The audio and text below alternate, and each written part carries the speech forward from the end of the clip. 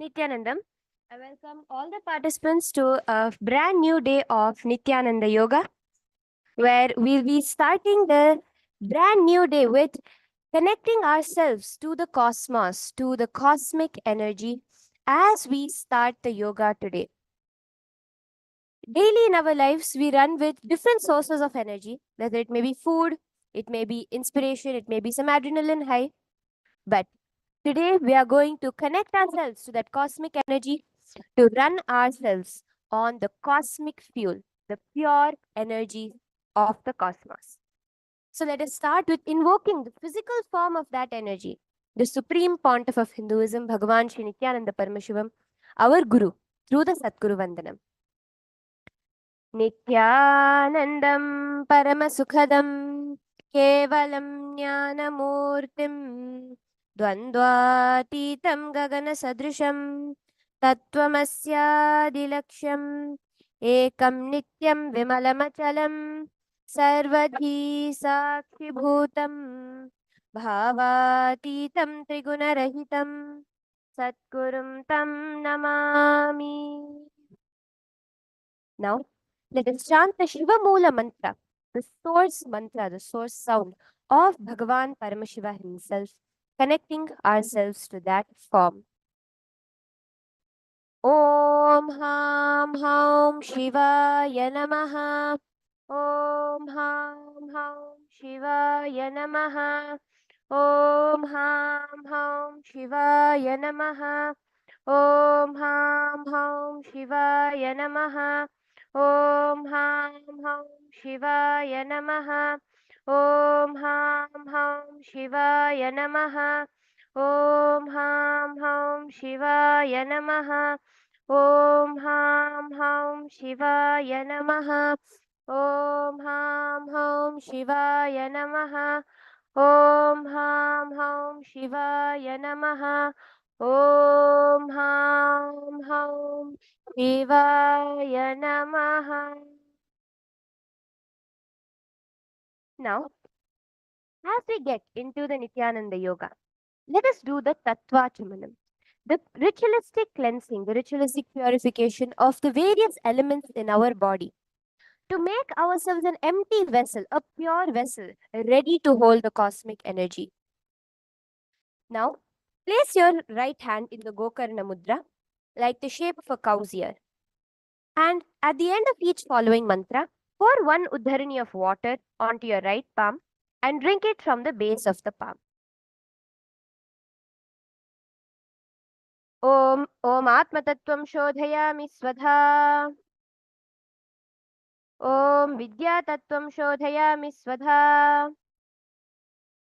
Om Shivatattvam Shodhayami Svadha.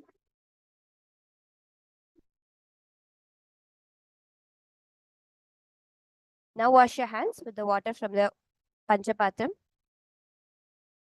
Now with the base of your thumb, wipe your upper lip and lower lip from left to right 2 times.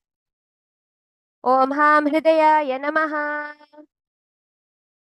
Wash your hand with the water from the Panchapatram.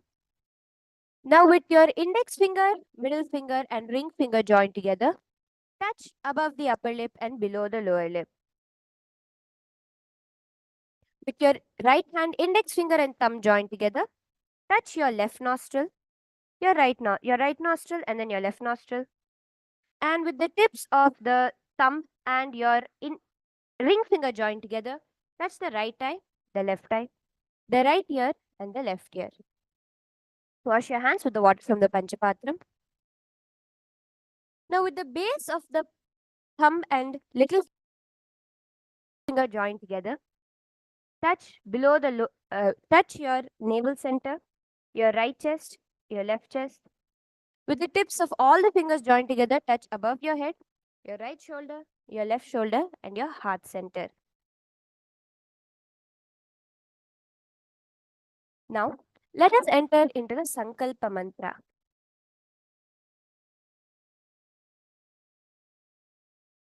For the Sankalpa, what exactly are we doing in this Sankalpa mantra? Sankalpa is nothing but a conscious resolution, a declaration to manifest the best health, the best mental stability, the strongest limbs, and ultimately manifest the powers of Paramashiva himself. So, as we get into the Sankalpa Mantra, if you do it sincerely, any intention you declare today for today will become a reality. So, I request all the viewers and participants to keep any one intention strongly within you to manifest through this happening of Nithyananda Yoga. With that, let us get into the Nithyananda Yoga sequence, the Sankalpa Mantra. Placing your hands in the Sankalpa Mudra, your left hand underneath with your right hand on top, placed on top of your right thigh. Hold your intention and let us start. ॐ ममोपात समस्त दुरित क्षयद्वारा भगवत् श्री नित्यानंद परमशिव प्रीत्यर्थम श्री नित्यानंदेश्वरी परमशिव शक्ति समेत श्री नित्यानंदेश्वर परमशिव प्रीत्यर्थम च शुभे शोभने मुहूर्ते अद्य ब्रह्मणः द्वितीय परार्धे श्री श्वेतवराह कल्पे वैवस्वतमन्वन्तरे अष्टाविंशतितमे नित्ययुगे प्रथमे पादे जम्बूद्वीपे भारतवर्षे भरतखण्डे मेरोः दक्षिणे पार्श्वे शकाब्धे अस्मिन् वर्तमाने व्यवहारिके प्रभवादीनां षष्ट्याः संवत्सराणां मध्ये शोभकृतनाम संवत्सरे उत्तरायणे श्रीलक्ष्मीवेङ्कटेश्वर ऋतौ कुम्भमासे कृष्णपक्षे प्रथमायां शुभतिथौ गुरुवासरयुक्तायां शुभनक्षत्र शुभयोग शुभकरण एवं गुणविशेषणविशिष्टायाम् अस्यां शुभतिथौ श्रीकैलासोन्नतद्वादशान्तश्यामलापीठारूढ श्रीमीनाक्षी सुन्दरेश्वराभिन्नस्वरूप परशिवपुत्ररत्नकुमार गुरुमन्यतुल्यावतार श्रीपार्वती स्तन्यपाणलब्धदिव्यज्ञानविश्रुत सकल निगमागमसारभूत द्राविड वेद प्रवक्तृ श्रीमत् परमशिव करुणा समधिगत मुक्तामय चतुरश्रयान गीयमान छत्र चामर श्रीचिह्न काहलादि समस्त बिरदावल्यलंकृत ज्ञान विज्ञान चक्रवर्ती सर्वजन संग सद्यो निर्वाण दीक्षा व्यापवर्ग वर्ष विश्राण जीमूत परमत कलभ केसरी शैव सिद्धांत स्थापनाचार्य श्रीराजाधिराज पांड्य महाराज गुरु क्षपण शाक्यादि महांधकार निवारण ज्ञान भानु वीक्षणा नरहार्ह ध्वजोच्छेदन पूर्वक श्रीमत् वृषभध्वज स्थापक शैव समय कर्तृ सर्वज्ञ पीठारूढ़ श्री जगद्गुरु श्री ज्ञान संबंध देशिक स्वामी वागीश सुंदर माणिक्य वाचक स्वामिनां अवतार भूत श्री ज्ञान संबंध स्वामी पुनरुद्धृत श्यामला पीठ सर्वज्ञ पीठ तृणवत्युत्तर द्विशततम गुरु महासन्निधान कैलास परम अरुणगिरि योगीश्वर परंपरागत अरुणाचल सर्वज्ञ पीठ गुरु महासन्निधान कैलास परंपरागत कांची कैलास सर्वज्ञ पीठ त्रयस्त्रिंशदुत्तर द्विशततम गुरु महासन्निधान नित्योत्सव नित्यमंगल नित्य कल्याण नित्यरजित कैलास परंपरागत आदि कैलास नित्यानंद पीठ महासंस्थान महासिंहासन पीठ कर्तृ साक्षात् श्री परमशिव समुद्भूत कैलास परंपरागत वैवस्वतमनुक्ष्वाकु हरिश्चंद्र भगीरथ श्रीरामचंद्र शूरसेन इत्यादि अनवच्छिन्न सार्वभौम चक्रवर्ती परंपरागत चतुष्षष्टि योगिनी मंडित चतुष्षष्टि संप्रदाय प्रवर्तक अनुधर्म शासन सूर्यवंश प्राप्त सर्वज्ञ पीठ सुरांगी साम्राज्य मूर्धाभिषिक्त चूड़ामणि साक्षात् श्री परमशिव समुद्भूत श्री कपिल महागुरु पुनरुद्धृत महानिर्वाणी पीठ अष्टोत्तर सहस्र श्री महामंडलेश्वर साक्षात् श्री परमशिव समुद्भूत श्री महागणपति समारंभ अनवच्छिन्न पीठाधीश्वर गुरु परंपरा प्राप्त अटल पीठ अष्टोत्तर सहस्र श्री अटल पीठाधीश्वर धर्म मुक्ति स्वर्ग पुरस्वर्ण पीठ त्रयोविंश गुरु महासन्निधान कैलास परंपरागत आदिपीठ सर्वज्ञपीठ जगद्गुरो श्री कैलास पुनरुद्धारक श्री कैलास परमाचार्य श्रीमत् परमहंस परिव्राजकाचार्य वर्य सच्चिदानंद प्रणव स्वरूप श्रोत्रिय ब्रह्मनिष्ठ श्रीमज्जगद्गुरु श्री भगवत श्री नित्यानंद परमशिव श्री ज्ञान संबंध देशिक परम चार्य स्वामिनां प्रीत्यर्थं तेषां पादारविन्दयोः भक्तिसिद्ध्यर्थं गुरुकृपा कटाक्षसिद्ध्यर्थं क्षेमस्थैर्यवीर्यविजय आयुरारोग्य ऐश्वर्याणाम् अभिवृद्ध्यर्थं धर्मार्थकाममोक्षचतुर्विधफलपुरुषार्थसिद्ध्यर्थं समस्तदुरितोपशान्त्यर्थं समस्तमङ्गल अवाप्त्यर्थं भगवत् श्री नित्यानंद परमशिव प्रसादेन सकुटुम्बस्य ज्ञानवैराग्य जीवन्मुक्ति प्राप्त्यर्थं श्री सर्वदेव देवी स्वरूप भगवत् श्री नित्यानंद परमशिव अरोग दृढगात्रता सिद्ध्यर्थं परमशिव शक्ति आविष्करणार्थं च नित्यानंद योगाभ्यासं करिष्ये ओम अपौपस्पृश्य. Please wash your right hand with the water from the Panchapatram.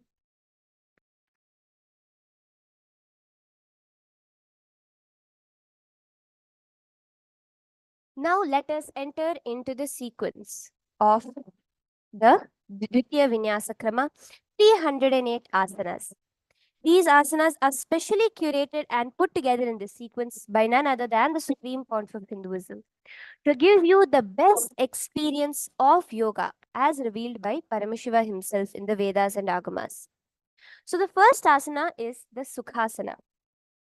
Sit comfortably in a seated position, in a cross-legged position with your hands in the Bindu Mudra, the index and thumb joined together on top of your respective knees. Engage all the three bandhas, the Jalandhara bandha, tucking in your chin, tucking in your stomach in the Udyana bandha, and clenching your perineum in the Moola bandha. Now, visualize Lord Paramashiva in your inner space with the japa Soham. तत्सुखासनमित्युक्तम् अशक्तस्तत्समाचरेत् आसनं विदितं येन जितं तेन जगत्त्रयम्. Next is the Parvatasana.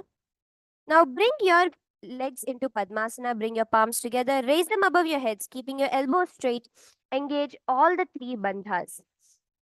Repeat the japa Soham and visualize yourself as Mount Kailash with your hands in Anjali Mudra. अथवा क्षेमहादेव पर्वतासन मंगलम यत्कृत्वा अस्त्ररूपी स्यात् षट्चक्रादिविलोपनम्.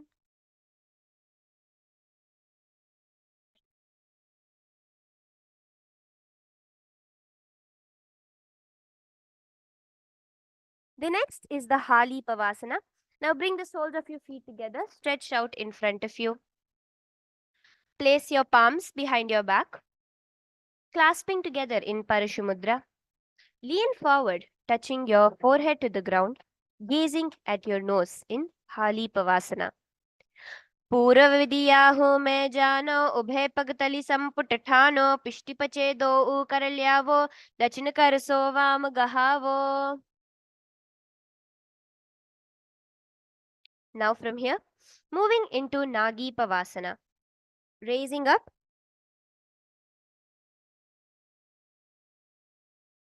Bring your hands above your head and lean forward, resting your palms cupped onto the floor.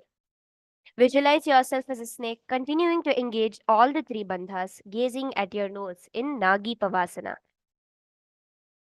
पूरभ विधि पर्यागाने नीचो हवी कहोनी फनास्यौ लगाई हाथ आगाने धरती लगावे पसारी दो हाथ की अंजूली करे. Now raise yourself up into Kokilasana, holding your toes with your fingers in the Prana Mudra. With your index and middle finger, raise your feet straight up and cross it into the Padmasana position with your feet on the opposite thighs. Then, lean your elbows onto the ground and tuck in your chin in Jalandhara Bandha while engaging the Udyana Bandha and Mula Bandha. Visualize yourself as a bird in Kokilasana. अथान्यथासनं वक्ष्ये येन सिद्धो भवेन्नरः अकस्माद्वायुसञ्चारं कोकिलाख्यासनेन च.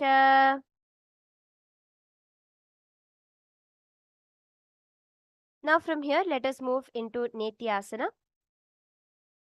Raise up and put your feet on top of the opposite knees. Same way, clasping both the opposite elbows with the respective hands. Switch your gaze towards your nose in Nithyananda, engaging all the three bandhas. गोड़ा बावा पाद की आँख माहिली सोय दच चरण को वार लोता परि Gulf समोय वाम पाद को माहिलो बहुर गुल्फ जुजान तापरि मोड़ा दच की आँख चाह बाहर लीवान. Now from here, continuing into Gajasana position. Place your palms flat onto the ground and pushing your feet onto the ground, raise your hips high into the air. Now bring your head and chest towards the ground in a scooping motion. Visualize yourself as an elephant moving like the trunk. Engage the Udyana Bandha sucking in your stomach in Gajasana. Nyubjam padagre bhumau kritva lambi bhuyat mastakaagre hastatalau nidhaya nitamba murdhamunnamaya nabhi laksham bhumau natika maniya. Now from here, moving into the Rikshasana position. Remaining in the same position, visualize yourself as a bear while alternating between lifting the heel of one foot, pressing the toes of the other foot onto the ground. Continue to engage the Udyana Bandha and the Mula Bandha. Ekaikam padamakunchya gajasanam kuryat rikshasanam bhavati. From here, continue into Vaishyasana. Raise your body up onto the tips of your toes. Standing straight, put your hands in the Hridaya Mudra. Putting the index, middle, and ring fingers together and touching it to your heart center. Raise onto your toes. Visualize the supreme point of Hinduism, continuing to engage the Udyana Bandha in Vaishyasana. केशेन पादयुगलं बद्ध्वा तिष्ठेदधोमुखः अथ वैश्यावक्षे यत्कृत्वा सत्यवान् भवेत्. Now moving into the Urdhvajanukarana. Get into the half squatted position, the Aramandi position. Bending your knees with your feet pointing outwards. Raise your palms opposite to your chest, parallel to your chest, elbows parallel to the ground. Twist one knee towards the center and raising it up back across the body to your original position. Simultaneously, as you're raising your leg, follow the movement with the respective hand, raising it up and across the body. Repeat this alternatively on both the sides. This is the Urdhvajanu Karana, the first Karana of the sequence of Karanas revealed by Paramashiva himself. Now, moving on into Balalingasana. Putting your hands in the Sarva Vashankari Mudra, interlacing them inside out. Raise one knee towards your chest, clasp your knee close towards your chest. Tuck your stomach in Udyana Bandha, bend your clench your chin in Jalandhara Bandha. In engaging all the three bandhas in Mahamudra Bandha, visualize yourself caressing a baby. Balalingasana. Ekam janu urasi alingya sthatavyam balalinganam bhavati. From here, moving on into Padapidanasana. Now pull your foot back in the Parashumudra, clasping your hands together behind your back. Engage all the three bandhas. Visualizing the supreme pontiff of Hinduism in your inner space. स्थित्वैकस्मिन् पादतले कराभ्यां वेष्टयेत् तनुं पृष्ठे संस्थाप्य यत्नेन पादपीडनमासनम्. From here, With the respective hand, hold on to the soles of the foot from the inside. Extend the opposite hand forward with the index and thumbs together. Simultaneously kick and pull the foot back and up while leaning forward, your fingers in Bindu Mudra. Visualize yourself dancing ferociously as Bhagavan Nataraja. उत्तानपादं क्रौञ्चं च मरीचिं वीरभद्रकं नटराजं त्रिकोणं च सुप्ताङ्गष्ठप्रसारणे. Now repeating Balalingasana on the other side. Pull that knee up towards the body. Visualize yourself caressing a baby. Ekam janu urasya lingya sthathavyam balalinganam bhavati. Now pull the foot back into Padapidanasana on the other side. Continuing to engage all the three bandhas. स्थित्वैकस्मिन् पादतले कराभ्यां वेष्टयेत् तनुं पृष्ठे संस्थापयेत् तेन पादपीडनमासनम्. Now from here stretch back into Natarajasana, visualizing yourself as Bhagavan Nataraja. उत्तानपादं क्रौञ्चं च मरीचिं वीरभद्रकं नटराजं त्रिकोणं च सुप्ताङ्गष्ठप्रसारणे. Now moving into the Ardharechita Karana. Now from Aramandi, heels together, toes pointing outwards, knees bent. Bring one foot behind the other with the toes down and heels up. Keep your left hand at your chest and engage the opposite arm out and wide like a pendulum, bringing it back towards the chest in the Karihasta motion. While the arm swings, move the fingers one by one towards the palm and then outwards. Place the right hand over the nose and uncross the ankle. Repeat this on the other side, the Ardharechita Karana.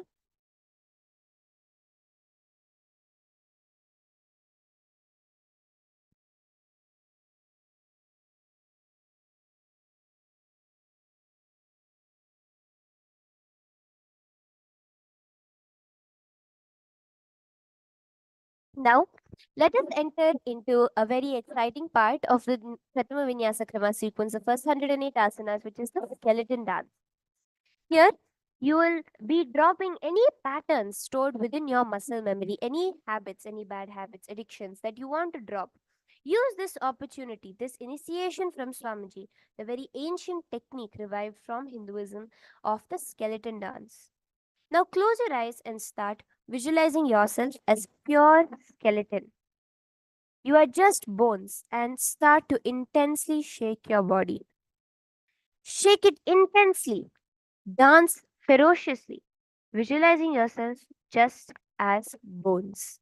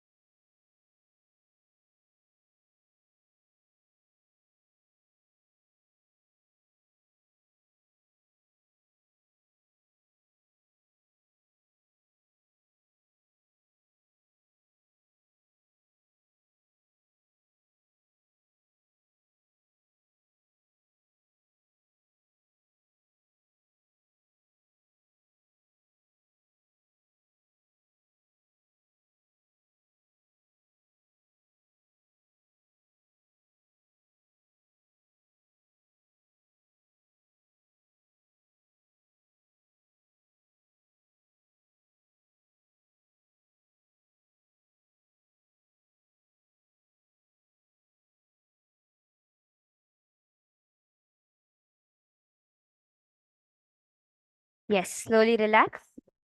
Walk back and forth on your mat.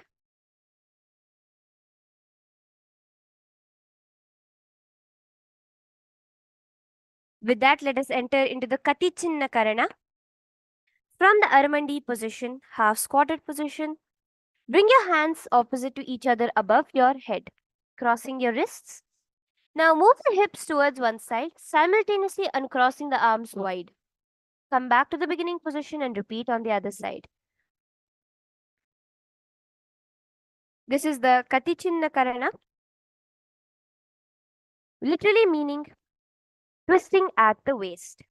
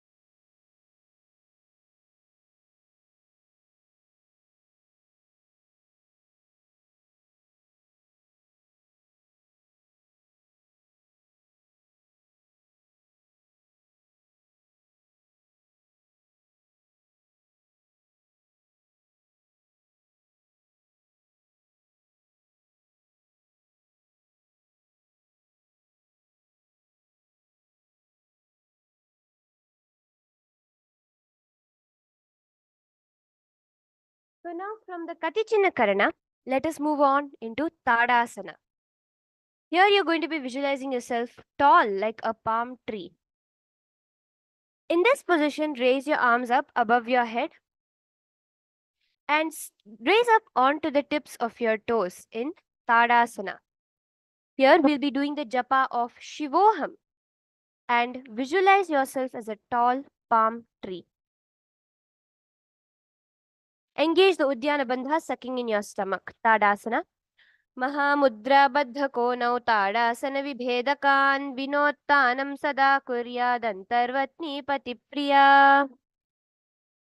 Now, turn and bend yourself down into Uttanasana. Get a nice deep stretch over there. Place your palms on the ground, trying to bring your forehead to your knees as much as possible. Engage all the three bandhas in Uttanasana. महामुद्राबद्धकोनौ ताडासनविभेदकान् विनोत्तानं सदा कुर्यादन्तर्वत्नीपतिप्रिया. Now moving into a plank position, keeping your hands flat onto the ground. Put your legs back and bring your chin into the lock in Jalandhara Bandha. Now, bring your chin from shoulder to shoulder, moving slowly there in Tarakshvasana. गजासनवस्थित्वा मस्तकं वारं वारं दक्षिणकुक्षं सव्यकुक्षं नयेत् तरक्श्वासनं भवति. Now from here, rest your body onto the ground in Bhujangasana. Placing your palms by the side of your chest, untuck your toes, placing your toes flat onto the ground. Now using the strength of your lower back, raise your upper body into the air.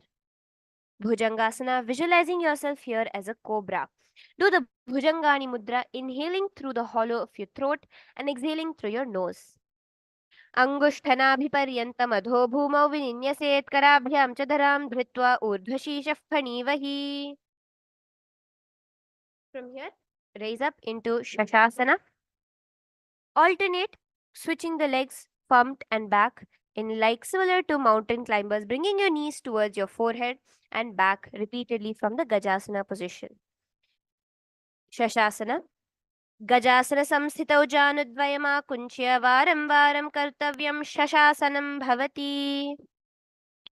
Now in the same position, alternate bringing one foot between your palms and jump, bringing the other foot between in Rathasana, the chariot posture, visualizing yourself as a chariot carrying the warriors on your back. Rathasana. गजासन संस्थितौ एकैकं पादं पूर्वमार्गेण ब्राह्मयित्वा कर्तव्यं रथासनं भवति. Now, stretch your body up into Virabhadrasana, keeping one foot between your palms at a 90-degree angle, the other foot pointed sideways, completely straight. Raise your hands into the air by your ears and stretch there in Virabhadrasana. Engage the Uddiyana Bandha, gaze towards your third eye, visualizing yourself as Lord Virabhadra, destroying your ego. वासिष्ठमथ कौण्डिन्यम् ऊर्ध्वकुक्कुटमेव च अष्टावक्रमथोत्तानं मयूरं सेतुबन्धनम्. Now repeat Virabhadrasana on the other side, visualizing yourself as Lord Virabhadra. वासिष्ठमथ कौण्डिन्यम् ऊर्ध्वकुक्कुटमेव च अष्टावक्रमथोत्तानं मयूरं सेतुबन्धनम्. From here now, raise yourself up, standing tall on both your feet. Lift one feet to the inner thigh and place it there, keeping your hands in Anjali Mudra. Raise your hands above your head and visualize yourself as a tree. Vrikshasana. वामोरुमूलदेशे च याम्यं पादं निधायतो तिष्ठेत् वृक्षवद्भूमौ वृक्षासनमिदं विदुः. Now perform Garudasana by lifting one foot onto the upper thigh on the root of the thigh, visualizing yourself as Lord Garuda, the vehicle of Lord Vishnu. Place your palms in front of your chest in Anjali Mudra. Garudasana. गरुडासनमावक्ष्ये येन ध्यानं स्थिरं भवि सर्वदोषाद्विनिर्मुक्तो भवतीह महाबली. Now repeat Vrikshasana on the other side. वामोरुमूलदेशे च याम्यं पादं निधायतो तिष्ठेत् वृक्षवद्भूमौ वृक्षासनमिदं विदुः. Repeat Garudasana on the other side. Garudasana yena dhyanam sthiram bhavi sarvadoshadvinirmukto bhavatiha mahabali. From here, let us enter into Trikonasana. Stretch your legs wide apart on the mat. Place one foot facing forwards, one more at a 45-degree angle. Put your hands straight and bend sideways, touching the foot. Gaze up towards your palm. Gaze towards your third eye, visualizing yourself as a triangle. Trikonasana. Mahamudra उत्तानपादं क्रौञ्चं च मरीचिं वीरभद्रकं नटराजं त्रिकोणं च सुप्ताङ्गष्ठप्रसारणे. Now repeat Trikonasana on the other side, visualizing yourself as a triangle. उत्तानपादं क्रौञ्चं च मरीचिं वीरभद्रकं नटराजं त्रिकोणं च सुप्ताङ्गष्ठप्रसारणे. Now continue into the Nikuttaka Karana. Place both your feet onto the ground, sitting in the Aramandi position. Lift the one heel above the ground, resting on the toes, and alternate to the other heel while resting this heel onto the ground. Simultaneously keep your palms parallel to each other in front of your chest and switch between your palms. Nikuttaka Karana.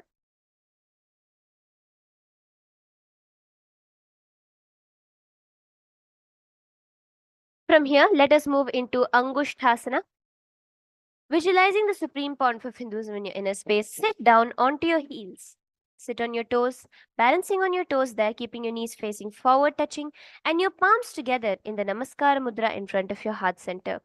Here we'll be entering into the pranayama of Brahmari Kumbhaka, buzzing like a bee, a very powerful pranayama. Continue the japa Shivoham while engaging the Mula Bandha. Angushthasana.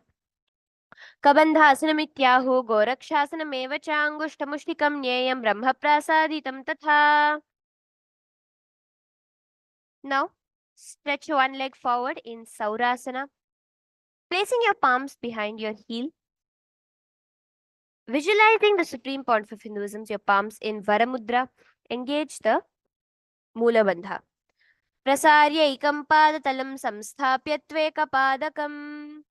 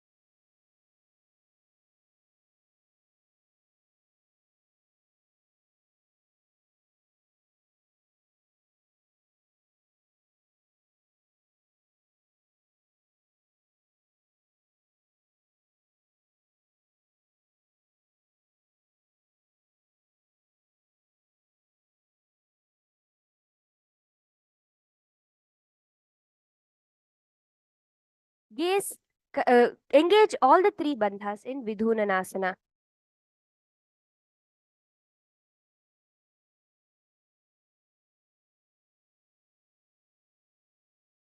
गुल्फसितौ पादमेकं प्रसार्य तत्पादाग्रं संस्पृशे तत्करेण गुल्फं चान्यं धारये तत्करेण धूनं पीठं चाभ्यसेत् चोभयत्र. Now repeat Padapidanasana on the other side. Repeat Saurasana on the other side. Prasarya ekam padatalam samsthapya tvekapadakam. Repeat Vidhunanasana on the other side. गुल्पस्थितौ पादमेकं प्रसार्य तत्पादाग्रं संस्पृशे तत्करेण गुल्फं चान्यं धारे तत्करेण धूनं पीठं चाभ्यसेत् चोभयत्र.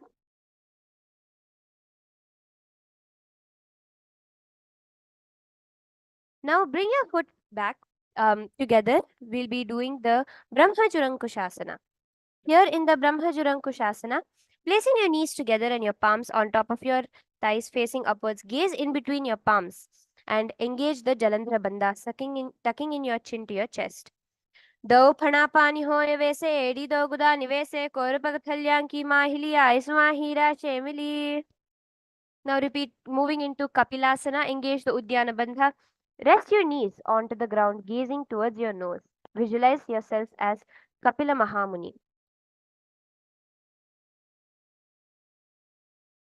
उभय पगतली समट हरावे तिनको माहिली core मिलावे. Now switch your gaze towards your third eye in Bhadra Gorakshasana. Enter into the japa Sadashivoham. दो पगथली संपुट करे कोरवारली भू परिधरे कोरवारली राखे ऐसे तापरि मूल द्वार टिकी बैसे. From here, raise your knees off the ground, place your palms in the Padma Mudra and raise it above your head in Suryasana. Engage the Uddiyana Bandha, sucking in your stomach, gaze towards above the gap between your palms. Visualize yourself as Lord Surya. Edi do guda tariyane phana pani baitaka punithane. Now, relax down into Mandukasana. Place your knees onto the ground, your toes flat, and visualizing yourself as a frog, gaze towards your third eye. Raise your tongue in Manduki Mudra pressed against the top of your mouth. Padatalau prishtadeshe angushte dve ch samsprishet. Now remaining in the same position, bring your palms behind your back and engage the Uddiyana Bandha, visualizing yourself as a frog. Uttana Mandukasana. मण्डुकासनमध्यस्थं कूर्पराभ्यां धृतं शिरः एतद्भेकवदुत्तानम् एतदुत्तानमण्डुकम्. From here, place your palms onto your knees in Simhasana, visualizing yourself as a ferocious lion, crossing your ankles behind you. Exhale forcefully, sticking your tongue out, gazing towards your nose. दक्षिणं सव्यगुल्फेन दक्षिणेन तथेतरं हस्तौ जजान्वौ संस्थाप्य स्वाङ्गुलीश्च प्रसार्य च. From here, moving into Bhadrasana, keeping your toes crossed behind your back, uncrossing the ankles. Place your palms onto your knees and gaze towards your nose, keeping your palms in the Prana Mudra behind your back. Clasp the opposite toes, engaging the Jalandhara Bandha. Bhadrasana. Gulpau च विष्णस्याधो व्युत्क्रमेण समाहितः पादाङ्गुष्ठौ कराभ्यां च धृत्वा च पृष्ठदेशतः. Now moving into Kakabhusandhyasana. Raise yourself up onto your feet, join your feet together and place your body in between your knees. Put your palms around your knees, clasping your hands behind your back in Kakabhusandhyasana. Gaze at your nose, visualizing yourself as a crow. Kakabhusandhyasana, hands in Parshamudra. Prathame Besakuritane, do hath pagavicha ane. Now continuing into Kani Pavasana. Place your palms flat onto the ground. Balancing on your palms there, moving into Kani Pavasana. Place your elbows onto your palms and raise your feet off the ground, balancing that. Asana kauguna ashi dushita hoi toachi hoi. Now move into Kapali Asana. Place your forehead onto the ground. Your palms in the tripod position. Raise your feet up above your head. Gaze towards your nose. Kapali Asana. Shisa shisha dharti teki pagdo miliva uncha kukare. Here now, place your palms onto the ground in Parshva Mayurasana. Place your knees on the one side of your body. Rest your hip and your thigh, knee respectively on the elbows and lean forward, stretching the legs out. Visualizing yourself as a peacock, gazing towards your third eye. Mayuram dandavat kuryan mayuram dandanamakam. Now Let's repeat Parshvamayurasana on the other side. Mayuram dandavat kuryan mayuram dandanamakam. From here, let's move into Bhairaganathasana. Now, entering into a plank position, bring one foot in between your two palms, gazing towards your third eye, visualizing yourself as Lord Kala Bhairava. Bhairaganathasana. Asana Kauguna Piti Jayi. Repeat Bhairaganathasana on the other side, visualizing yourself as Mahakala Bhairava. Asana Kauguna Piti Jayi. From here, moving into Unmukha Pithasana, rest your forearms onto the ground, pushing your feet, raise your hip up towards the sky. Gaze towards your third eye, visualize the supreme point of Hinduism in your inner space. Unmukha Pithasana. Bhunyastau Januni Hastau Chatushpadama Vangmukham. Now from here, raise yourself up onto one palm. Keep your hand balancing directly beneath your shoulder and the other arm raised up. Gaze towards your palm, visualizing yourself as Rishi Vasishtha, the Guru of Sri Rama. Vasishthasana. ऊर्ध्वकुक्कुटवासिष्ठं मरीचिहलमत्स्यकं परिवृत्तिं चोर्धरस्य विविधं धनुरासनम्. Now repeat Vasishthasana on the other side. Raise up there, balancing. ऊर्ध्वकुक्कुटवासिष्ठं मरीचिहलमत्स्यकं परिवृत्तिं चोर्धरस्य विविधं धनुरासनम्. Now, sitting down, stretching your legs out in Anjani Asana. Place your palms flat, seated upon your palms. Tuck your elbows into your body, gazing towards your nose. Engage the Jalandhara Bandha, tucking in your chin to your chest. Visualize yourself as Bhagwan Hanuman. दो करक्यूबे हटेली कोरवारली मेले भेली सो आगाने भूपरिदाशे महाने अंगुली मिलिराशे. Now, raise your palms above your head. We'll be entering into a very intense back stretching posture, the Paschimottanasana. Repeat the japa Mahasadashivoham, placing your hands in the prana mudra, with your index and middle finger, clasp your toes. Try to bring your forehead to your knees as much as possible. Stretch your back there, engaging all the three bandhas. Janu parilalatanto paschimam tanamuchyate. Relax there.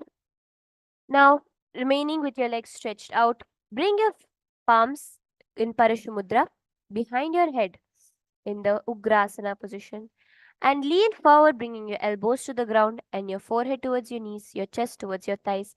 Continuing to engage all the three bandhas, visualize Mahakali in your inner space.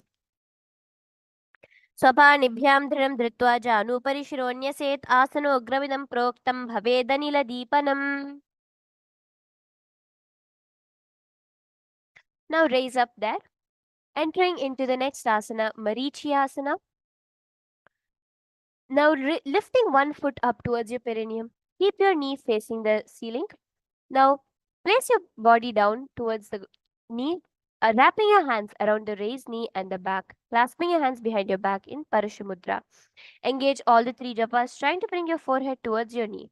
Visualizing yourself as Rishi Marichi. उत्तानपादं क्रौञ्चं च मरीचिं वीरभद्रकं नटराजं त्रिकोणं च सुप्ताङ्गष्ठप्रसारणे.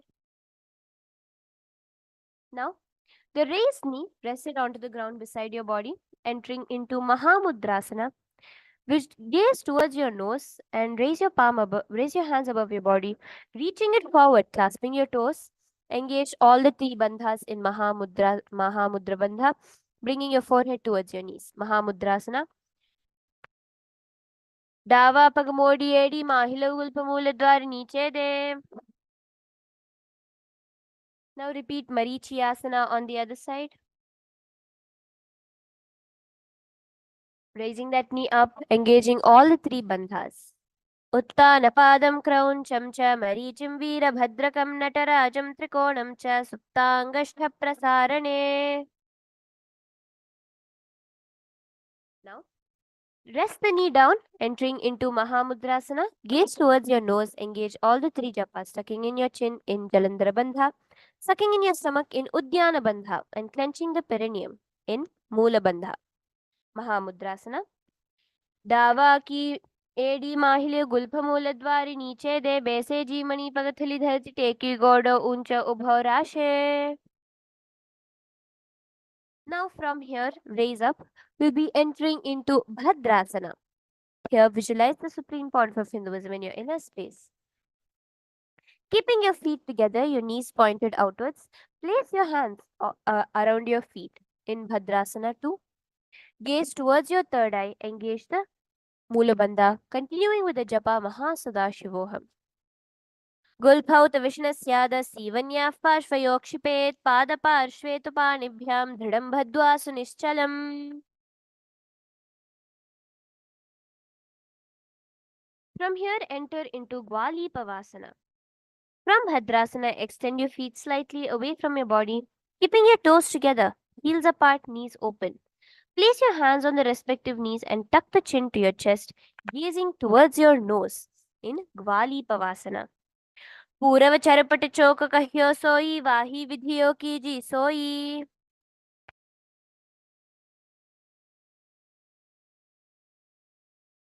Now moving into Joniasana.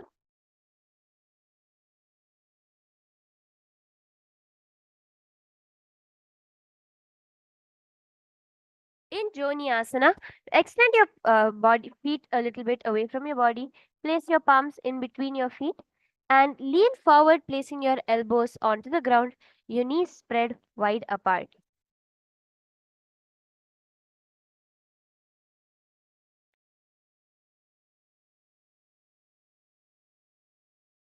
Joniasana, visualizing the Yoni Mandala in your inner space. The Yoni Mandala is a representation of the divine feminine energy, the creative energy of the cosmos. Visualize that creative energy manifesting through you to manifest your reality. Joniasana. दो पगथली संपुट करे एढ़ मेढ़ के ढिंग धरे अर्ध हाथ को अंतर राशे लिलाट पगथल्याम ऊपर दाशे. From here, let's move into Midiki Pavasana. Stretch your palms out towards the side, flat onto the ground. Midiki Pavasana, gazing towards your nose.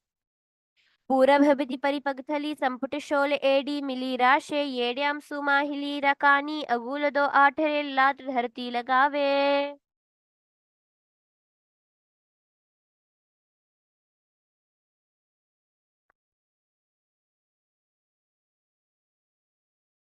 From here, move into Siddha Samadhi Asana. Sitting, keeping your toes together, knee heels apart. Bring your arms below the shins, extending out to keep your palms up. Bring your forehead towards the ground above the feet, bringing your toes near the throat. Gaze towards your nose in engaging the Moola Bandha in Siddha Samadhi Asana. दो पगथली संपुट करे सोले मेढ़ आगा में धरे अंगुल आठ अंतरो राशे AD को ऐसे विधिदाशे.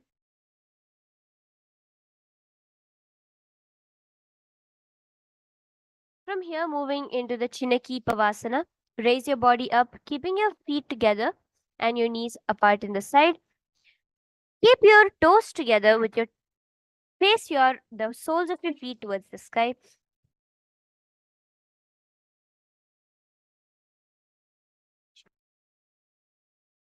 Now raise up into the next asana of Chinaki Pavasana.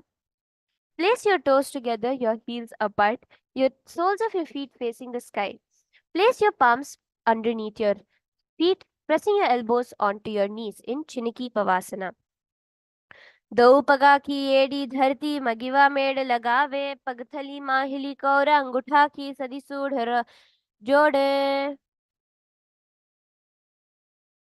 From here, move into Charapata Chokasana. Remaining in the same position, bring your palms towards your knees and lightly press your palms onto your knees, pushing yourself towards the ground. Engage the Udyana Bandha, sucking in your stomach and gaze towards your third eye. Charapata Chokasana.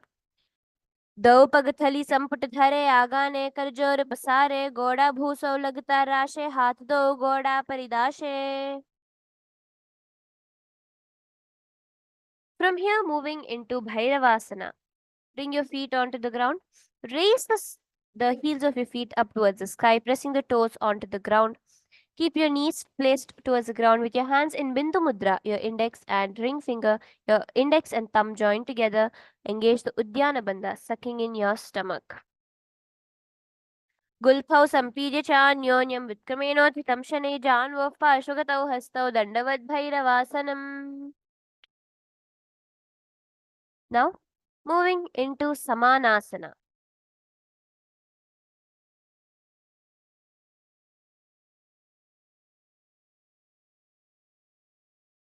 Here, entering into Samanasana, sit with one heel at the perineum, lift and hold the other foot, pulling the sole of the foot onto the chest. Gaze towards your third eye, holding the breath in the Chaturdala, the four-petaled chakra within your body, the Mooladhara chakra at the base of your spine. समानासनमावक्षे सिद्धमन्त्रादिसाधनात् एकपादमुरौ दत्त्वा गुह्योऽन्यलिङ्गवक्त्रके एतद्वीरासनं नाथ समानासनसंज्ञकम् इत्याकृत्य जपेन्मन्त्रं धृत्वा वायुं चतुर्दले. Now moving into Apanasana on Apanasana. Sit and place one leg on top of the respective shoulder. Raise your other foot upwards and straight, keeping your hands to the ground on the sides. Gaze towards your third eye. Visualizing the supreme point of Hinduism, Apanasana. Kevalam padame skandhe charopye yatnatah. Now repeating Samanasana on the other side, holding the Vayu in your Mooladhara chakra. समानासनमावक्षे सिद्धमन्त्रादिसाधनात् एकपादमरौ दत्त्वा गुह्योऽन्यलिङ्गवक्त्रके. Now from here, repeat Apanasana on the other side, remembering to gaze towards your third eye, clenching your perineum in the Moola Bandha. केवलं पादमेकञ्च स्कन्धे चारोप्यत्नतः एकपादेन गगने तिष्ठेददण्डवत् प्रभो. From here, let's move into the Gomukhasana. Sit crossed one leg over the other. Align the knees at the center of the body. With the feet by the opposite hips, place both your hands on top of the stacked knees, gazing towards your nose, visualizing the face of a cow. Your hands in Parashamudra, Gomukhasana.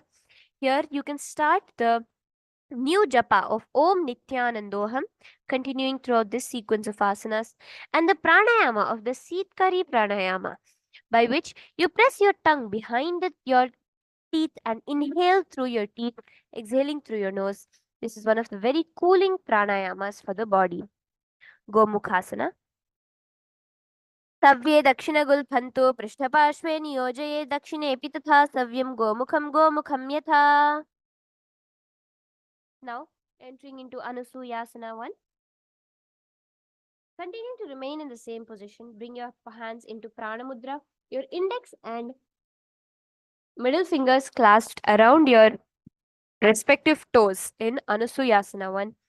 Engage the Uddiyana Bandha, sucking in your stomach, visualizing yourself as Rishika Anasuya. दक्षिण गोड़ो नीचो ठाने वावोंता के ऊपर आने गोड़ा संधि मिलावे भारी आड़ा पदपति दे संधि पसारी. Entering into Anusuyasana 2. Keeping your legs in the same position, bring your hands behind your back in the Parashamudra clasped together. Gaze towards your nose and lean forward, bringing your nose towards the ground, your forehead towards your knees. Visualize yourself glowing with golden skin, manifesting that as your reality in Anusuyasana 2. जीमना गोड़ा की संधि उपरिडा व गोड़ा की संधि मिलाए राशे गोड़ा सौले पगथल्यालो आडवा सुधा राशे.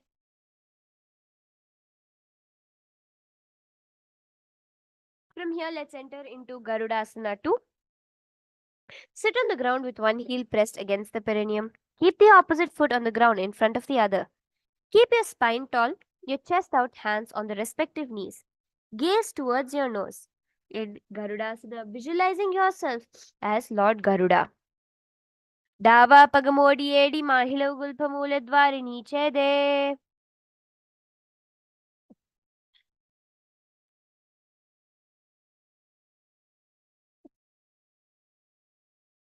Now, moving on into Naradasana. In the same position, keeping your legs in the same position, clasp your hands behind your neck in the Parashamudra. Bring the elbows outside of the raised knee. Twisting towards the side in Naradasana, gaze towards your third eye, visualizing yourself as Sage Narada. Naradasana. पिष्टि जो वाम पगथली केरी बोपरिता ही लगावे फेरी गोड़ा सुदोपनो है जोई दचपाशति राशे सोई.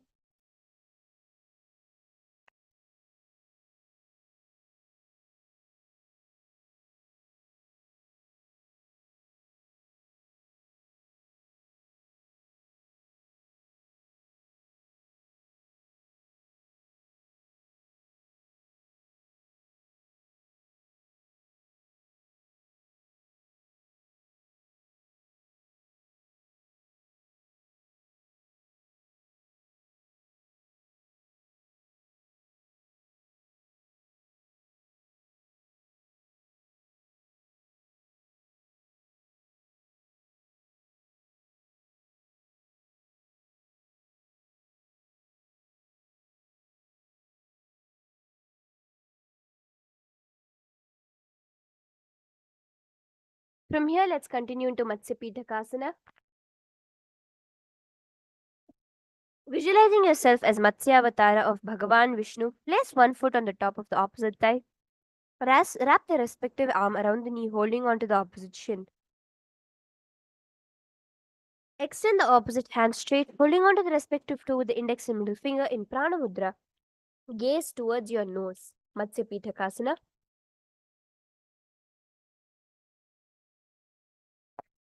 Women वामाङ्गुष्ठन्तु गृहीतमत्स्य पीठकं योनि वामेन सम्पीड्य मेढ्रादुपरि दक्षिणम्. Now, let's repeat the Gomukhasana on the other side. सव्ये दक्षिणगुल्फन्तु पृष्ठपार्श्वे नियोजे दक्षिणेऽपि तथा सव्यं गोमुखं गोमुखं यथा. Repeating Anusuyasana on the other side.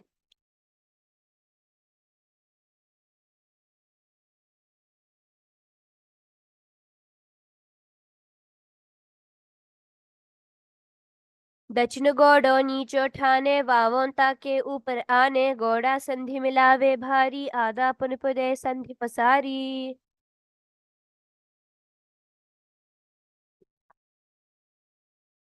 Repeat Anusuyasana 2 on the other side. जीमना गोड़ा की संधि उपरिडावा गोड़ा की संधि मिलाई राशे गोड़ा स्यौले पगथल्यालो आडवाई सुधा राशे.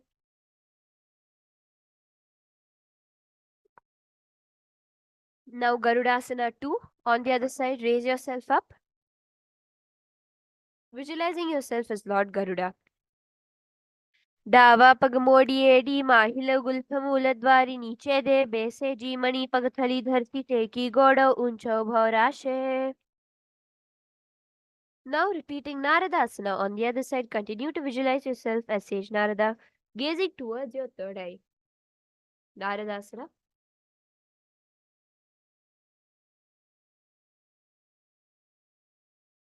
पिष्टि जो वाम पगथली केरी भूपरिता ही लगावे फेरी गोड़ा स्लोपनो है जोई दचपाशति राशे सोई.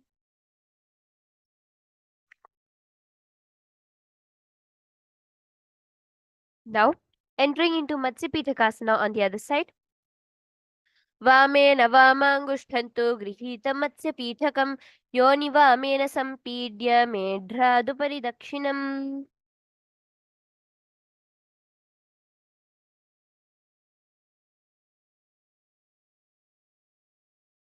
Moving into Matsyendrasana.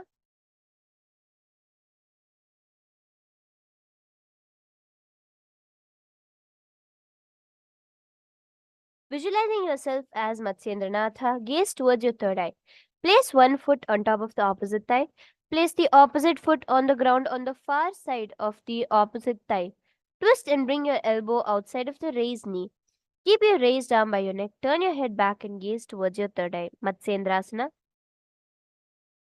उदरं पश्चिमाभासं कृत्वा तिष्ठति यत्नतः नम्राङ्गं वामपादं हि दक्षजानुपरिण्यसेत्. Now moving into Kubasana, bring the hand towards the toe in Prana Mudra and the other hand towards your ear. Visualizing yourself as a camel, continue to gaze towards your third eye. Kubasana. Asana ka gun jholo jaye.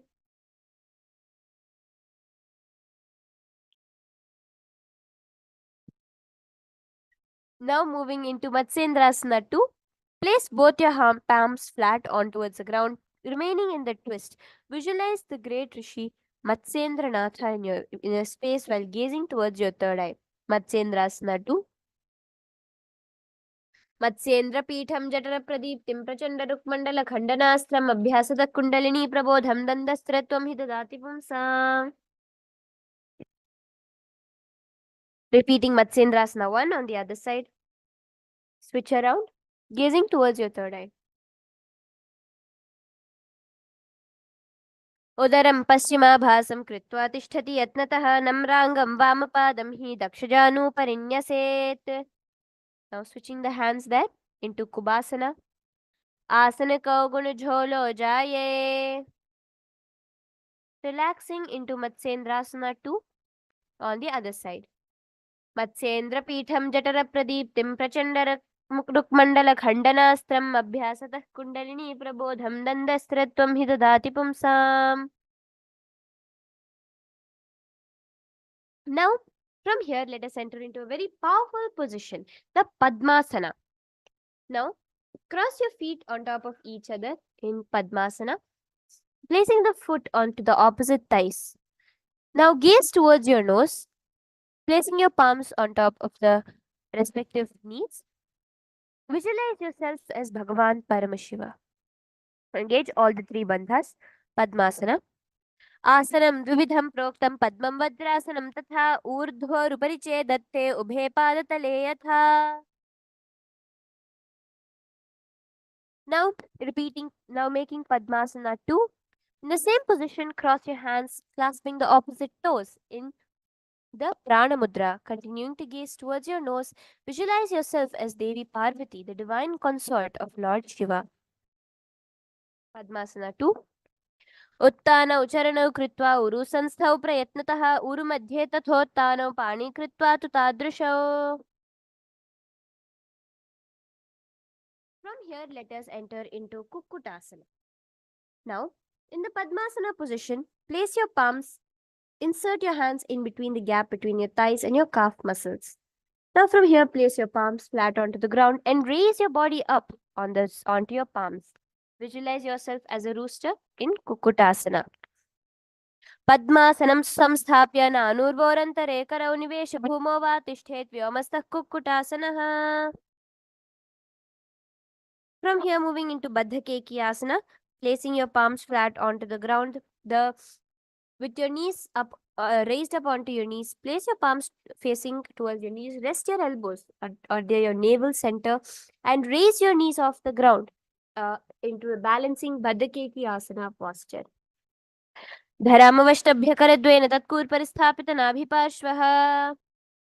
Now stretch your legs back in the same position into Mayurasana, visualizing yourself as a peacock. Mayurasana. अथवा क्षेमः देव मयूरासनमुत्तमं भूमौ निपाति हस्तौ द्वौ कूर्परोपरि देहकम्. Now from here, rest flat onto the ground. Rest yourself here. Now place your palms behind your back, behind your neck in the Parashumudra clasped together. Visualizing yourself as a crocodile, face your feet outwards. अध्याशेते हृदयं निधाय भूमौ च पादौ च प्रसार्यमानौ शिरस्य धृत्वा करदण्डयुग्मे देहाग्निकारं मकरासनं तत्. From here, let us enter into Shalabhasana.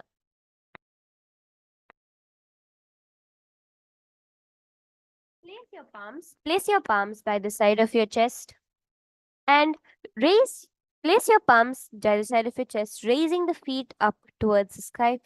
Visualizing yourself as a locust, balance on using the strength of your core, Shalabhasana.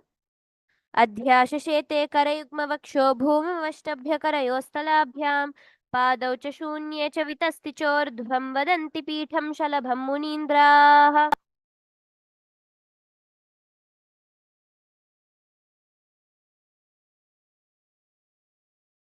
Now from here, from the Shalabhasana position, bringing your feet towards the back of your body. You use your palms clasped onto your feet, pushing your feet towards the ground by the side of your hips. Visualize yourself as a camel in Ushtrasana. अध्याशेते पदयुग्मव्यस्तं पृष्ठे निधायाभिधृतं कराभ्याम् आकुञ्चयेत् सम्यगुदरस्य गाढम् उष्ट्रं च पीठं योगिनो वदन्ति.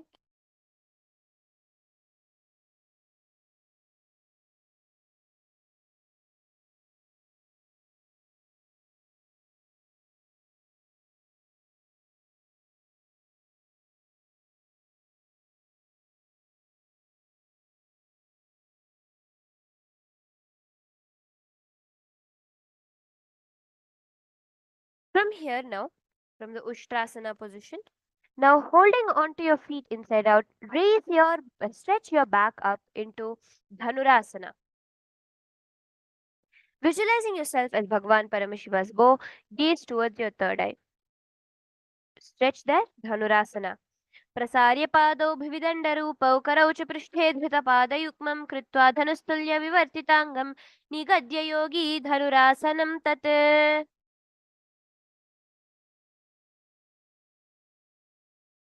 Now moving into Bhagasana, the 100th asana of our sequence. Now raise up onto your knees, sit down. On your knees, on your legs, place your palms onto your knees in Bhagasana, gazing towards the third eye, visualizing the supreme pontiff of Hinduism. उलटा मोड़ी पावदो वैसे बहरो जुगति करे एक वैसे पावन महिला गुलपजु हो कुला पाशतीला vaso. Now from here, place your head onto the ground. Your palms be clasped behind your head in the Parashamudra.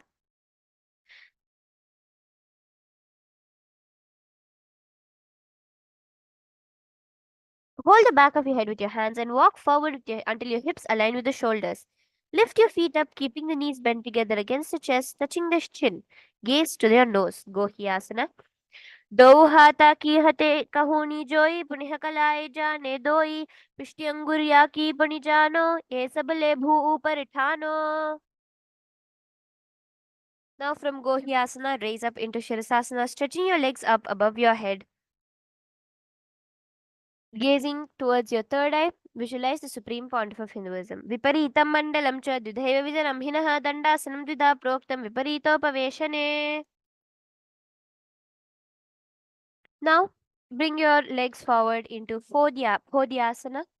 We'll be entering into a new Kumbhaka here, the Bhastrika Kumbhaka.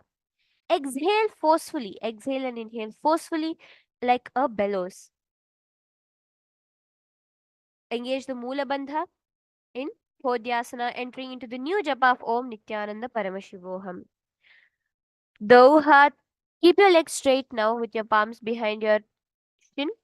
Raise your legs up straight, trying to bring your forehead towards your knees. दो हाथ पग बाहर आने गोड़ा तरे कांक सीठाने अंगुष्ठ पिंडली लगता धरे चरण भय आकाश दिशी करे. Now, keeping your legs straight, bring your palms behind your shoulders in Parighasana, visualizing yourself as a mace, gazing towards your third eye. Parighasana.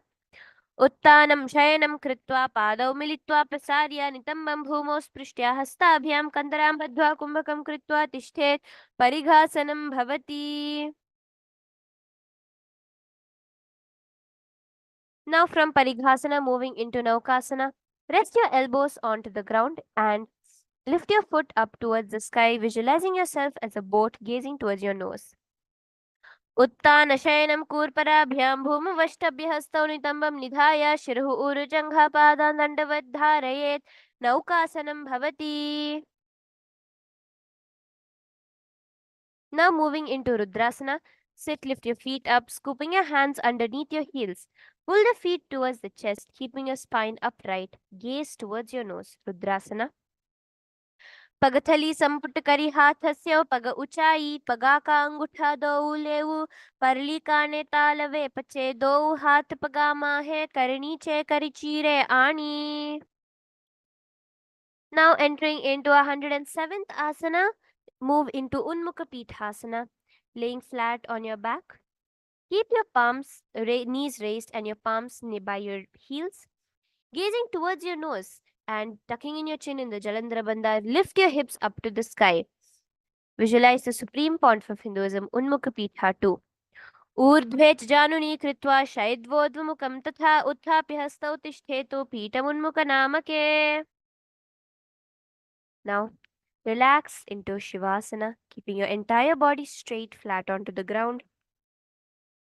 Continuing the japa of Om Nithyananda Paramashivoham, do the Shakti Chalan Mudra. Visualize the energy, the awareness transferring for every point in your body. Visualize your body is completely dead and the supreme point of Hinduism is liberating you. Rest there for a few seconds.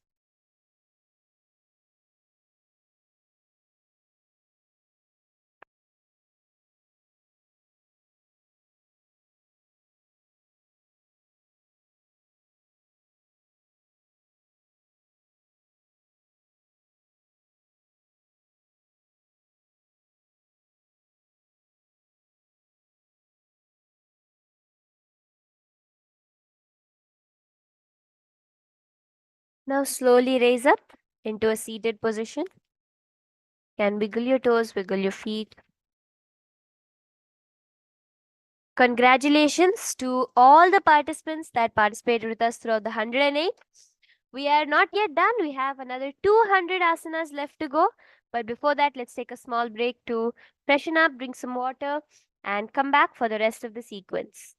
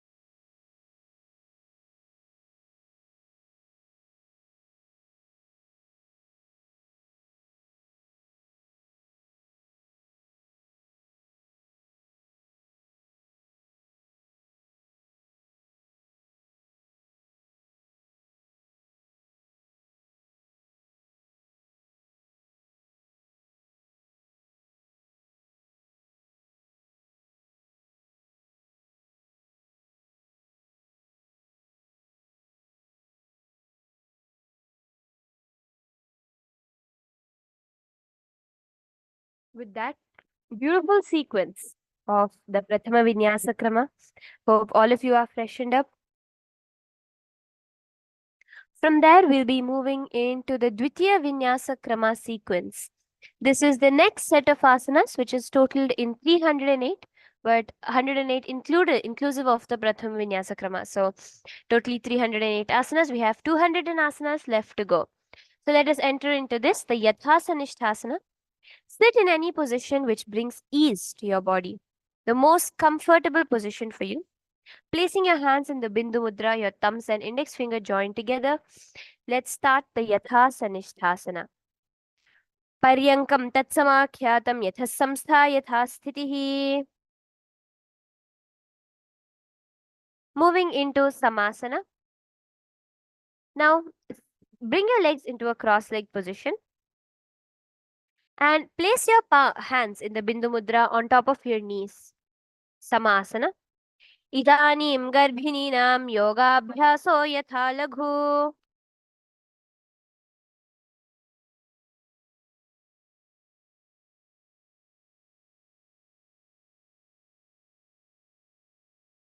Now from here, let's move further into the Muktasana. Place the left foot against the genital region. Place your right foot over top of the left. Hands facing downwards on top of your knees. Gaze towards your nose. Muktasana. Nipidya Sivinim Sukshmam Dakshinetara Gulphataha.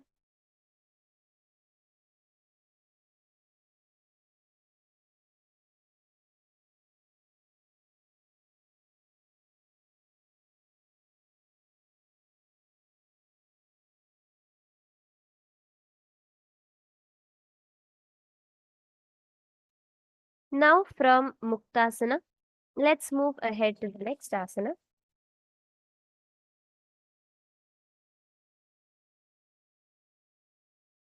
The Siddhasana. Now in Siddhasana, maintaining the same position, switch your gaze towards your third eye. Sthanam Yamitendriyo Chaladrisha Pashyan Bhruvorantaram Chaitanmokshaka Bhedajanakam Siddhasanam Prochyate. Now in Siddhasana, moving on to the next asana, Siddhyasana.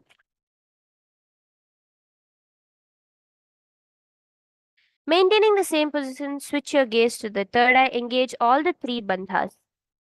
Vamapad Kide Jano Sivani Madhita Sakaothano.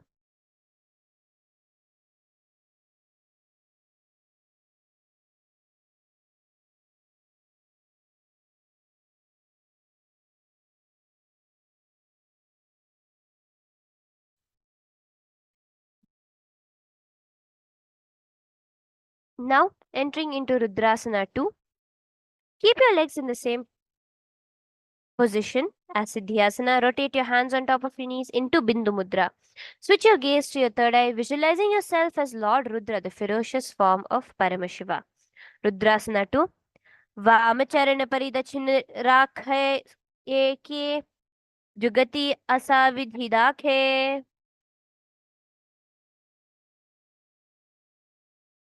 Now from here, moving into Santhadunasana. Maintain the same position, switching your gaze to your nose, visualizing the supreme pontiff of Hinduism. This asana reduces the various actions, the restlessness of the mind. So, if at all there's anyone who is suffering from restlessness in the mind, you can perform this asana. Asana Kaugudamaniki Chanchalata Meter.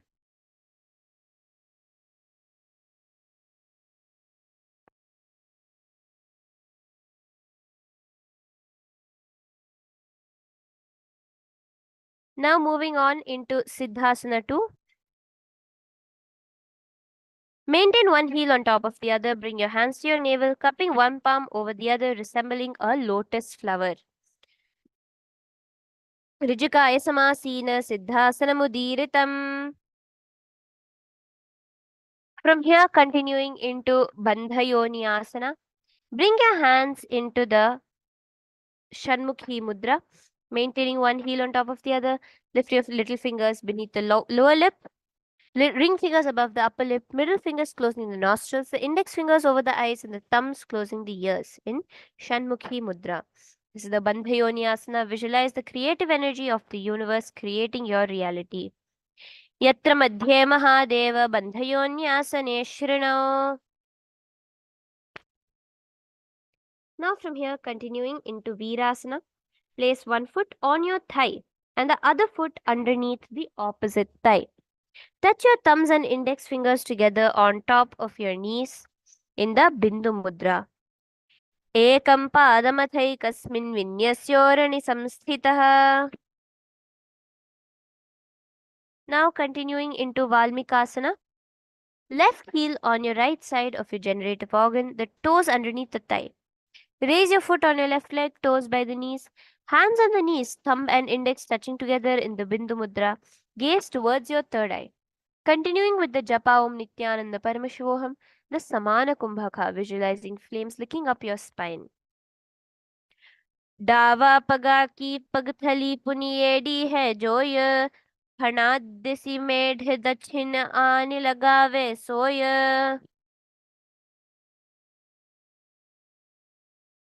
From here, move into Joni Mudrasana, visualizing the Yoni Mandala, the Devi Paramashiva Shakti in your third eye. Gaze towards your nose. Engage the japa. Do the japa Om Nithyananda Paramashivoham. Joni Mudrasana, switching your gaze towards your nose. बामपाद की पगथली जाही माहिली कौरी जानी तहां धरी वैसिए उल्टा पाव जो में मोरी. Now from here, moving into Yoni Asana, switching your gaze towards your third eye, visualizing the Yoni Mandala in your inner space. Yoni Asana. Yonyasanam parvatena yogam yoga phale nilam tatkala phala lantavat khecharo yavadevatah. Now from here, move into Bhadrasana 3. Bring the soles of your feet together, holding it with both your hands. Bring both your knees towards the ground, gazing towards your nose. In Bhadrasana 3, visualizing yourself as Lord Veerabhadra, engage the Udyana Bandha, sucking in your stomach. Gulphau Chavishrasyadah Sivanyaha Parshvayokshipeet Savye Gulpham Tatha Savye Dakshagulpham tu Dakshine. Now from here, moving into Aghorasana. Bring the soles of the feet together at the perineum, pressing your tongue against the roof of the mouth, gaze towards your third eye. With your right hand, cover your mouth. Inhale the left nostril with the index finger and inhale through the right nostril. Close both the nostrils. Hold the breath, then inhale through the left nostril. Repeat this on the other side. Aghorasana, visualizing yourself as an Aghori of Paramashiva. पूर्व कहो भिष्ट का जोई वाही विधियों की जय सोई ईस सब अंगुरी मुख बाहरी आने मुख को फुनि संपुट करी ठाने. From here, moving into Kaneri Pavasana. In Kaneri Pavasana, bring your feet together in front of your body, your toes together with your heels apart. Place your elbows onto your heels. Rest your chin on your palms, gaze towards your nose, engaging the Udyana Bandha. ग्वाली पव आसन कह्यो है जैसे Yahoo जाने विधि है जैसे तैसे दो Gulf माहिला जानो उरु एड्या विची कहू निठानो. From here, moving into Parasana. Sit with your knees raised up in front of your body. Now, place your arms between your knees and thighs from inside to out. Take your hands and put it underneath your knees from inside to out.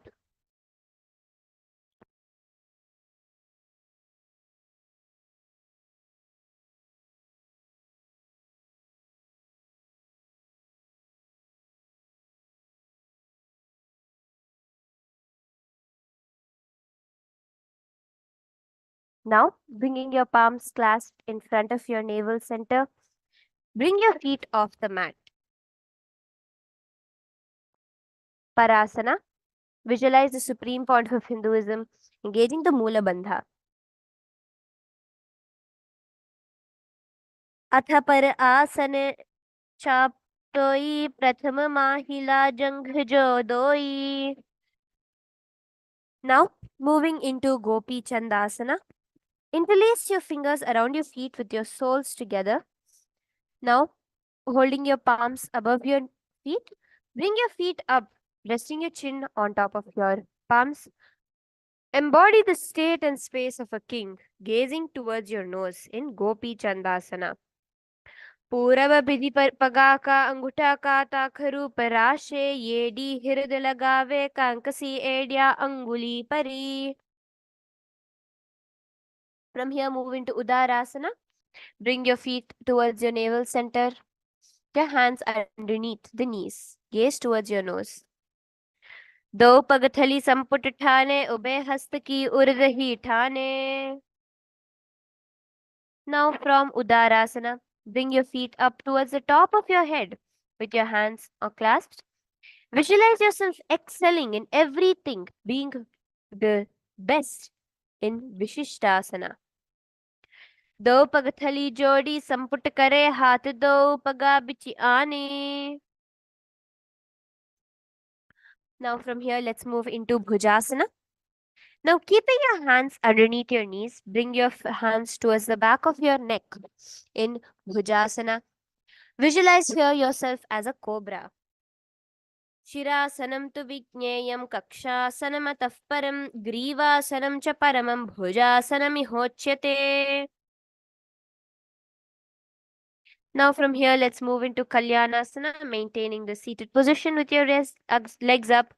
Bring your elbows under your knees and wrap your arms around the back with your palms clasped.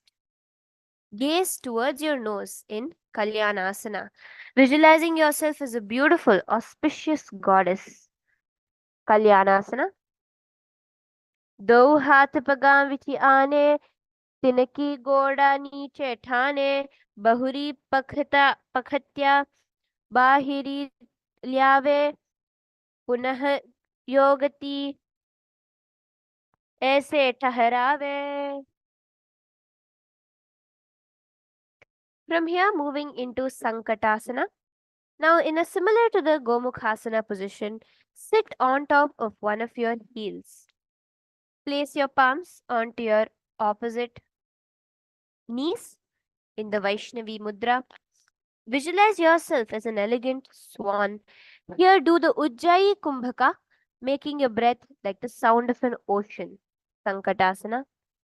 वामपादं चितेर्मूलं सन्न्यस्य धरणीतले पाददण्डेन याम्येन वेष्ठयेद्वामपादकम्. Now, bringing the feet out from underneath you into Dhenukasana. Sit with both your palms clasped in Parashamudra on the top of your knee. Engage the Udyana Bandha, sucking in your stomach. Visualize a cow in your inner space. Dhenukasana. अनुसागी Nagar पंचदम ऋषिहिलिंद गल्यमनी दायाद्यागली वामका पगलुनिडाय कुडु. Now from here, moving into the next asana, which is Machandrasana. Now place your right foot onto the left thigh and your left foot onto the right knee. Bring your left hand behind your back, holding the right thigh, and place the right hand on the left thigh. Twist your body and gaze towards your third eye, visualizing the supreme point of Hinduism, Machandrasana. वाम जंघ का परिदक्षिठाने वाम हस्त पिष्टि दिश आने बहुरी दक्षिण पद है जोई तिनिक ताकि नली जो पकड़े सोई. Now relax, untwist your body. Moving into Machandrasana 2. Hold the toes with the respective hands in Prana Mudra with your index and middle fingers. And lean your forehead forward, touching your forehead towards the ground. Machandrasana 2. Machandra प्रथम जीवनो चरण जुजोई वाम जंघ परि राखे सोई तिनकी AD कहीं से लावे, बहरी जगती यह और करावे।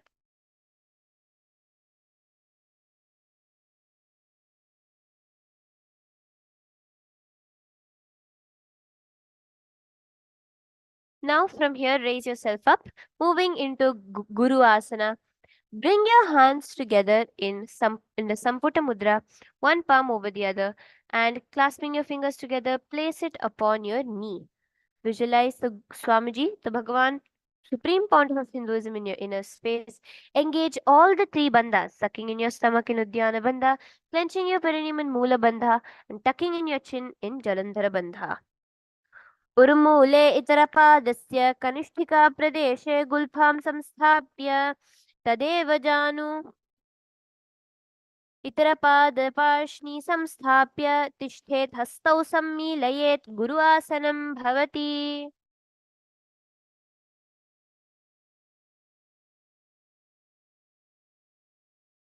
Now let us repeat Sankatasana on the other side.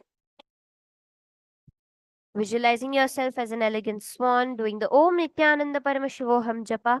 Sankatasana. वामपादं चितेर्मूलं सन्न्यस्य धरणीतले पाददण्डेन याम्येन वेष्ठयेद्वामपादकम्. Moving into Dhenukasana, bringing the foot out from underneath you, place both your palms on the top of your knees. Dhenukasana.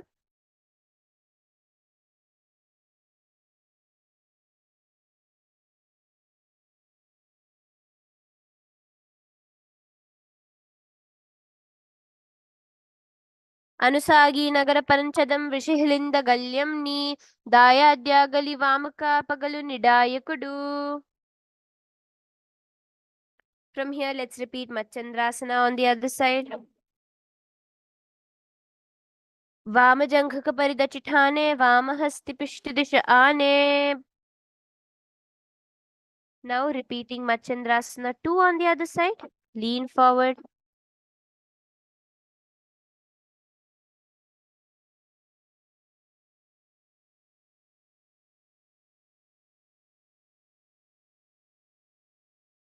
प्रथम चरण जुजोई वाम जंघक परिराखे सोई ताकि एड़ी कड़े सोलावे बहुरी जुगति यह और करावे. Now moving on to Guru Asana on the other side. Remember to engage all the three bandhas here. उर्मूले इतरपादस्य कनिष्ठिका प्रदेशे गुल्फं संस्थाप्य तदेव जानु इतरपादपाशि संस्थाप्य तिष्ठेत् हस्तौ सम्मीलयेत् गुरु आसनं भवति. Now moving on to Pashasana. Sit with your feet flat on the ground with your knees against your chest. Hold the opposite knees with your hands, thighs together, spine straight, tongue pressed against the roof of your mouth in Pashasana. पादतले भूमौ निधाय जानुनि उरसि निधाय विपरीतहस्ताभ्याम् ऊरु सहित जङ्घा निबध्य तिष्ठेत् पाशासनं भवति.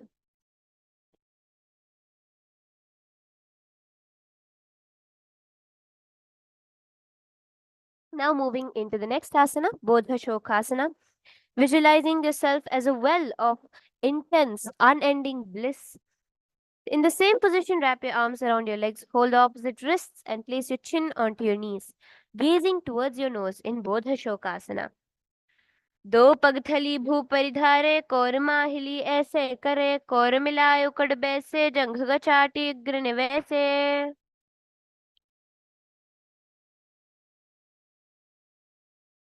From here, moving into the next asana, Kurakatasana. In the same position, bring your hands underneath your knees, holding the opposite elbows, gazing towards your nose in Kurakatasana.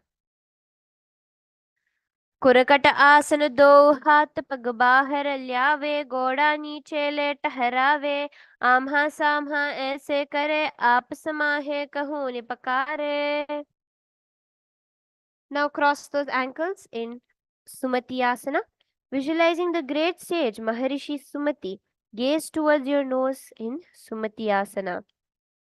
मूलद्वारी धरती परिठाने दावा पग परिदच पद आने दो पखाती कोले आवे हाथ एक अंतर ठहरावे. Now from here, let us enter into Dandasana. Stretch your legs out in front of your body, placing your hands above your head, straight parallel to your ears, with your hands interlaced facing inside out. Engage all the three bandhas stuck in your chin in the Jalandhara bandha, sucking in your stomach in Udyana bandha, and engage the Mula bandha, Dandasana. इदानीं गर्भिणीनां योगाभ्यासो यथा लघु सुखप्रसवलाभाय प्रोच्यते प्राक्तने पथि. Now from here, lean forward into Arambhasana. Here you'll be doing the Nadi Shodhana Pranayama. Now with your index and middle fingers, clasp onto the respective toes, leaning forward with your forehead towards the knees in Arambhasana. दो पग मिलावे पसारे पगा का अंगूठा पकती लाट गोड़ा लगावे शरीर समिराशय आसन कौगुण आरंभ की विधि उत्तर. Moving into Bhedokasana here. Sit with your legs straight and extend your knees slightly upwards. One hand distance between your heels. Bring your shoulders down, wrapping the hands around your legs. Hold the soles of your feet, gazing towards your third eye in Bhedokasana. प्रथम बैसे दो पाव पसारे कचक ऊर्ध्व को कुर दो दारे. Now raising up into Jalandhari Pavasana, keeping your legs underneath your feet, keeping your hands underneath your feet. Bring your legs together closer towards your body with your hands stretched out, similar to Siddha Samadhi Asana. It's the Jalandhari Pavasana. एडी मैल के दीजे हाथ पसारी पुनी चिबुक मुखा नासिकाता दिघवू परिधरी. Now moving on from here into Urdhva Paschimottanasana, entering into the challenging asanas of this sequence. Engage the Pratyahara Kumbhaka, slowly inhaling. Lift one leg on top of your head while stretching the other leg forward. Now from here,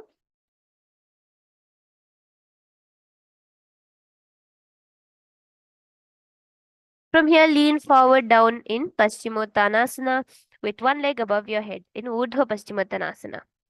पश्चिमतानवत् संस्थितं कृता एकं पादं ग्रीवायां धृत्वा तिष्ठेत् ऊर्ध्वपश्चिमतानं भवति. Now lean back, falling back into Anantasana. Gaze towards your nose. उत्तानशयनी एकैकं पायि ग्रीवायां विन्यस्य हितहस्तेन पावाग्रं गृहीत्वा. Now turn towards your side in Ankushasana. Continuing to gaze towards your nose, feel in complete control.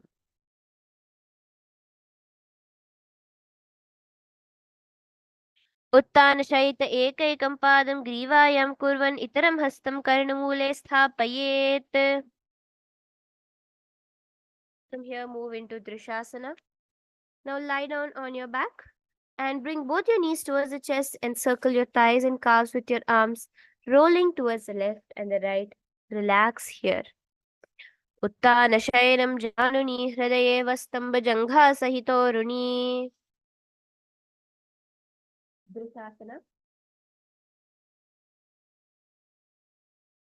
Keeping both your knees against your chest, wrap your hands around the feet in Drishasana. Before we move into Urdhva Paschimottanasana on the other side, relax here.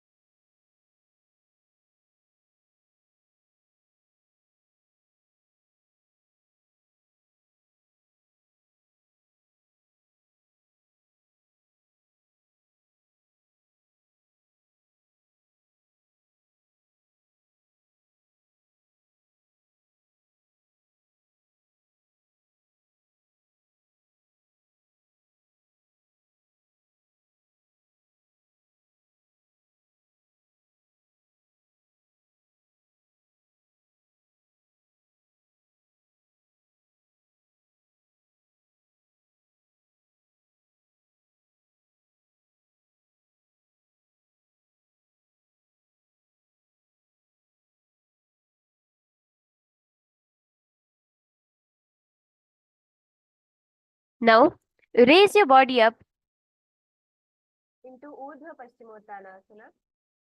into Urdhva Paschimottanasana on the opposite side.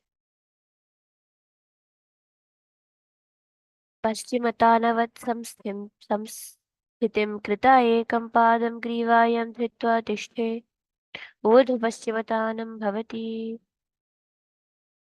Now, moving on to Anantasana on the other side. Lean back. उत्तानशयनी एकैकं Pai ग्रीवायमिन्यस्य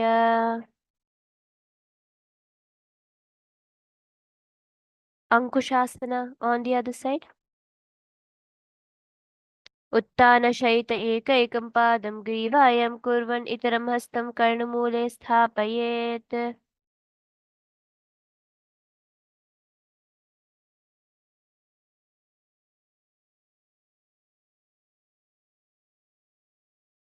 Now from here, move into Yoga Nidrasana. Leaning back, bring both your feet behind your neck one by one and bring your arms underneath your butt, wrapping around your body. Yoga Nidrasana, gaze towards your nose, visualizing the supreme pontiff of Hinduism. पादाभ्यां वेष्ठयेत् कंठं हस्ताभ्यां पृष्ठबन्धनम्.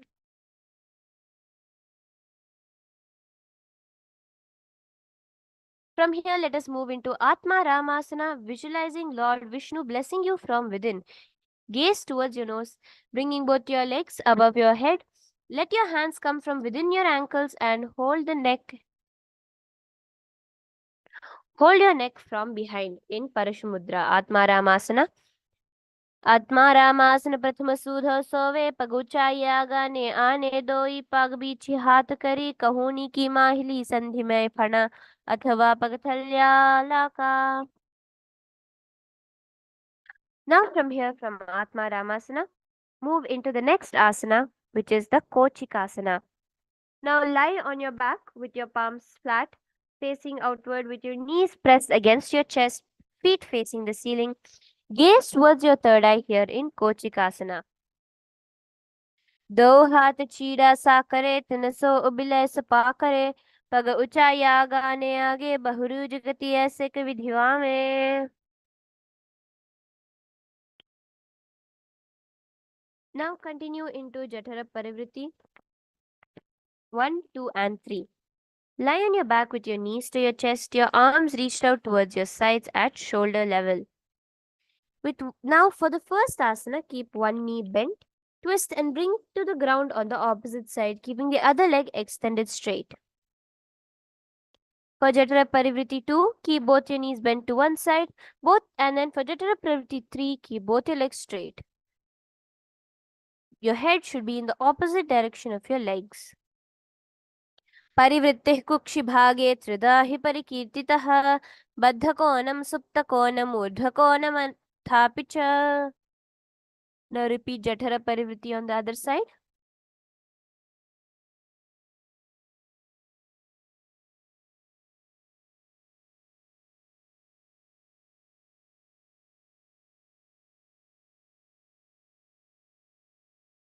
परिवृत्ते कुक्षिभागे त्रिधा हि परिकीर्तितः बद्धकोणं सुप्तकोणम् ऊर्ध्वकोणमथापि च. Now entering into Dvipada Pitham. Lie on your back with your knees bent. Place your feet flat onto the ground. Holding your ankles, lift your hips up.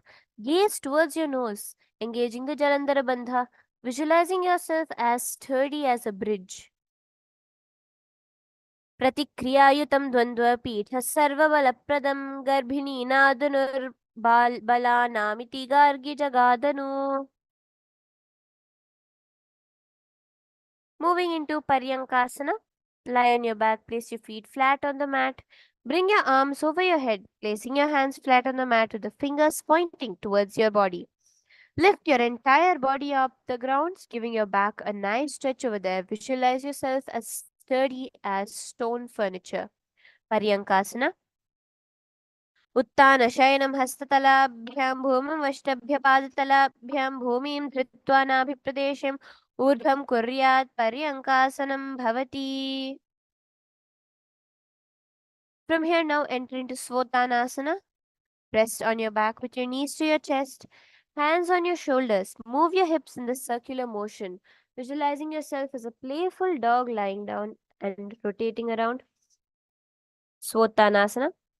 शववच्छरीरं संस्थाप्य जानुनी सम्मील्य नाभौ आम्नीय हस्ताभ्यां कन्धरां बद्ध्वा भामयेत् स्वोत्तनं भवति.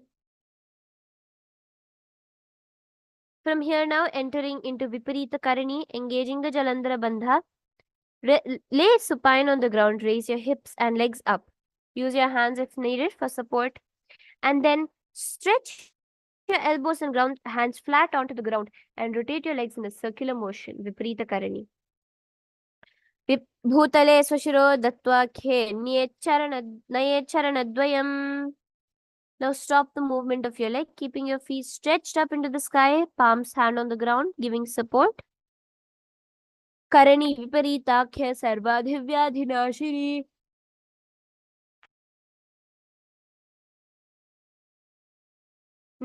नित्यमभ्यासयुक्तस्य जठराग्निविवर्धिनी आहारबहवस्त्वस्य सम्पाद्या साधकस्य च. Now rest your feet onto the mat behind your head, keeping your hands stretched out back in front of you, centering yourself. Centering yourself on the mat, bring your legs out back behind your head, your palms stretched flat onto the ground in Langalasana, visualizing yourself as a flow. Engage the Jalandhara Bandha.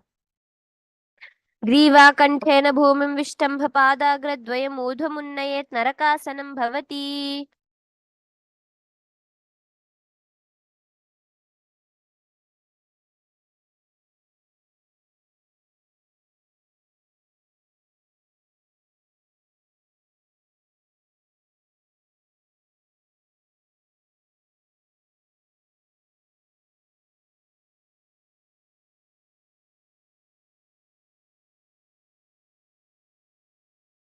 Now from Langalasana, let's move into the next asana of Shaita Paschimottanasana.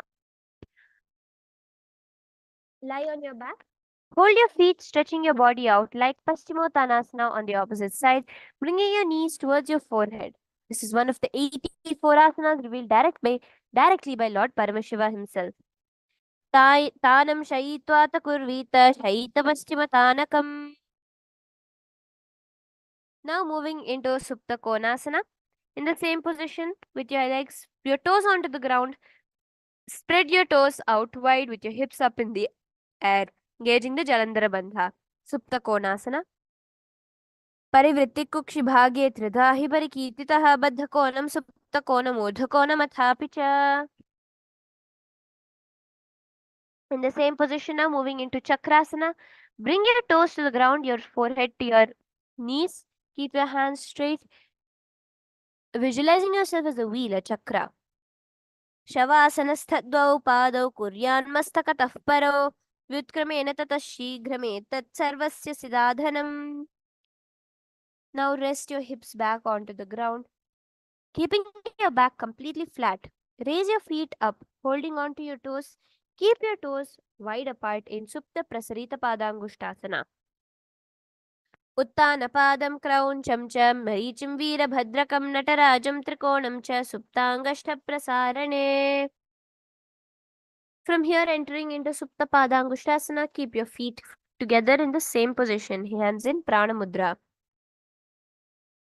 उत्तानपादं क्रौञ्चं च मरीचिं वीरभद्रकं नटराजं त्रिकोणं च सुप्ताङ्गष्ठप्रसारणे.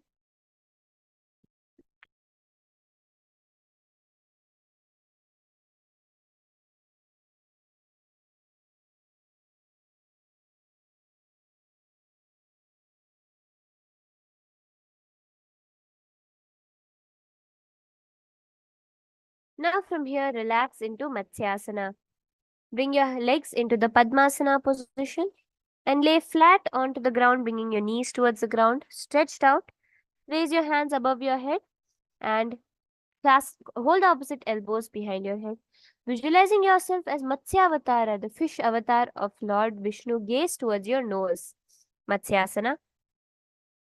मुक्तपद्मासनं कृत्वा उत्तानशयनं चरेत् कूर्पराभ्यां शिरोवेष्ट्य मत्स्यासनं तु रोगः.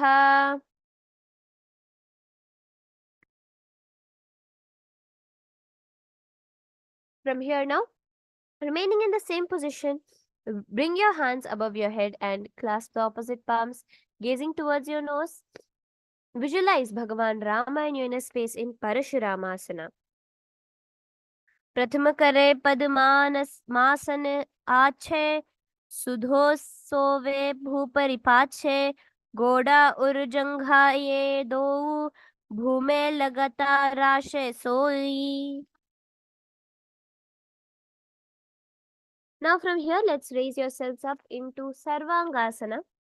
Laying on your back, legs in Padmasana. Lift your hips and legs up. Using your hands on your elbows on the ground for support, bring your legs into Padmasana. Gaze towards your nose, visualizing the supreme pontiff of Hinduism. Engage the Jalandhara Bandha.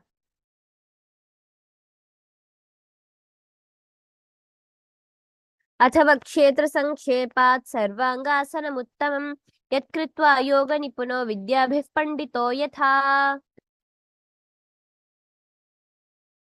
Now from here, relax back onto the ground, leaving one leg over the other knee and the other leg stretched out forward. Bring your hands over your head and bring your hands up over your head, raised up like a claw. Use your core strength over there, engaging the Jalandhara Bandha. Gaze towards your third eye. Vrishchikasana 2. प्रथम शयन सूधो शीश केश की संधि सुधा के कचशीश ऊर्ध कर राखे बहुरो पगथले ऐसे ठाने गगन दिश सम्मुख करि ठाने. Repeat Vrishchikasana on the other side now, continuing to engage the Jalandhara Bandha.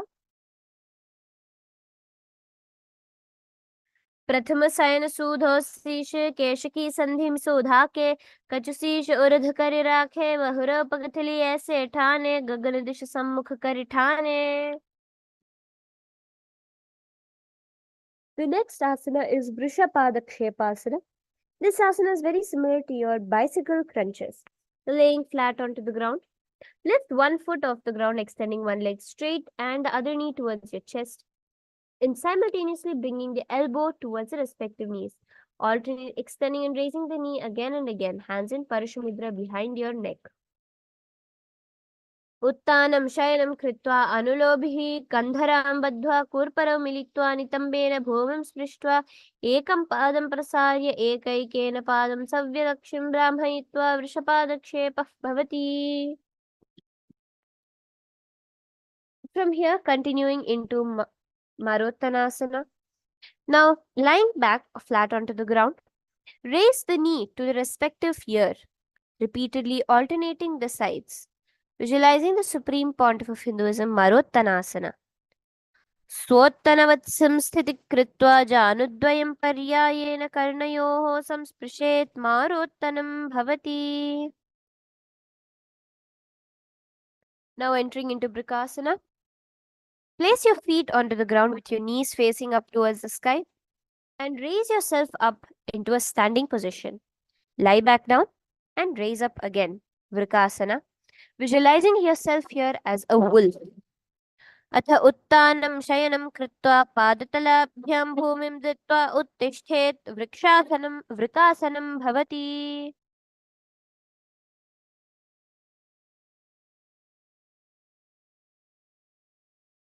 From there, entering into a very fun asana, the Luthasana, a back somersault asana. So now laying on your back, quickly throw your legs above your head, completely rolling over, finishing in a prone position. Repeat this again and again in Luthasana. उत्तानशयनं पादौ शिरलुलङ्घ्य भूमौ स्थापयित्वा निब्जं भूयात्. निब्जं शयनं पृष्ठं भूमौ निधाय पुनः पुनः पर्यायेन कर्तव्यं. लुठासनं भवति. Now moving into Sarathasana. Lie on your belly with your toes extended, your hands on the ground by the shoulders. Contract your lips, making a sound like a flute, whistling while inhaling.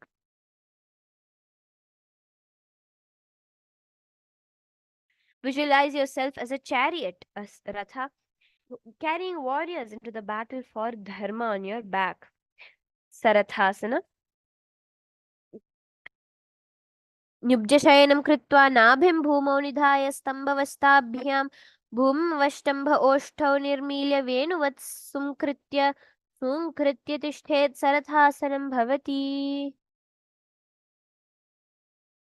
Now from there moving into Dehalyullanghana asana. Bring your body up onto your palms and jump forward quickly and backwards with both your feet. Dehalyullanghana. Visualize completely going beyond the mind and the body. हस्तद्वयं बद्ध्वा तन्मध्याचरणद्वयम् उड्डान्नैव बाहिराणि अथ नयेत् देहल्युल्लङ्घनं भवति.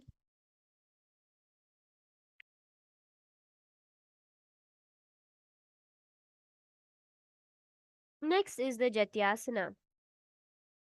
Now from a standing position, bend forward placing your hands on your mat. Walk back and forth on your mat with your palms underneath your feet, visualizing yourself as a wise 60-year-old elephant, drinking as a wise 60-year-old elephant. Jatyasana. अथ जात्यासनं वक्ष्ये येन जातिस्मरो भवेत् हस्ताङ्घ्रि भूमौ च गमनागमनं ततः.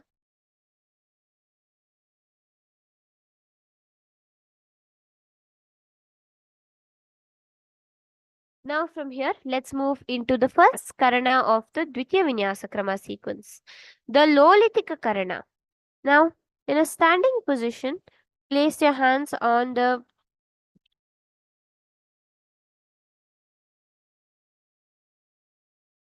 stand with your knees bent and your toes pointing outwards in the Aramandi position.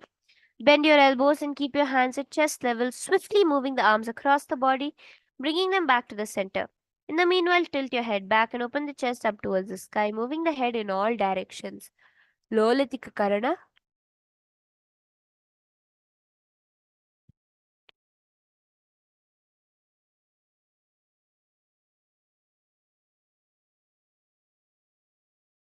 Now relax. From here, moving into Sarpasana.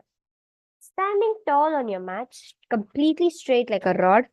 Visualize the Kundalini Devi raising up, curling up towards your spine, above your throughout your body. Place your palms by your side, completely straight in Sarpasana.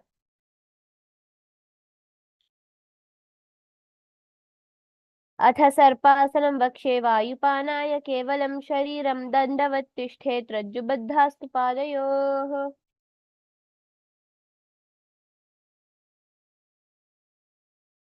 Now from here, moving on to the next asana, which is the Ushtra Sadanasana. While standing, place all your feet on the mat and stand on your feet. Feet on your fists, begin to move and walk like a camel, visualizing yourself as a camel. मुष्टिकनिष्ठिका प्रदेशेन भूमौ निधाय उपरि पादतले संस्थाप्य अश्ववच्छरीरं चलनीयम् अश्वासनं भवति. Now moving on into Ashwasana. Now remaining in the same position, visualizing yourself as a horse, start to move and walk around like a horse. मुष्टिकनिष्ठिका प्रदेशे उपरि पादतले संस्थाप्य अश्वच्छरीरं चलनीयम् अश्वासनं भवति. Now raise yourself up into a standing position. Moving into the Kapotanitakasana. Stand straight, interlace your fingers behind the back, pull them down towards the calves. Open up your chest. Kapotanitakasana, visualizing yourself as a diving, soaring bird. पादतले भूमौ निधाय पृष्ठभागेन हस्तौ जङ्घ पर्यन्तं नीत्वा कपोटनितकं भवति. Now moving into the Tala Pushpaputam Karana. Sitting into the Aramandi position, stand tall with the palms together. Gently bend your knees, keeping the toes pointing outwards. Simultaneously, open up the palms, raising one heel off the ground, slightly lowering the waist and shoulder of the respective heel. Visualize you're holding, offering a bouquet of flowers to Paramashiva. Now from here, let's move on to the next asana, the Khadgasana. In the Khadgasana, stand tall, straight, and slightly lean forward with your hands together in Namaskara Mudra, your elbows touching. Visualizing yourself as a rhinoceros, Khadgasana. निजसरतांसानं कृत्वा पादतलाभ्यो भूमवष्टभ्य उत्तिष्ठेत् खड्गासनं भवति.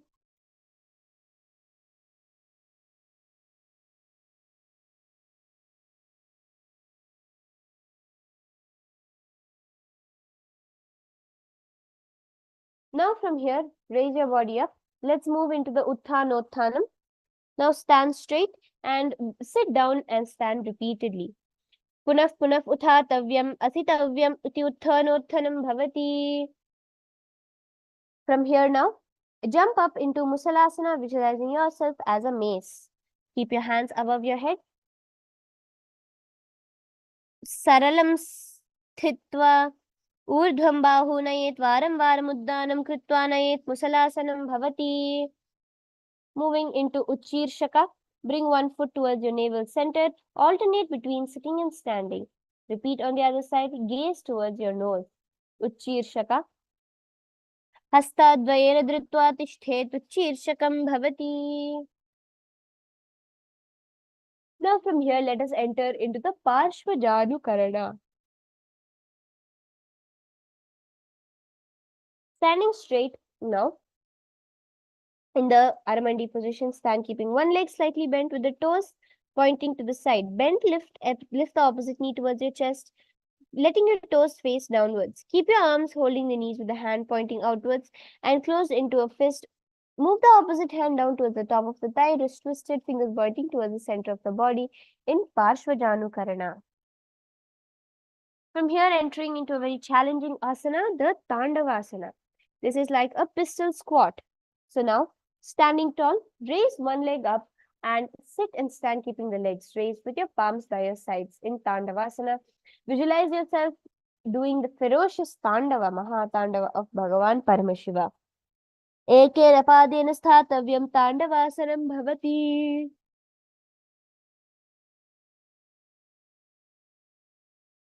Now moving into Brahmanasana. Visualizing Lord Brahma in your inner space, bring one foot to the top of the thigh, towards your inner thigh and your palms resting by your side. Brahmanasana. Brahmanasana yat kritva brahmano bhavet ekapadamaro dattva tishthed danda kritir. From Brahmanasana, now wrapping your legs into Shirasasana. Wrapping your legs into Garudasana 3 on the other side. Visualize yourself as Lord Garuda. Placing your hands in the Anjali Mudra. Now, Garudasana. उत्तान कूर्मपीठै च सैमं गरुडमेव च वातायनं गोमुखं च भारद्वाजं त्रिविक्रमम्. Now raise your foot over your upper thigh into Ekapadasana. Visualize the supreme point of Hinduism. Dakshangrim Vamapadasya Janghoparinidhaya nidhaya च दिव्यः पाणिं जानुपार्श्वे स्पृशेत् Komitaranghrina. Now moving on to Dhruvasana. Now stand on right leg holding the big toe of the left foot, straighten it out to your side. Rotate your body quickly on the standing leg. In Dhruvasana, visualizing yourself as the North Pole Star, the Dhruva Nakshatram. Ekena hastena dandarupasya ekasya padasyagram dhritva itra padatam bhumau nidhaya tvarayana brahmanam kartavyam Dhruvasanam bhavati. Now, let us move into Trivikramasana, the last asana of this sequence in this set of asanas. Now, visualizing Lord Paramashiva, we're taking 3 steps that took over the whole world in the form of Vamanavatara. Stand on the right leg, lift your left foot behind your neck, standing tall. Alternate between sitting and standing, Trivikramasana. Ekena padena sthatavyam uthatavyam Tandavasanam bhavati. Grivayam padam samsthapya sthatavyam uthatavyam Trivikramasana bhavati. Now repeat the Parshvajanukarana on the other side.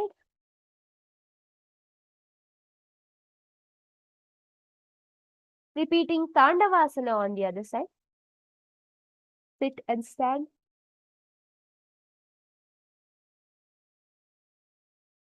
From here, bring your foot to your inner thigh into Brahmanasana. Visualize Lord Brahma over here.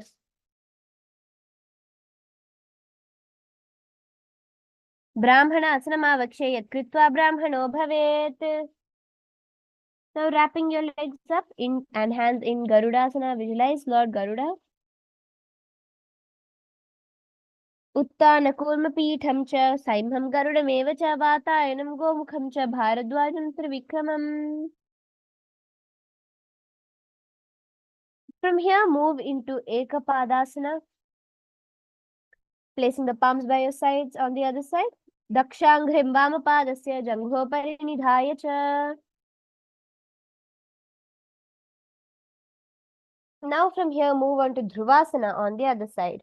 Rotate there.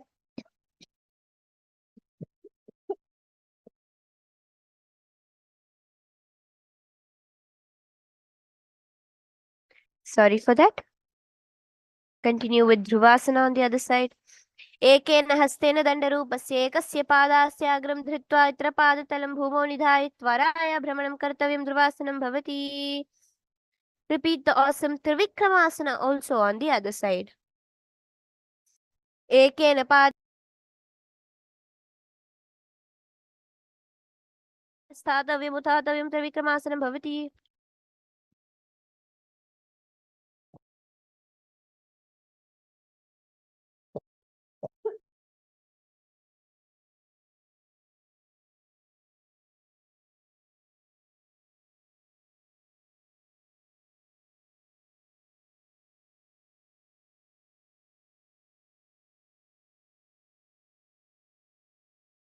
Now, after that intense sequence of asanas, let's relax in the Samanaka Karana. Standing straight with your feet slightly apart, place your palms by your side.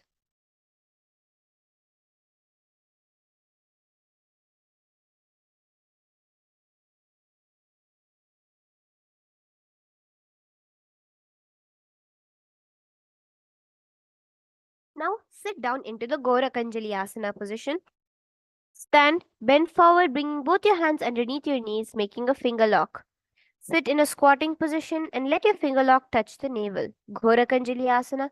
Visualize the Rishi Gorakhanatha, the founder of the Natha Yoga Sampradaya. Gorakanjali Asana. प्रथमं हि उभे होय बहुरी नीच पुनि होवे दो कर दो जंघ मधिरी के विध भोचे. From there, moving into Kanchyasana, visualizing the supreme point of Hinduism, wrap your hands around your ankles and hold on to your ankles. Kanchyasana. ऊर्मध्याथस्थौ निवेशनितमं धृत्वा पादतलाभ्यां भूमवष्टभ्यतिष्ठेत् काञ्च्यासनं भवति. From here, entering into Bhairuvasana, turn towards your side, stretch your hands behind your back, clasping it, balancing on just your heels. Visualize Bhagavan Kala Bhairava, the Lord of Time in your inner space, hands in Parashamudra, gazing towards your navel center. Bhairuvasana. दो पगा की तल्या की माही कौर मिलाए फना पुनि उकड़ माडवे से.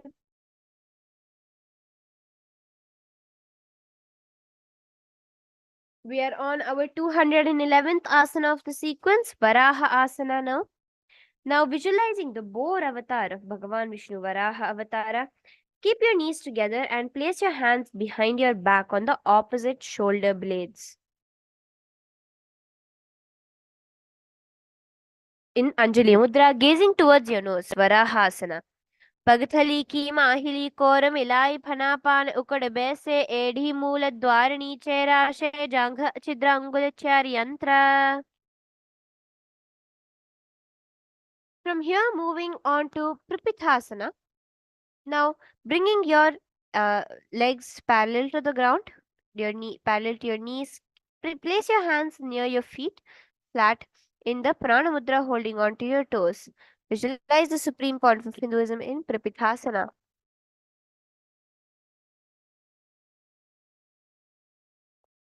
अथ उत्तानासनानि पार्ष्णिद्या सम्मील्य स्थित्वा नितम्बं जानुप्रदेश आनीय तिष्ठेत् प्रपिठासनं भवति. From here, moving into Bakasana, place your palms on the mat flat with the fingers wide apart. Place your knees on the back of the arms with your eyes forward and down.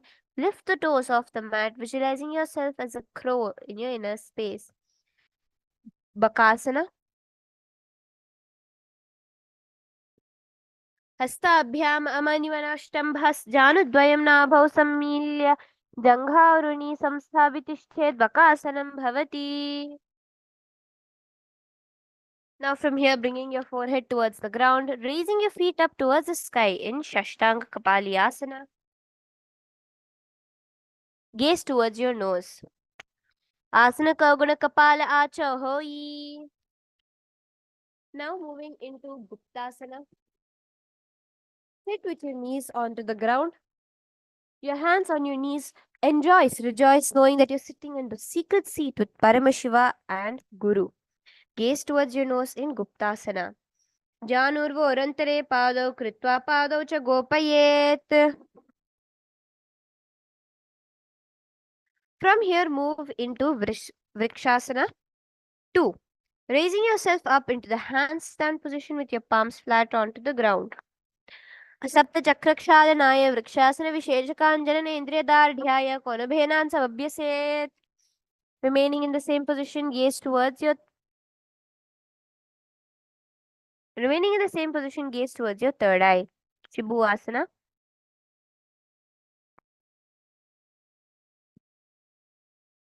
दो पग जोड़ी माही Gulf मिलाए उभय हो ये दो हाथ जोड़ी संपुट करे. Now rest your body flat onto the ground in Matsyasana 2. Similar to push-ups, get into a plank position, bringing your body towards the ground and above. Matsyasana 2. Nibjam shayanam kurparo parshvabhagaya murdhvakritya hastatalaabhyam bhumavashtabhya varam varam uddanam kuryat Matsyasanam bhavati. Now moving into Sarpasana. Now visualizing yourself as a snake, rest your body onto the ground. Rest your feet onto the ground and keep your hands next to your hips, raising your chest towards the left and the right, moving like a snake in Sarpasana 2. Nyubjam shayanam kritva hastau nitambam samsthapya padau dighikritya sammilyan urasa gantavyam Sarpasanam bhavati. From here, raise yourself onto your palms in Niralambanasana.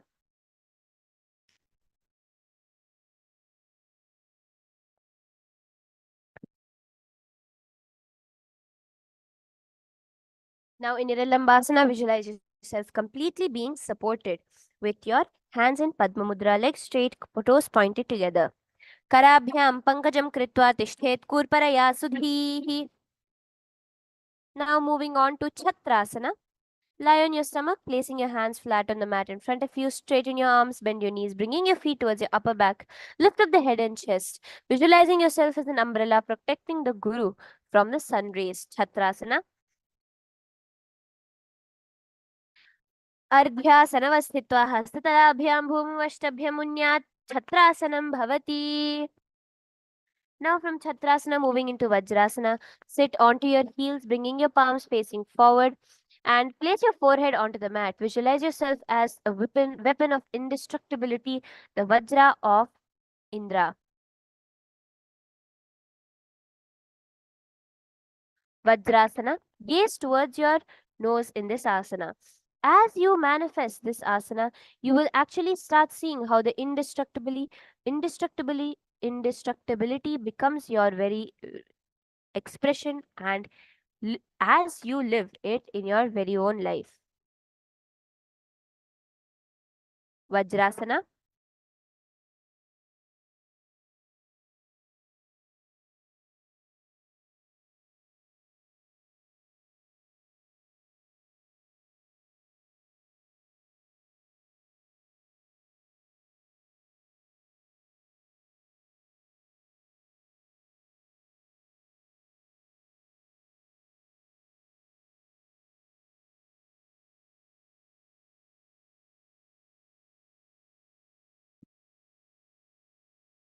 इदानीं गर्भिणीनां योगाभ्यासो यथा लघु. Now from Vajrasana here, move into the next asana, which is the Meshasana. Raising up into the similar position as Gajasana. Now, hit alternatively your opposite hands onto the ground, visualizing yourself as powerful as a ram. Gajasana samsitau ekaikam bahum bhumau tadayet meshasanam bhavati. From here, moving into Ajasana, lifting your legs up into the air, slowly bring your forehead onto the ground. Ajasana, visualize yourself unborn, eternally existing. Gajasana samsidau padadvayena mantarankale kritya mastakena bhumim sachet Ajasanam bhavati.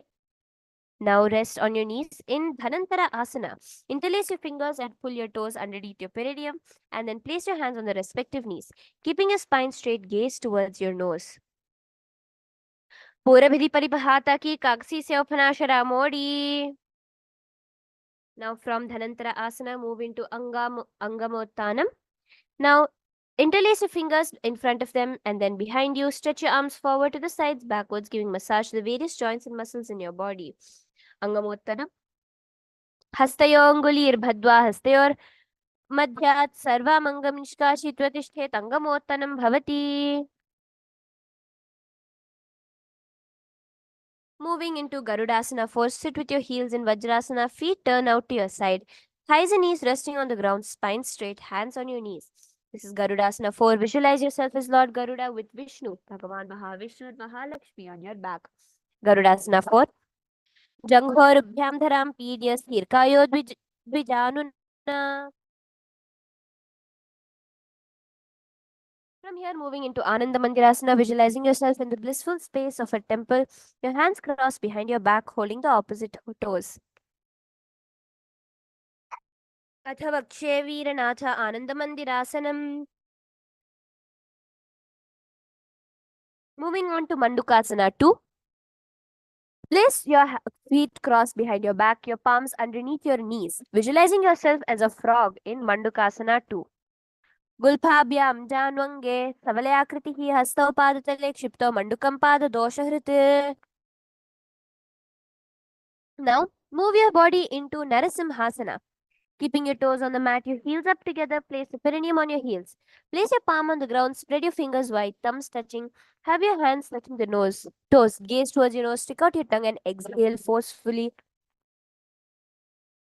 Visualizing yourself as Lord Narasimha, the half man and half lion. Narasimhasana, gaze towards your nose. दो फणा पानी होय वैसे AD Mailer गुडानी वैसे.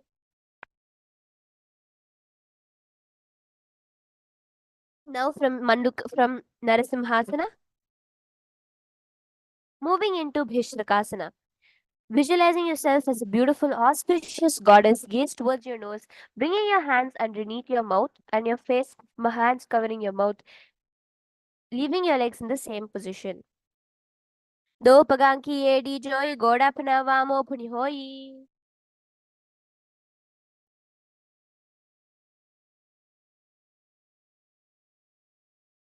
Now moving into Makadasana. Visualizing yourself as playful as a monkey, gaze towards your third eye, imitate as if scratching as a monkey.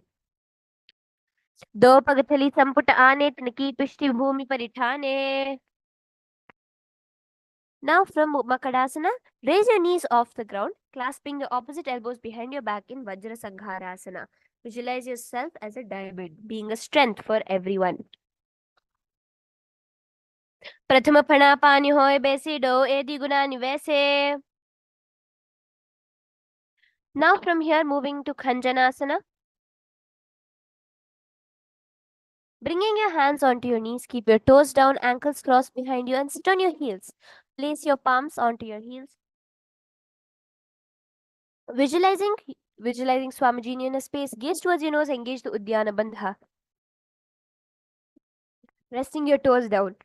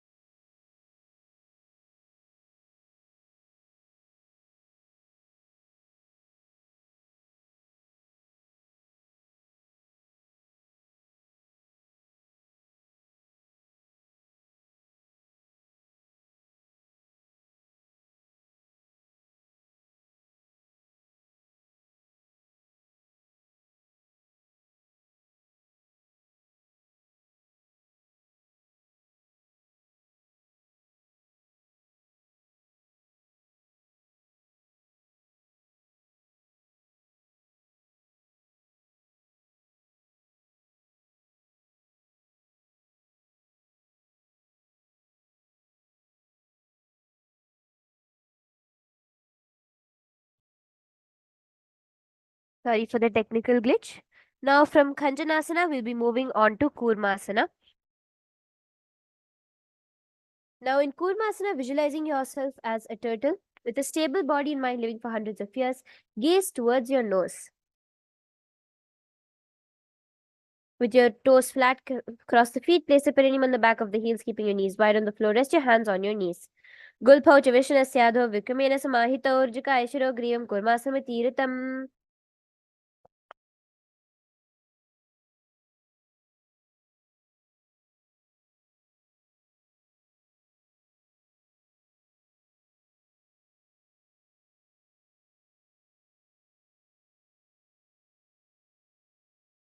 Now continuing from Kurmasana. Now continuing from Kurmasana into the next asana of Yogasana, placing the toes flat, cross the feet, place the perineum on the back of the heels, gaze towards your nose. Gudam niyam yugulbhabhyam vikamena samahitaha yogasanam bhavedet iti yoga vido viduhu. Moving next into Vijogasana, raise up onto your knees, visualize yourself in the space of oneness, gaze towards your third eye, cross your ankles behind, feet near the opposite knee, hold the calves with the fingers inside, thumbs outside, gazing towards your third eye, Vijogasana. Goda mamno ubho hai goda aade rakhe doi. Now from here, moving on to Ushtrasana 2, lean back, visualizing yourself as a camel, lean backwards and hold your ankles, keeping your arms straight, push your hips forward and head back.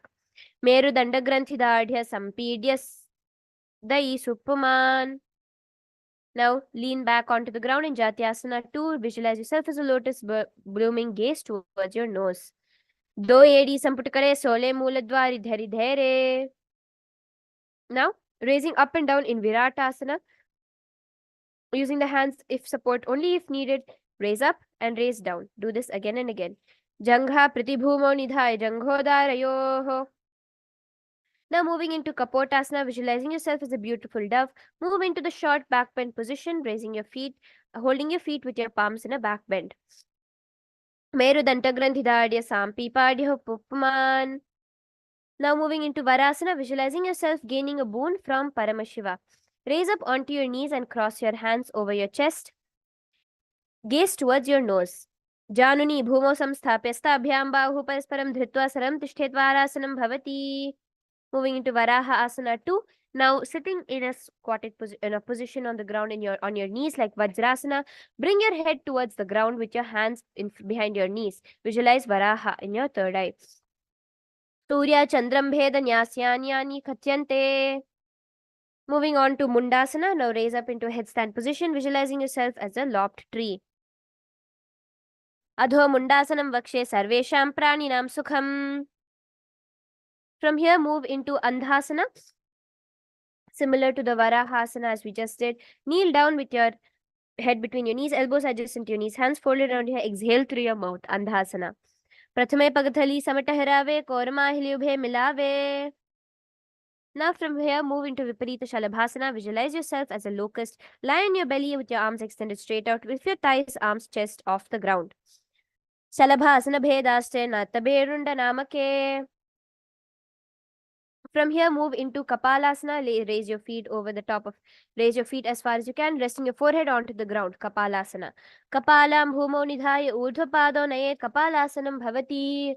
Now in the same position, raise your feet over to the top of your head and slowly rest in front of the ground, visualizing yourself as a free and open dove. Akasha Kapotasana. Ushtrasane sthitva charano bherum utthapya mastako pari. Now moving on into Chatakasana, rest on your knees with your forearms on the ground, visualizing yourself as a sparrow. Chatakasana. Purpara abhyam paryantau hastau dharam avashtam bhajanuni. From here now, raise yourself up into Vrishtikasana. Kick your legs up over the ground, resting onto your forearms. Bring your feet towards your head. Vrishtikava pucha pratimangri parshni. Now from here, rest in Vrishasana. Visualize yourself as a bull. Place the perineum down on your right heel, keeping the left foot outside of the hip ankle to the high side. Yamyagul phepada mule vamabhage padetaram. Now raise your body up and up into Lolasana. From the kneeling position, place your hands flat onto the mat and balance above the mat. Lola Saramsada Kuryad Vayu Lola Paghatanat. Moving on to Vrishasana on the other side, visualizing yourself as a bull. Yame Gulphe Pad Mule Vamabhage Padetaram. Now entering into Balagunasana, visualize one of the 84 Siddhas, Balaguna in your third eye.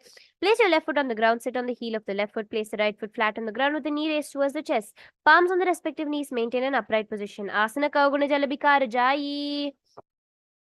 Moving to Grahasana, visualizing yourself as the entire planet. Sit in a squatted position, bring your hands underneath your knees and hold on to your ankles from the outside.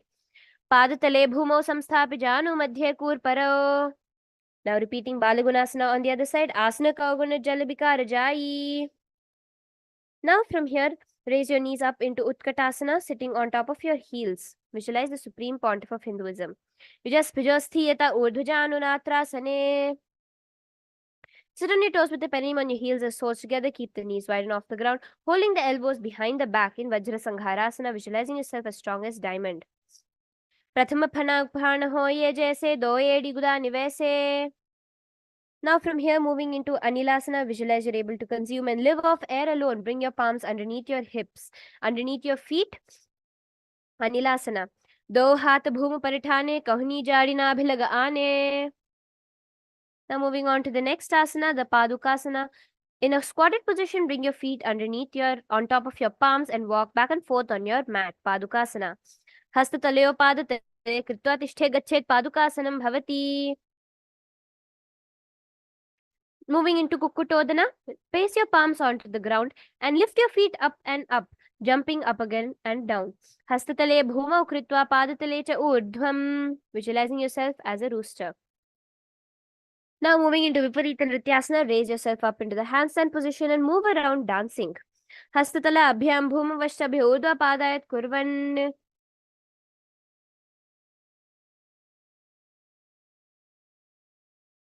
Now from the Viparita Nrityasana, moving on to the next asana. Kunjarasana. Standing similar to the Uttanasana position, bring one hand towards your ear and balance that. Athavakshe Mahadeva Kunjarasana Uttamam. Repeat it on the other side. Athavakshe Mahadeva Kunjarasana Uttamam. Moving into Kadambasana now. Rest your into a squatting position. From outside, clasp your ankles. Visualize yourself as the Kadamba tree. Kadambasana. Parshnibhyam bhumavashtabhya hastadvayena gulphau dhritva. Moving into Pavana Muktasana. Now clasp your hands around your knees, placing your body onto the ground. Visualize the excess air leaving the body. Pavana Muktasana.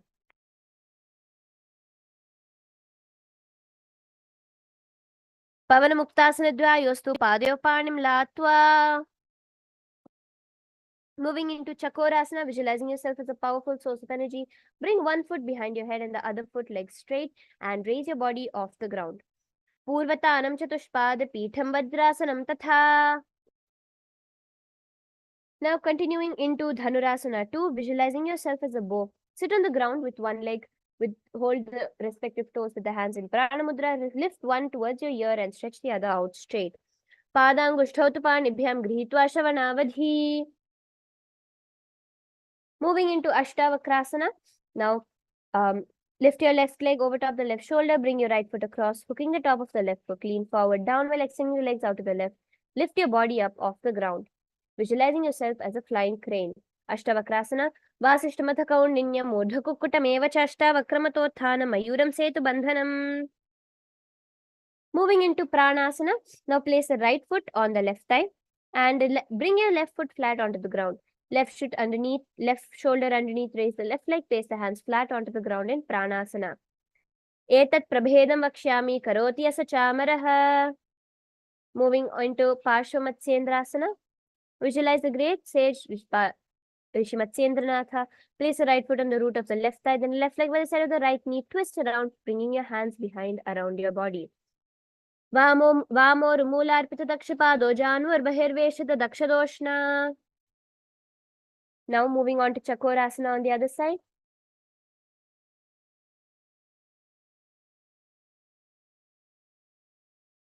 पूर्वतानां चतुष्पादं पीठं वज्रासनं तथा. Moving on to Dhanurasana on the other side. पादाङ्गुष्ठौतपाणिभ्यां गृहीत्वा शरवणावधि. Continuing into Ashtavakrasana on the other side.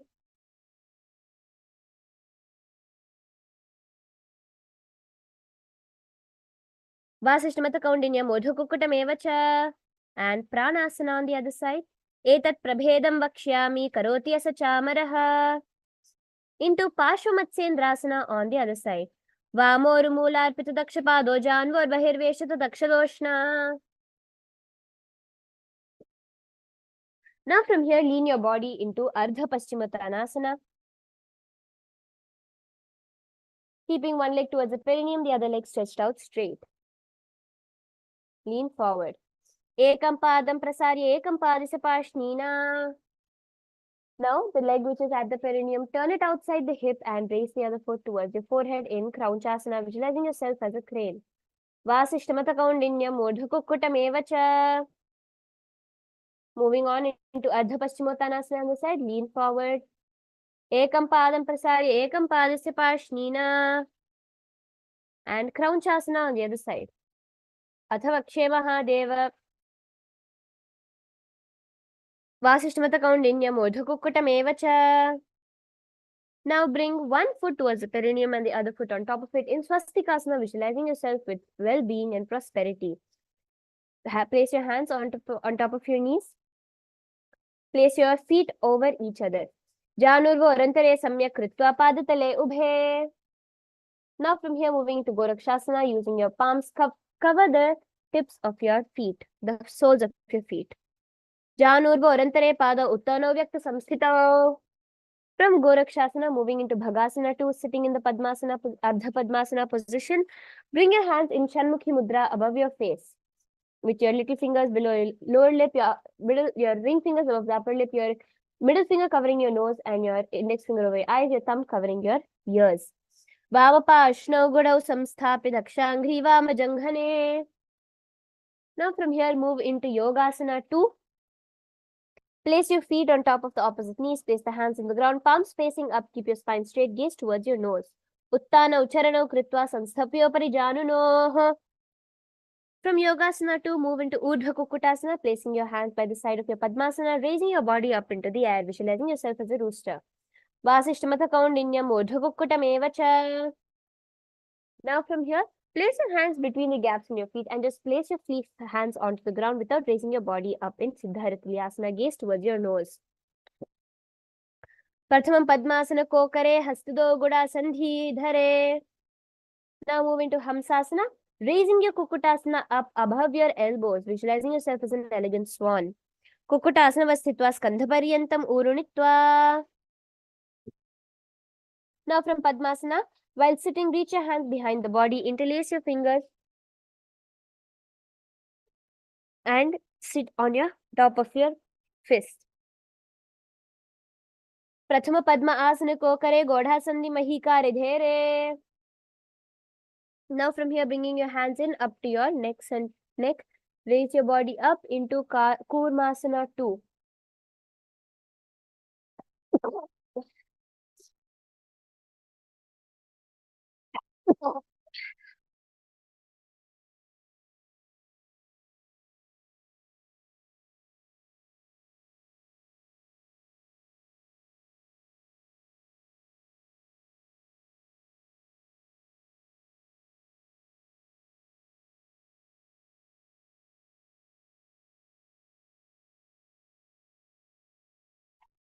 Bami Jang Paridakshina Pave, Dahini Jang Paribamilyave. Moving into Granthi Bedasana. Now bring your palms towards your neck from between your toes. Bring your chin towards your palms. Rejoice your knowing in Shiva's secret knots posture. Athakshe Neela Kantha Granthi Bedasanam Shubham. Moving on to Uttana Kurmasana. Lean back towards your back, bringing your palms towards your chin in the same position. Kukutasana Bandhastam Karabhyam Dhrita Kandharam. From here, moving into Pangu Kukutasana. Now, raise your body up and in a similar position, bringing one palm over the other, holding the wrist. Raise your body above the ground. Pangu Kukutasana. कुक्कुटासने स्थित्वा एकेन हस्तेन अन्यस्य मणिबन्धं धृत्वा. Now repeat Pangu Kukutasana on the other side, visualizing yourself as a rooster. Kukutasana sthitva ekena hastena anyasya. Now from there, take your hands out, moving into Gridrasana, visualizing yourself going beyond all greed and covetousness. Bring your palms into a, clasping both your palms together with your thumbs into your throat center. Place your elbows onto your feet. Gridrasana. Janurvo orantare pada uttano vyakta samsthito. Next is Padmasana. Now, sitting in the Padmasana position, hold one hand over the other, the palms facing upwards. Keep your spine straight, gaze towards your nose. Uttana, place your palms over each other in front of your navel center. Uttana, Ucharana, Vidhaya, Vidhivat, Saksitau, Yogirat. Now, from here, moving into Padmasana 4, place your palms onto your knees, visualizing Paramashiva in your third eye. Etat Padmasanam Kuryat Pranavayu Prasiddhaye. Now from here, moving into Karmukasana. In the Padmasana position, hold one toe with one hand and the other one placed on your knee. Pull the toe back, visualizing pulling a bow. Athanyasana ma vakshe yoga puraka rakshanat. Repeat Karmukasana on the other side. And from here, moving into Karmukasana 3, visualize a bow. Now, putting your hands behind your back, cross them backwards, holding on to the opposite toes in Karmukasana. Karmuka Asana Satya Udare Pura Yet Sukham. Now releasing the bandhas, visualizing yourself as Paramashiva's act of destroying. Enter into Dridhasana, continuing to hold your toes behind your back in the Prana Mudra. Urubhyam Uparistapya Padayutmam Prayatnataha.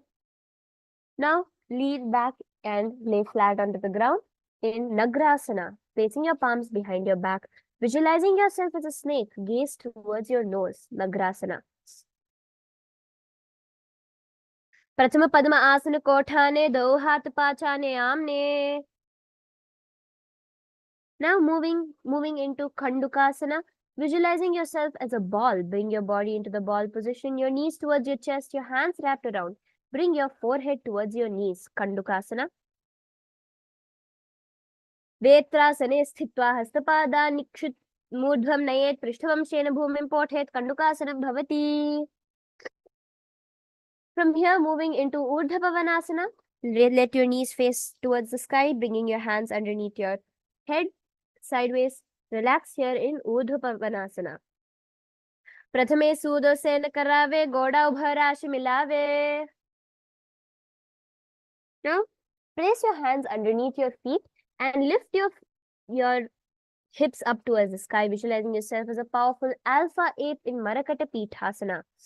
Uttana Shayanam Padatale, Uttana Hastayoho Sthapayet.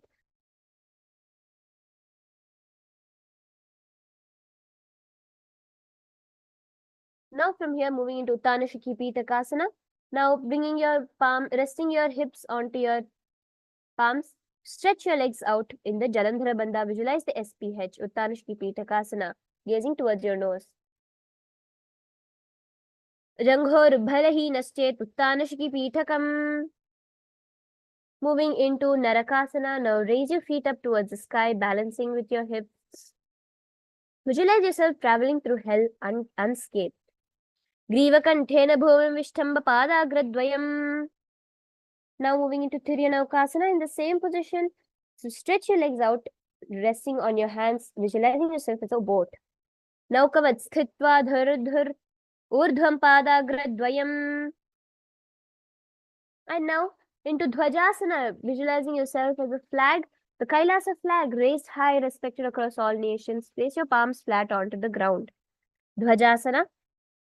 Naukavat Griva Prakurvita Bhumavashtambheshte Kala. Now lay flat onto the ground, relaxing into the final asana, Mritasana.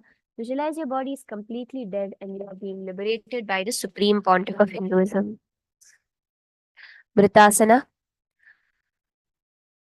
Uttanam Shavad Bhumau Shayanam Tu Shavasanam. Shavasanam Shramaharam Chitta Vishranti.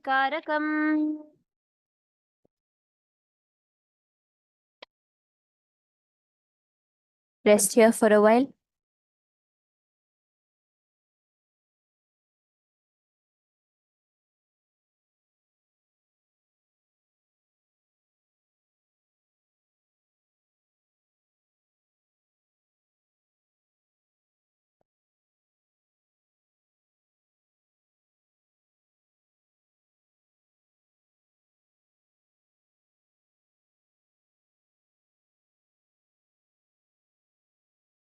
Now, slowly shake your hands and legs, raising your body off the ground. Come into a seated position.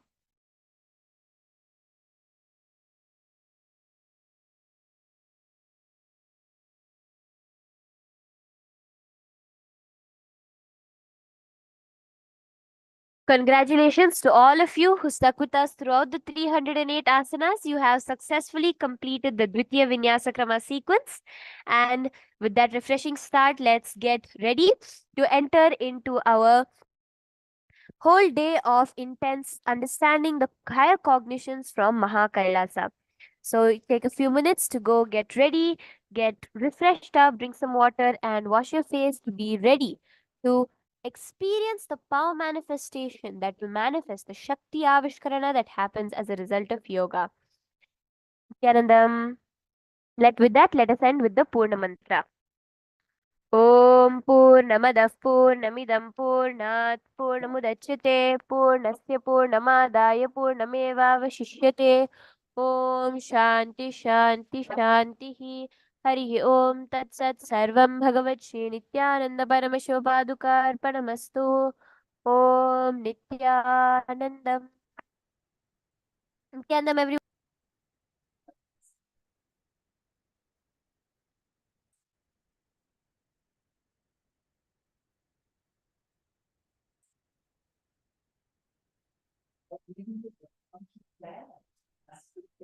Nithyananda, everyone. Welcome to the Paramashivoham Level 1 program. With the blessings of the Supreme Pontiff of Hinduism, Jagat Guru Mahasannidhanam, His Divine Holiness, Bhagwan Nithyananda Paramashivan's blessings. Let's start our Jnana sessions with the Sadguru Vandanam. Nithyanandam Paramasugadam Kevalam Jnanamurtim Svandvatitam Gagana Sadrusham Tattvamasyadilaksham Ekam Nityam Vimalamachalam Sarvadi Sakshi Bhutam Bhavatitam Trigunarahitam Sadgurum Tam Namami. Nithyanandam, everyone. Today, we are going to learn about Bhakti Spurana, about the devotion. Bhakti is devotion.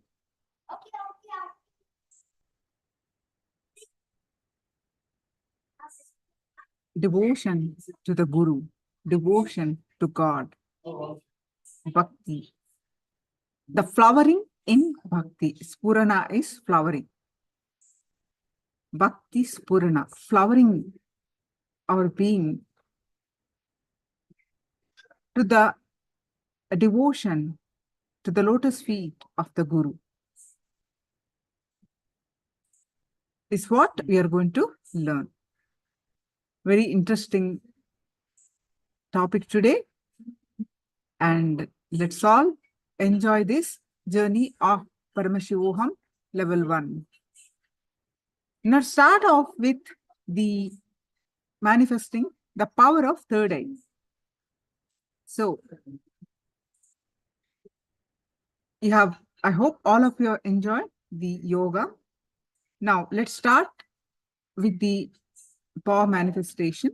Please go ahead and share your powerful cognitions from Living Enlightenment book. Master Srina, Nithyanandam, Kalivang, Brian, all of you please come in front of camera. Krishna is already in. Yes. Let's start manifesting the power of third eye.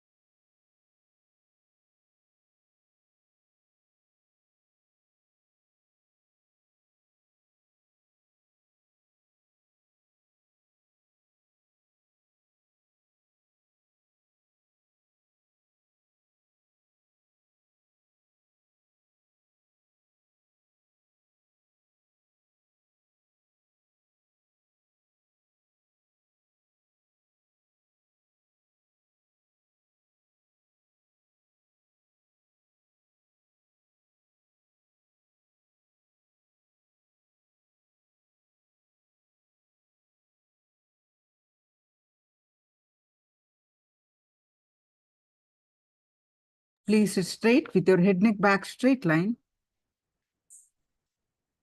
Any thoughts that are coming, let it come, let it go. Bring your awareness to your third eye. Fill your inner space with Swamiji's form. Bring your attention back to your third eye again and again. And start chanting the Mahavakya. Om Nithyananda Paramashivoham. Start chanting the Mahavakya and experience the space of oneness.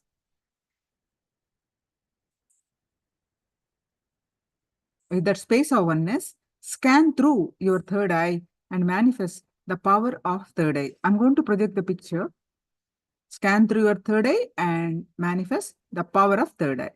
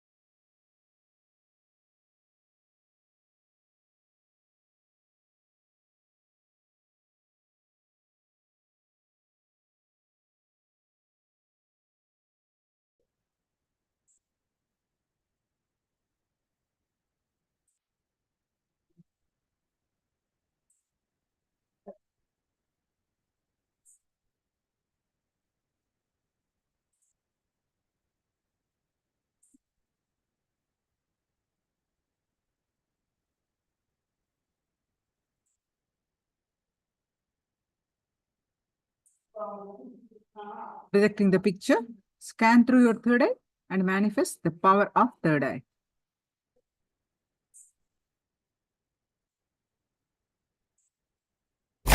Om Nithyananda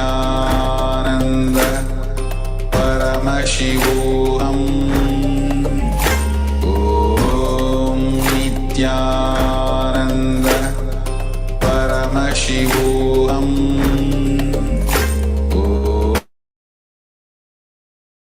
Om Paramashivoham.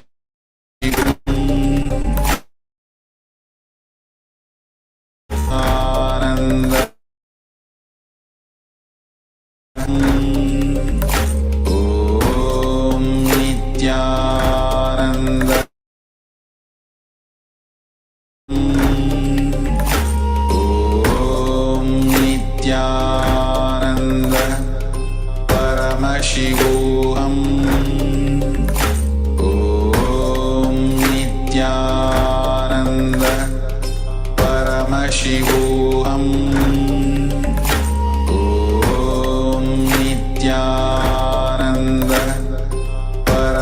Paramashivoham. Om Nithyananda. Paramashivoham. Om Nithyananda. Paramashivoham. Om Nithyananda. Paramashivoham.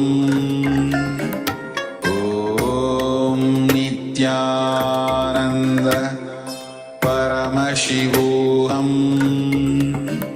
Om Nithyananda. Paramashivoham. Om Nithyananda. Paramashivoham. Om Nithyananda. Paramashivoham. Om Nithyananda. Paramashivoham. Om Nithyananda. Paramashivoham. Om Nithyananda. Paramashivoham. Om Nithyananda. Paramashivoham. Om Nithyananda. Paramashivoham. Om Nithyananda. Paramashivoham. Om Nithyananda. Paramashivoham. Om Nithyananda. Paramashivoham. Om Nithyananda. Paramashivoham. Om Nithyananda. Paramashivoham. Om Nithyananda.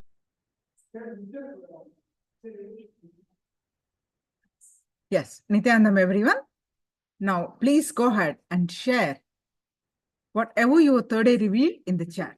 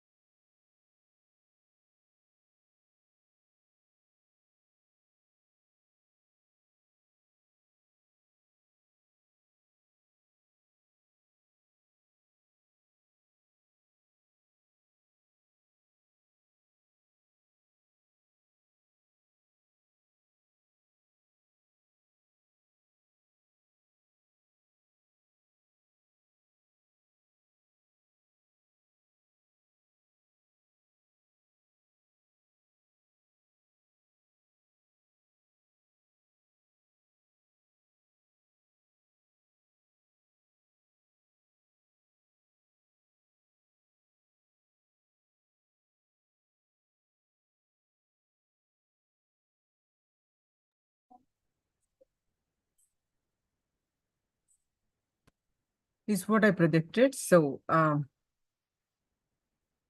water, undulation or water. Okay.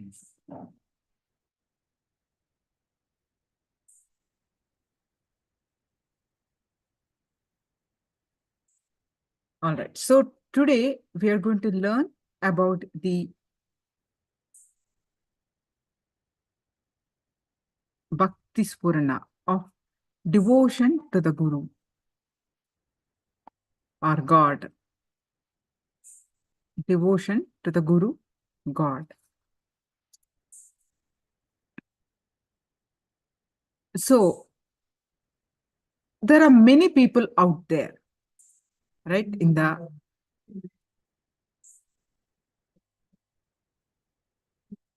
For majority of the people, they do not understand why a guru, isn't it? Why to follow a guru? Why a guru? So let's understand why guru, what is guru first. If we understand, then the devotion automatically happens. Why guru? With the blessings of the Supreme Pontiff of Hinduism, Jagat Guru Mahasannidhanam, His Divine Holiness, Bhagwan Nithyananda Paramashivoham's blessings, let's understand why Guru. The Guru Tattva. What Brahma writes with his hand. Brahma is a creator of the universe. Who is Brahma? Is the creator of the universe, creator of all of us, basically.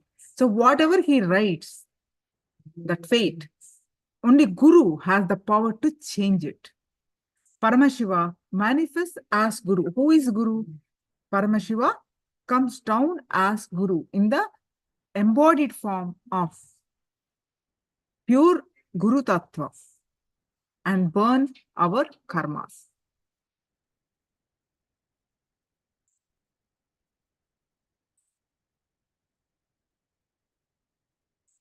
Anything can be missed for the sake of Guru. You will have Guru and what you missed for the sake of Guru.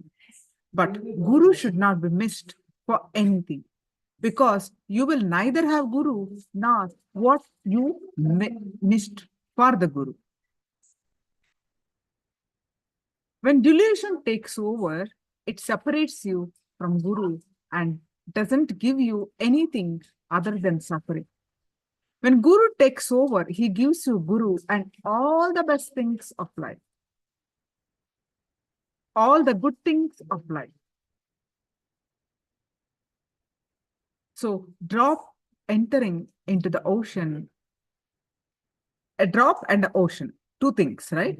A single drop entering into the ocean is enlightenment. Ocean entering into the drop is Guru. Out of compassion, the cosmos, the Paramashiva, comes in the form of the drop as Guru. So, in every dimension, Guru is far more precious and important than enlightenment itself, even though both are one and the same.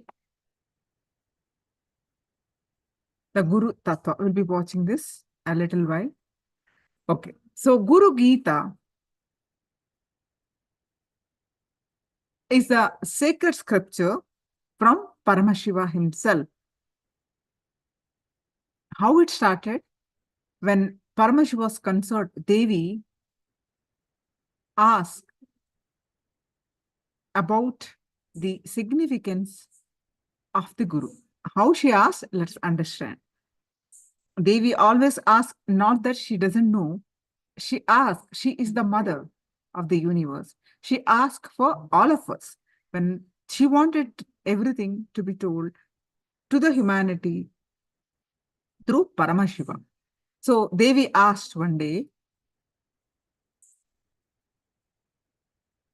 Om salutations to O God, O Lord of gods, O higher than the highest, O teacher of the universe, O benevolent one, O great God, initiate me into the knowledge of the Guru.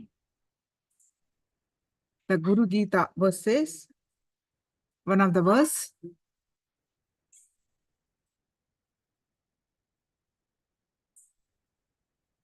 verse 4 and 5. Paramashiva speaks to Devi, O goddess, you are my very self. Out of love for you, I will tell you this. No one has ever asked this question before, which is a boon to all mankind. This knowledge is difficult to obtain in the three worlds. Listen to it. I will reveal it to you. Brahman is other than the Guru. O benevolent one, this is the truth. This is the truth. Brahman is consciousness. Brahman is nothing other than the Guru. The consciousness coming into the form is Guru.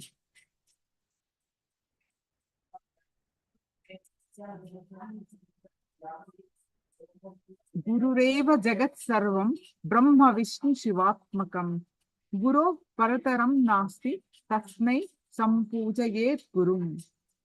This entire universe and the Trinity are Guru.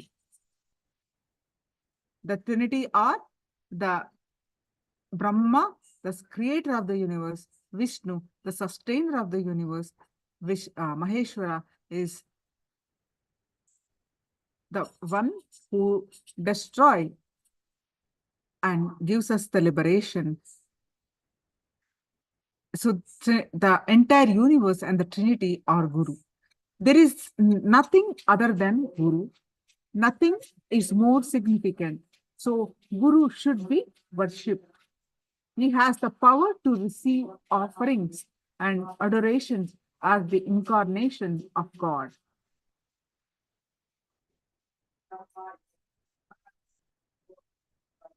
Jnanamulam Guru Murtihi, Pujamulam Guru Padam, Mantramulam Guru Vachyam, Mokshamulam Guru Krupaha. Meaning, the form of the Guru is the base of meditation. The feet of the Guru form the base of worship. The word of Guru is the base of mantra. The grace of the Guru is the base of liberation.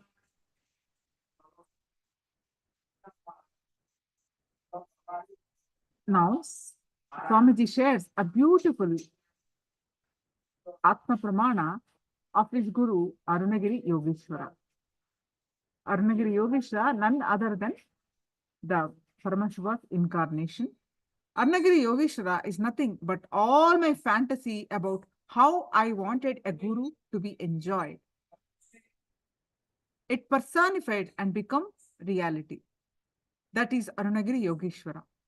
In what best way the Guru should be enjoyed? That personification is Arunagiri Yogeshwara. When you are in love with a master, with the master, all the miracles which you expect to happen by God happens in the presence of the master. When the love is lost, the same miracles does not happen. Not that master loses the enlightenment, but you loses the ability to connect with his enlightenment. How Padmapada listens to Adi Shankaracharya and just walks on water to reach him. So there is a beautiful story where the Padmapada is one of the disciples. We'll be learning about this story much more detail, but I'll just give you a brief now. All other disciples are learning from Shankaracharya so much, and all the scriptures, and they are by hearting, they're repeating. Whereas the Padmapada, his name was something else before, and he just serves the Guru. He just washes the Guru's clothes and he serves Guru. He just works at Guru's feet. He doesn't bother about learning the scriptures, attend the sessions, not attending sessions properly, but he continuously works. Then all other disciples make fun of him, belittle him. What for you are here? You're not even learning anything. You simply all the time work. All this heard by Shankara. And Padmapada, there is a river where Padmapada, on the all opposite shower, the Padmapada was working one day, is washing the Guru's clothes. And Shankaracharya called one time, come here. Then Padmapada, without a second delay, he did not even care that there is a river, he needs to, call a boatman, nothing. He just started walking onto the river because Guru called. Then the story said that with his connection with the Guru Bhakti, wherever he put his feet, there is a lotus appeared and he easily walked on the lotuses. Padma Pada. Padma is the lotus. Pada is feet. So that's why he was named Padma Pada by Shankaracharya. So his connection with the Guru is so much that lotuses appear he was able to walk on the water. So that is the relationship with the Guru. He implemented Guru's teaching experientially, whereas others are still learning intellectually.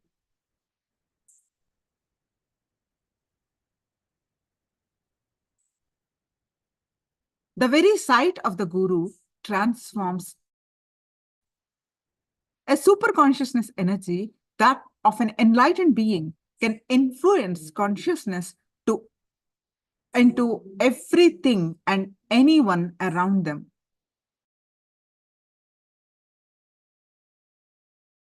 Any meditation technique, just by remaining open towards the master, experiences highest states of bliss just by darshan of the avatar. The hardware of his brain changes effortlessly to altered states of consciousness.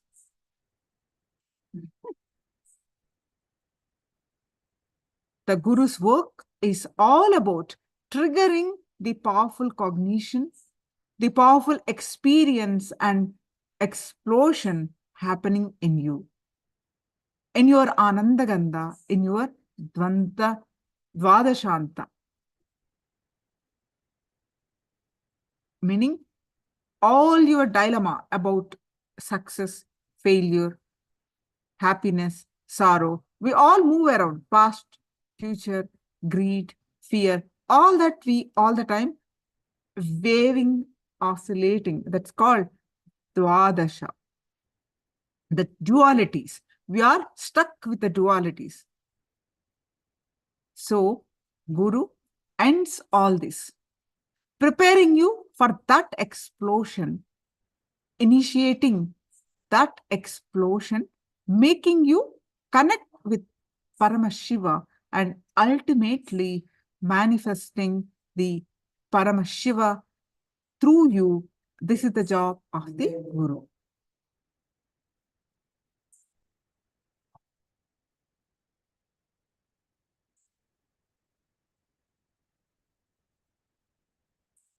Ajnanatimirandasya jnananjanashalakaya chakshurunmilitam yena tasmai Shri Gurave Namaha. This is one of the Guru Gita verse, which we do worship this, the puja every day with this one of this verse. Worshipping Guru liberates you from the wrong cognitions and ideas you have in your life. The true translation of that verse is salutations to the Guru who removes the darkness of ignorance from our blind eyes, and by applying the Jnananjana is the collyrium of light of knowledge, by whom our inner eyes are opened. Salutation to that Guru. He destroys the confusion and unfulfillment in your life and gives you the clarity about the true purpose of your life.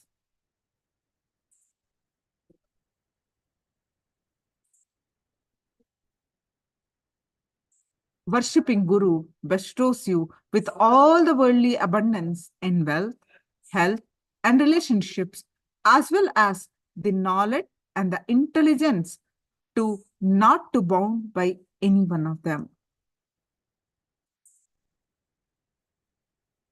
अनेक जन्म संप्राप्त कर्म बंध विदाहिने आत्मज्ञान प्रदानेन तस्मै श्री गुरवे नमः. Salutations to the Guru who burns away the fuel of karma, results of works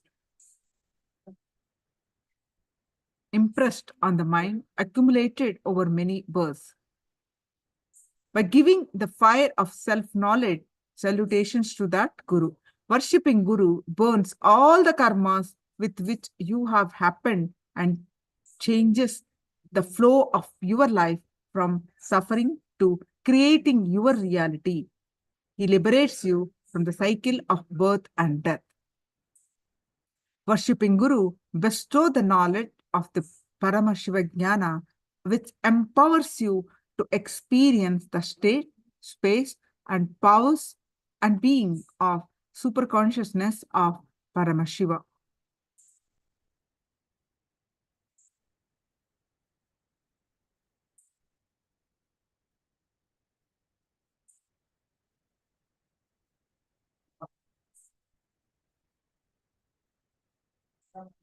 There's another beautiful verse from the Guru Gita.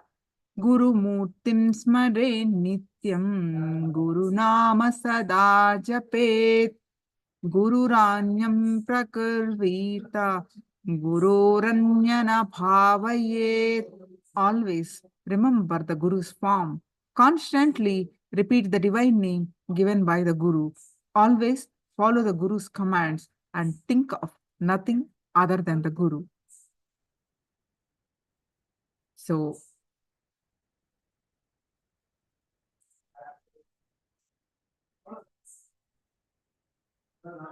what is your understanding of why Guru?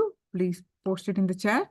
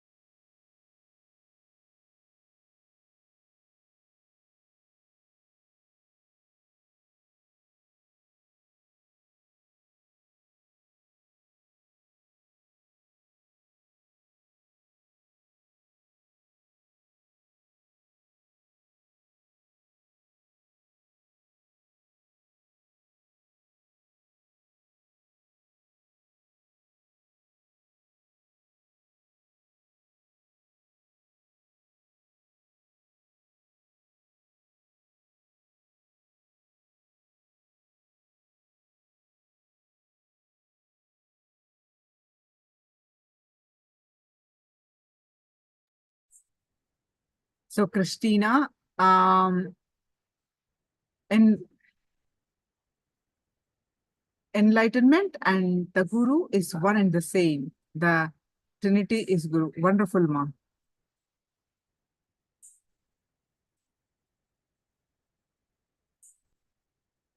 And we are going to learn so many powerful cognitions, understanding about Guru-disciple relationship to flower our being into devotion to the Guru. In Sanskrit, we call Bhakti Spurana. Spurana is flowering. Flowering our being to the devotion to the Guru is today's topic, Bhakti Spurana. If we have the Guru's grace, we have everything in our life. So let's dwell into the Bhakti Spurana of the Guru. Let's understand more about Guru-disciple relationship. Our next Acharya is here, going to lead us to many interesting topics as revealed by Swamiji about Guru-disciple relationship.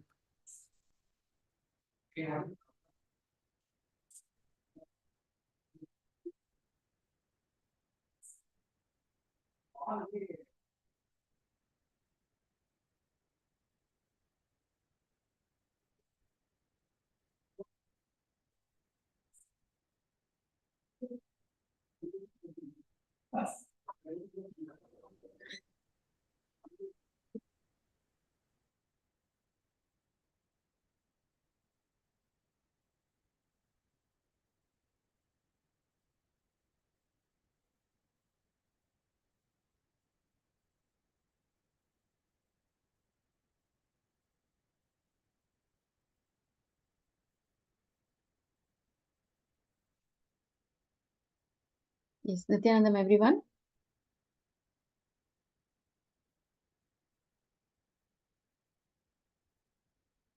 Nithyanandam.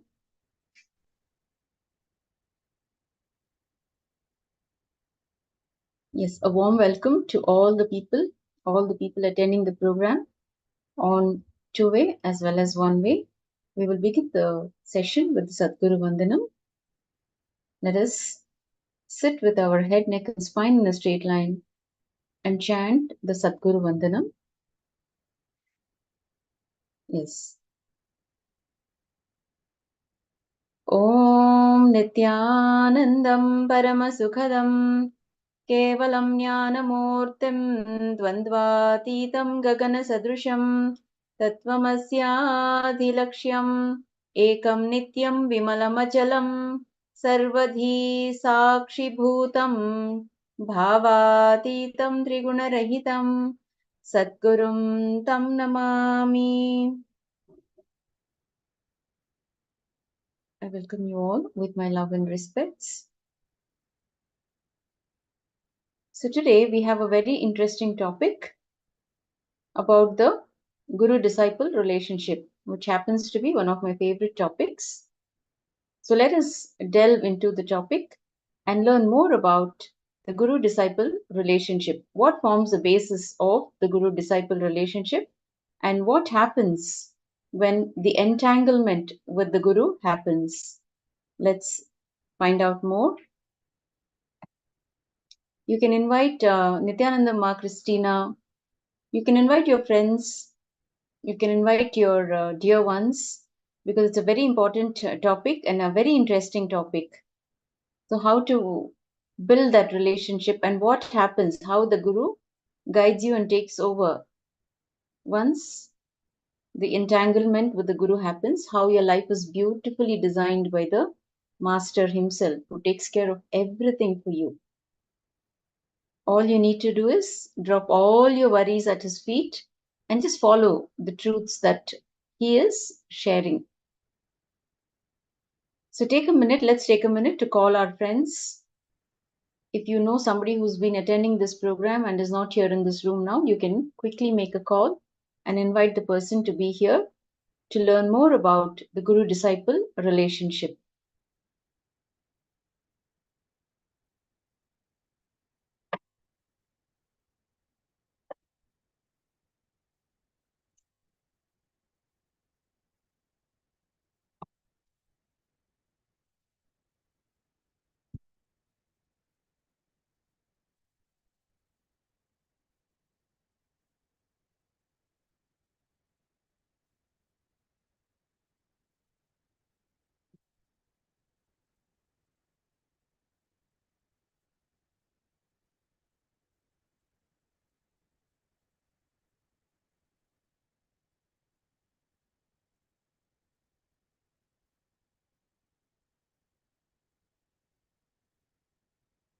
Okay, I see many people logging in.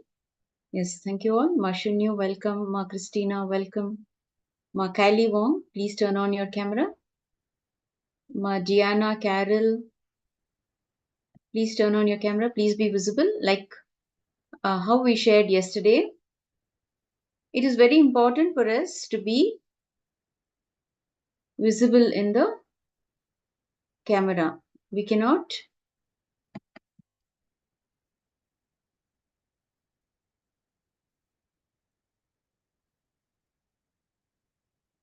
That's okay, ma. That's absolutely fine. If you don't have friends, we will make friends. Okay, you will see. This is a big, huge family. Once you come to Swamiji, the whole Sangha becomes your family. Okay, so you have a whole lot of friends here. Don't worry. And Swamiji is your best friend. Okay? Yes. Ma Parameshwari is here with me too. Marcel, Ma Christina. Okay, ma.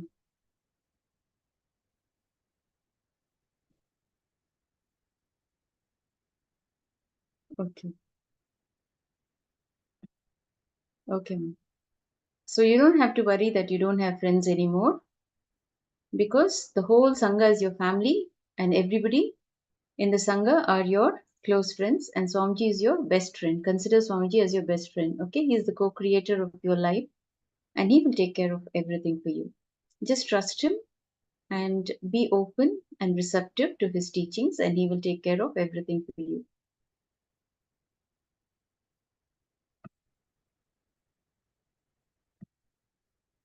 So the first segment we will be learning about the physics of guru-disciple relationship.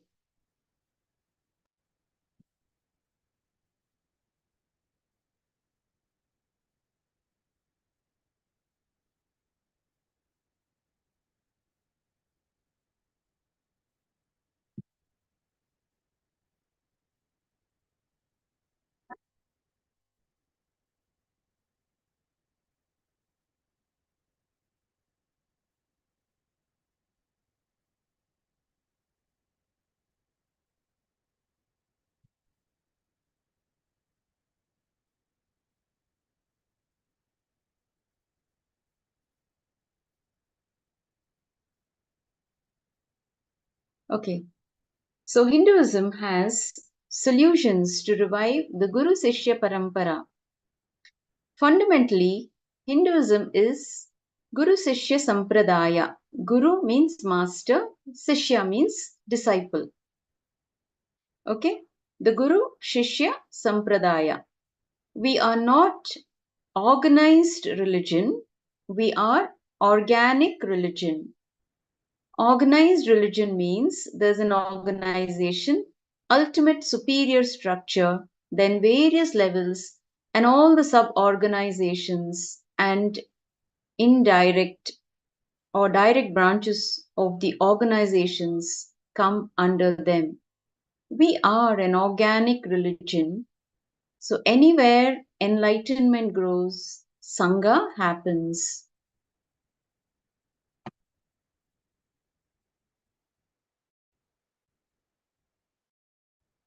So you can see the initiative of the Supreme Pontiff of Hinduism for more than making the KAILASA.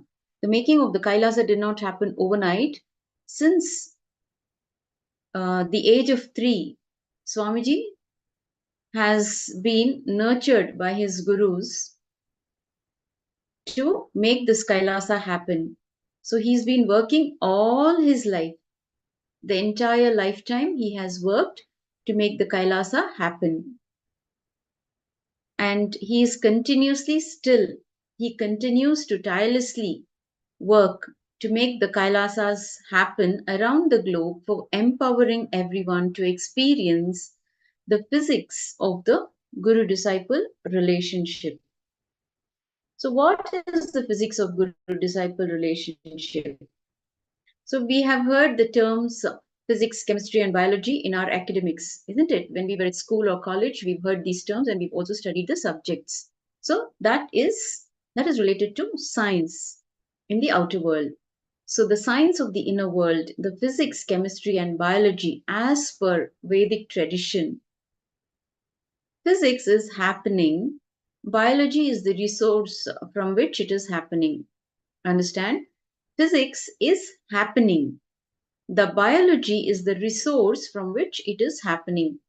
Chemistry is the action or reaction which is responsible for this happening. Physics means you are manifesting a power. The power is manifesting. That is physics. Biology means the resource, the consciousness from which you manifest the powerful cognition. Physics means you are manifesting a power. The power is manifesting, that is physics. Biology means the resource, the consciousness from which you manifest the powerful cognition. That resource is biology. That is you.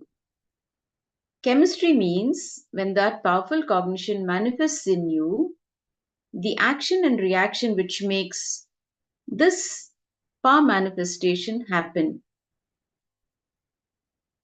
The biology is you, your consciousness. Chemistry means when that powerful cognition manifests in you, the action and reaction which makes this power manifestation to happen. Chemistry is the bridge between biology and physics. Please understand, chemistry is the bridge between the biology and physics. What is the physics of the guru-disciple relationship? Vatavarana, the ambience, which is required for any excellence. If you want to become a doctor, you need to go to a medical college or a hospital. If you want to become a lawyer, you have to go to law college and court. The physics of guru-disciple relationship is living with the master, living around the master. All other answers are compromise. You are compromising with all the other answers. It's nothing but just a compromise. The physics of guru-disciple relationship is straight, just living with him. Understand? Living with him, that way word makes a whole lot of difference. There is only one thing on planet Earth which starts but never ends. That is living with the Guru. It can only start and it never ends, because even after enlightenment, you are going to be just with the Guru or be with the Guru.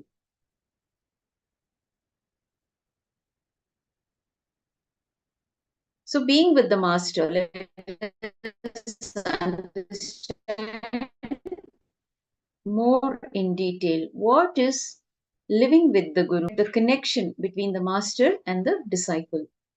The feeling connection with the Guru is the subtlest and the best gift that can ever happen to human beings.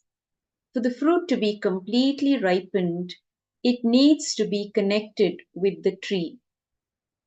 For the child to grow completely, it needs to be connected with the mother through the umbilical cord. For anything to blossom or bloom, it needs a connection with the highest possibility which it should become. Vitarka, the feeling connection with the Guru, the ultimate gift which happens to human body who has grown at least to a certain level in the subtle understanding. Only they smell even the presence of the Guru. Only they have the courage to even enter into the great feeling connection, because the feeling connection with the Guru will just make you as an enlightened being. There are a lot of things with which your ignorance survives, a lot of things with which your mind thrives, a lot of things on which your suffering is built will be taken away from you just by being in this relationship. Having that feeling connection with the Guru is going to take away all the suffering from you. So the first step of the physics of the guru-disciple relationship is deciding to live with him, eat his food, live in his breathing space.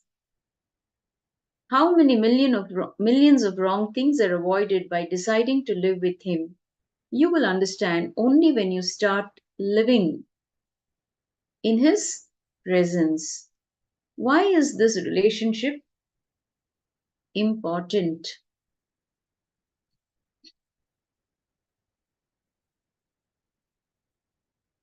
The physics of the guru disciple relationship is very important, and if you're serious about power manifestation and enlightenment.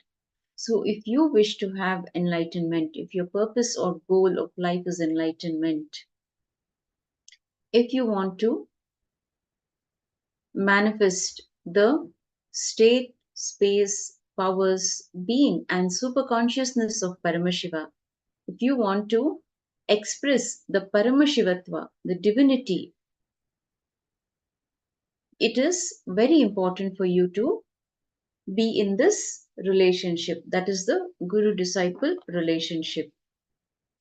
So once you are really serious and you cognize, it is very rare you get a human body, and when you cognize that it is very rare that Paramashiva also assumes human body, if you cognize that it is very rare, both the happening and matching in right time, and when you cognize this is not the chance to be missed, I have to manifest powers and I have to become Sakshi Pramana for Shastra Pramana and Apta Pramana, because Atma Pramana is available. Atma Pramana is the very own experiences of Swamiji, his very own expressions is the Atma Pramana.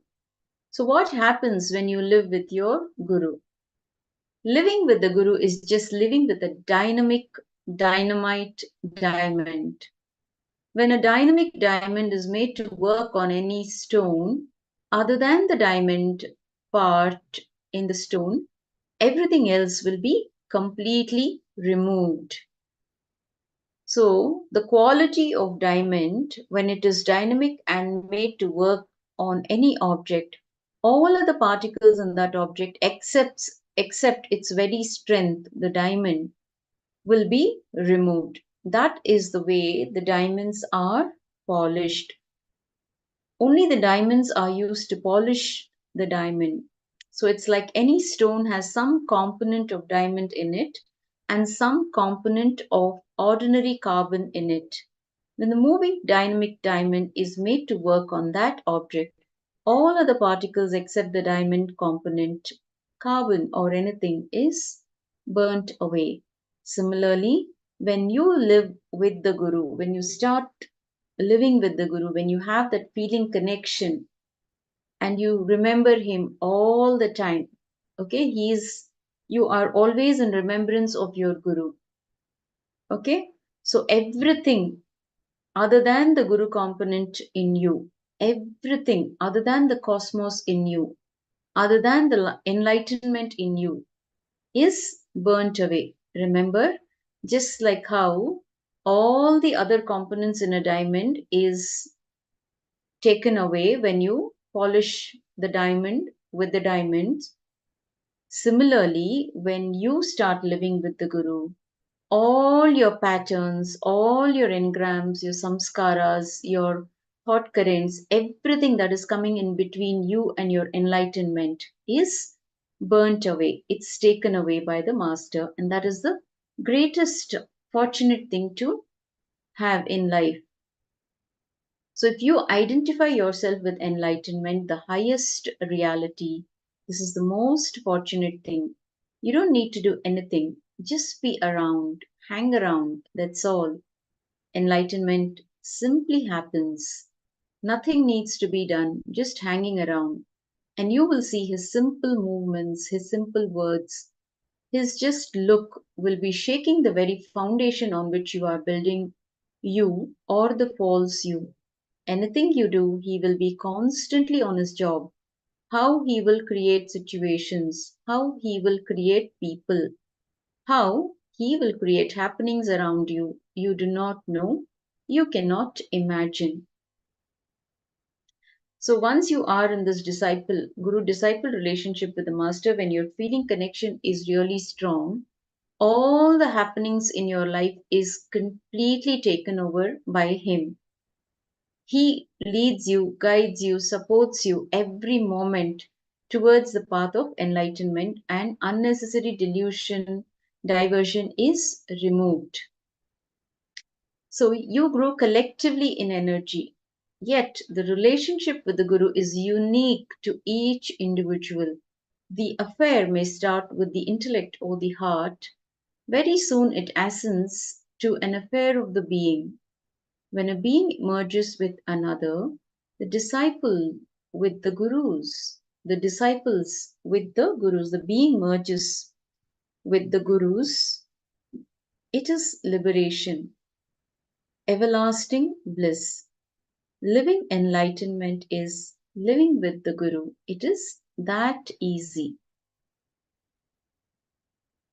So, being around the Guru, living with the Guru is the most fortunate thing on planet Earth, because Guru is the ultimate happening on planet Earth.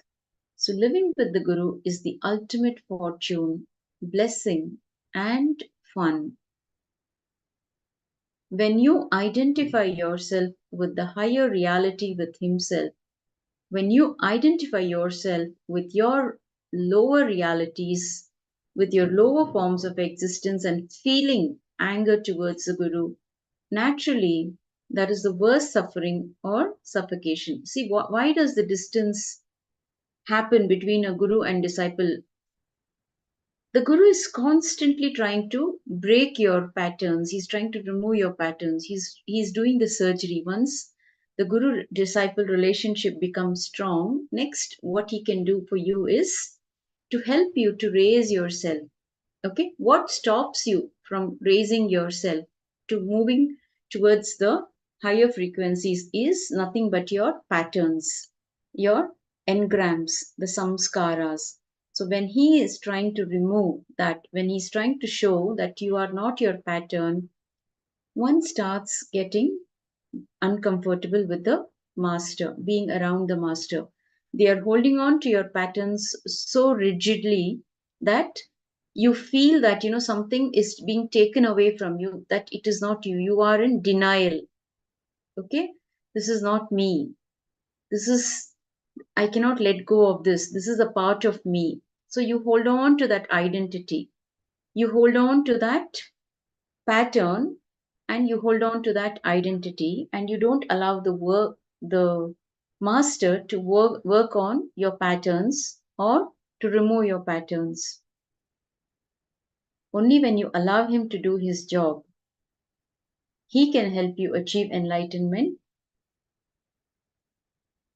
So getting angry with the Guru is nothing but falling into a dark ditch and suffering all your lives. So, whatever is happening in your life, look inwards rather than projecting it on the master. Look inwards and see what is the master trying to do to you. How is he conducting that surgery? Which part of you? Where is the tumor sitting inside you? And where is the surgery happening? Okay? He's only helping you by cutting the tumor and removing the tumor. But when you hold on to your patterns and do not let go of your identity, that is when the rift or the gap develops between the master and the disciple. There is only one thing on planet Earth which starts but never ends, and that is living with the Guru. It can only start, but it never ends, because even after enlightenment, you are going to be just with the Guru, or become the Guru. So, one thing all of us need to understand is our logic can never grasp the Guru. Swamiji always tells, never try to frame me. Okay? We cannot frame or judge him. We cannot tell him, okay, this is this is the master's quality, and this, so many things. We have so many statements to make. Initially, everything looks very rosy, very nice. But as you get closer to him, you see that you start seeing the actual reality, where you are, where you are stuck. What are your patterns? He shows you to yourself. The master shows you to yourself. But instead of accepting that what one tends to do is they start denying. When the master is showing you the mirror and making you see what you need to see, rather than accepting it and working on that part, what usually happens is denial of that reality, which leads one astray, which makes one move away from the master. Okay? That anger, that can only lead to one's suffering. So understand, your logic can never grasp the Guru, because he's like a vast ocean. So somebody once asked the enlightened Guru Nisargadatta Maharaj, Bhagavan, you say enlightened beings do not have karma. Then how are you moving your body? You cannot even move your body without having some karma. Understand? You need to have some karma, only then you can even move your hand, or you can talk or perform any action. Nisargadatta Maharaj said, I am not doing anything. The disciple said, no, you don't understand my question. How are you even talking to me? Even that is an action. How are you talking to me if there is no karma? Bhagavan said, I am not misunderstanding. You are misunderstanding. Again, I'm telling you, I'm not talking to you. Now the disciple was really confused because he is talking and saying, I'm not talking. The disciple asked, Bhagavan, please explain that. Maharaj says beautifully, understand, because there is a movement in you, you think there is a movement in me. You can never understand that talking can happen without any movement in the inner space.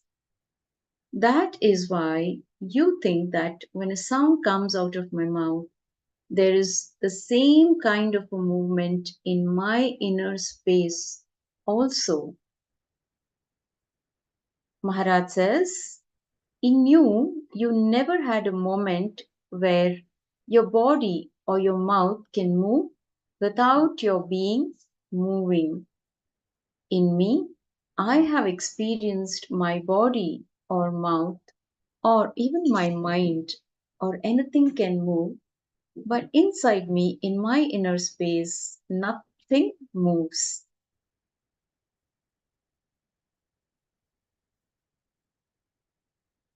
So, that's a very beautiful understanding given by Nisargadatta Maharaj. Now, what takes you away from the Guru? Let us see what can take away one from the Guru. The problem is ignorance. Ignorance can make one to move away from the Guru. To lose the master in one's life is the ultimate suffering that one can bring upon themselves. The master never lets go of anyone. He never lets you down in any way. He accepts you the way you are. It is only your logic, your mind, your thinking, the way you think that can take you away from the master. So, first of all, it is ignorance. It is the ignorance. It is such that it will constantly try to retain itself and it will try to have a hold over you. Now, constantly trying its best to move you out of the Guru, feeling connection with the Guru in all possible ways. The worst Maya. It is called Mara and Devil, which is losing the feeling connection with the Guru. So always your prayer has to be, whenever you pray, always pray to the Master. Please hold on to me. Even if I let go of you, please do not let go of me. First of all, you should not even be thinking about letting go of the Guru, because Guru happening in your life itself is such a great thing. Okay, understand. If the master has happened in your life, it is only because of your seeking. And you have been seeking for a long time, for many births. You have been seeking, and finally the Guru has appeared in this birth. So never let go of the master. Whenever you feel there is something, you have some incompletion, you're not feeling okay, you're suffering, there is some kind of silent suffering within you that is happening. If you think the master has not done anything for you, understand it is just your logic, it is just your mind which is showing you all these things. But in actuality, the Guru does so much for you that it is not visible to the naked eye. You have to experience whatever he's doing for you from your being. So when you sit in silence and look around, you will see the master is actually has taken over, and is everything is set, like how a stage is set. Everything is set, has been set up for you. The kind of people you meet in your life, the kind of situations you encounter, everything is beautifully being designed by him, and with the only objective of giving you that ultimate, which is enlightenment. So whatever you don't need in your life will be taken away, and when he's performing the surgery, it will be very painful. And Swamiji always says, the moment I start conducting the surgery, people run away from the surgery table, from the operating table. They don't want the surgery to be performed. So he is directly working on all your patterns. So allow him to work on your pattern, and allow the master to do his job, and he does a beautiful job. If you allow him to do his job, he can do a wonderful job for you. He has no vested interest. Understand, he has no vested interest in you. All he wants is for you to get enlightened, and it is just his compassion. He is very compassionate. Even if things are not working for you, if you feel that things are not working for you, when you look around, when you really open your eyes and see what exactly is happening, you will see that it is only his compassion that is making everything happen for you in your life. So, wherever you feel that things are not going right for you, surrender to the master. Just pray to the master. I'm going through a lot of pain. I'm not able to tolerate this pain. Swamiji, please do something. Remove this pain. Okay, if you're really sincere, you will see that the pain is being removed. It will not exist anymore. You can start talking to the master. Have an Atma Murti and start connecting with the Atma Murti. Start talking to the Atma Murti. And believe me, Atmamurti responds. It is like having the Divya Sharira of Swamiji in your homes. So Ramakrishna says very beautifully, whenever someone abuses your Guru in front of you, Ramakrishna, who was a great incarnation and who always who radiated compassion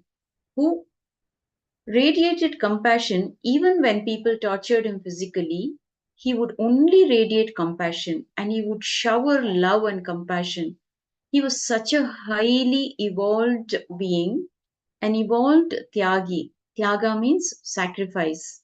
The one who sacrifices everything is a Tyagi. Even when he was asked about what to do when people abuse your Guru, he is so strong in his words. He says, just cut his tongue.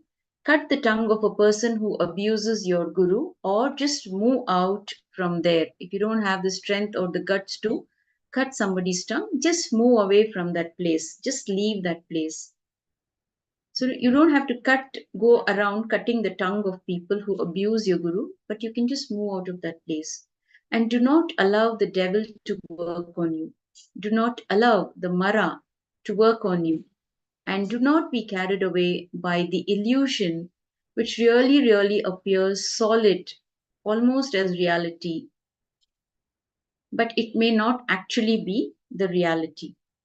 So losing connection with the Guru is it's a very big loss and a very big miss. So do not allow it to happen in your life. Do not allow it to happen to you in your life. The Guru disciple relationship is the most precious relationship that one can have. So ensure that you sustain this relationship. And how can it be done? It can only be done by praying, by your prayer. So powerful cognitions on Guru disciple relationship in the Supreme Pontiff of Hinduism's own words. Understand, this is the first law. All books, all DVDs, when I say all, capital ALL, including mine. Books, cassettes, DVDs, everything can create inspiration in you, but it cannot give you the experience. Experience can be transmitted. It's like when you see a lamp, when you experience, it is like you experience like a lamp. Only from a burning lamp light you can pick up and catch. Similarly, this experience can only be transmitted by the master. Only from a lamp you can light a lamp. Similarly, the Jivan Mukti, living enlightenment, is transmitted only from a living body to a living body. If that body has to catch Jivan Mukti, it has to catch from the same material or source, which is living enlightenment. If that body made of muscles and the mind, which is made out of thoughts, if it needs to catch living enlightenment, the Jivan Mukti fire, it has to catch it only from another one body, which is living enlightenment of the same frequency. Means like a same flesh and bones, only from that you can catch. So Ramakrishna Paramahamsa or Ramana Maharishi or Maha-Avatar Baba or Osho, they're all still in the cosmic plane.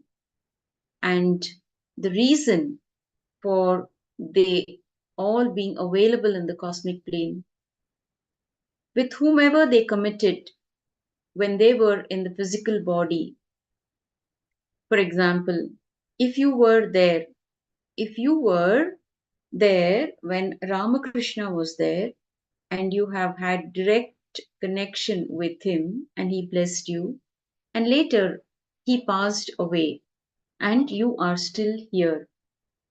So understand, he will continue to be there for you. If your master, it could be any master in your life.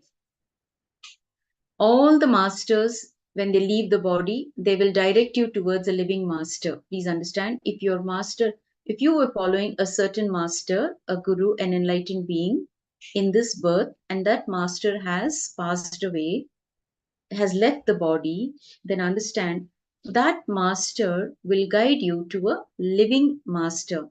So all these masters will be in the cosmic plane to take care of you.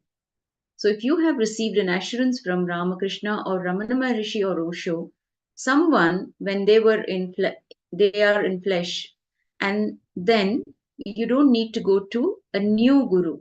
It may not be needed. But even then, usually they will guide you to a living guru, because living around the guru is not only living enlightenment, it's a joy. It's a way of life. And for that reason, they guide.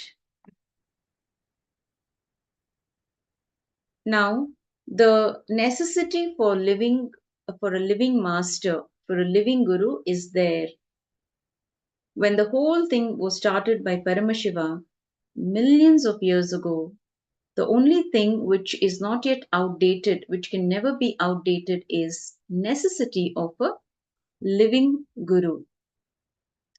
Thousands of things are getting outdated and replaced, but the living guru can never be The necessity can never be outdated or replaced by anything, because when he is radiating through his flesh and bones, only then it can be transmitted to the person who is in flesh and bones, and you just catch it. So, why enlightened ecosystems are important? Let us understand. Why is an enlightened ecosystem so important? Why is Swamiji working tirelessly to make these enlightened ecosystems happen across the globe, not just in one or two places, but across the globe? And why did Paramashiva create Kailasa, the enlightened ecosystem? What is the purpose? So, understand, the life human beings are living on planet Earth is not a complete system. It is evolving, it is a happening, an evolving mechanism. Evolving, it is, system means defined. The life on planet Earth, even the introduction about you to you, from that, introduction about pain, pleasure, good, bad, fear, greed, all the fundamental principles, tattvas you are introduced to, all of them are not a complete system. They are all evolving organisms. Basically, few people who are dedicated for evolving the human consciousness, a few people who are doing research and development and giving continuous conscious breakthroughs should be allowed to do their job without being constantly harassed and interfered by the political and economical structures of the society. That is the purpose why Paramashiva evolved this Adhinam. So, liberating few people from political ideologies of Kshatriyas, economical experiments of Vaishyas, to explore consciousness and give a conscious breakthrough continuously. Okay? That is why these enlightened ecosystems are important.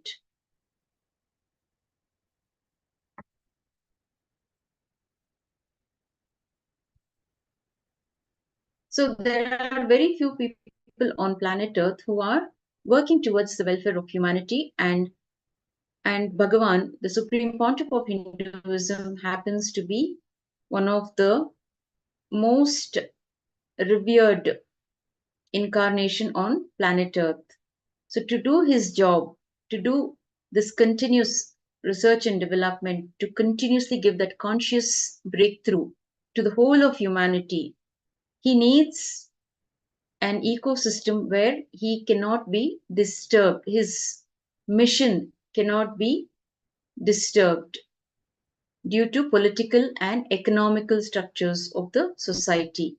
And that is why enlightened ecosystems are important for the masters to work for the welfare of humanity, to liberate the people from political ideologies of Kshatriyas, economical experiments of Vaishyas, and to explore consciousness and give a conscious breakthrough continuously. So that was all about the physics of the guru disciple relationship. In the next segment, we will be looking at the chemistry and biology of the guru disciple relationship. If you have any questions, if you feel like sharing, if you want to share something about the guru disciple relationship, the physics of the guru disciple relationship, if you have questions, you can please type here in the chat box, and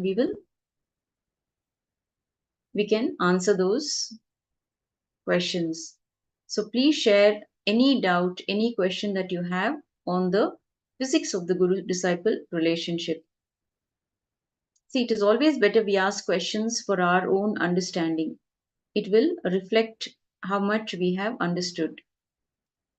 So if you feel that you're not able to follow something, you can always ask a question you can type in the chat box and you can ask So don't stop yourself from asking questions. We can always pause, take a pause and attend to it, and then we can continue.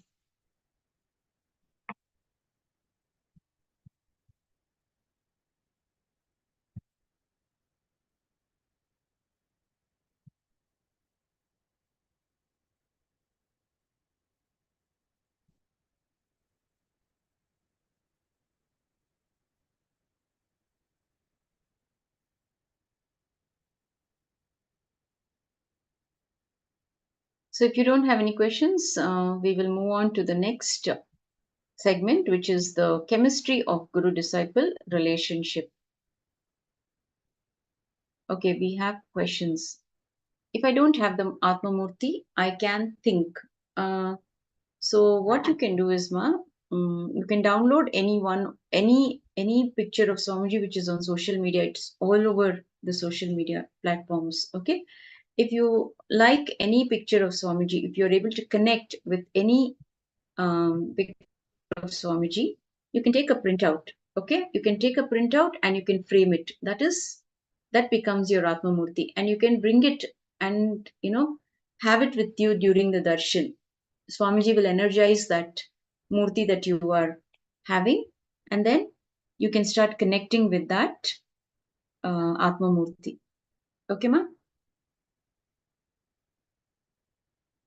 So it's easy to connect with the master when you have his Atma Murti. It is like, the master living with you. You have somebody who's living with you. He will radiate that energy through the Atma Murti. You can feel his energy being radiated from the Atma Murti. Why want no more to ecosystem? Why do we need an enlightened ecosystem? Then only the world can become a better place, ma. When we have ecosystems across the globe, there's so much of positivity that happens, positive vibration. See, right now the world is filled with negativity, negative thoughts, which is attracting all the natural calamities, wars, violence, death, unnatural death. So much of negativity is spread across because people don't have the right kind of teaching. This truth has to reach each and every house. Okay, what the master is teaching, what he wants to give the humanity, each and every person on planet earth should be able to receive that energy. So when we have multiple ecosystems across the globe, we can actually remove this whole negativity can perish if we put in loads and loads of positive vibration, positive energy, positive thinking. So a lot of people should carry the same understanding. They have to live these truths. Okay? There are so many millions, there are millions of people across the globe. This the teachings of the master has to reach each and every corner of the globe. Until and unless it doesn't reach, we will continue to suffer. To remove the suffering for the whole of humanity, he is compassionately reaching out through his ecosystems. In the ecosystem, wherever we have an ecosystem, the lifestyle that has been given to humanity by Paramashiva, which is in the Agamas, the Vedic lifestyle, will be followed. And when multiple, more and more people start living these truths, when they start living the principles, then you can see a difference in the way we think. And then we attract all the right kind of things in our lives. So it is very important to have these ecosystems across the globe. And that is why he's tirelessly working day and night to make it happen.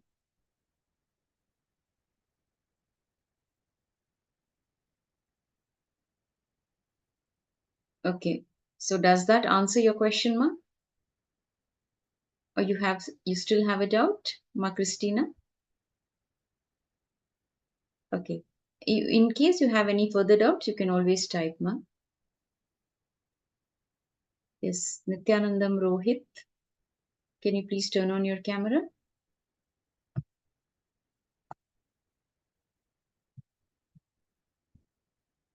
Yes. Please keep your cameras on and please be available for. See, this is an interactive session. You can always ask questions if you're not able to follow what is being taught here. We can share our experiences for better understanding. Okay?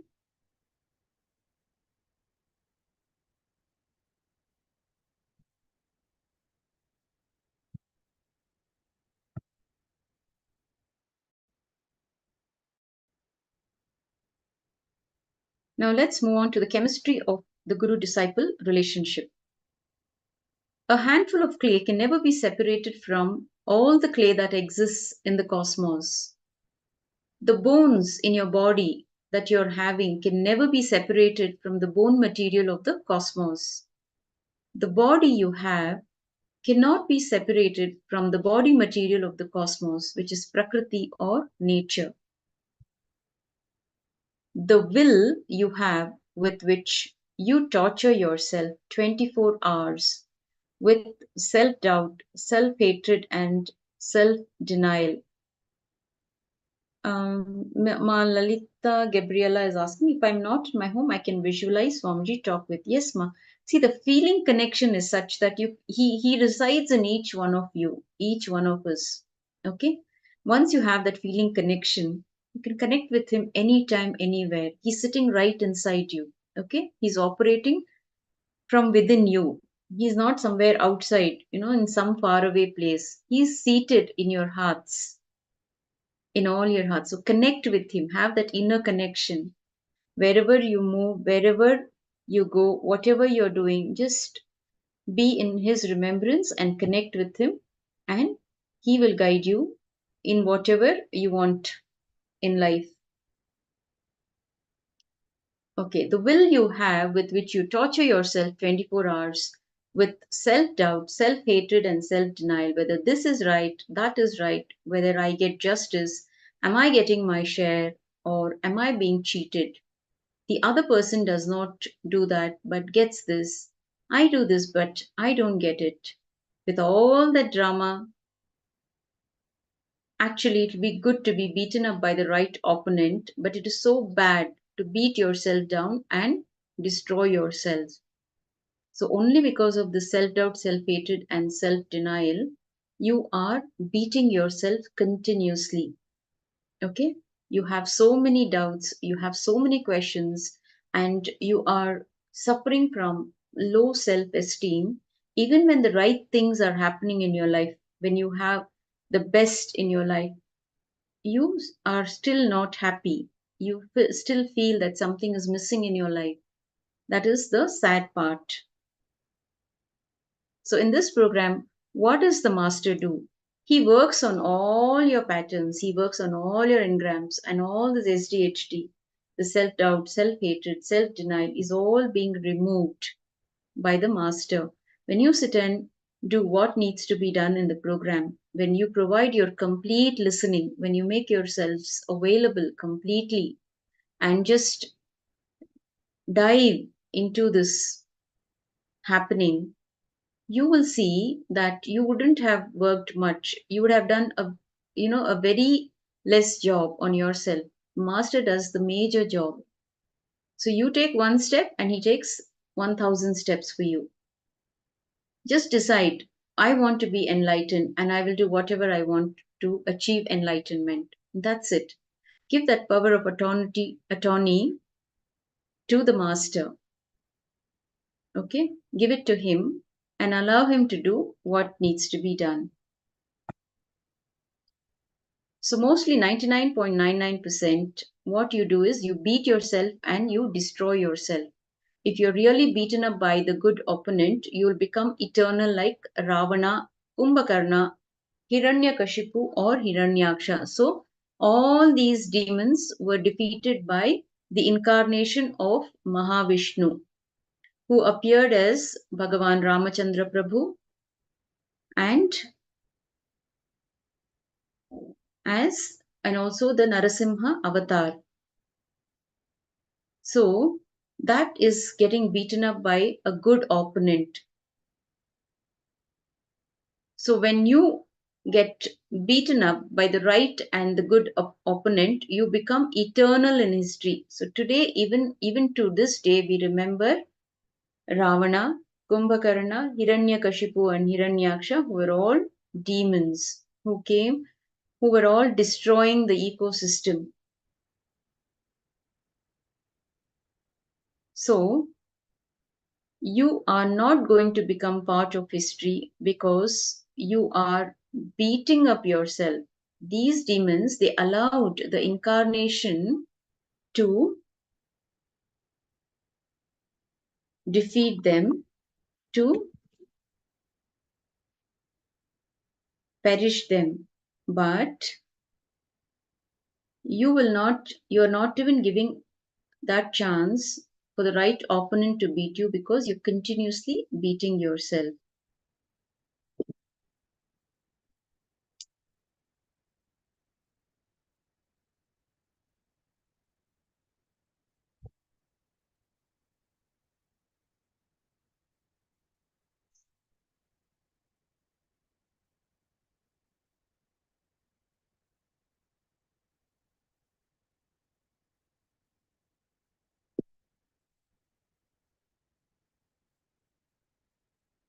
So listen to the truth. Even though you are using your will 24 hours willfully to beat up yourself, it cannot be separated from Paramashiva's will. The identity you feel about you, breathe in, breathe out, that has Mahaparamashiva's individual will. Understand? Remember, his will is only vibrating as your will. It is not a meditation technique, it is a powerful cognition. So, mark this one line. Stop coming to stupid conclusions. Reduce the speed of coming to stupid conclusions. All self-beating conclusions of logic is Vega, and powerful cognitions are Viveka. That is all. The self-beating pattern is the antidote for that is my will, with which I am creating help for myself, cannot be separated from Paramashiva's will. So let me breathe his will into my will. So that is the only antidote for the self-beating pattern. How many of us do this to ourselves? How many of us are continuously beating ourselves? I'm not good enough. I am a failure. I am this. I am that. I'm not, you know, am I really going to achieve enlightenment in this birth? So we have such questions, isn't it? All of us have such doubts within us. And we are constantly beating ourselves with these SDHD pattern. Now, the antidote for that is very simple, that has been shared here by Paramashiva. All you need to do is, my will, with which I am creating hell for myself, cannot be separated from Paramashiva's will. So let me breathe his will into my will, and such grand will in front of his will. This will cannot play a big game. So breathe in and breathe out the individuality of Paramashiva. You will see your will just withers away into his way. It is, and it is not a technique. So the next question is, how can my will be separate from his will? The answer is no, it cannot be separate from his will. Your will and his will are not two separate, but they are one and the same. He is Ekaswarupi. He is the only man alive in the cosmos. Everyone else is Prakriti or matter. He is the only Purusha. Understand, all of us are matter, and he is the only Purusha. He is the only Swayam Prakasha, self-effulgent. Nothing else can be Swayam Prakasha. Nothing else can be independently illumined. Then, if something is alive in me, that is He. Please understand, if there is something alive in you, then it is Him in you, radiating through you. So, don't practice this, but ferociously manifest it. Make this powerful cognition ferociously as a realization in you. That is the chemistry of guru disciple relationship. No self sabotage and no self destruction. So, understand, there is only one thing on planet Earth which starts but it never ends, and that is living with the Guru. It can only start and it can never end, because even after enlightenment, you are going to be with the Guru, or you will be the Guru.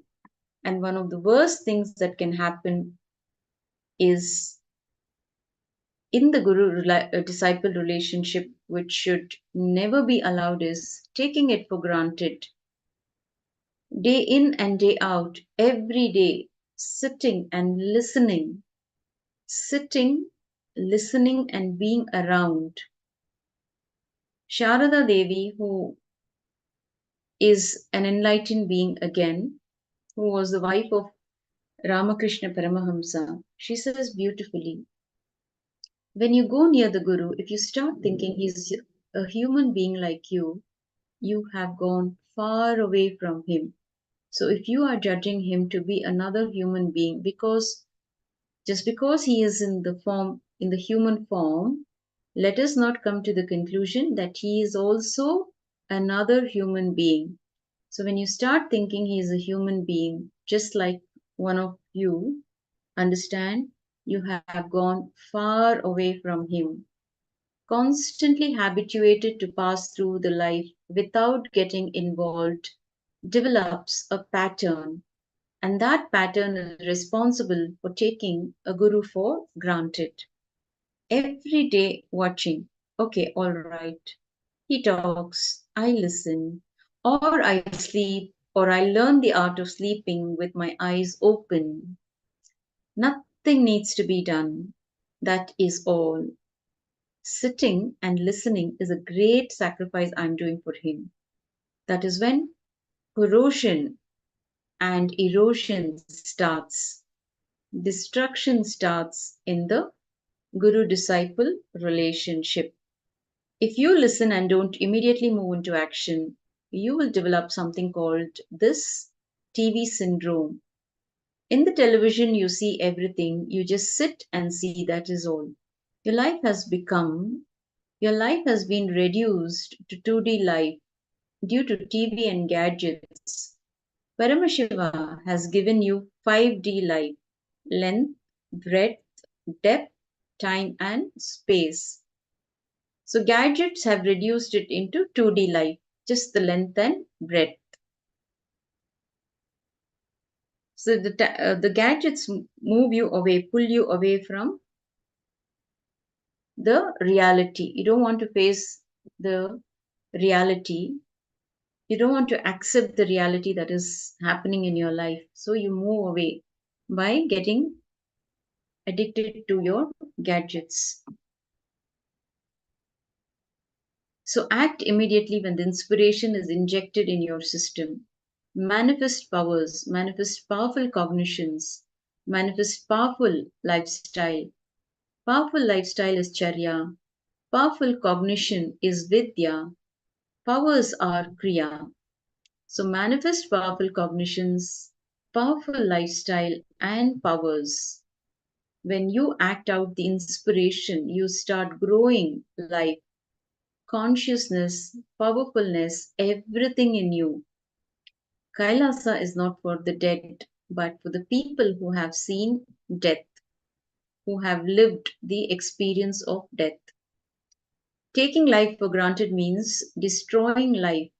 Taking Guru for granted means destroying the Guru disciple relationship. You cannot destroy the Guru. You will lose all that you have. And you will lose not only you will lose the Guru, but you will also lose all that you have. So understand, never take the Guru for granted. If Guru cannot move you, no one on this planet Earth can move you. Understand. If Guru cannot save you, nobody will be able to save you. If you destroy your relationship with your Guru and even go in front of any God, even God cannot protect you. So it is like no one can protect you from Rama Bana other than Rama himself. Bana means arrow. So nobody can protect you from that arrow, from his arrow, other than he himself. By taking Guru for granted, you stop the Guru protecting you, helping you. You stop the Guru acting in your life. The Guru component, understand, If the chemistry is not perfect, physics has no use. So even if you're living around the master, if you're living with him and you don't have the right chemistry, that is the right understanding of the guru, if you're not able to understand what he is doing to you, to your life, to uplift you, to prevent you from falling, to prevent you from destroying yourself or invite suffering upon yourself, if you're not able to understand the way he is working, then living with the master has no use.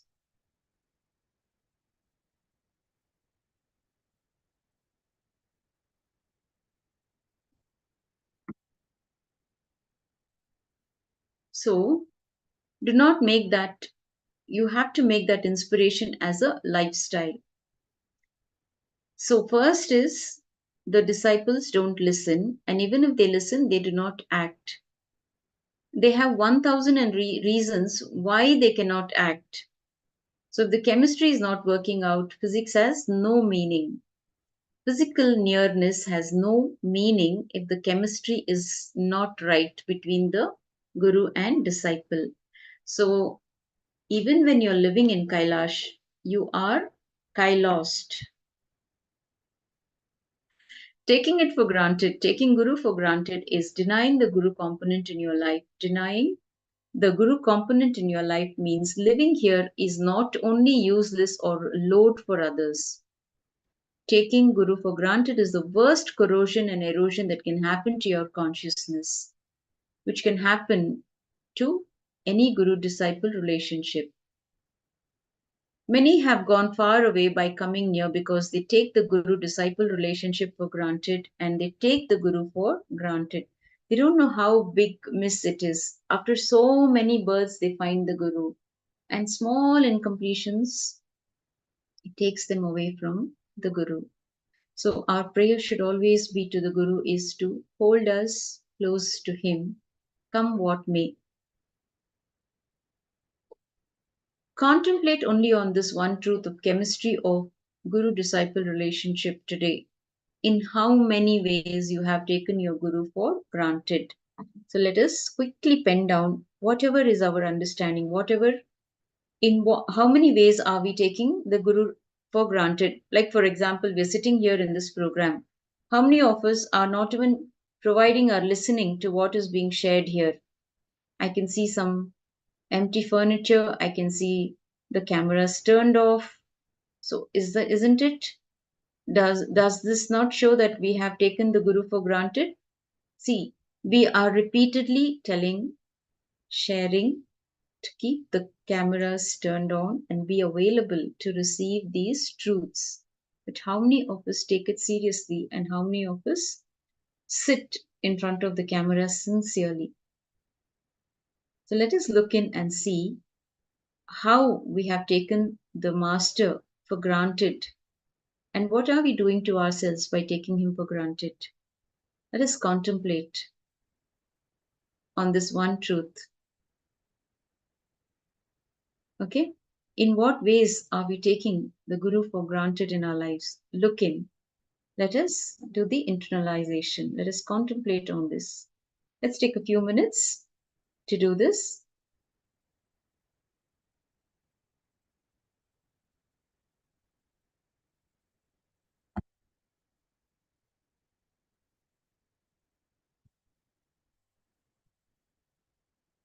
In how many ways, how many places you have taken your Guru for granted? You did not allow the inspiration injected into action. Discover 25 blind spots where inspiration was injected in you by Guru, but you did not act out. Make it into action or reality. For example, it can be as simple as doing the Nirahara or morning yoga. It can be anything, any inspiration that was injected, but it was not acted out. So pen down at least 25 things where inspiration was injected, but you did not act it out. You did not convert it into action. So that 25 points is the poison which is destroying your guru relationship, guru disciple relationship. stopping oneness happening in you and stopping the power manifestation happening in you. So pen down at least 25 points.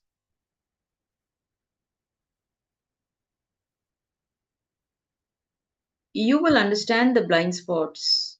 Only when you write it, when you pen down, you will understand your blind spot, and then we can repair it and move to the biology of guru disciple relationship. Unless the chemistry is not sorted out, you cannot experience the biology. You cannot have the biology of the guru disciple relationship. Understand the initial excitement you get seeing the master can become a matured guru disciple relationship only if you act out on all the inspiration injected in you. All the inspiration injected in you, if you start acting out continuously with your authenticity, only then it becomes guru disciple relationship.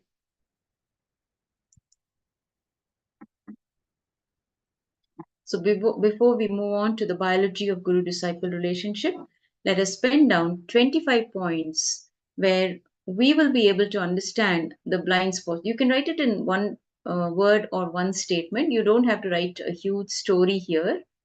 Whichever areas you received inspiration but you did not act, you can pen down quickly.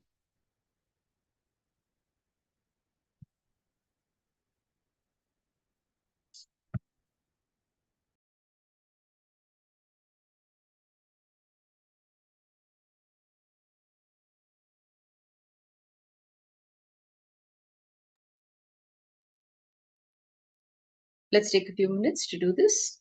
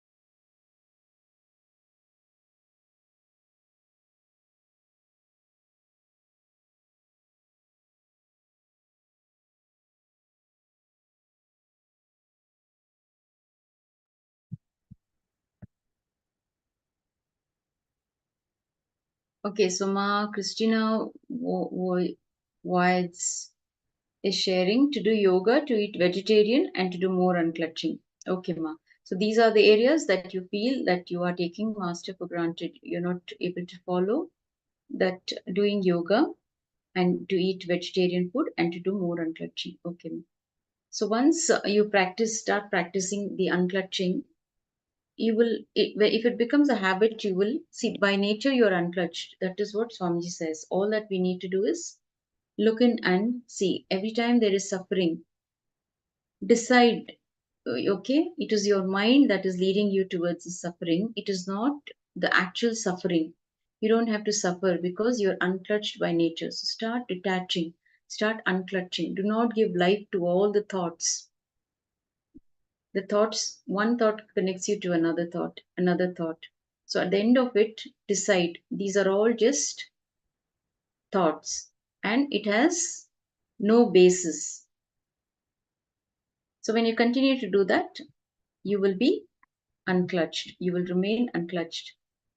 All you need is a little more practice to do the unclutching. The next is the biology of the Guru disciple relationship, which is the most intimate, most personal, secret chamber of your heart opens up and manifests the best sacred life. You see, in your most secret chambers of your heart, when it opens up, it doesn't only release experience, it releases powers. It manifests in your life. It is neither prose nor poetry. It carries life. That innermost secret chamber of your heart is the biology of your consciousness. It is like a source from which you identify your I, the source from which you wake up and try to collect the broken pieces of you and try to fit it. Similarly, every night when you become into pieces, when you wake up in the morning, you try to just assemble yourself and fit. And suddenly you see all the inspiration that you had until yesterday night is missing. Some of the most powerful cognitions that you developed after thinking for 7 hours is suddenly missing. Oh God, I found solution for this problem. Almost spending 7 hours reading books, listening to satsang, the Jivartha Sadas, Vakyartha Sadas, and what not. And today morning it is missing. The ground on which you drop all your spare parts and try to assemble them back, that ground is your biology. Your mana, chitta, buddhi, ahankara, karmendriya, jnanendriya. All these is not tied together, integrated by your will during your dream and deep sleep.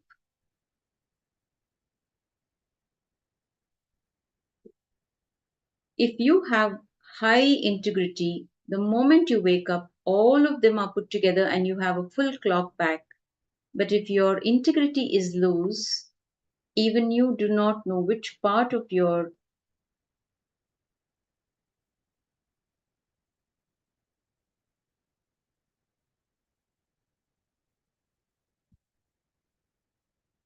so if you have lost your integrity and you don't even know that you lost your integrity and which part should be put in which area, you do not know to fit it. You do not know what to do and you do not know how you can function. So when you lose your integrity, you are in splits, you are in pieces. So Ma Christina is sharing, why see the tsunami, that is grace of the Guru. Him see my sincerity and my pattern and give me his grace.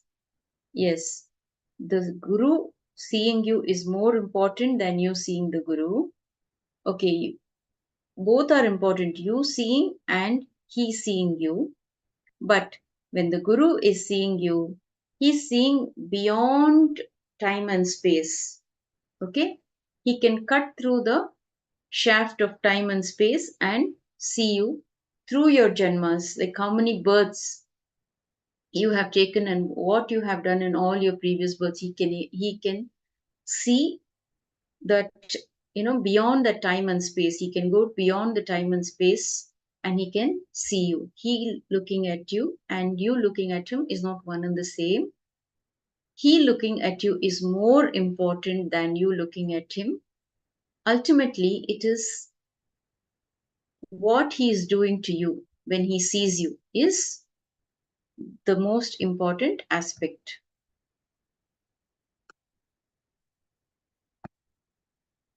So you don't even have to verbalize if you're sincere, if you're integrated.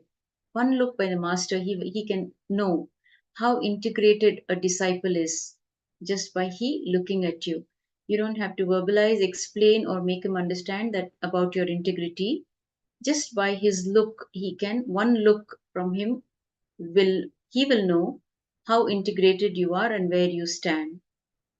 And he will also continuously push you towards that integrity by working on you continuously. And all you need to do is trust him and have that deep surrender.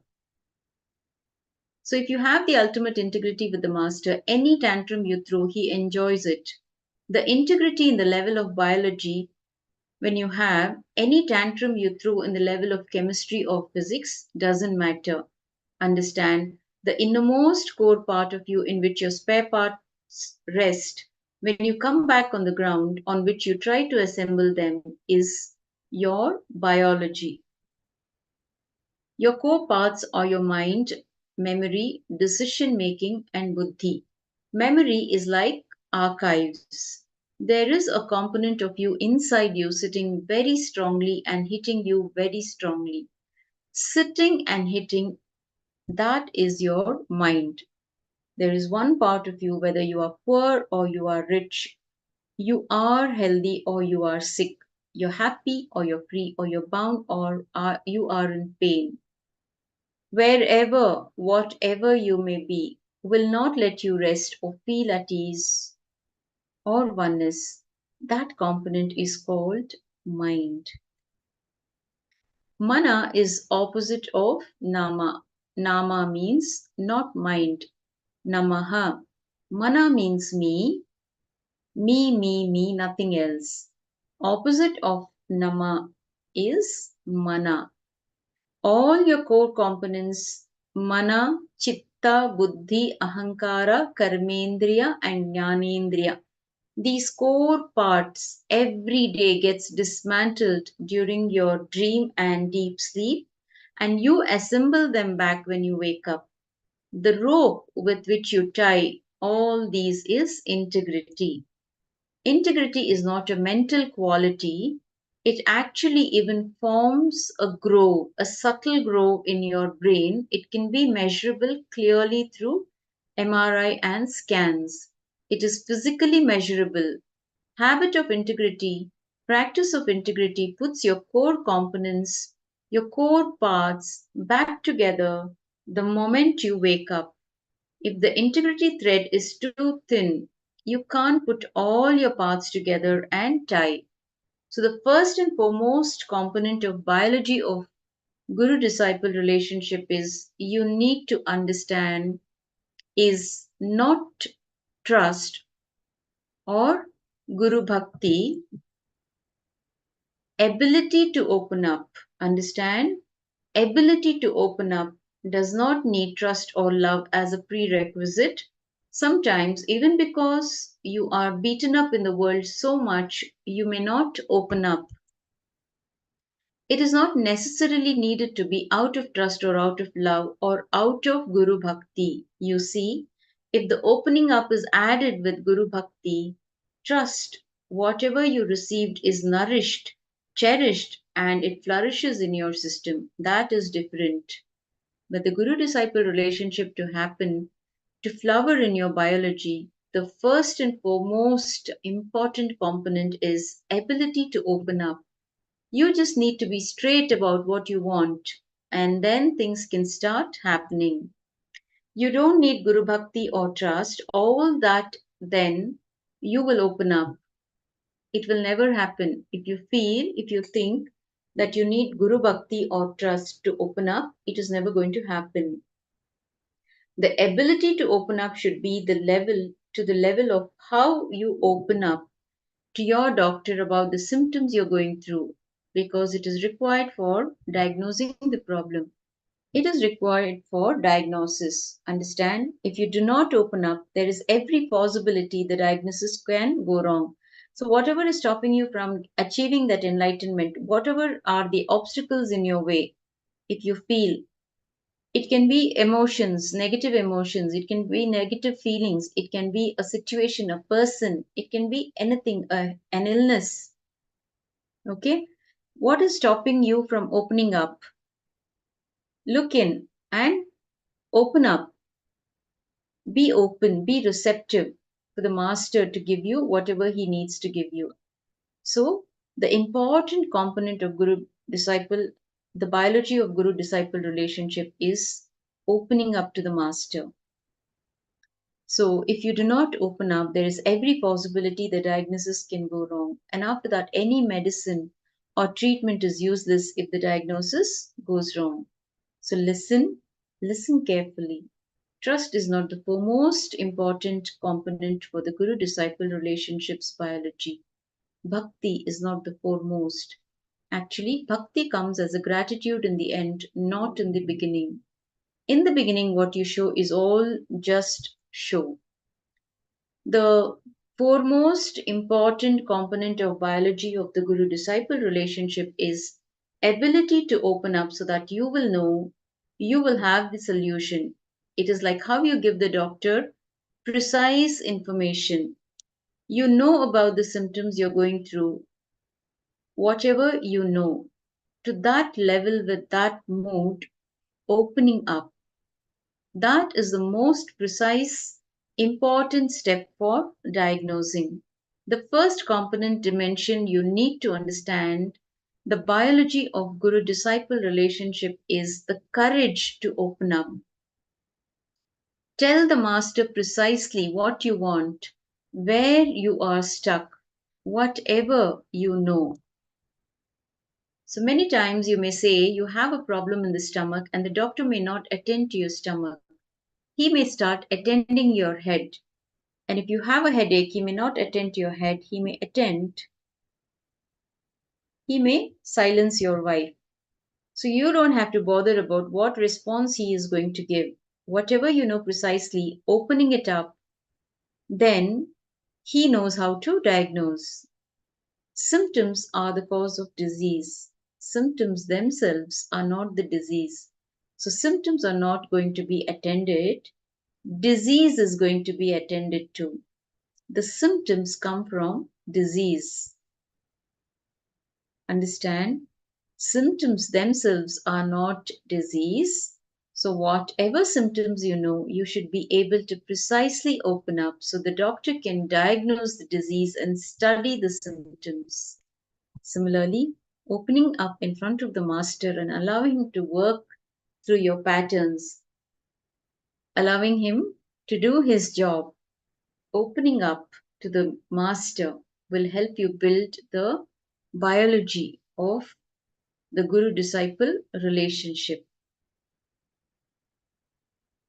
So I hope you that is clear. If you have any doubts, you can share here. Ma Christina, Ma Lalita, Ma Christina. Does that answer all your questions? Ma Diana Carol, Ma Kylie Wong. So I see Everardo Alfaro. Can you please turn on your camera, please? Yes, if you have any questions, go ahead and type it.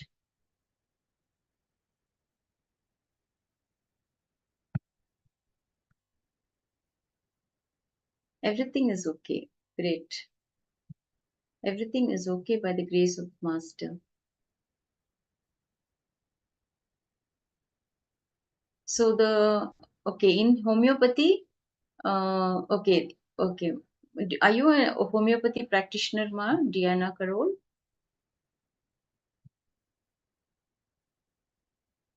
Ma Diana Carol, sorry.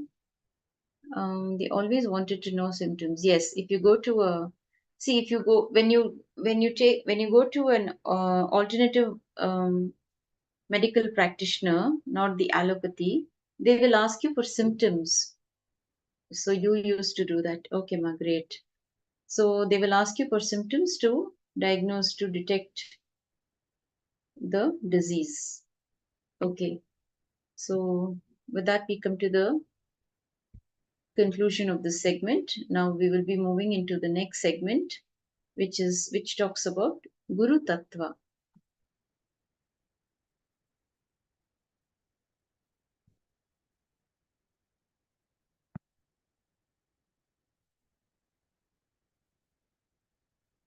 Okay, this program is Me in Me, Talk to Me. Okay. Okay. Yes, whatever Swamiji says, me talking to me.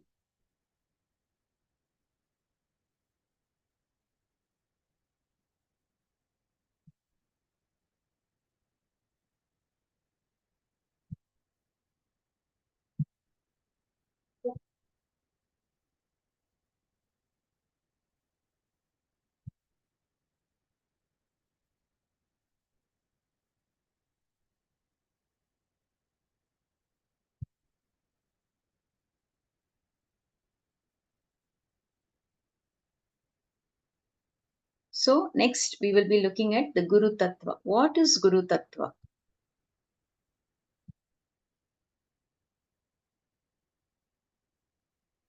So Madiana Carol is sharing. I love how all this is so natural way of living. Yes, ma. We don't even have the right understanding of how to run our lives, how to live. And only by the grace of the Master we even understand what life is all about. It is not complicated. It is not so complicated as we think it is. When you are open and receptive to the truths that He is imparting, life is so beautiful. It is so magical.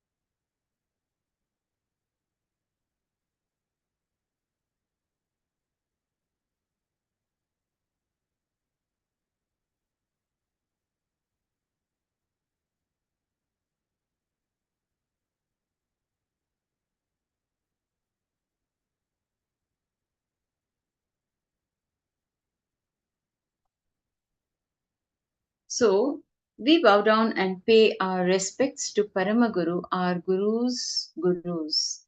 So here you can see all the Gurus, all the masters who trained Swamiji, who nurtured him, who played an important part in his life, who imparted all the powers, all the Shaktis, who gave him the right upbringing, the right cognition, the powerful cognitions, and who supported his mission from a very tender age.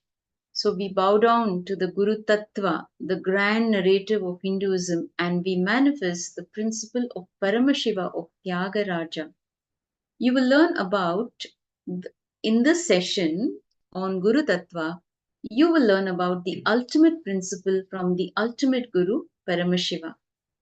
These secrets from the Sri Guru Gita melt our hearts in compassion for the happening of the Paramavatar in our lives.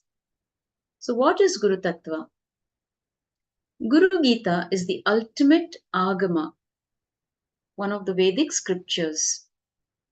He speaks to her about him. He is Paramashiva, himself speaking to Paramashiva Shakti about the Guru. The ultimate Guru speaking to the ultimate disciple about the ultimate Guru Tattva. How can Paramashiva have a Guru?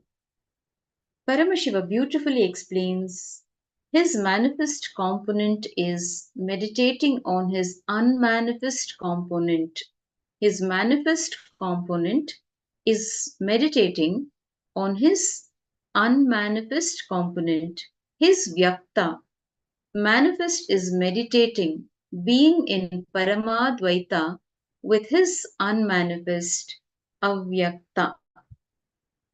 The Avyakta of cosmos is Guru Tattva, manifest as Paramashiva to help us all, lead all of us into Paramadvaita with the whole universe, the whole cosmos, the ultimate.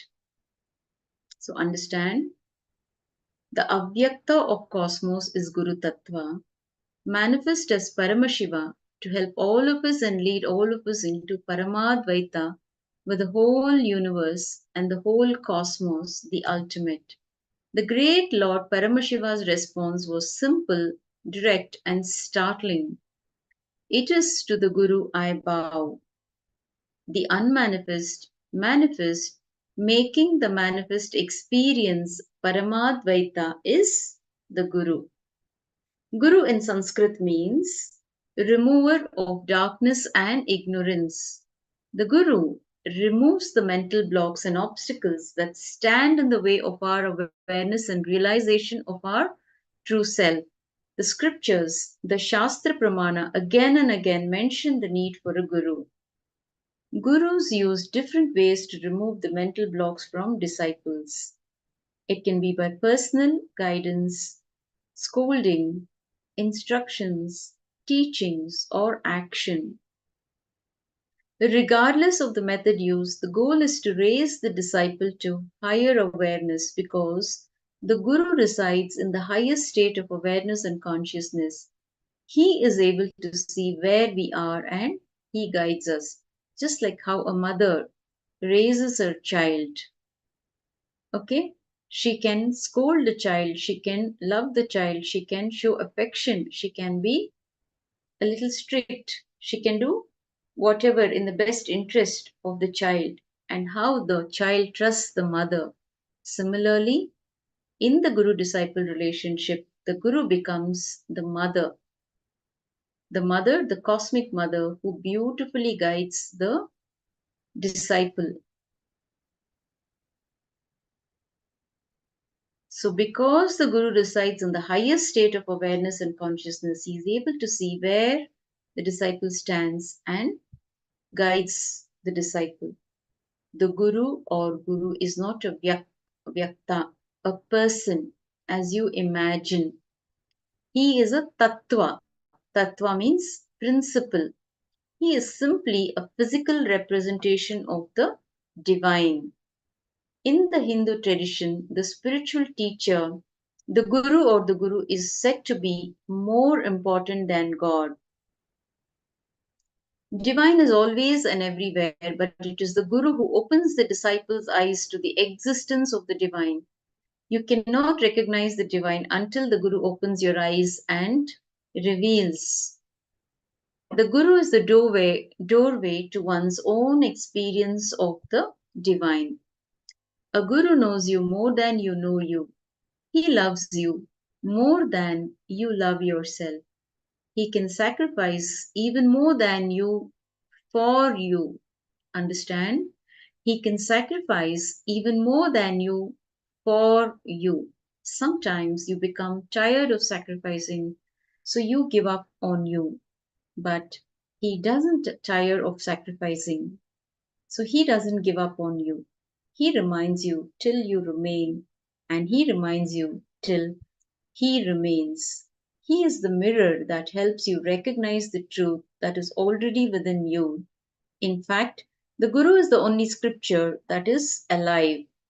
The deep Ananda Spurana of Paramashiva means his ecstatic inhaling and exhaling, reaching to planet Earth, is Guru. his own extension, his own amsha, his own manifestation, his own incarnation. Ananda Spurana of Paramashiva is inhaling and exhaling his prana, apana, vyana, udana, samana movements. That is the entire breath cycle, the breathing cycle. His breathing space, reaching out to the whole humanity, is Guru. Is his incarnation happening on planet Earth? Guru Tattva is eternal. Guru Tattva is the grand narrative. So let's bow down to that Guru Tattva.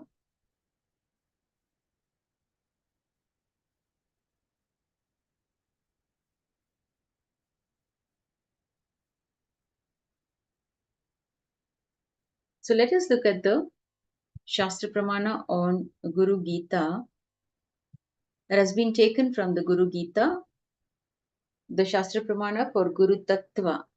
Veda Shastra Puranani Itihasadikani cha Mantra Yantra Adi Vidyascha Smriti Ruchatnadikam Shaiva Shaktagamadi Anyani Vividhani cha Apabram Shakarani Jivanam Bhranta Etasam Yajnovratam Tapodanam Japastirtham Tathaiva cha Guru Tattvam Avignaya Mudhaste Charanto Janaha. The Vedas, Shastras, Puranas, Itihasas, etc.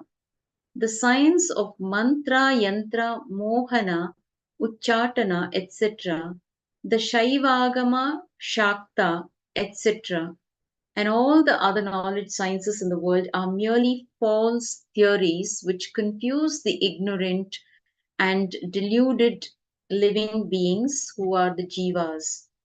Japa, chanting, tapa, austerities, vrata, vow observances, tirtha, pilgrimage, yajna, enriching sacrifices, dana, sharing from the enriching space, all these become a mere waste without the knowledge of the Guru Tattva, the Guru principle. Verse 23 concludes that all the scriptures and the different traditions are meaningless without the knowledge of the truth of Guru Tattva. These verses glorify the supreme significance of the Guru, the significance of the Guru Tattva. Guru Tattva is respected and revered in Sanatana Hindu Dharma far more than any idea of divine. The highest idea of divine is given the seat of third eye. The Sahasrara, the crown center, is given to Guru Tattva. In Sanatana Hindu Dharma, the highest divine you can experience is given the third eye, means the Agnya Chakra. But the Guru Tattva is given the Sahasrara.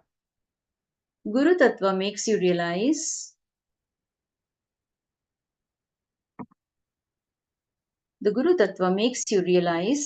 real divinity. Till then, you will not even have the right cognition about the divine. You see, all the incarnations of Vishnu give a breakthrough in the DNA level, like your DNA's natural selection process is pushed to the next level, like amoeba takes a jump and becomes a fish. Fish takes a jump and moves to tortoise, and tortoise takes a jump and moves to pig. Pig takes a jump and moves to animal, and then finally man. These big pushes, the natural selection process is given a breakthrough by Vishnu's incarnations. Conscious decision process is given a breakthrough by Paramashiva's incarnations. The great incarnations of Mahadeva like Kala Bhairava, Veerabhadra, Munishwara, Durvasa, all those beings give great conscious breakthroughs. Now, we are in a position, the best evolved DNA and best evolved consciousness, the Chitta Jata Granthi. The body and consciousness we have is the best possible form we need to have the next breakthrough, the ultimate breakthrough. Vishnu's incarnation gives breakthrough in the DNA. Paramashiva's incarnation gives breakthrough in the consciousness. Guru gives breakthrough in both. Understand? Guru can give you in the breakthrough in the DNA level as well as in your consciousness level. When Paramashiva happens as a Guru, he gives a breakthrough in both levels. So let us bow down to that Guru Tattva. Paramashiva himself, manifesting his own breathing space, manifesting is Guru, and more you align to Guru, get integrated to Guru and Guruvak, you become enlightened. So the feeling connection with the Guru, experiencing Paramadvaita with the Guru is the most powerful blessing, most powerful happening.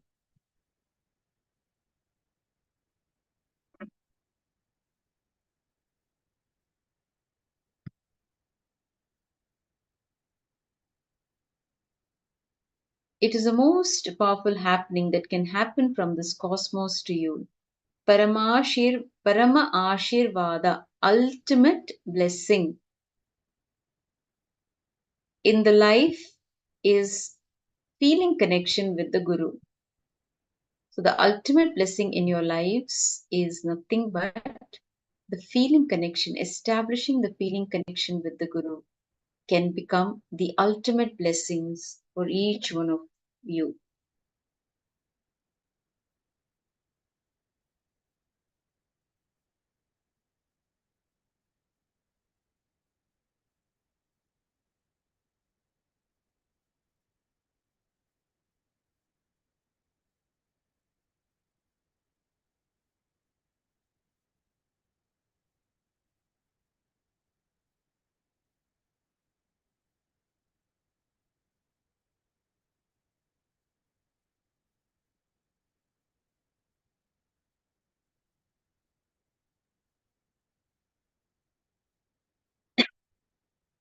Sorry.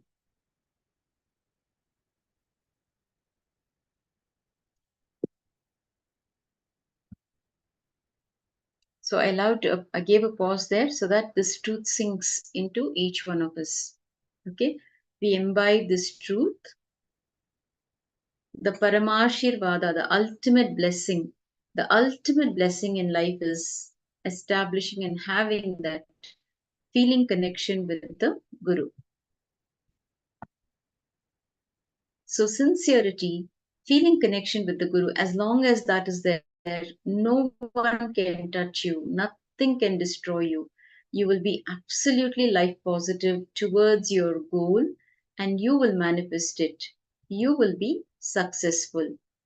So in the Supreme Pontiff of Hinduism, Bhagavan Nithyananda Paramashivam's own words. Once Arunagiri Yogeshwara, my guru, gave me an instruction and he asked, "Will you do it?"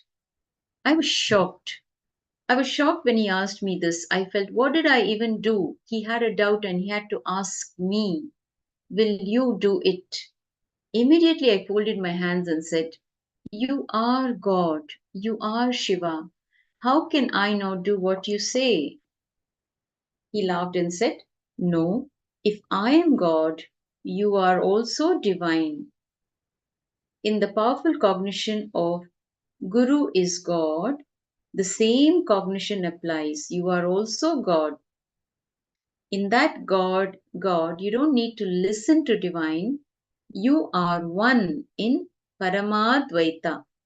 Only if you know I am the Guru who is going to make you experience God, you need to listen to me. I was shocked at the way he made me understand. He said, "If I am divine, you are also divine." That's the ultimate reality, and that is a powerful cognition. From that powerful cognition, you don't need to listen to me. We both are one and the same in Paramadvaita. So Bhagavan is always putting this message across that I am not here to prove that I am divine. here to show you that you are divine. If you have the powerful cognition, I am the Guru who is going to make you experience God, you need to listen to me. He said, that is the powerful cognition you need to have. With the powerful cognition, Guru is God, you may need to listen, but you are also divine. Understand? You are also divine. The most powerful cognition is divine is Guru, not Guru is divine. Understand?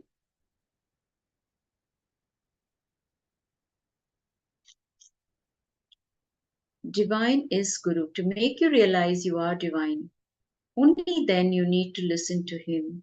Only then you will achieve enlightenment. The cognition I was having is Guru is God, but he shifted it to divine is Guru. Paramashiva is Guru. Gurur Devo, Gurur Dharmo, Gurau Nishtha Param Tapaha, Guru Parataram, Nasti Trivaram Kathayani Te. Guru is divine, Guru is Dharma. The greatest penance, Tapa, is Nishtha, unshakable, one pointed integrity to the Guru. There is nothing superior to Guru or beyond the Guru. I repeat this 3 times. The greatest sacrificer in the universe, Tyaga Raja, is Guru because he sacrifices his good name. It is too easy to sacrifice everything for a good name, but simply impossible to sacrifice good name. A real guru does not bother even about good name. He bothers only about the result, making that disciple experience Paramadvaita. He knows he is going to fight with ignorance. Many times, people who cannot separate themselves from ignorance will also come for fight. They don't understand he is only fighting with the ignorance. You just disconnect with the ignorance. He is not going to be fighting with you, that's all. He expects, but ignorant people are not that intelligent to unclutch from ignorance. They pick up the weapon and try to come and fight. Guru is the person who's ready to sacrifice that last thing, the good name, also for the sake of the integrity of the disciples' enlightenment. The only thing he stands for is the disciples' enlightenment, the uncompromising integrity to disciples' enlightenment. He doesn't bother about any of the so-called good name, so-called society's branding. It is very easy to give up money, wealth, and everything else for a good name. But only a person who's ready to give up even the good name to be integrated to the disciples' enlightenment, to the science of enlightenment, to keep doing what he is supposed to do with integrity, only that person is a real guru. So the real guru can be recognized by what he does when he loses all the good name and social branding. What he does when all the good name and social branding is lost. Based on that, you can find who's the real guru. So, we have seen how he has been attacked, how the Supreme Pontiff of Hinduism has been persecuted, he's been repeatedly attacked, he's been repeatedly accused of unnecessary, unwanted things. But still, he continues to tirelessly work for the welfare of the humanity. He goes on giving, contributing, continuously contributing for the welfare of the humanity. Just by he is a witness, isn't it? That he is a real guru. We have all witnessed it. We are continuing to witness what he is doing for the welfare of the humanity in spite of being attacked continuously, repeatedly. So he is the real guru. If he continues to stand with the spiritual truths and goes on working for the enlightenment of the world, then you can understand he is a genuine guru. And this program is also one of the witness to show that he is a genuine master. In spite of all the persecution, in spite of all the repeated attacks, repeated accusations, he continues to uplift the humanity through these sessions, which he is offering it free of cost. And he's sharing all the highest truths to reach it out to the whole of humanity. So that in itself shows that he is one of the most genuine gurus available on planet Earth, because he himself is Paramashiva, Paramashiva incarnate. In the words of the Supreme Pontiff of Hinduism, I wanted all of you to know the moment you recognize my identity as Paramashiva, you will start manifesting your identity as Paramashiva. You will start realizing the exclusive relationship we both have. I tell you, then Guru has happened in your life. After that, life is just enjoying, celebrating your Ishwaratva. The moment you recognize my Paramashivatva, I enter in you and your Paramashivatva starts manifesting. After that, life is just enjoying Ishwaratva. So when you have Bhagavan, who is the real causer of all your reality, you can just take the action of calling. With this cognition, visualize 3 lives whom you are, who you will be causing today, and manifest this program for all of them. So call all the people to share these beautiful truths with them. If you don't have friends, it's absolutely okay. You can imbibe these truths and continue to work on yourself. You will attract the right kind of people in your life.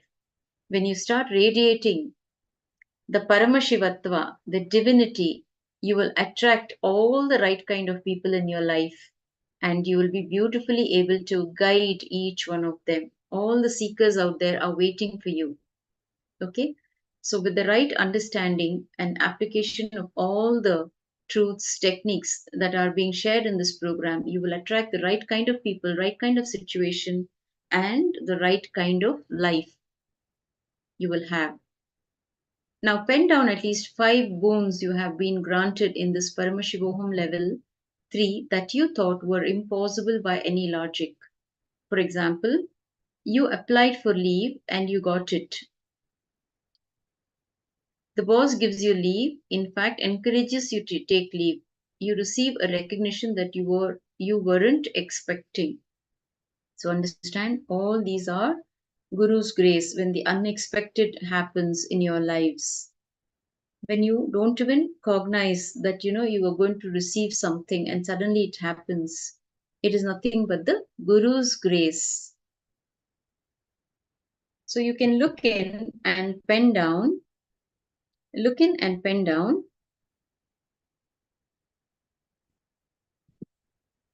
the 5 boons that you have been granted in this program.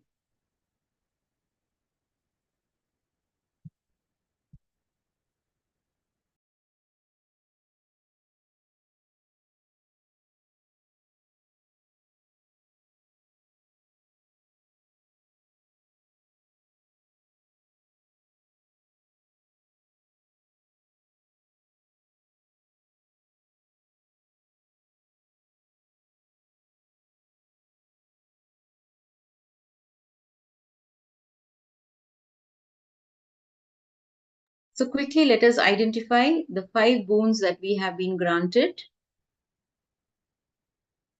So after you have joined this program, what are the miracles that you experienced in your lives?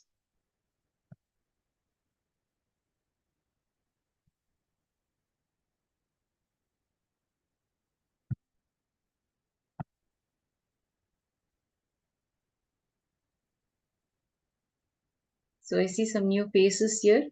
Welcome, Vishwanathan. Yes. You can pen down what are the experiences, miracles that you have experienced after attending this program, or during, if you're attending this program for the first time, what has brought you here? Look in and identify what made you come here. What is that force that brought you here?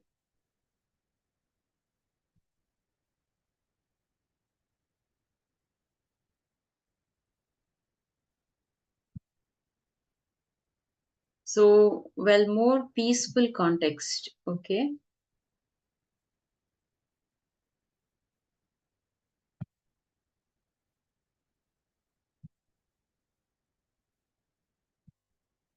Anybody else would like to share? So, Makaili Wong, Everardo Alfaro, Vishwanathan, Lalita Gabriela, Ma Christina Voids, Ma Shunyu, Ma Diana Carol. So, what was your understanding from the whole uh, topics that we looked into? The physics of the guru-disciple relationship, the biology, the chemistry and biology of the guru-disciple relationship, and the guru tattva. So, what is your understanding? So, Ma Lalita Gabriela is sharing, feel my inner space and the blossom inside. Okay. Anybody else would like to share? Living around the master, trusting the master and allowing him to do the job. And then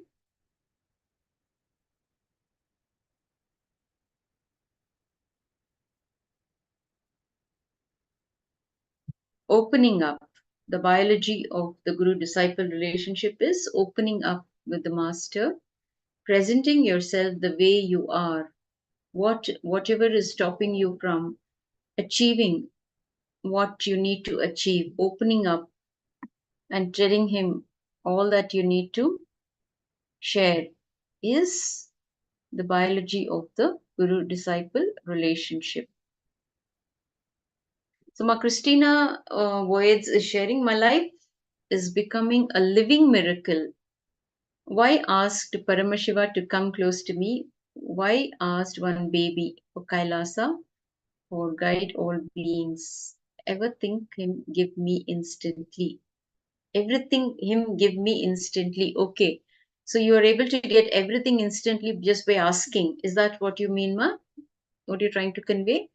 You're able to get everything that you are asking for? Beautiful. Beautiful, Ma. Wonderful to know that. So Malalita Gabriela is saying, I was always connected with Shiva and looking for a guru. And now the guru has happened in your life, isn't it, Ma? That's so beautiful. You attracted, you were ready, and he appeared. Paramashiva himself has come as our guru. So all of us are fortunate to have Paramashiva himself as our guru in our lives. So with that, we come to the conclusion of this segment. The next segment will be handled by the next Acharya. She will lead you into the next, the higher truths. And today we are looking at one of the most beautiful topics, the Guru-disciple relationship, the Guru Bhakti, the feeling connection, being in oneness with the ultimate. Okay.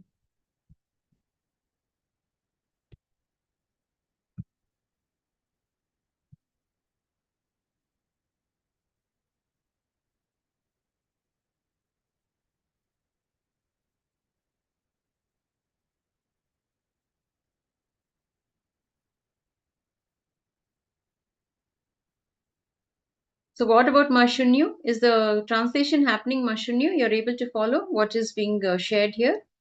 Mashunyu?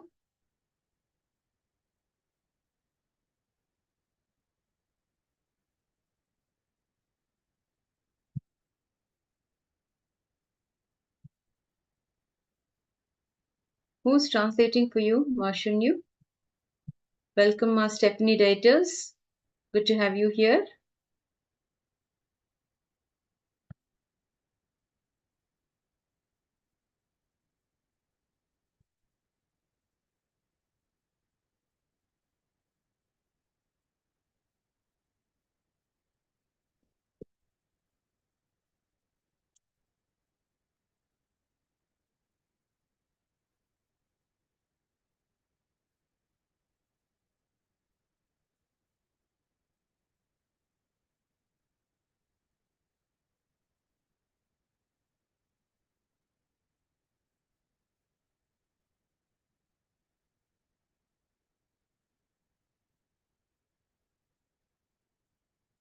So anybody else likes to share their experience with the master? You've had any kind of a breakthrough after coming to the master? You're looking for, if you're even looking for a breakthrough, you can share here. How did you meet the master? How did you all come across the master? You can share.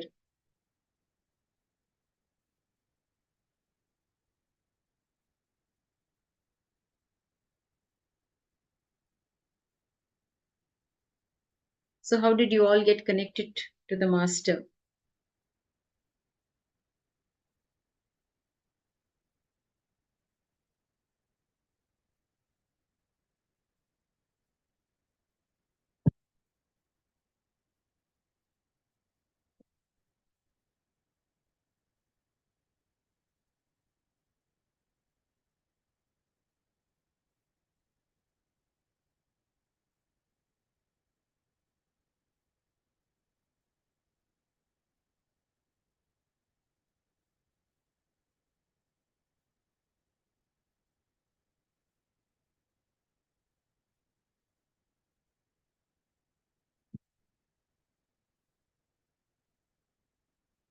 So you can type here in the chat and share your connection, your how you got connected with the master.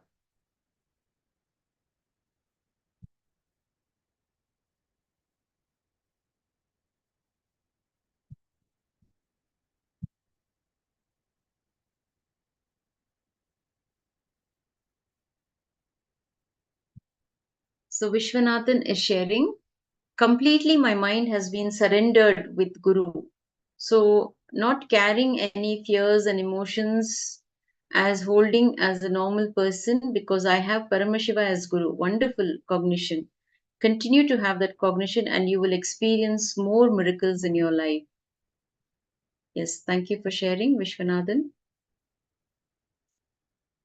So my Stephanie Daters is sharing.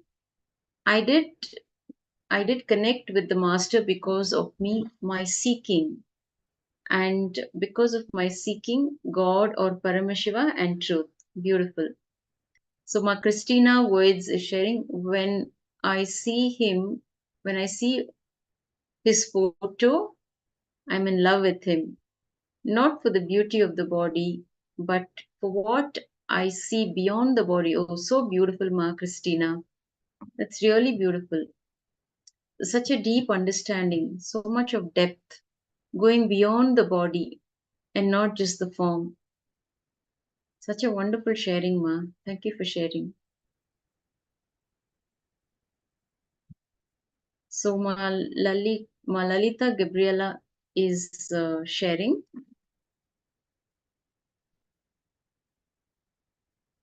Well, I always sing the mantras, a lot of images. Then I found some, oh, what is that, koalas and freaking spaces. Then I said one day Shivoham. Then I connected with Nithyananda. Okay, Ma, wonderful. Wonderful sharing. So Paramashiva has happened in the form of Guru for all of us.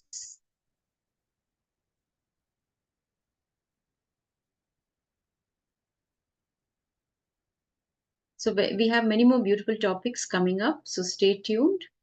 Please attend the whole session. And then the most important part is receiving the darshan. The Nayana Diksha is happening throughout the program. And when you attend the whole program, see your body and mind is ready to receive the higher energies. Only when you attend the whole day program, your mind and body is ready to receive the higher energies. So make yourselves available to attend the whole program and be available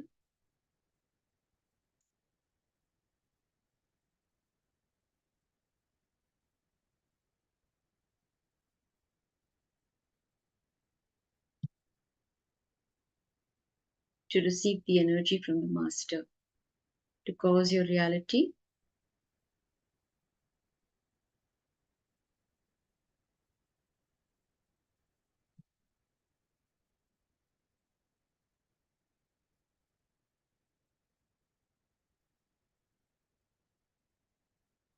Just a minute, please.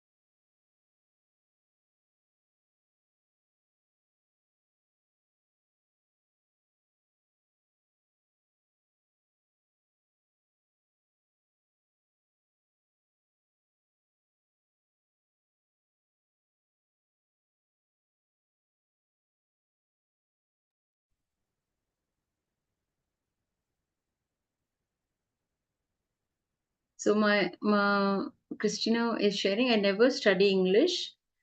Him teach me. That is, he taught you. For I receive his grace. Beautiful. So even though you did not study English, you are learning English by his grace. That is what you're trying to say. Beautiful, ma. Beautiful sharing.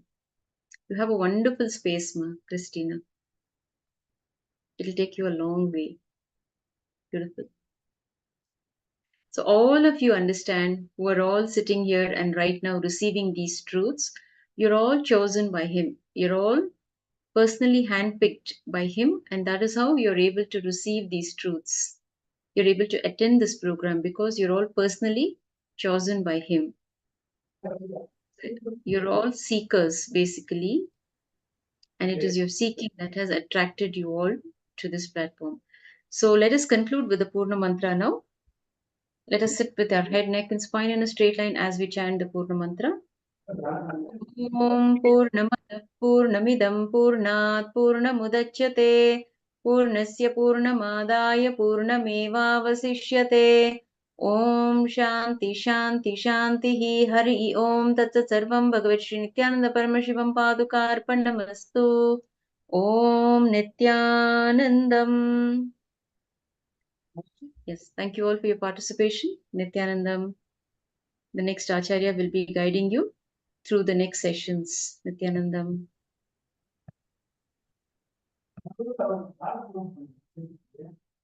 Nithyanandam, everyone. Welcome back to the Paramashivoham Level 1 program. I hope you are enjoying the today's sessions of Bhakti Spurana, flowering into the devotion. Spurana is devotion. Bhakti is devotion. Devotion to the Guru. Devotion, flowering into the devotion to the Guru. It's the ultimate blessing. We may have so many things, or we may not have anything. Right? Adi Shankara speaks beautifully. The 8 verses is called 8 verses on Guru. It's called Guru Ashtakam. Guru Ashtakam. He says, Shariram Swarupam Yatava Kalatram Kalatram Dhanam. You may have everything, the beautiful spouse, you have Mount Meru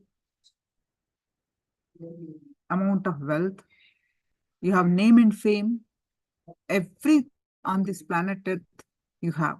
But if your mind, if you are not, your mind is not focused on the lotus feet of the Guru, what use of all these? So there are so many masters. The whole Sanatana Hindu Dharma is all about guru-disciple relationship. Out of millions of scriptures, every scripture talk about the guru. There are many other things may be there, but essence is guru-disciple relationship.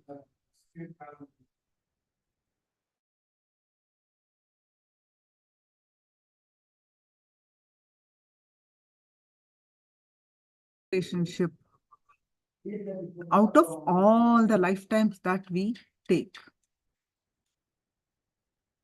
So how to flower in that relationship, how to establish, you're all here, as Ma was saying, Uma was saying, you're all here, not just an accident.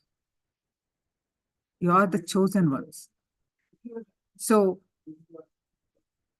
how to establish that connection and how to flower in that connection with the Guru, which leads us to the ultimate liberation. By default, on this process,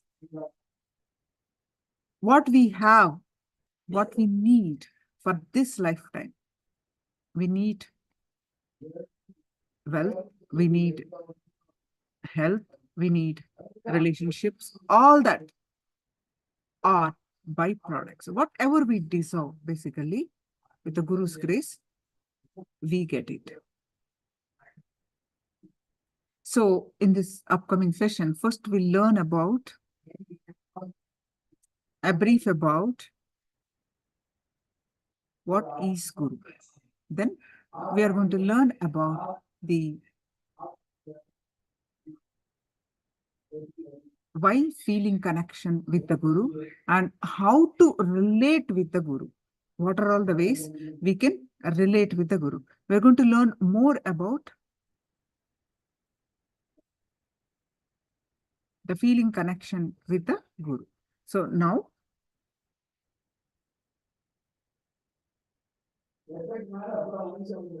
what is Guru? We are going to understand from Swamiji's own voice.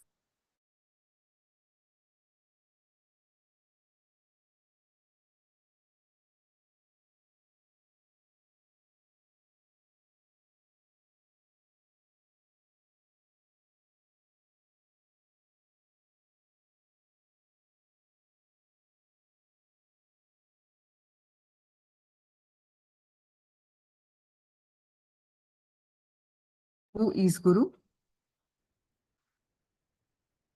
Why Guru? We're going to learn from this session.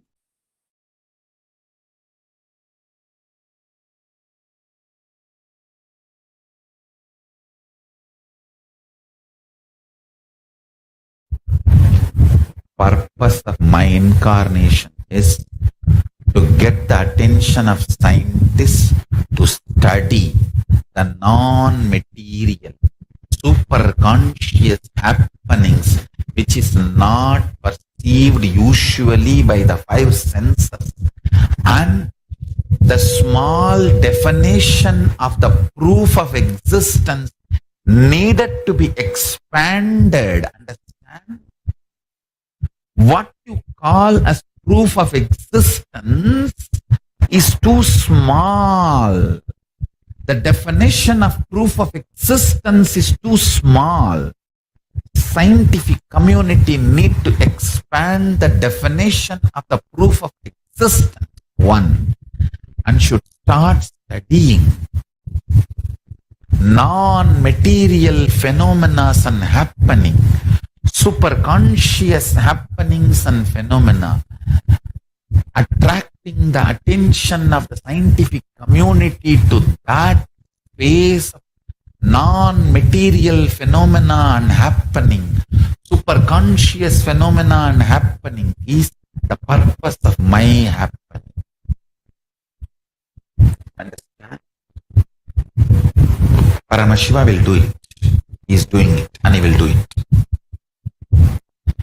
If science puts little time and energy and attention to study the non-material happenings and phenomena, superconscious happenings and phenomena, I tell you, we will have the growth in next 1 decade, 10 years, which we have not achieved in last 2000 years of existence.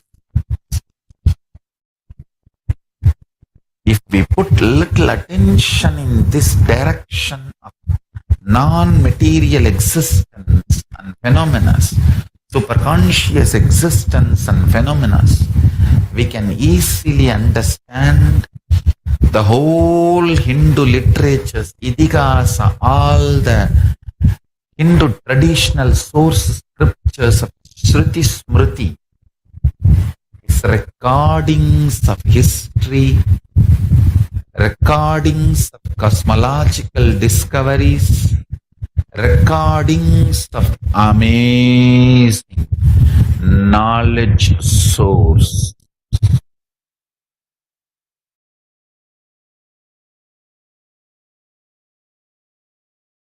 My gurus used to tell, like how you switched, if you switch on, the electricity flows and the fan or the tube light works.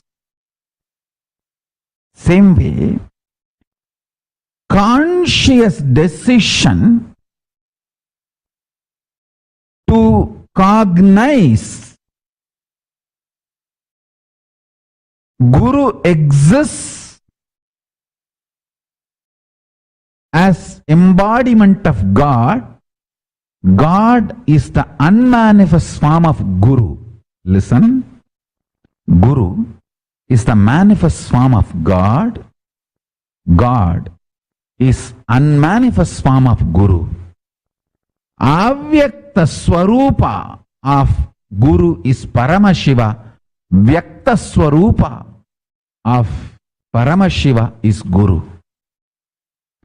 The manifest form of Paramashiva, God, is Guru. Unmanifest form of the Guru is God. Listen. God is the state of Guru. Guru is the statement of God. God is the state of Guru. Listen. God is the state of Guru. Guru is the statement of God. God is the state of Guru. Guru is the statement of God.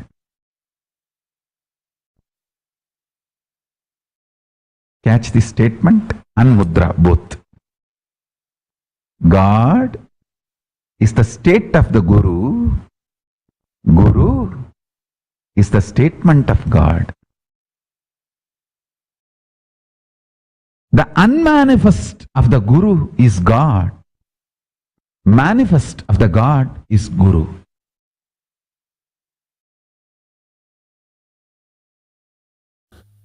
Understand, whatever I am talking to you, cosmos is introduced by the fellow who created it. He himself is telling what he created. So this is the most authentic version. Especially when it comes to knowing about universe and all, don't learn from silly conversation books and silly conversation ideas, concepts. Be very careful, because that is too risky. Whether you practice yoga or your understandings about the cosmos, life, always find the original Shastra Pramana. Please understand, my first priority is keeping the authenticity of the Shastras. Even power manifestation is second priority only. Understand? Shastra works. Not whatever works is Shastra. No. Understand?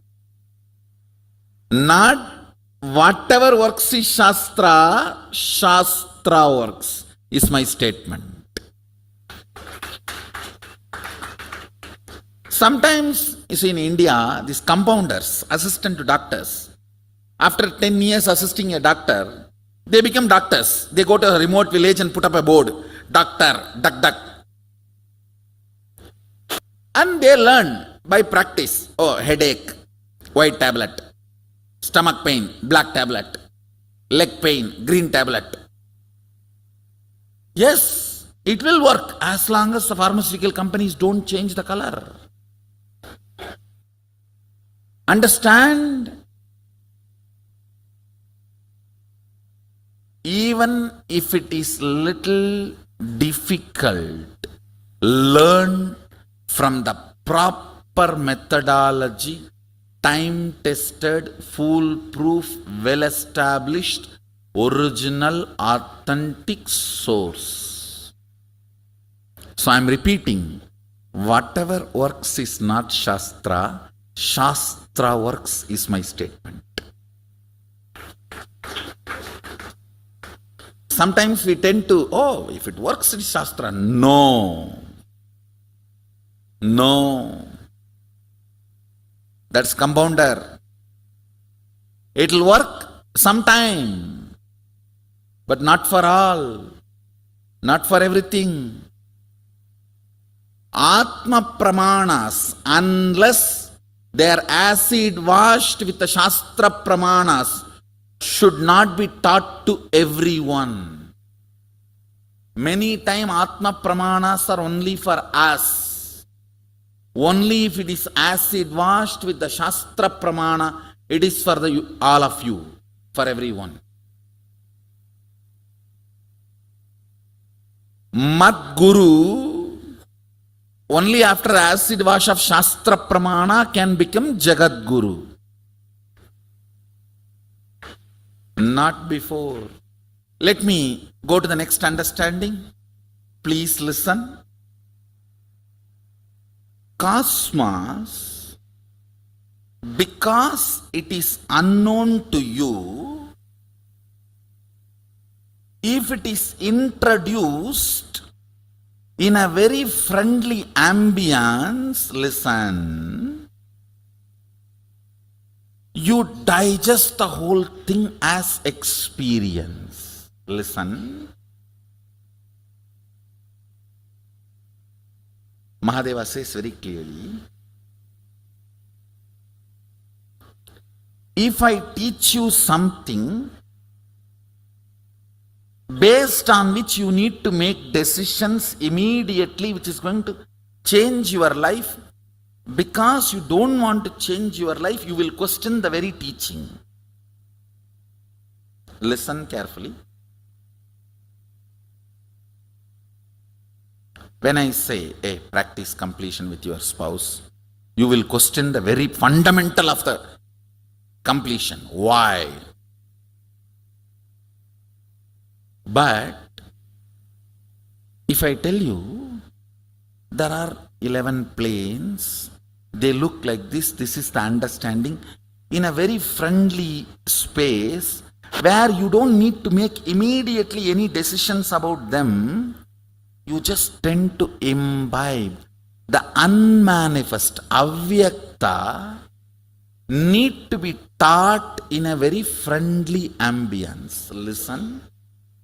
If it is taught in a friendly ambience, the whole thing becomes your experience, wasting your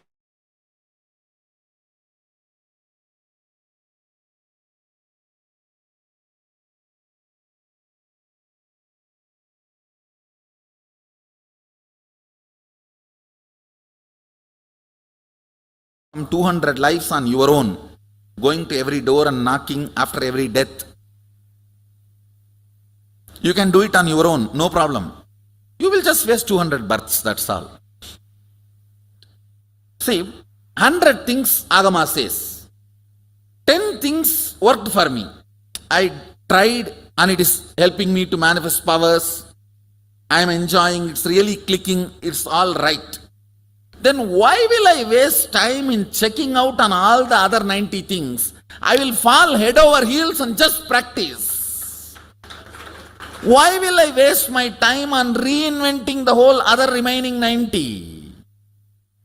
By 10 things becoming reality, by that time, because the 10 things have become reality, I should become a spiritual fruit, not still hard nut. See, when I start being a hard nut is not wrong.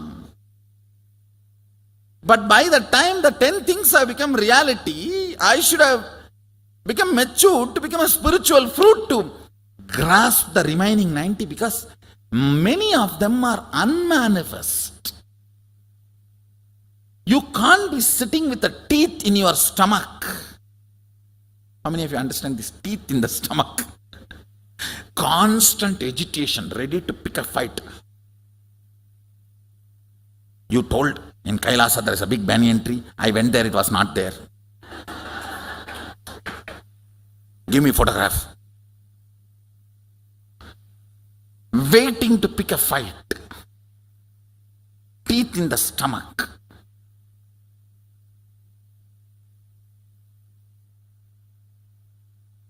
Understand, now if we both sit and please listen.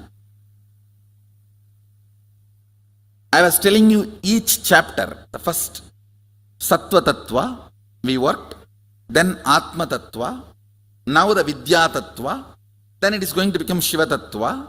Listen. Atma Tattva Mahadeva teaches to Subramanya while he is training him for waging a war. This Vidya Tattva, which I am going to talk now, he is teaching to Devi when she is sitting on his lap. Understand, exactly the same way in our temple, Devi is sitting on Mahadeva's lap. This need to be taught with a very intimate trust.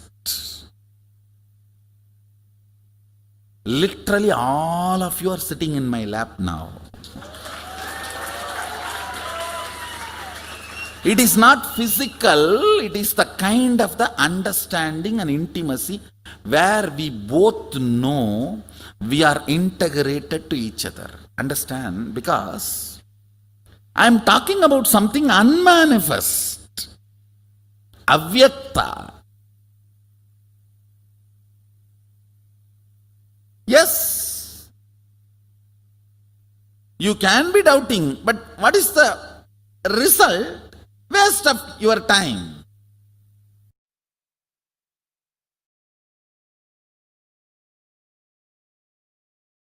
In every level, tyaga, whether the kind of a luxurious lifestyle product, food, or sexual needs, in every level, the tyaga makes your DNA's natural selection process take a quantum jump and makes you evolve as Paramashiva. Do not think Tyaga is moral science. It is life science. It is life science. Practicing Tyaga is equivalent to living in the physical presence of Guru. If somebody practices Tyaga in every dimension, you are already living in my physical presence. You are having the quantum jump in the natural selection process of your DNA. Tyaga was lifestyle of elite in Hindu tradition. The elite cream of the society, Brahmanas, lived as Tyagis. They don't own property. They live by Unjavritti, means everyday begging, Madhugari Bhiksha. Like how the bee goes to every bird, every flower and collects honey. Like that, going to every home and collecting food is called Madhugari Bhiksha. Means idea of taste is not only denied, forgotten. You collect everything, come and mix, cook, and share with all the people who are living with you and the animals who are living with you, and eat. Of course, offer it to Lord and Paramashiva, make that as a prasadam and eat.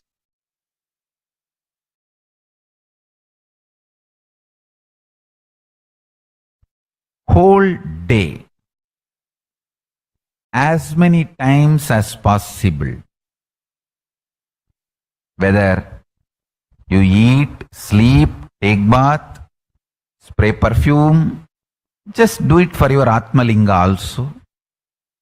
Through Atmalinga to Mahadeva, to your Guru or Paramashiva. In Hindu tradition, literally we treat Guru and God as one and the same. Guru is the manifestation of God. God is unmanifest component of Guru. That's all. Avyakta Guru is Paramashiva. Vyakta Paramashiva is Guru. The manifest Paramashiva is Guru. Unmanifest Guru is Paramashiva. Guru's unmanifest dimension is Paramashiva. Paramashiva's manifested dimension is Guru. That's it. So anyone leads to another. That's all. If you catch Paramashiva directly, start praying, he will appear as Guru. If you catch the Guru and start connecting with him, he will lead you to Paramashiva. That's it. But both leads to the same oneness space, ultimate enlightenment.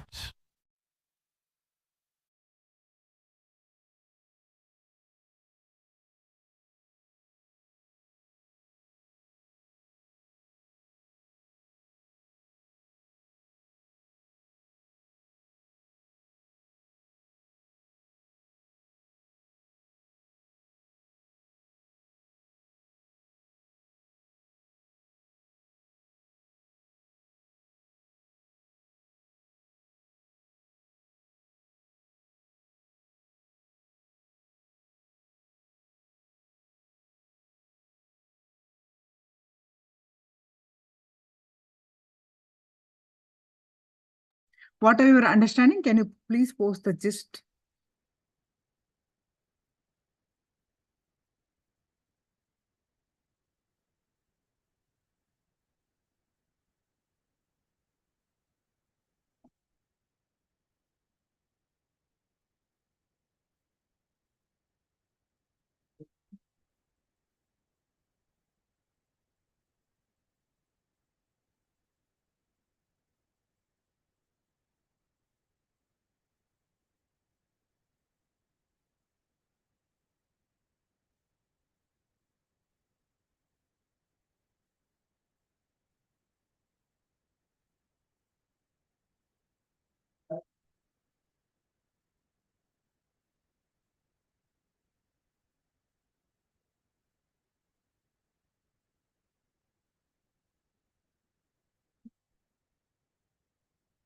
So please post the gist. What are your understanding?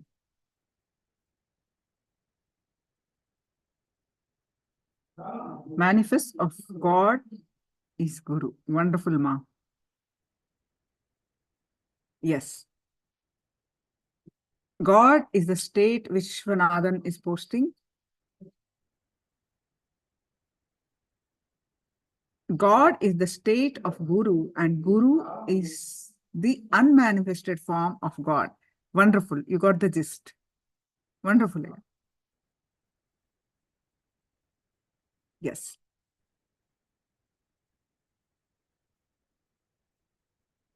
Any others? See, why we ask you to write? Because then only you will internalize. Only when you internalize of what you listen, you remember. That's why we always, whatever, after each session, at least few minutes, you internalize. Then only you remember.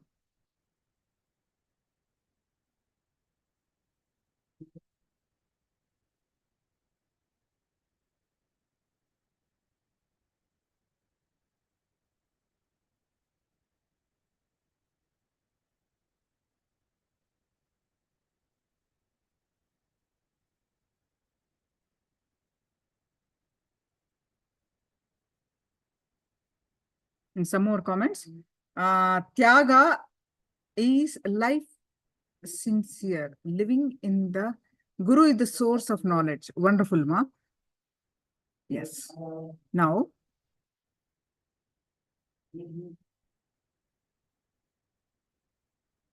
let's do one internal exercise. Let me project the slides. Yes. So, celebrate the happening of Guru. If you are listening to this teaching about Guru, you are the most fortunate person on the planet Earth. Why am I saying this? Understand, there are millions of people out there. And all of you understand, out of millions of lifetimes of penance, we even hear about a Guru. And after so many lifetimes of penance, we even get to come close to the Guru. The Ramakrishna Paramahamsa, the great incarnation of last century, he said, even to have a glimpse of a Guru. One day he was walking with his disciples on the street, and there are some people on the road just saw him, and there are some people not even looked at him. They were just on their way, busy with their own things. So, seeing all these, disciples asked, Master, what is the difference between the people who saw you, who had the darshan of you, you are available on the road for everyone. But there are some people saw you and some people did not see. So what is the difference between them? Ramakrishna Paramahamsa said, I am not saying out of my arrogance. Listen to these words. The people who saw me, had a glimpse of me, have done many, many, many lifetimes of penance. That's why they are getting to see me. Here, Ramakrishna says me means he is the embodiment of the consciousness. The embodiment physically representing the highest God, representing the highest state of consciousness. Only when a human being is ready, they get to even see it. That's what Ramakrishna Paramahamsa meant. And if they have seen, and they have people who are not seen me, they are not ready. Even if they have seen, they have not done anything in their lifetime after that.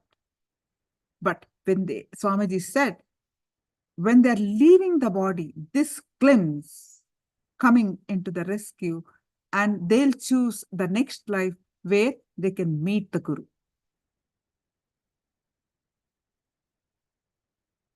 So it is such a significance. You are here to celebrate the Guru. So celebrate happening of Guru. Guru is Paramashiva reaching out to the universe.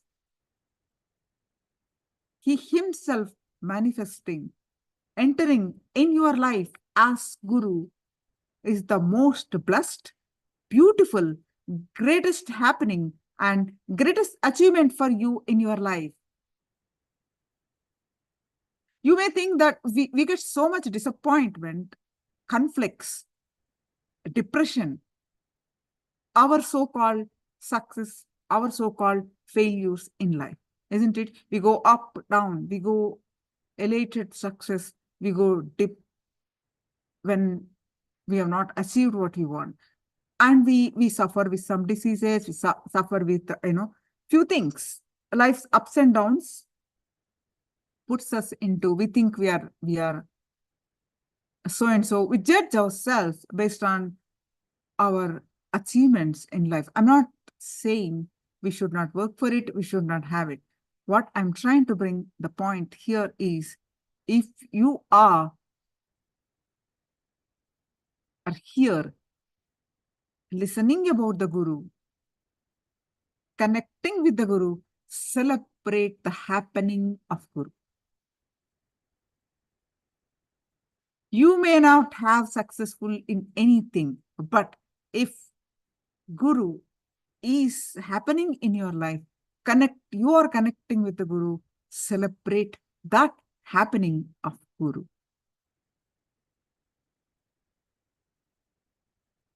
Any other reward, award, achievement, wealth, position, power, career, social power, or political power, art, economical power, resources, relationships, everything else is second priority. Everything else is second priority. So celebrate the happening of Guru. Now, let's do one exercise. One of the biggest suffering humanity has created for itself is whenever something is showered and asked, am I qualified? The only pattern which stops Sadashiva showering on you is you think, am I qualified? Then if he is showering on me, is he expecting something from me? Is he planning to achieve something through me? Is he looking for something from me? That is when the whole thing collapses. Please look in. Are you thinking any of this?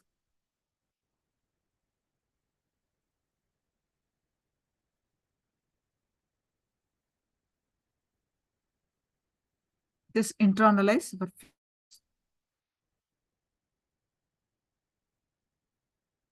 what are your thought currents?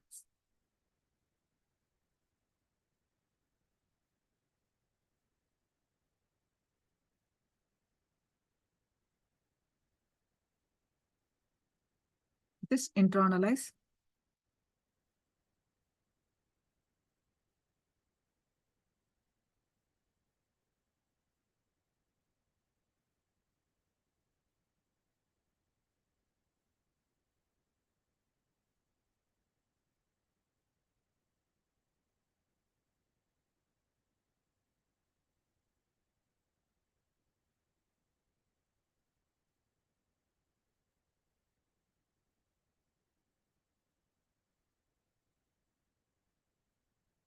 And share your thought currents if you wish to.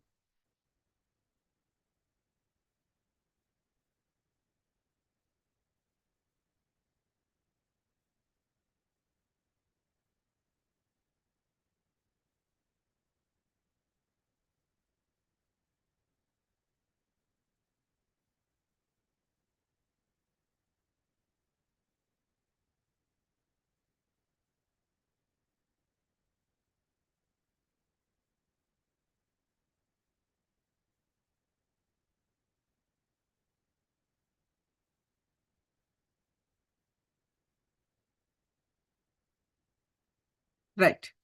Now, let's move on.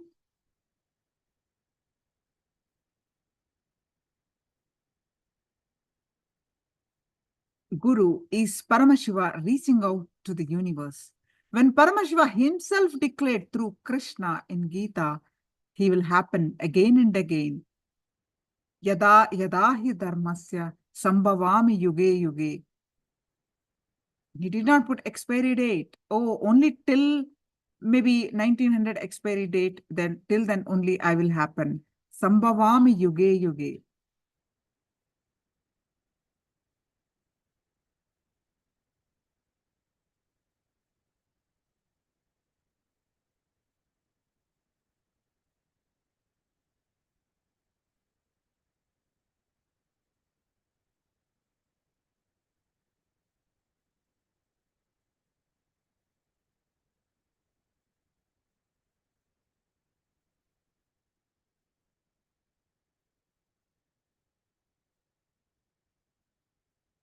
Any questions, clarifications? Please do let me know.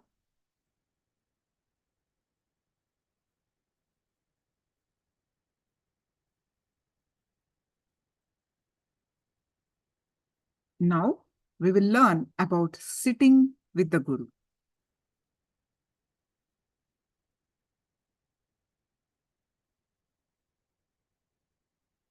Upanishads, the original source of all the religions, the original source of all the truths. Upanishads say you have to sit with the master.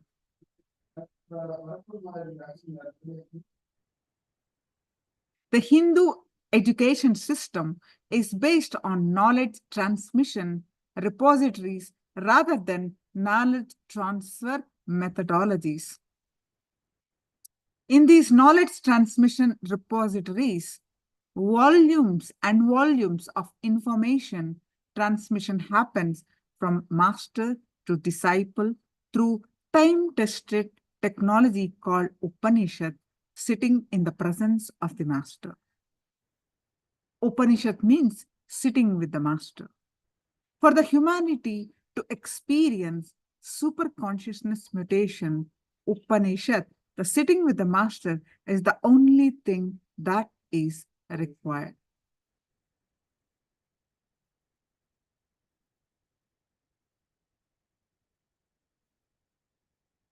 Swamiji conducted various programs. Lakhs and lakhs of people attended. All the programs such as Inner Awakening, Kalpataru, Anandaspurana program, Atmaspurana program, so many programs use the technique of sitting with the master to empower many into living and leading a powerful and blissful lives. When you watch something, everything gets recorded. Who you entangle with, you imbibe that. You watch horror movies, what happens? How is your mood? You will be blissful. Anyone here say that? You watch continuously horror movies, you'll be in floating with bliss.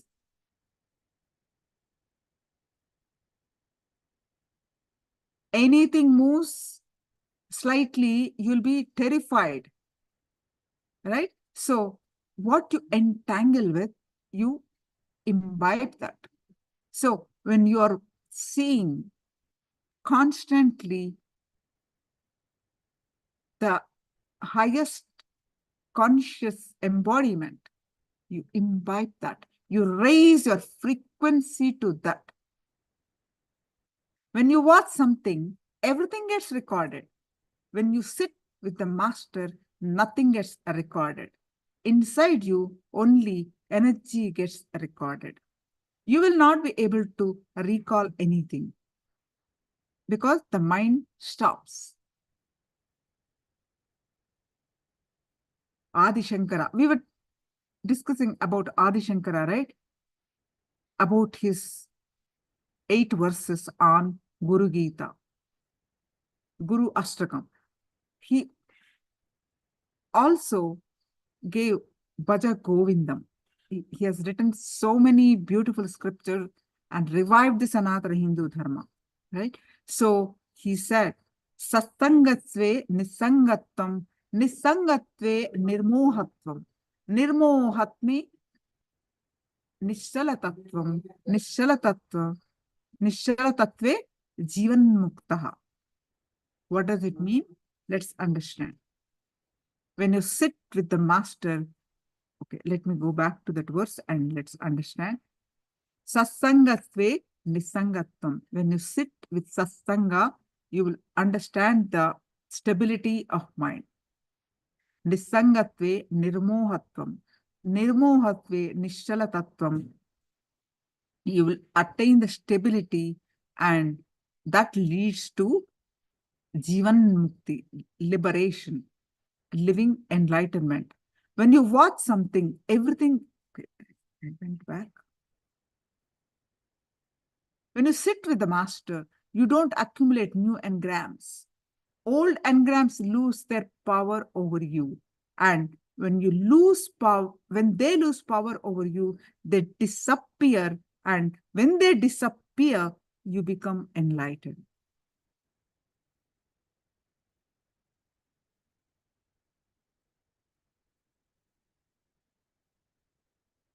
There is a beautiful verse from Guru Gita. Guru Gita is, again, it is a scripture on significance, the greatness of Guru by Paramashiva himself to Devi, to Saptarishis, Nandi, and all of us. One of the verse 20, Guru, it's a 400 plus verses. About all verses talks about the significance and greatness of Guru.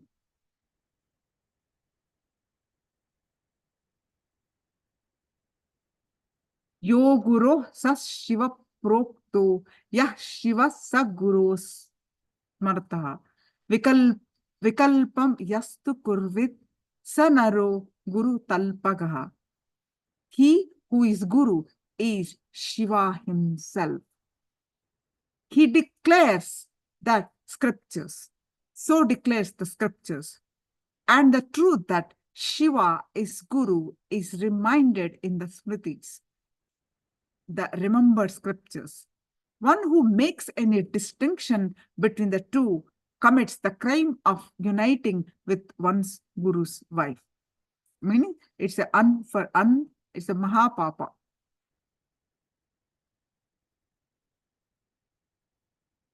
This is the verse from Guru Gita. And all of you must have many times from the childhood, Guru Brahma, Guru Vishnu, Guru Devo Maheshwaraha, Guru Sakshat Param Brahma, Tasmai Shri Gurave Namaha. Meaning, Guru is Brahman. Means what? The pure consciousness, the source of all that is, and none other than Brahman itself. Guru is Brahman itself in the human body. That is the truth. That is the truth I declare. Upanishad, they are the source of all the spiritual thought trends, all the scriptural spiritual thought currents.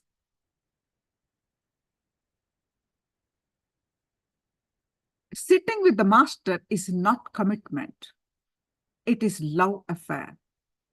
This shift is all is required. Obedience to the master is not losing what you want, but gaining all the best things he has. Simple obedience is not losing what you have, but gaining everything master has. Understand, sitting in completion with listening is Upanishad. This is the subtlest and most powerful of all communications. At this level, communication becomes communion. So please move to the space of Upanishad. Sit in Upanishad in the space of listening. When you are in completion, you can sit even facing the wall. For 12 years, that Sankhya Yoga Bodhidharma did. He was facing the wall of the cave, sitting for 12 years because he was in completion. When you are in completion, even watching a movie, facing the television, you can't sit more than 10 minutes. You go on changing channels.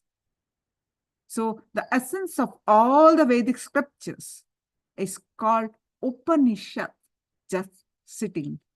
It is the ultimate technique. When you sit with the master, the Upanishad, the sitting happens. Some strange process starts happening in you, which can neither be called a technique nor no technique. It is literally like cooking or boiling. The first kind of restlessness happens due to your circumstances, sometimes in a particular place or situation, you feel restless. That we all experience, right? Restlessness, feeling of restlessness, we all experienced on many occasions or frequently. So if you move from that place or situation, you feel more settled. That is one type of restlessness. Now, second kind of restlessness is physical. Physical restlessness is nothing but a constant tension in your body for no particular reason. And the third form of restlessness is mental. Any mental restlessness can be healed by love. So, fourth form of restlessness is emotional. Mental restlessness is different from emotional restlessness. Mental restlessness is purely intellectual and can be controlled easily. But emotional restlessness cannot be controlled by just few words of consolation. Ultimately, we come to spiritual restlessness. There are so many people who can sit with others, who can sit with the television, who can sit with newspapers, but who can't sit with themselves. This is what is called spiritual restlessness. They can't sit with themselves. They need to be seeing a newspaper, a TV, or phone continuously. This spiritual restlessness means that you can't sit with yourself. You can give appointment to everybody else, but not to yourself. But here, if we have the patience to sit and listen to these words with the gaps, your spiritual restlessness will come down, and the tendency of your mind to ask for the next thought will also come down.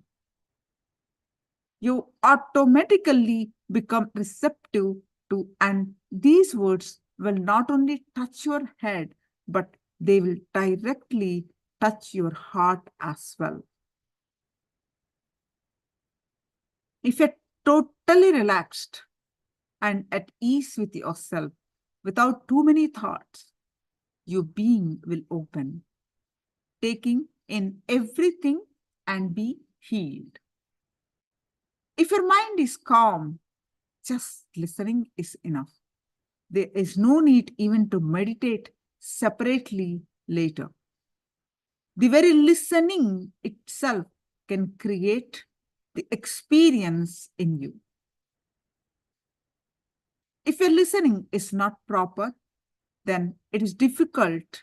Your love for the teacher or the master can heal your spiritual restlessness. Deep and total listening without restlessness is divine.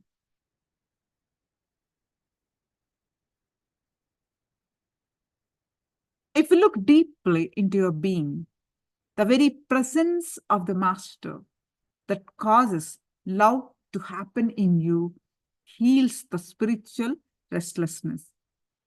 So even simple normal love heals all 5 types of restlessness. Listening to yourself.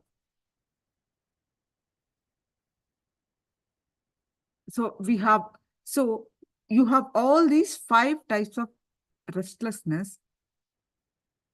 When you listen, something with pure listening also heals. Sit upon all this, just one glance of the presence of the master heals all these 5 types of restlessness. Now come to the next point. Listening to yourself.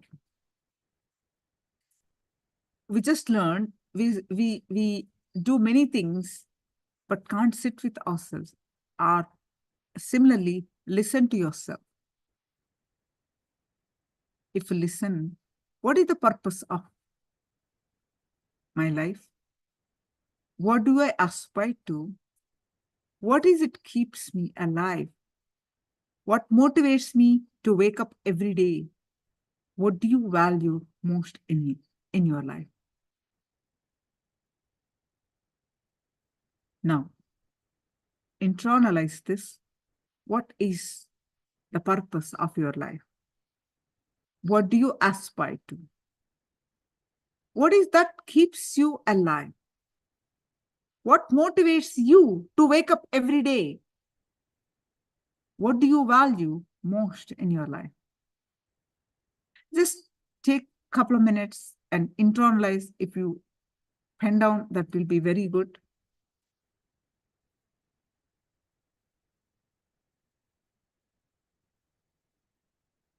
Please pen them down.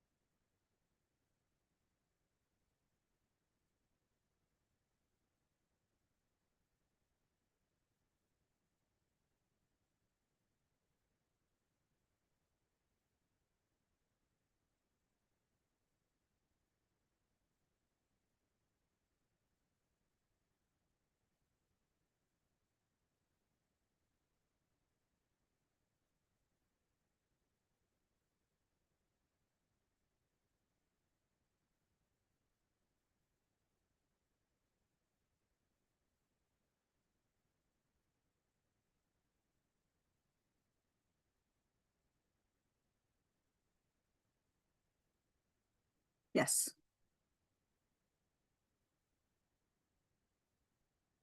So first, take time with each question and ask yourself the answer. Ask yourself, what exactly I want? What is the purpose of my life? Listening to everything, your frustrations, your aggression, your revenge, your peace, what's going on in your inner space. Provide listening to yourself. Describe in detailed way. In Vedanta, the signs of enlightenment, Shravana, listening to yourself, then listening to the great truths. Pen down all your arguments and then come to conclusion. Even no conclusion is okay. Finally, it will end up the answer. If you feel I am terribly confused, even that is okay. I don't know what I'm doing. I don't understand anything. Everything is fine. But at least you need to understand that part. At least you know that you are confused. This is the first step for knowing. I'm not asking you to only come to the conclusion. I'm asking you to write all your conclusions, completion, incompletion, confusions, everything through which you come to the conclusion or you don't come to the conclusion. Either you come to conclusion, this is what I am, or you don't come to the conclusion. Nothing you understand. But clarity happens. When you listen to yourself, first time, listening to yourself, you listening to you is where life starts. You listening to yourself, where life starts. Any transformation happens when you listen to yourself.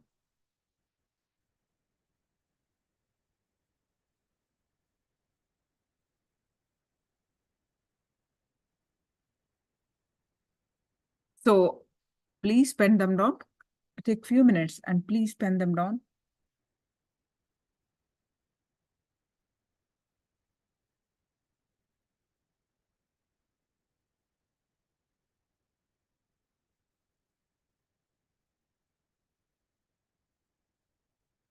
₹9.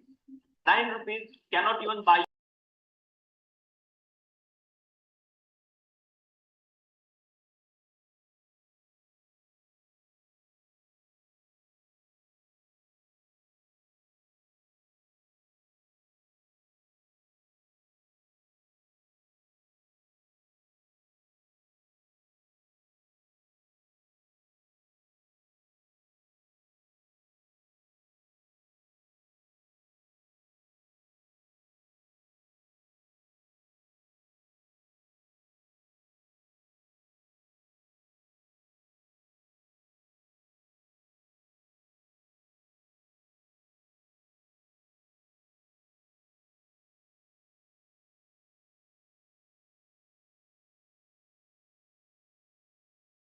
He sincerely, quickly went down.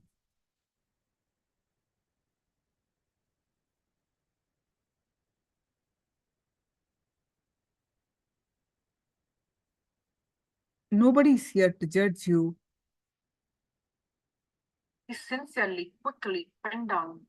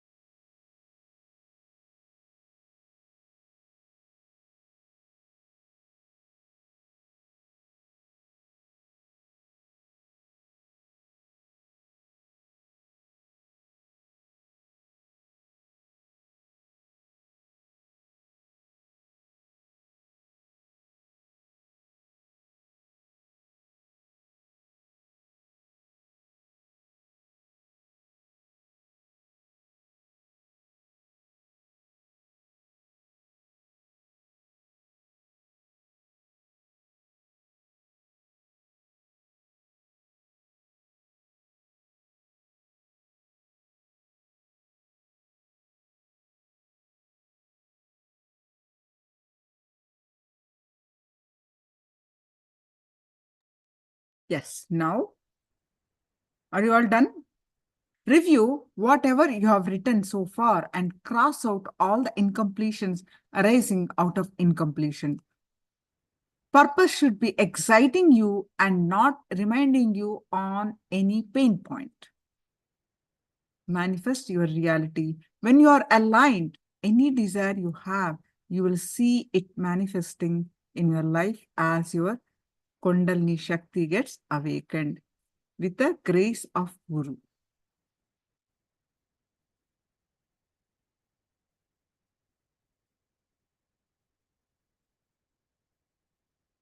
Only when you speak it out, you know what you want, because then you look inside. So when you speak out, Kundalini energy is going to awaken in you through the initiations. And we always request you to please be sincere in whatever word you are uttering. Let it be complete. Don't think it's a waste of time. And based on everything is going to be useful. You understand what you listen to you understand what you want. The clarity comes.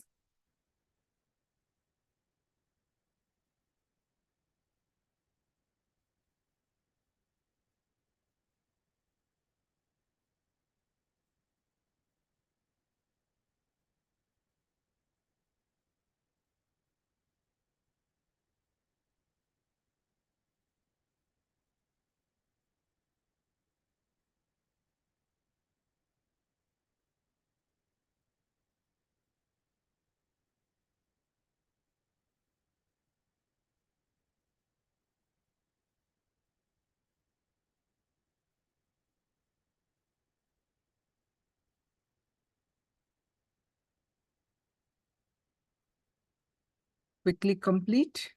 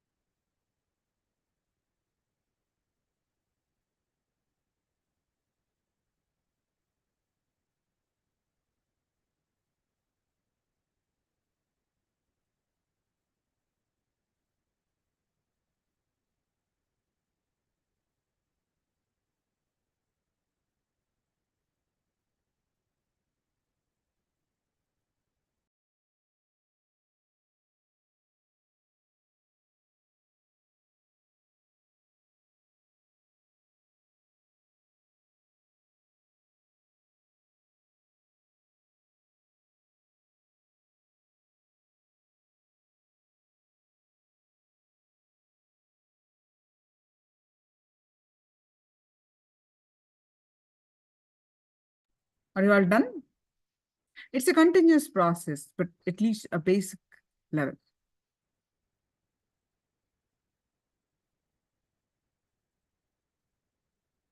Now,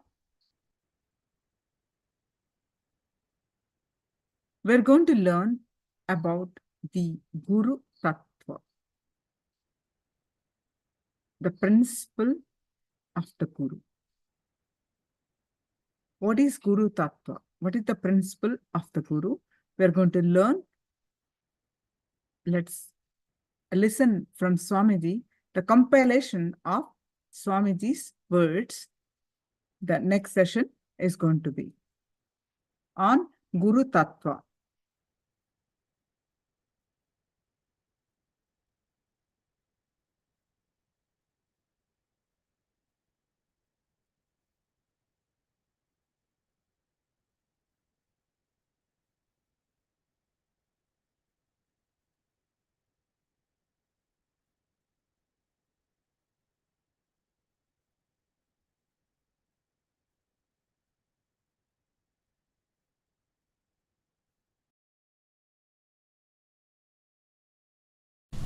The space which literally makes the Maya shiver and breaks, takes you from the perceptional reality to the real reality. That space is called Guru Tattva. Listen. Listen intensely.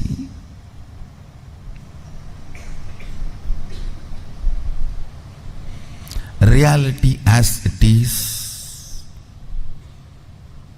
Sadashiva, because Karana and Karya can never be separated.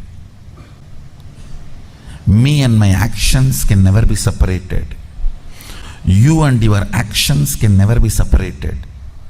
But you and your reactions can never be together.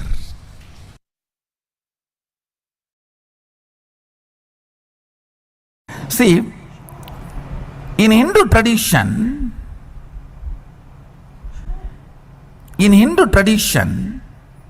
Guru Tattva is worshipped, not the individual. See, anybody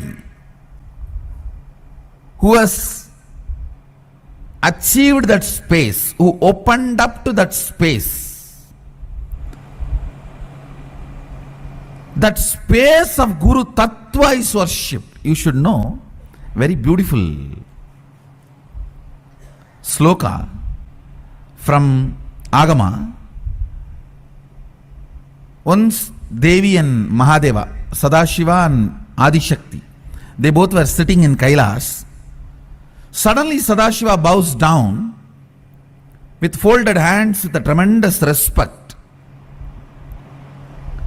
Devi asks, "You are the Brahmanda, you are the Bhuvananda, you are the Nayaka, Lord of the universe. To whom are you bowing down?" Sadashiva says, "I am bowing down to Guru Tattva, on which I am constantly meditating. I reside. Guru Tattva is much more than God in Hinduism." Then he delivers the whole Guru Gita. The whole Guru Gita is delivered to him, delivered to Devi by Sadashiva with this start. This is the way he starts. Devi asks the question, "To whom are you bowing down? You are the Lord of the universe." Then he explains about the Guru Tattva and Guru Gita. There he very clearly explains. I think it is around 500 slokas. I'll give you just 3 points. 1, the individual person is not worshipped. I am only the shell for that Guru Tattva. The principle is worshipped. That is why this throne. That's why these jewels. All these are for this principle, for the responsibility I am doing. If you see me in the courtyard, actually the moment I finish the session and go out, first thing I'll do, I'll remove all this and throw it away. It's not that I want all this and wearing. These are all the respect, reverence given to this Tattva, given to this principle, Guru Tattva. And Sadashiva says one more thing. Devi asks, "If I see Guru and God both at a time, to whom should I bow down first?" He says, "Guru." Because even if the God leaves, Guru will bring the God back to you. And when you are bowing down to Guru, even if the God leaves, Guru will bring the God back to you. But even God cannot bring Guru back to you. Understand? Even God cannot bring Guru back to you. Guru Tattva is worshipped.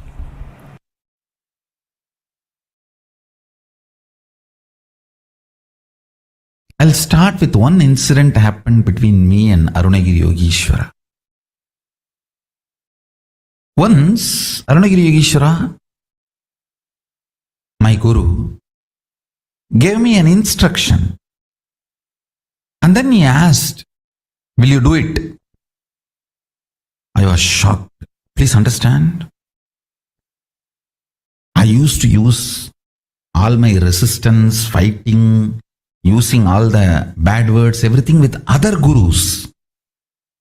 Like Yogananda Puri, Vibhudananda Puri, Annamalai Swamigal, even with Ram Suratkumar little, but never ever resisted Arunagiri Yogeshwara. It was such pure, intense, passionate, loving, beautiful relationship.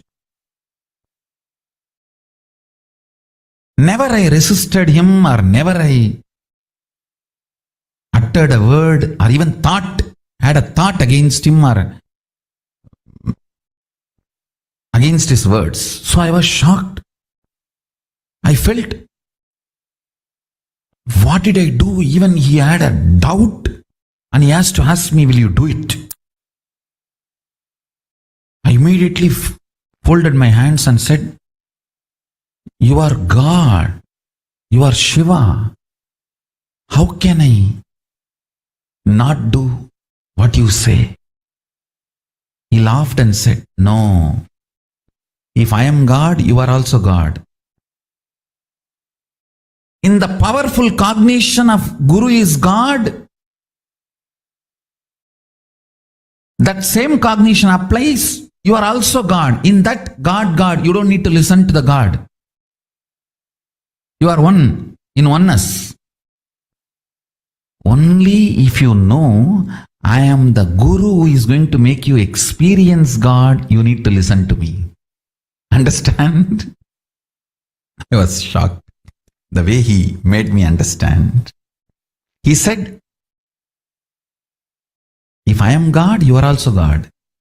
That's ultimate reality. That's a powerful cognition.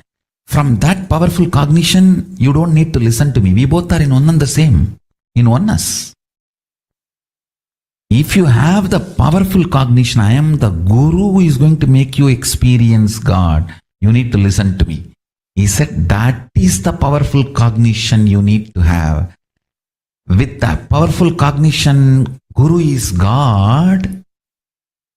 You may not need to listen because you are also God. The most powerful cognition is God is Guru, not Guru is God. Understand? God is Guru to make you realize you are God. Only then you need to listen to Him. Only then you will achieve enlightenment.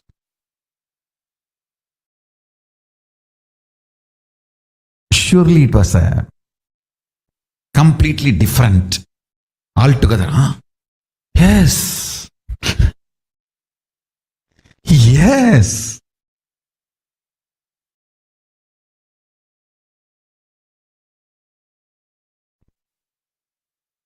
What he said is right.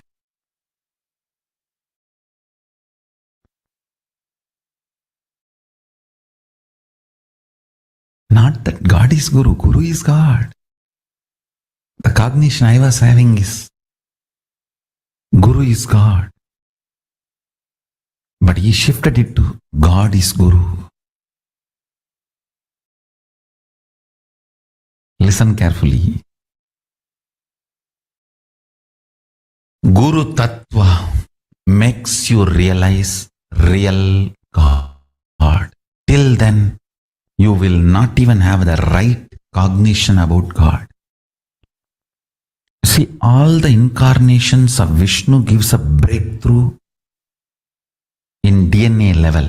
Like your DNA's natural selection process is pushed to the next level. Like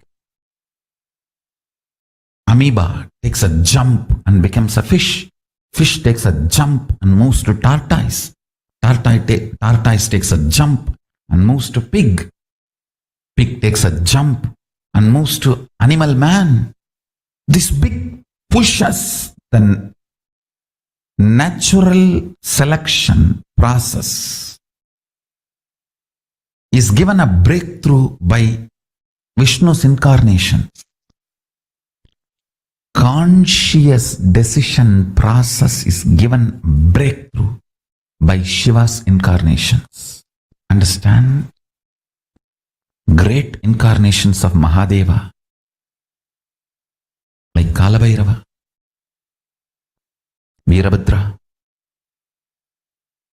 Munishwara, Durvasa, all those beings give great conscious breakthroughs.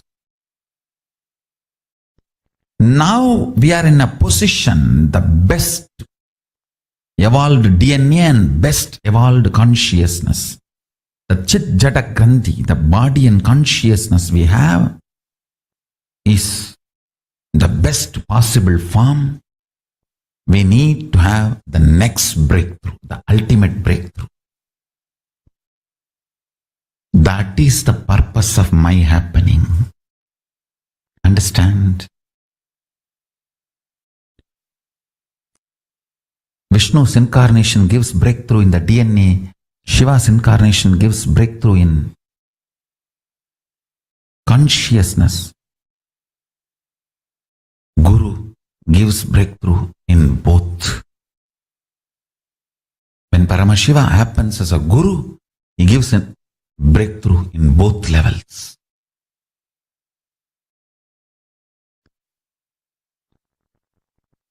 Guru Tattva is respected and revered in Sanatana Hindu Dharma far more than any idea of God. The highest idea of God is given the seat of third eye. But Sahasrara, the crown center, is given to Guru Tattva. In Sanatana Hindu Dharma, the highest God you can experience is given third eye, means Anya Chakra. But the Guru Tattva is given Sahasrara.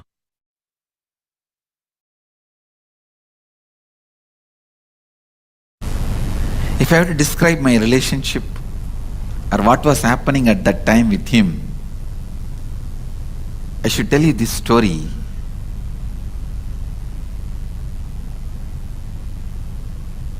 There's a beautiful example in Upanishad. Upanishad is the source book of Hinduism, just like Bible for Christianity, Quran for Islam. Vedas are the source book of Vedic Hindu tradition, and Upanishads are the main chapters of the Vedas based on which our life is running. Upanishads are more like instructions and truths about life.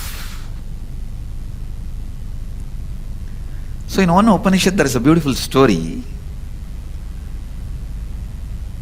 In a tree, huge tree, there was a small bird which used to jump from branch to branch.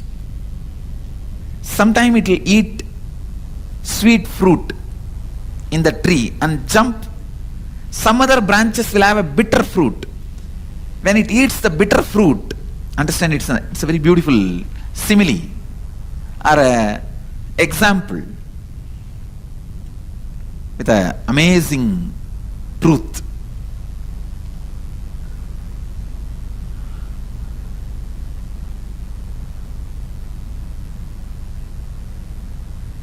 When that small bird eats the bitter fruit, it will feel pain.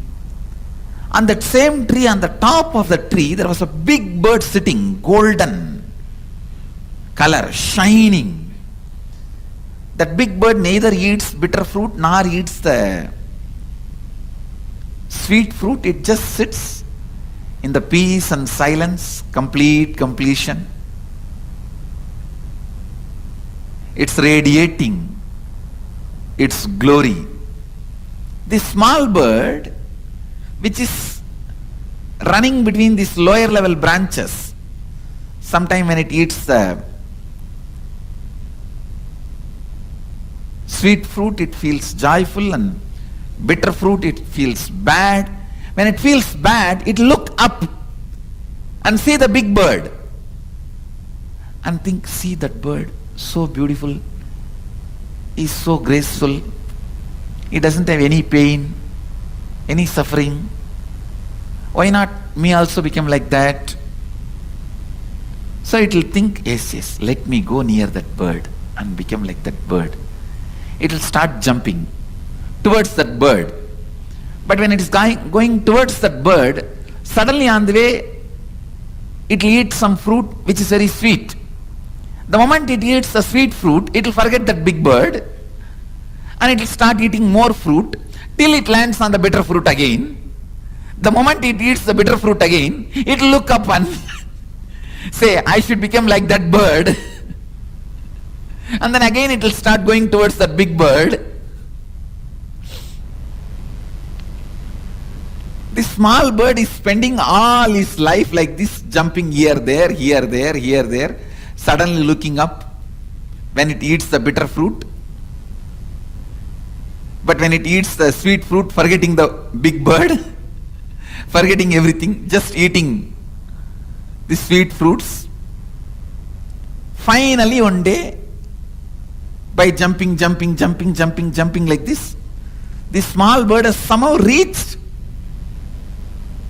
very near the big bird.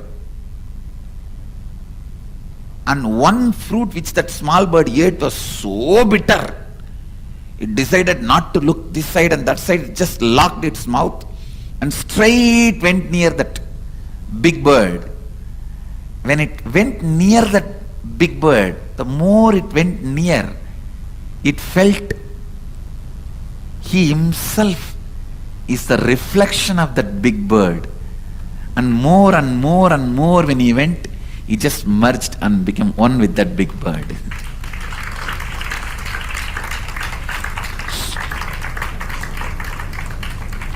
I don't even need to explain the concept behind the story, I think now. I've explained the example so clearly. The concept I don't even need to explain, all of you understood, I think. But I'll try to give a few more words for you to understand the concept. Big bird is the cosmic enlightened being. Paramatma, small bird is you, the individual soul. The bitter fruit is the incompletions and pains and sufferings. Sweet fruit is the once in a while small joys, completions you experience. When you experience little sweet things in the life, kind of a fulfillment, you forget about Paramatma. But when you get into the bitter fruit, you immediately remember and look up. And here, there, jumping. Somehow, when you really eat a bitterest fruit, and you decide after that you will never open the mouth again, means you will never allow any more incompletions, and straight look up and move near him, you will understand you are his extension. Next you will understand you are just his shadow. Third you will understand you are just his presence. Fourth you will understand you are he. Exactly. This is the exact relationship I had with him. I can say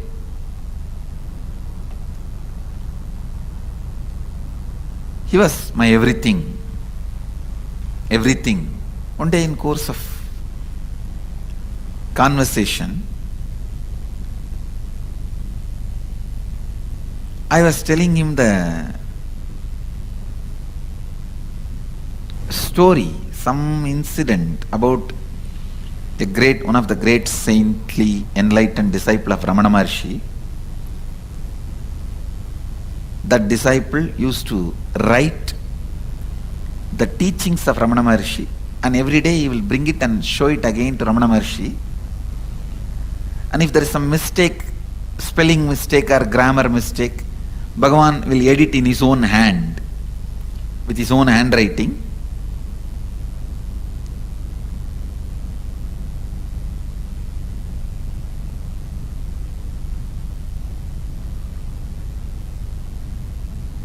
So that sadhu,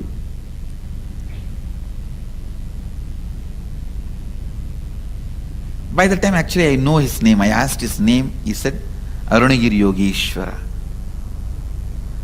I know his name by then.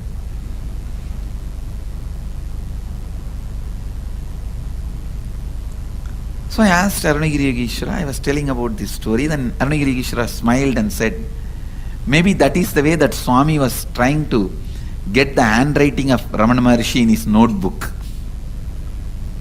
And he also made a comment, just to get the Ramana Maharshi's handwriting, this Swami will make more and more mistakes. The moment I heard, immediately I thought I got a very brilliant idea. I thought I will also start writing and bring the notebook to you. You will pen down, you will write, I will keep your handwriting with me. And I very clearly remember, he has signed even once, Arunagiri Yogeshwara.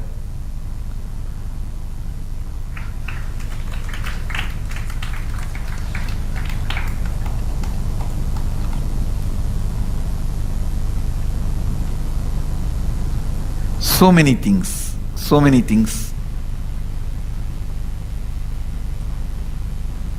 We used to speak. Once I remember he told me that don't go around and tell everyone that you are every day meeting me and talking to me. I took that as an instruction. I never asked why. That was one good thing I had. If I accept somebody as my guru, that's all. I will simply surrender. No question of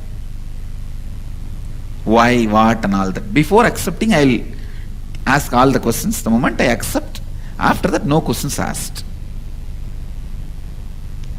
That was my lifestyle.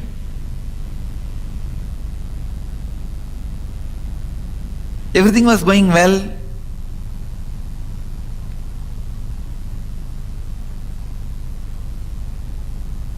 I remember him talking to me about various subjects. Patanjali Yoga Sutra, Vijnana Tantra, Upanishads. I even remember taking 4 Upanishad book to him, which was given to me by Isaki Swamigal. Tamil translation of the 4 Upanishads. And where he opened and read out some lines and explained some lines to me.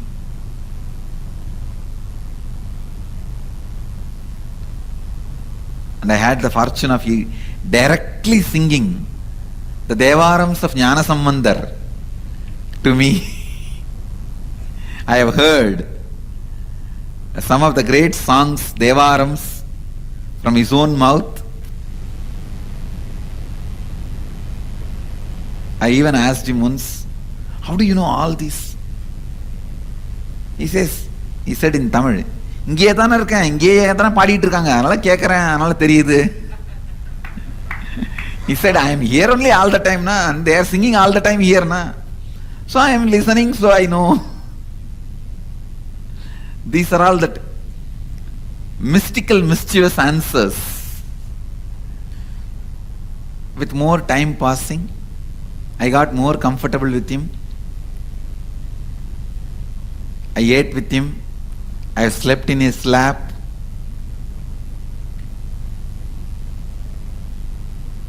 Sometime he will sit, I will lean on him and stretch my leg.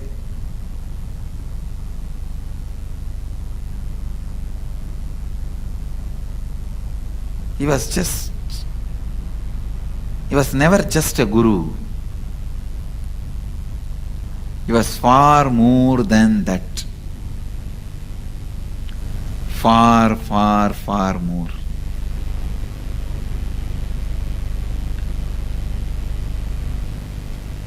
He was much more than any fantasy you guys can have about Guru.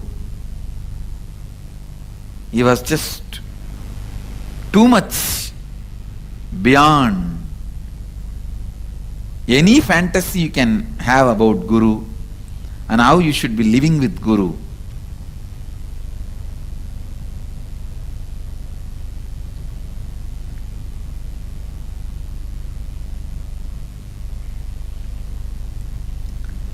Whatever fantasy you guys may be having, how you should be living with Guru, I have lived 1,000 times more and beyond with him.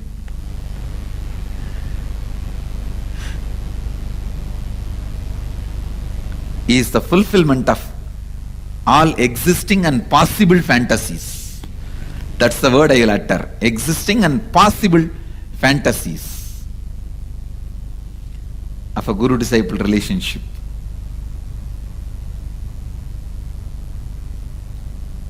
I have seen him materializing. I have seen him flying. I have seen him perform all types of miracles. I have seen him teaching me all these siddhis. While he teaches, he will perform and show. I have seen him bringing the moon directly in front of me.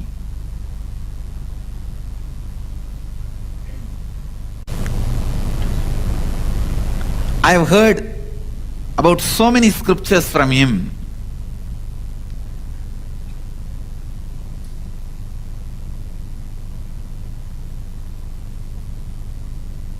Never he will take more than few minutes to explain any scriptures to me.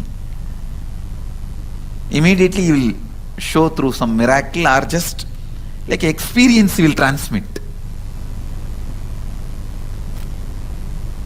Any samyama, He has to teach, he will just teach through experience.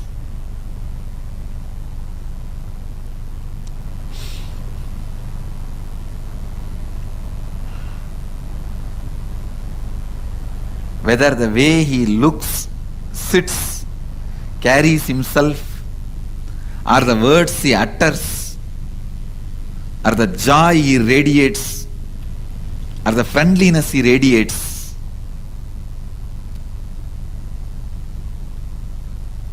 or the way he taught, everything is beyond fulfilling any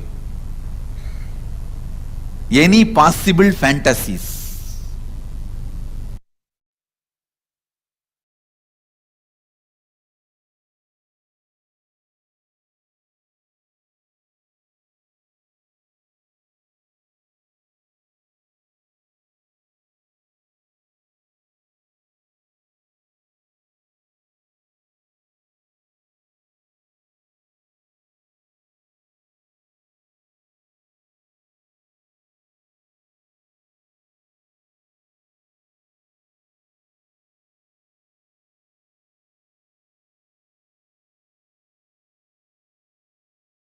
Let's do one internal exercise.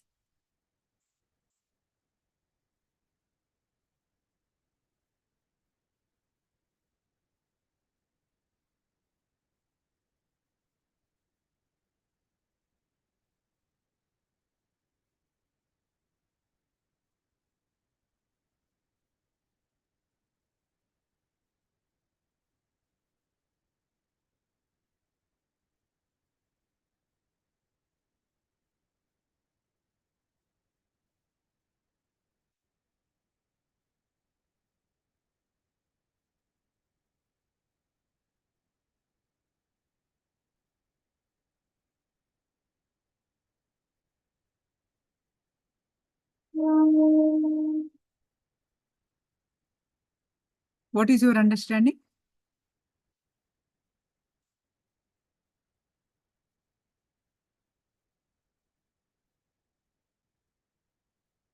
On Guru Tattva.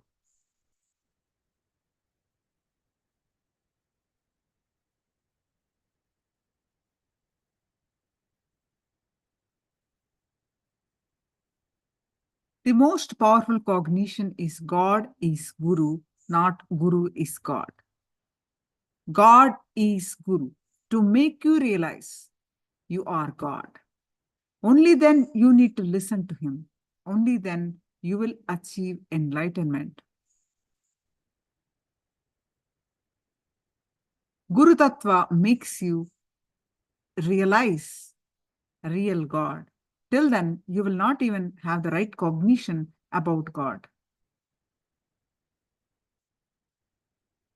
Using conscious decision-making power to give great breakthroughs to your DNA, natural selection process, and make your DNA take a quantum jump to the next level is Tyaga, sacrifice.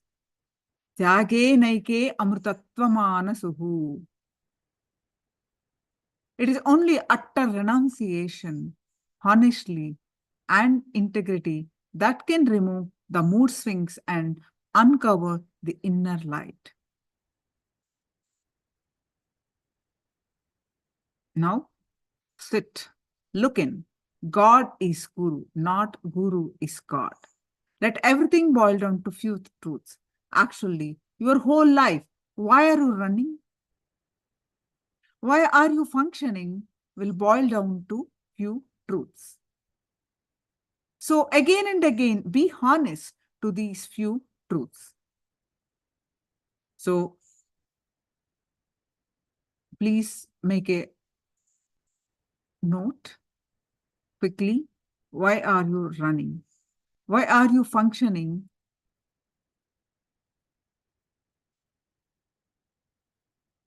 Just quickly pen down.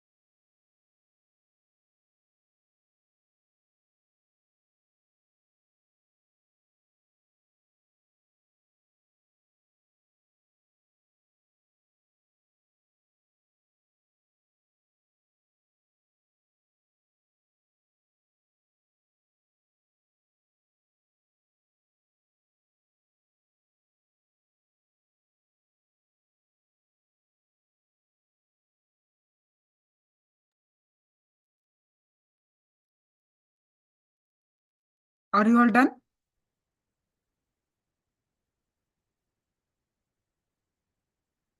See, what for running means, what for your, say, people compete, or people want to make more money, people want to do this, do that, constantly intention, constantly, trying to achieve something.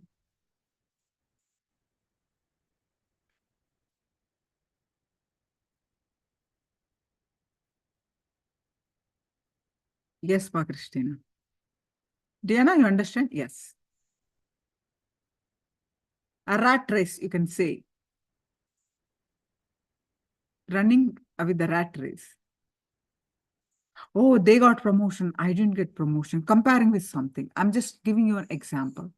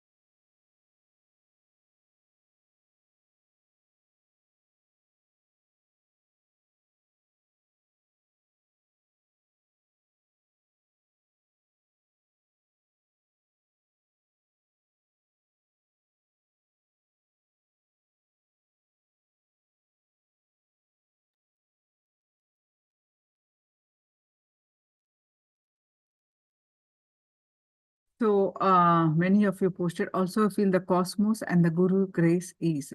I don't know how the describe the blocked sensation. Now, next clip that we are going to is about the Guru's grace.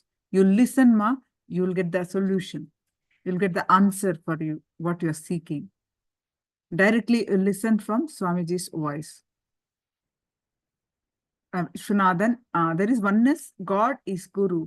God is coming in the form of Guru, not Guru is God. Wonderful. And Diana, I think time alone is very important. Few distractions to absorb all this. For me, it's necessary. Yes, ma. So trying to focus as much as possible. Because these rules are very powerful, life transforming, and this is what we need.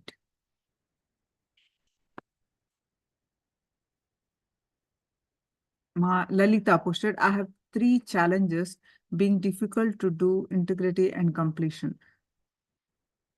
You remove this cognition first. And we are going to have these sessions upcoming. Tomorrow we are going to have about completion. You do attend sincerely and see. Lalita, all right? And about integrity, the 4 powers also upcoming one of the days. So you attend sincerely and do the exercises and meditation sincerely, you will get it.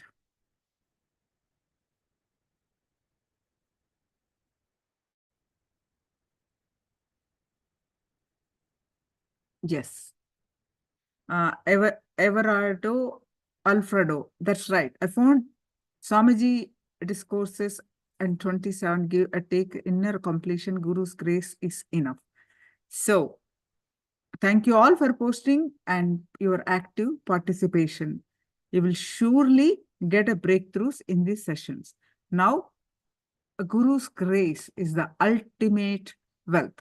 Now, let's watch this in Swamiji's own voice. Guru's grace is the ultimate wealth.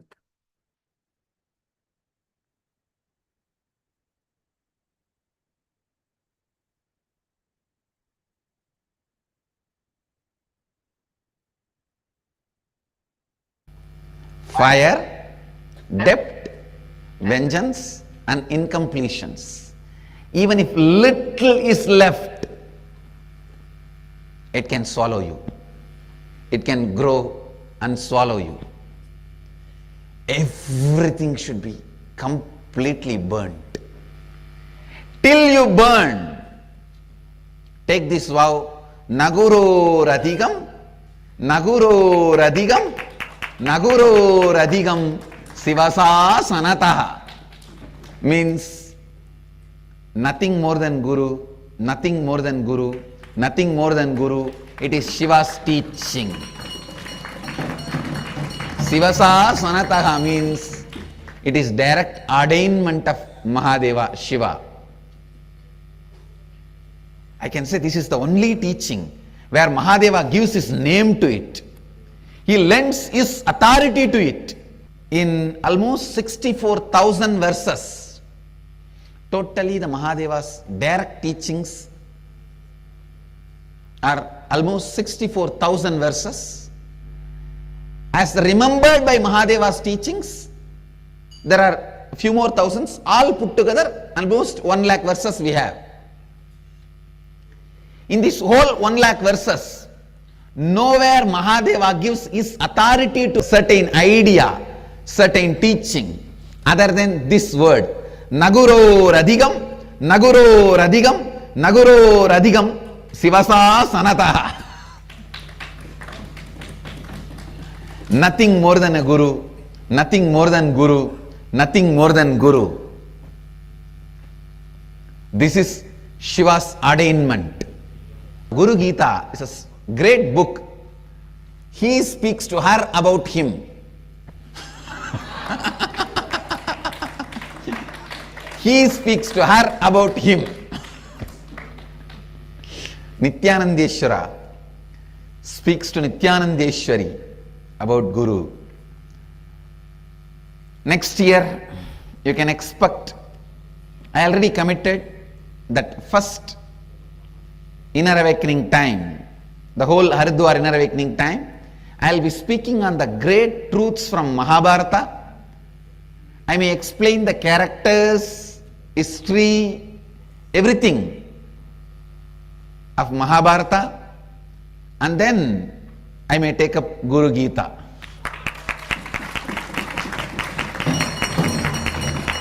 The Guru Gita is directly spoken by Mahadeva to Mahadevi, Parvati about Guru.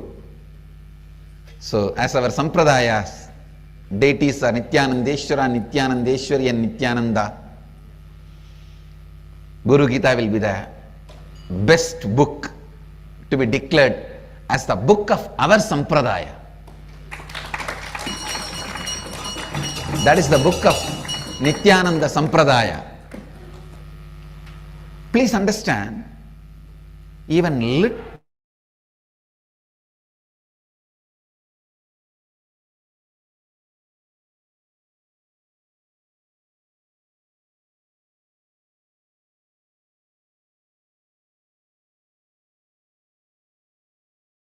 incompletion left completed, like a little fire left without being put off can grow and become a forest fire, consume the whole town. A little depth unattended can grow, expand and become huge depth and can lead to IP, insolvent petition. A little vengeance left unattended can grow to a big war like Mahabharata war. A little incompletion unattended left can take you away from the master. So understand, till you achieve completion, Naguro radhikam, Naguro radhikam, Naguro radhikam, Shivasa sanataha. After you achieve the completion, Naguro radhikam, Naguro radhikam, Naguro radhikam, Nithyananda sasanataha. After you achieve the completion, you know, your heart knows experientially nothing more than Guru. Till you achieve the completion, hold on to this. As Mahadeva says, Shiva sa sanataha. Ramakrishna gives the example, just one desire for Rasagulla is enough to make you come back, take body. Please understand. One desire for Rasagulla is enough to make you come back and take the body.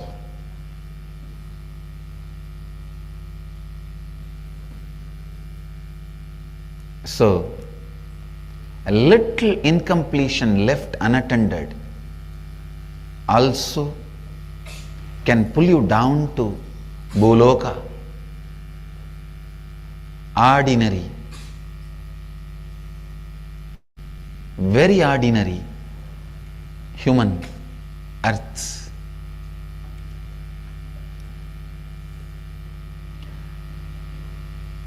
This whole year I was explaining the science of completion. As I was telling yesterday, we have become integrated in tons and tons of ways. We have become authentic in many places, many of our dimensions. Still we have not become completely authentic, but we know where we have not become authentic and we know where we need to attend. It is like a Paurnami day, by its own light, moon shows where all it has black patches. Same way, by our own light, we have found where all we are inauthentic. By the power of our tapas, we have found where all we need to become more authentic.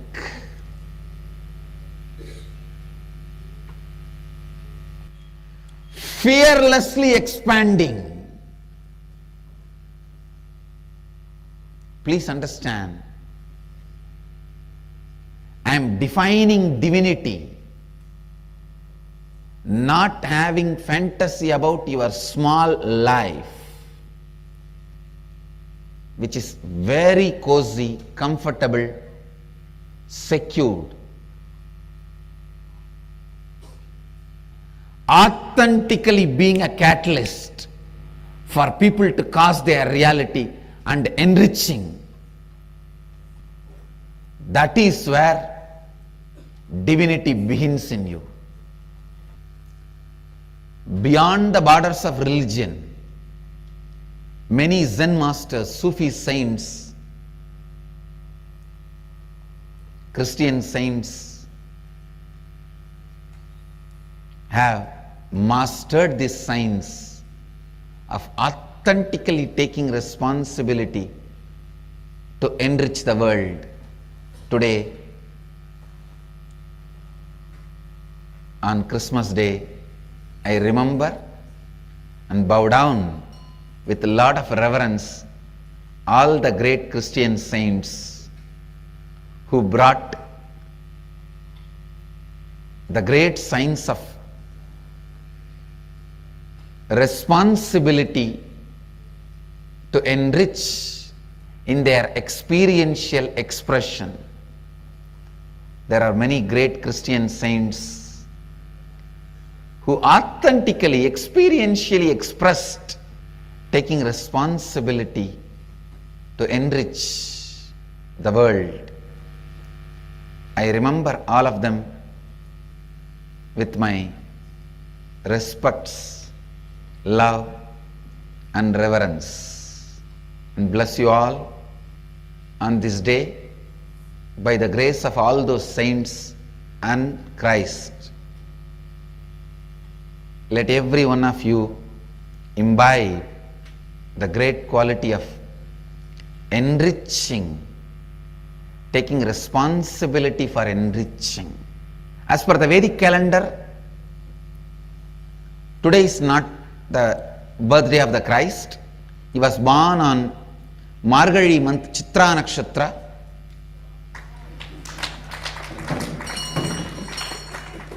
That is why Chitra Nakshatra is the most powerful seen nakshatra with empty eyes, which can move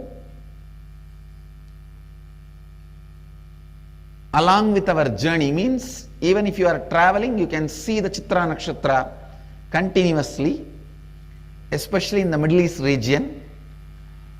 That is the star recorded in the Bible, which was seen by the great three rishis who went to attend the delivery of Christ. That is why even now in all the puja mantras, Chitra Nakshatram Bhavati, Chitra Nakshatram Bhavati is chanted, because Chitra Nakshatra is the most powerful nakshatra which can be seen with open eyes throughout the year. Every month only Chitra Nakshatra can be seen with open eyes throughout the year. But as per the Western date calendar, today is the Christmas, the Christ's birthday. Even little incompletion left can become huge incompletion, because any action you do out of that incompletion is going to be causing more and more incompletion. And unfortunately, incompletion does not tell you you are incomplete. Rahu is a shadow planet. He is not the actual matter, he is a shadow planet. Incompletion is Rahu, completion is Ketu. Incompletion never tells you you are incomplete. When your Ketu is high, you are always pushed more and more towards Guru. Rahu's influence increases more and more on you. You are always pushed away from the Guru. To be out of the game between Rahu and Ketu create intense completion in you. Don't leave a single incompletion unattended.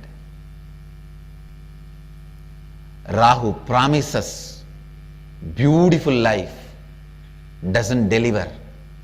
Ketu never promises but delivers.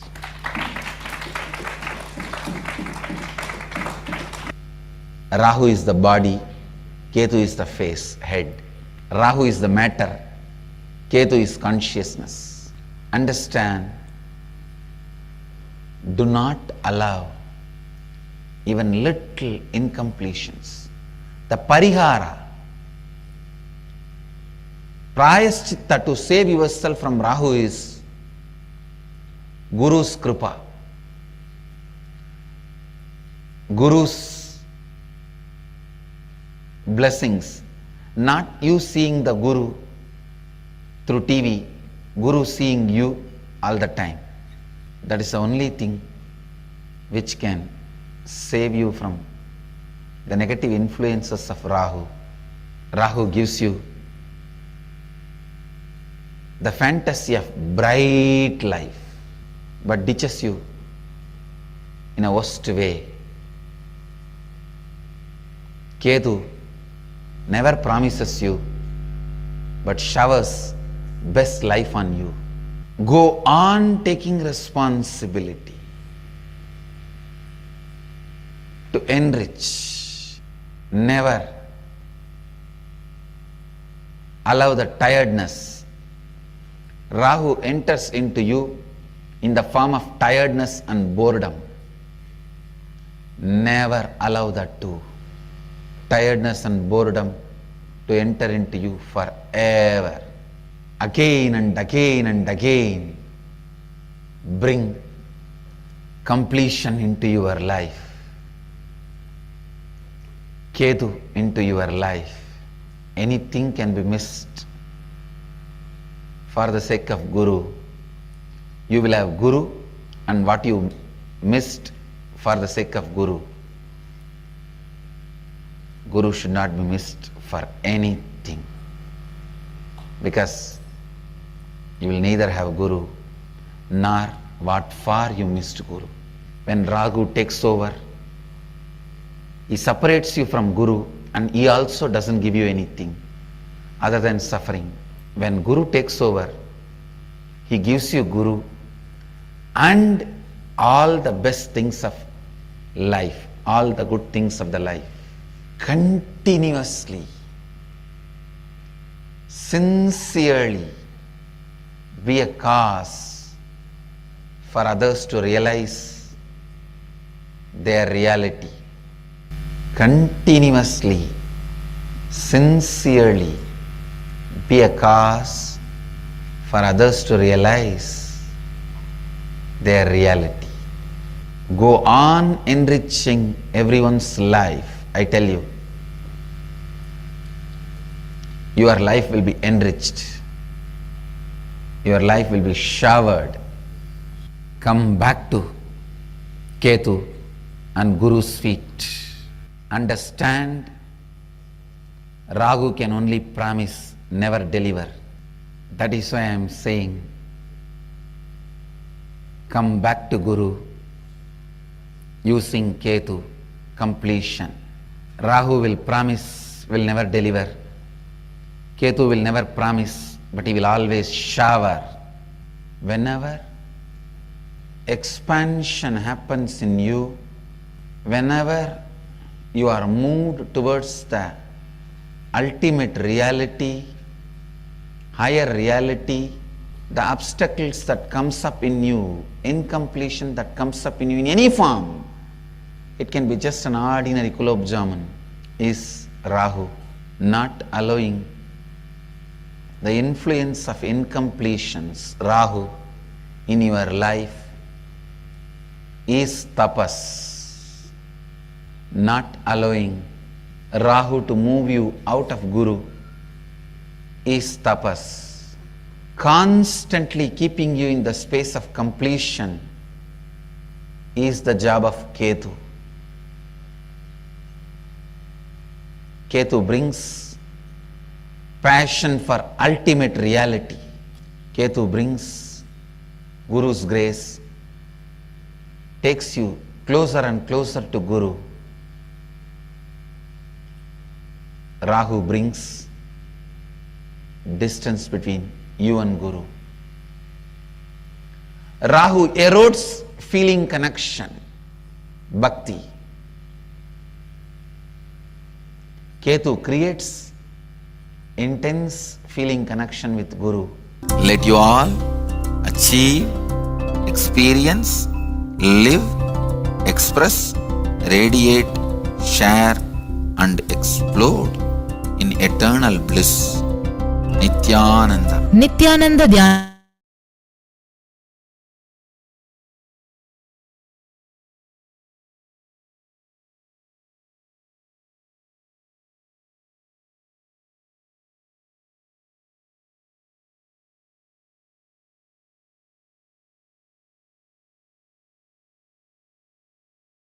Now, we are going to do one power manifestation session before we continue our further sessions.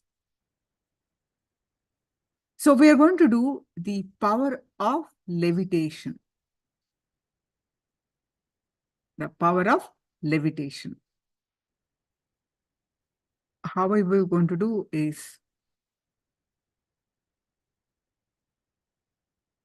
first receive powerful cognitions from Living Enlightenment book. You all have either physical copy or hard copy. So please go ahead and share the powerful cognitions from Living Enlightenment book.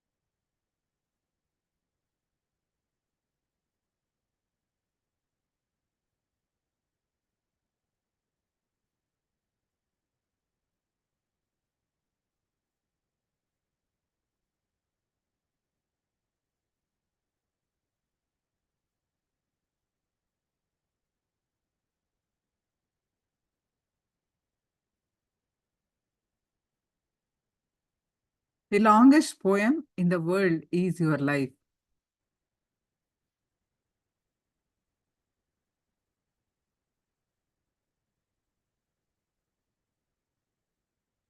I am not sure. I heard longest poem is Mahabharat.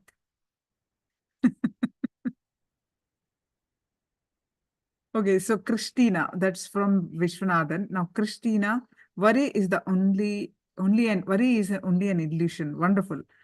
Trang. Leadership is not a quality, but an experience that can radiate from an individual who has experienced personal growth. Wonderful. Ma Lalita, clearly recognize that you clearly recognize that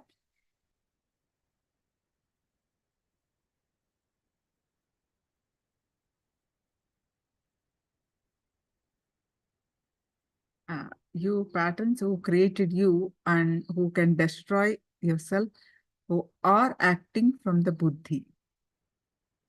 Any others? Please quickly post.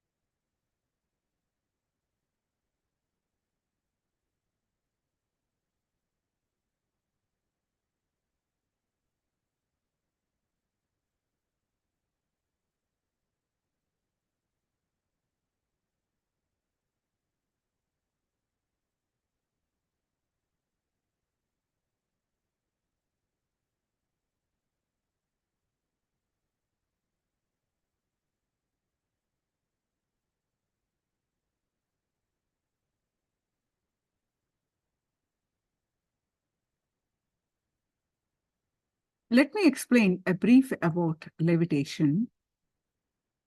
So you'll be able to manifest that power beautifully. Power of levitation.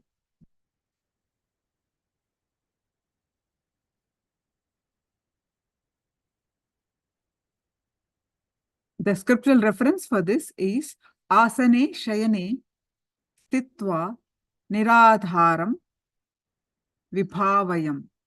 Swadeham manasi kshine shanata kshi. This is from Vijnana Bhairava Tantra, Sutra 82, Dharana 57. Being situated on a comfortable seat or on a bed, firmly cognize that your own body is without any support or base from anywhere. It is resting on nothing.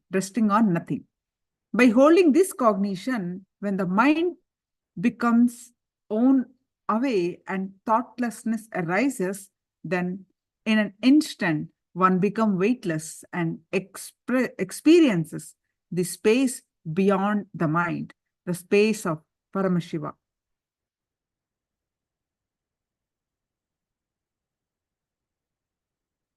The Apta Pramana, authorities of Hinduism, the rishis and siddhis, who experience this verified science. Kinaram Baba is one of the great Aghori lived in Varanasi. His recorded biography goes to 440 years. Kinaram Baba used to have a cot. Whenever he wants to go and give darshan to some devotees,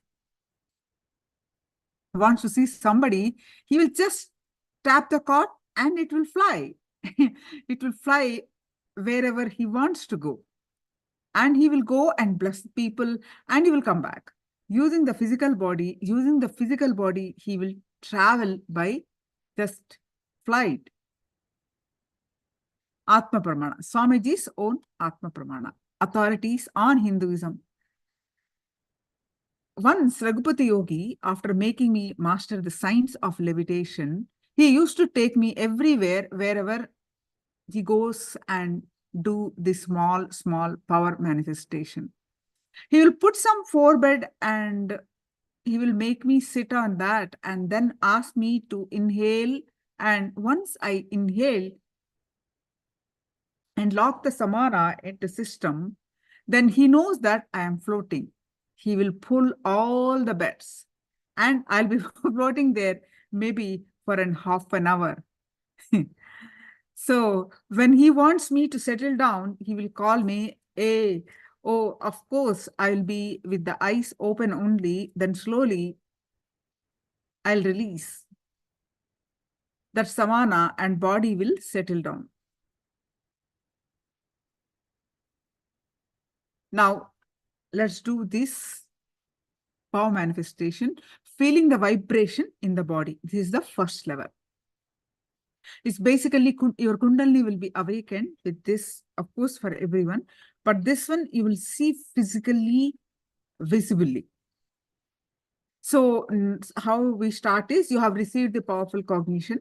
Now let's prepare for the power manifestation. Ensure soft, flat mattresses underneath you safely. Please be seated in Padmasana in front of Swamiji's Atmamurti, or so that we experience Swamiji's physical presence manifesting. Remove all obstruction around you. Be seated in an open place. If you cannot sit in Padmasana, you can sit in cross-legged. Then now sit cross-legged on the floor with your hands, neck, spine in straight line. Please, head, neck, spine, straight line. And your hands in Samana Mudra. Samana Mudra is you lock your hands like this and put it in your lap. Your now legs are locked, either Padmasana or cross-legged. Now hands also locked. This is called Samana Mudra. Do this Samana Mudra and put it in your lap. So basically you sit straight and your hands locked and legs locked. With this position, now remember Swamiji's form in your third eye. Any thoughts that are coming, let it come, let it go.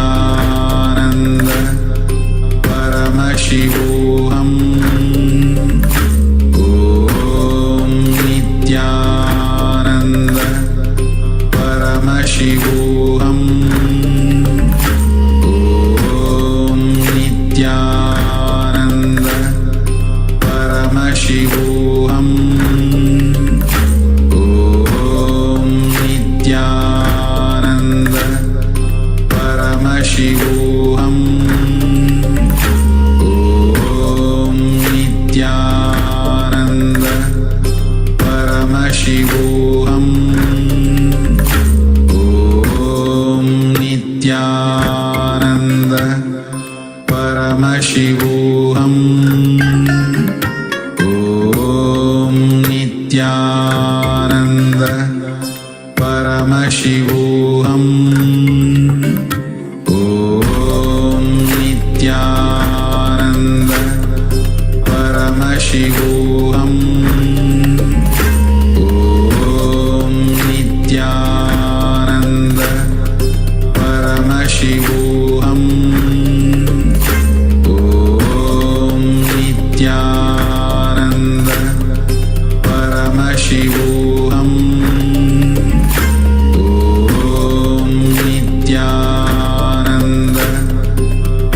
Paramashivoham. Om Nithyananda Paramashivoham. Om Nithyananda Paramashivoham. Om Nithyananda Paramashivoham.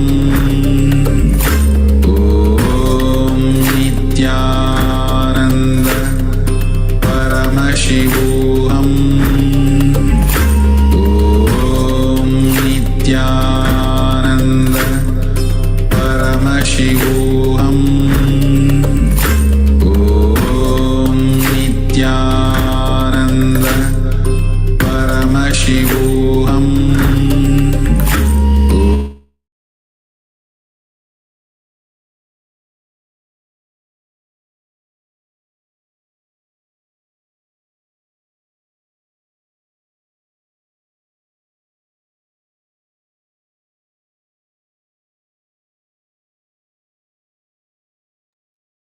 Can you all please go ahead and share your levitation, power manifestation experience?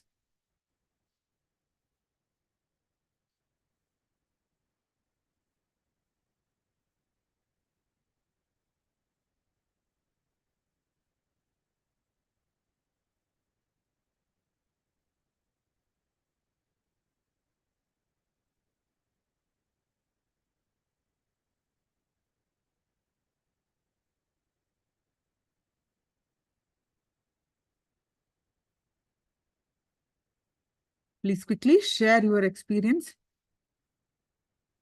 the levitation experience.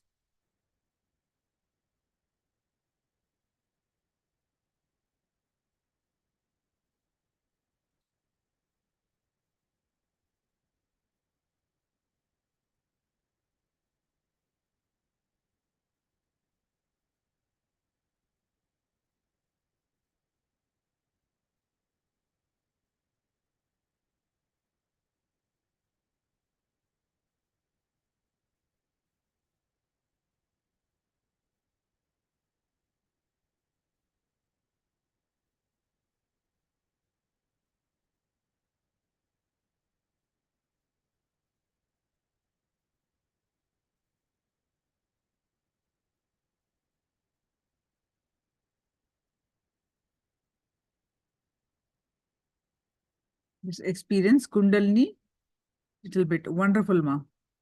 Others also, please post. Say, your body felt little tingly sensation, your body felt heavy, your body felt light, your body felt like lifted up, or really some physical movement. Whatever it is, please express it. Lalita posted, I feel pressure in Anya and Sahasrara Chakra. The atmosphere was good. Wonderful. Stephanie says, I felt little lighter, and Christina, very strange thing happened in the body. Others also quickly post.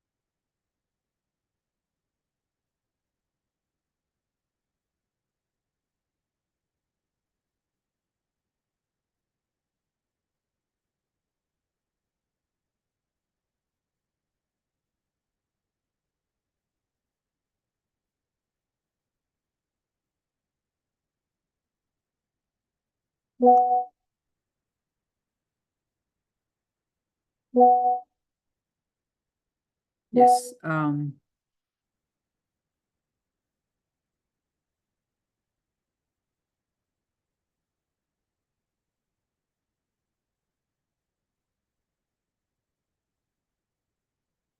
Vishwanathan says, I had small vibration in the legs. Felt the Kundalini awakening while chanting the Mahavakya. Wonderful. So powerful in the neck. So beautiful. All are manifested this power of levitation. Now we'll move on to the guru-disciple relationship.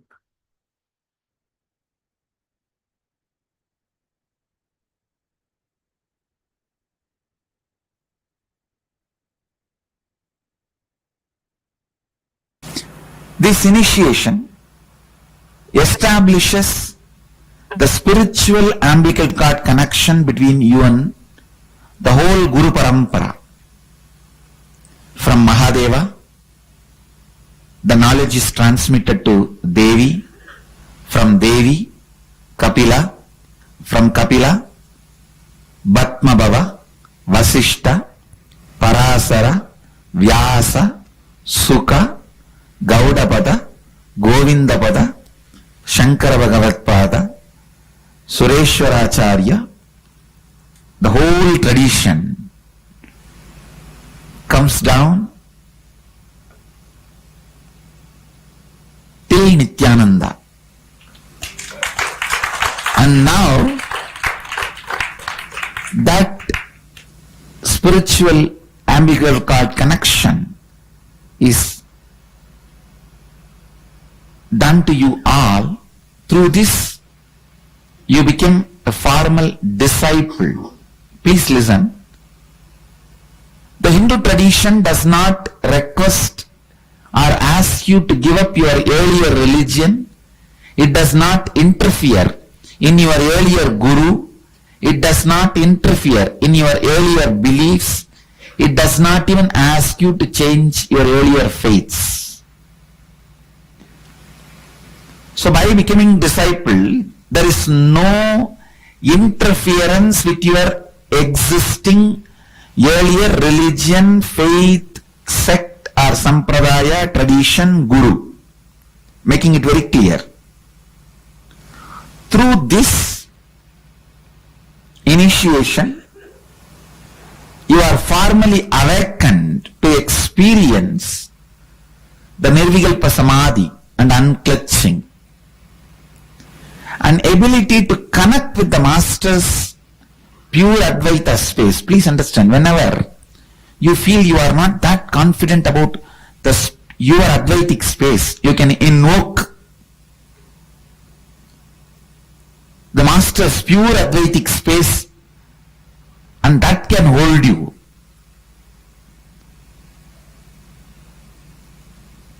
In the young age, before my enlightenment, whenever I was not confident about my Advaitic space, that whether I am holding it properly or not, I will invoke my masters, Annamalai Swamigal or Yogananda Puri. Their Advaitic space. See how they will be. Let me be in that space. Immediately I have always seen they held me They were holding me, protecting me, and leading me into more and more Advaitic space, powerful space. So, this initiation just gives you the strength and the commitment. I will hold you in my Advaitic space. We worship Mahadeva because he holds Advaitic space for the whole universe. He holds all of us in the space of Advaita. Your direct master holds you in the space of Advaita all the time. That's all.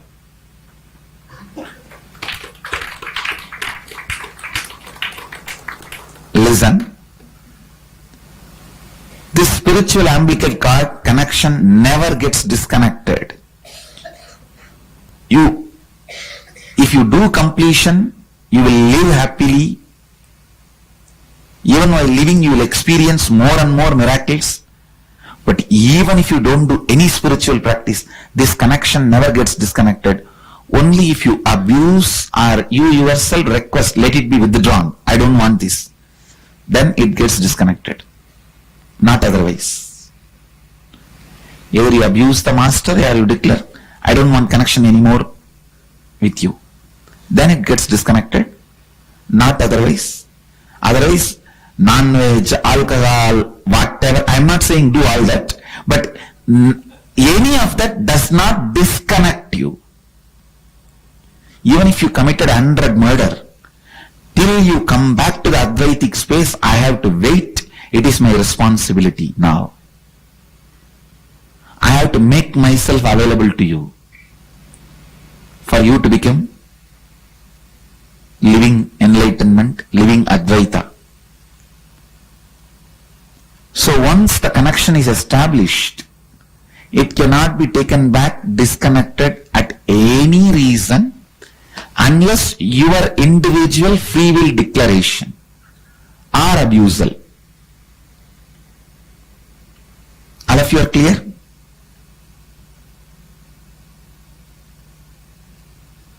But you always have the freedom to withdraw. I don't have the freedom to withdraw from you, but you have the freedom to withdraw. Only if you withdraw, I can withdraw. As a mark of my respect for your freedom. Understand? Once initiated, before achieving the Advaita, if you leave the body, I have to make sure that you experience, at least in the next janmas, next births. Or if I leave the body, I have to make myself available as the cosmos and guide you continuously either to some other living master or through my deity or form itself, photograph itself. I have to guide you and see to it you achieve the Advaita. That is why many times the masters who leave the body appear in the disciples' dreams, vision, and tell them to go to the other living masters. How many of you have been guided by earlier your master to me? Raise your hand. Raise the hand fully. Let me see. Understand, they are all my marketing agents. So you don't need to do any marketing for me. I have Paramashivoham, Shirdi Sai Baba, Ramakrishna Paramahamsa, Raman Maharishi, all of them there doing my job. Or I can say in a way, I am doing their job. Anybody Ramakrishna guided? Anybody Shirdi Sai Baba guided? Puttaparthi Sai Baba guided? Paramashivoham guided? I'm telling you now, I have some 10 marketing agents.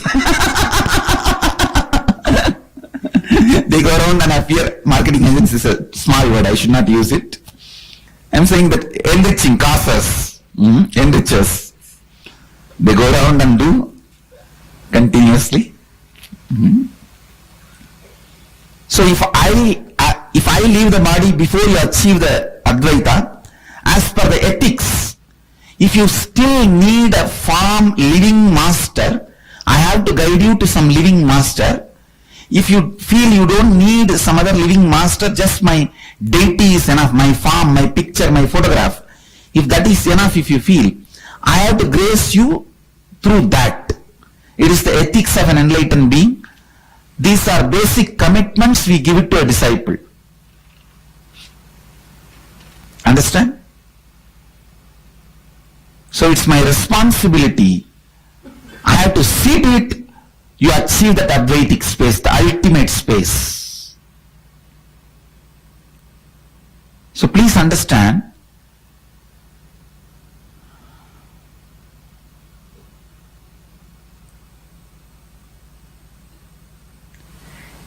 till you realize what I realize as me, I am responsible and I have to make you realize what I realize as me. What I realized as me, you have to realize that as you. That ultimate. The password to activate this umbilical cord connection, I reset the password very recently. Now it does not mean your earlier passwords don't work, but I have reset with a very strong connection. The new password, listen, that is what I call Mahavagya. Nithyanandoham.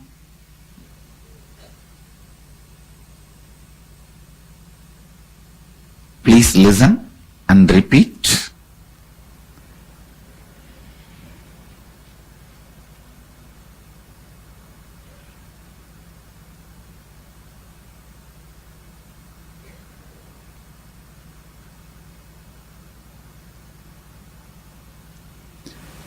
Nithyanandoham. Nithyanandoham. Nithyanandoham. Please understand, Nithyananda means eternal bliss, the space. Aham means I am that. I am that cosmic eternal bliss. That is the meaning of that word. You can use in any language.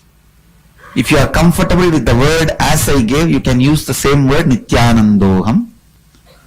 Or if you want to use in English, you can use I am Nithyananda. Anything is okay.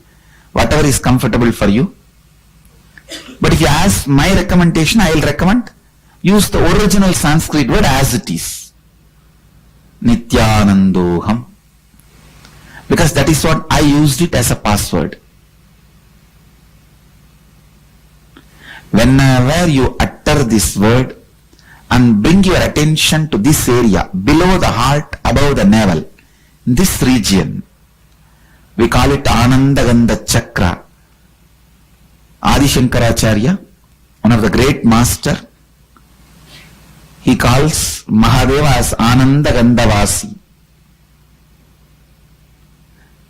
Below the heart center, above the navel center, this area, remember this area, and just the moment you utter the word Nithyanandoham, you will see I am holding you in the space of Advaita, supporting you, strengthening you, making you experience the space of Advaita and complete completion.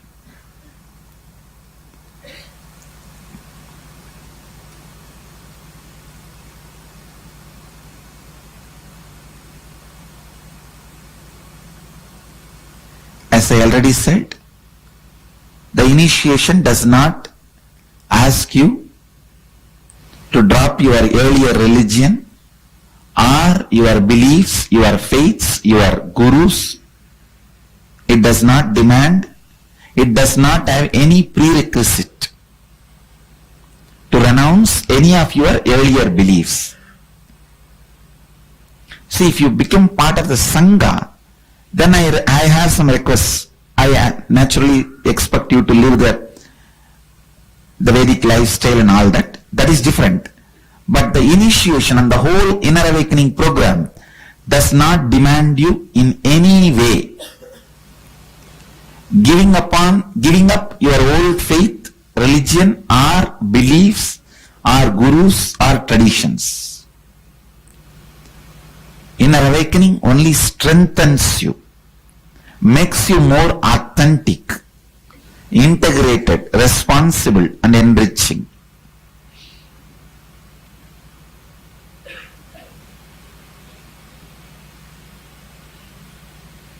Once the initiation happened, then you will see the moment you remember and utter the word, in that area you will see exactly the Kundalini moving, circling.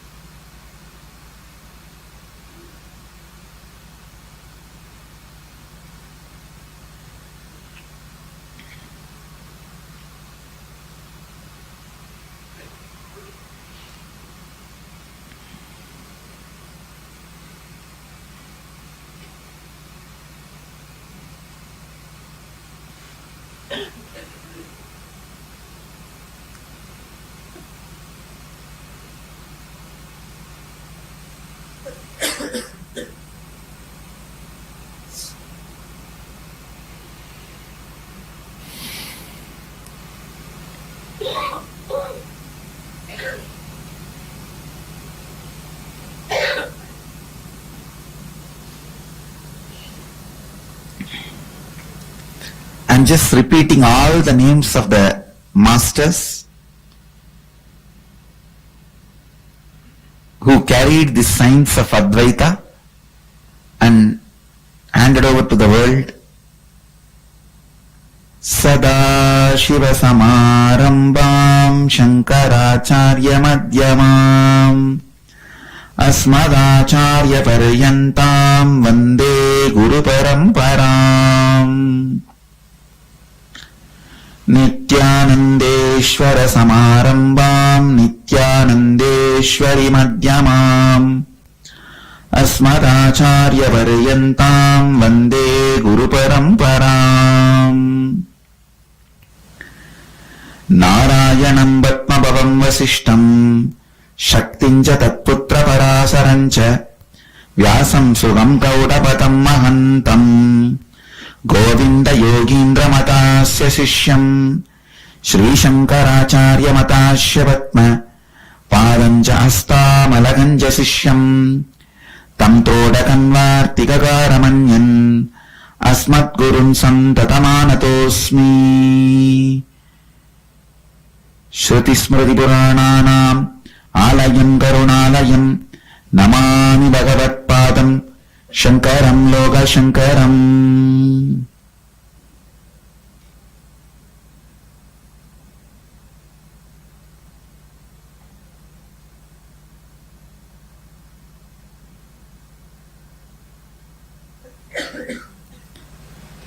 Kapilamunishamarambam Shankaracharya Madhyamam Asmadacharya Paryantam Vande Guru Paramparam.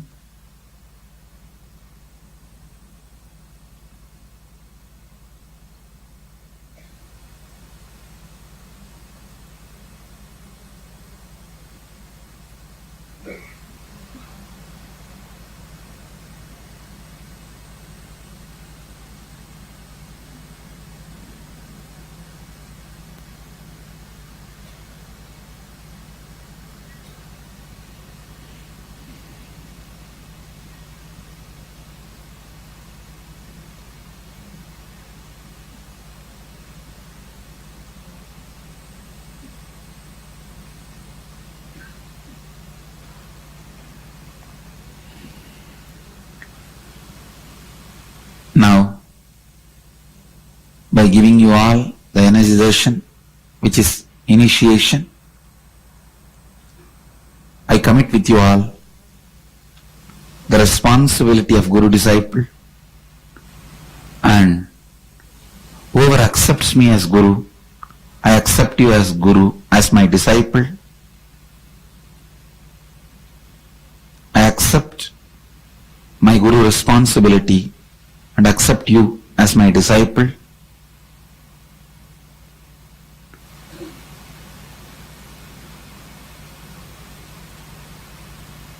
And commit with you all through this commitment,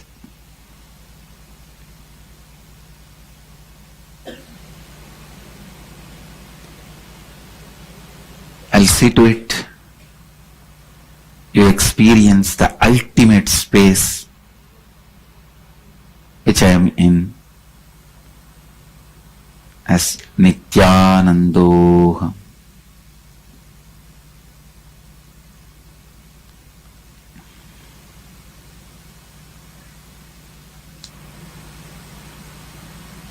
Before this happens, whether you leave the body or I leave the body, I commit with you all.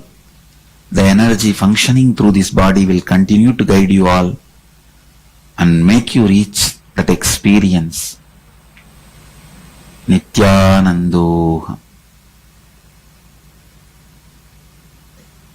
Just sit with your eyes closed.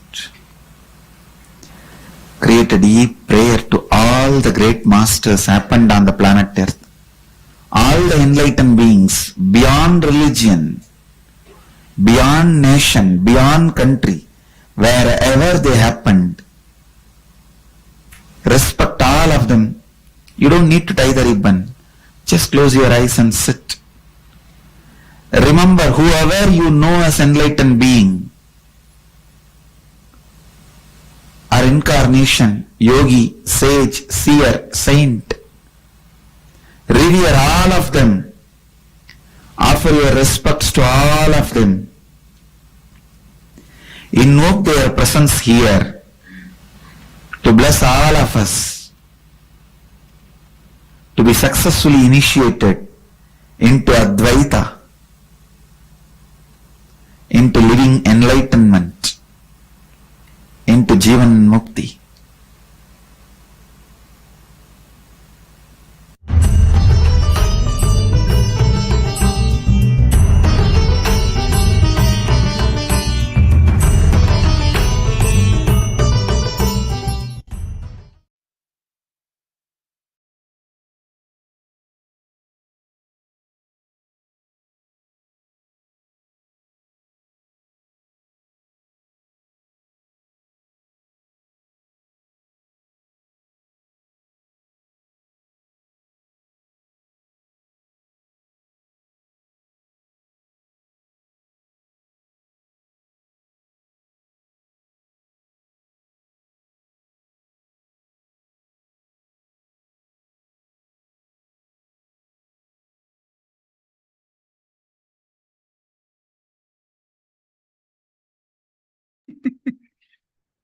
Ma says, Christina, truly this program, Paramashivoham, is a room surgery.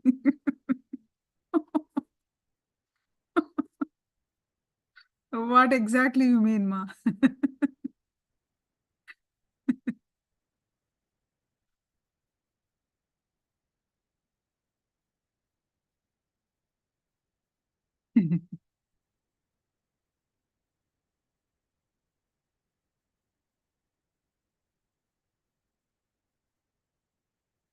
Okay, now, what is your understanding from this session? Please post it.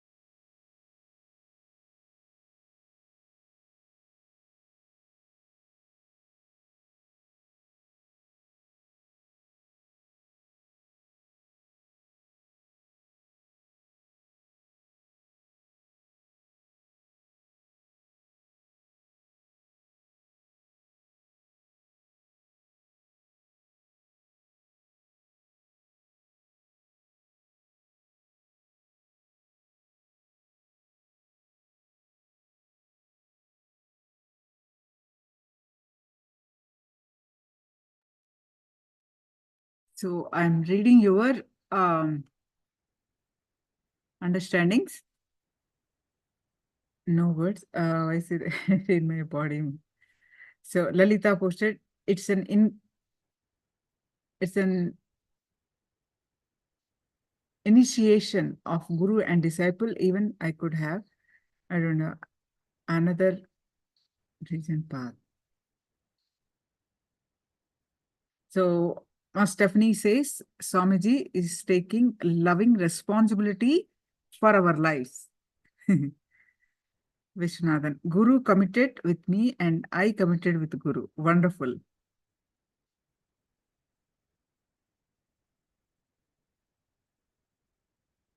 By telling you my body is in the surgery. Ma Christina.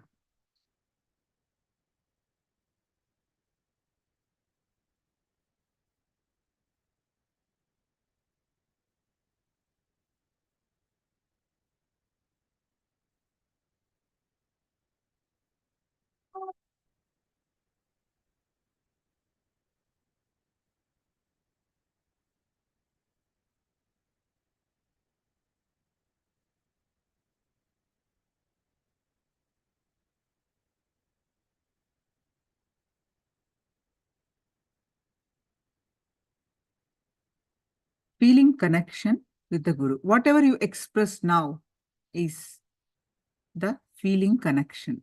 Now let's learn some more sacred secrets about the feeling connection.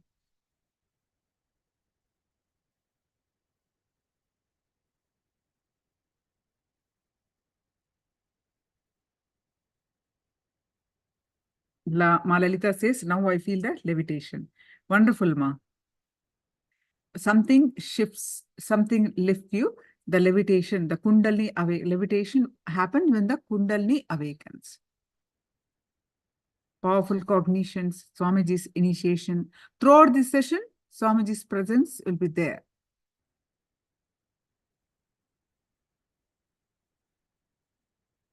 Now, let's understand the feeling connection. More secrets about the feeling connection.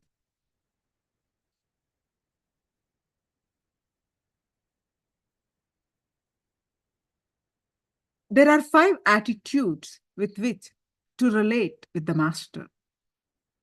Through each attitude, a different path unfolds, taking you closer to yourself. One path is the attitude of a mother towards her child, looking, that is one path. Second,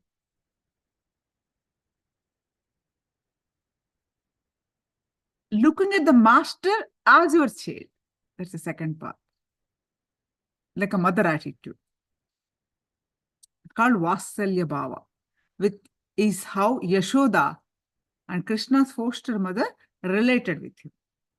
And the first path, looking at the master as Guru, who the Ramakrishna related with the mother Kali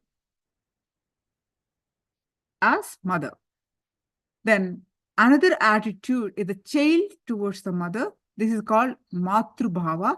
This is how Ramakrishna related with the goddess Kali, looking at the master as mother.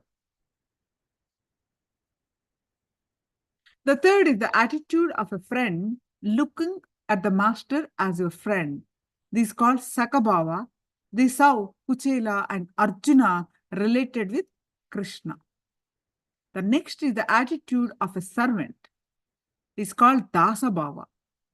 It refers to the master-disciple relationship wherein the disciple feels like a faithful servant of the master. This is how Hanuman related with Lord Rama in the famous Indian epic Ramayana.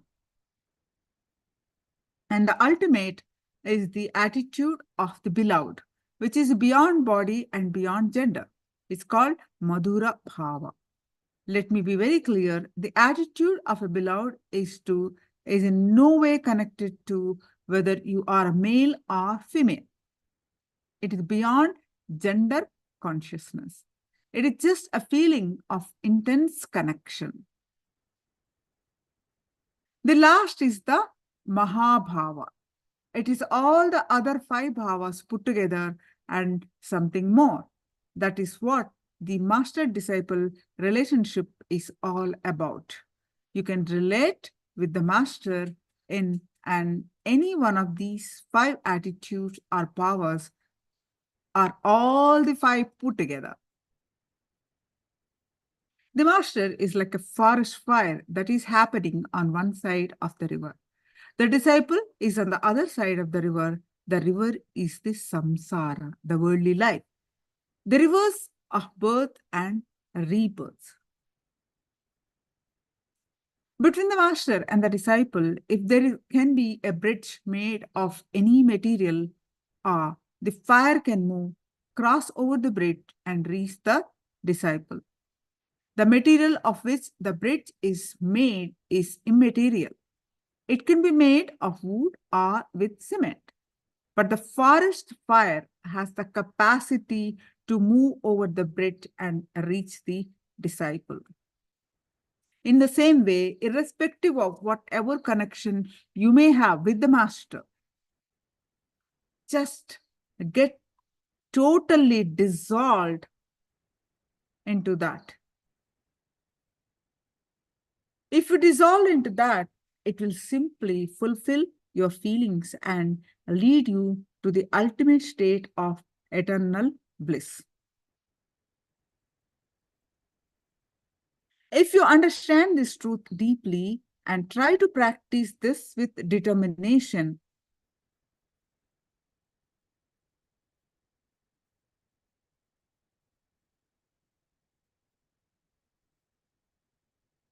I will focus on my feeling and get dissolved into master-disciple connection. It will lead you to that state.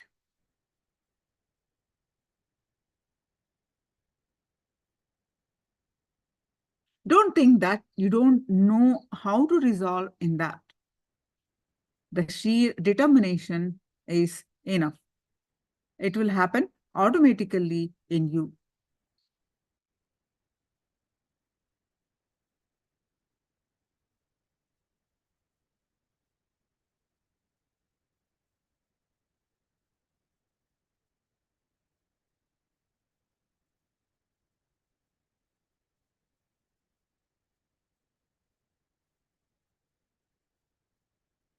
Any hurdle between the master and the disciple will dissolve just by focusing on the dissolution that happens between the master and the disciple. The five attitudes that I mentioned are actually five levels or stages of feeling connection between the master and the disciple. This really depends on the kind of personality that the seeker is.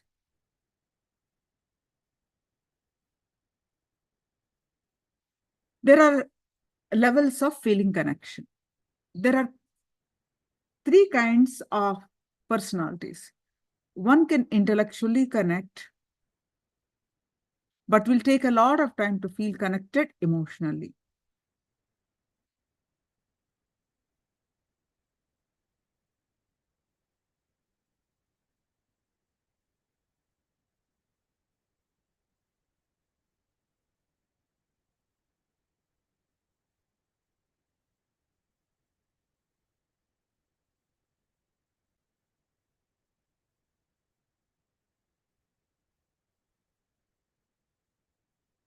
With anything he can intellectually understand, he can intellectually relate, but he cannot emotionally have the feeling.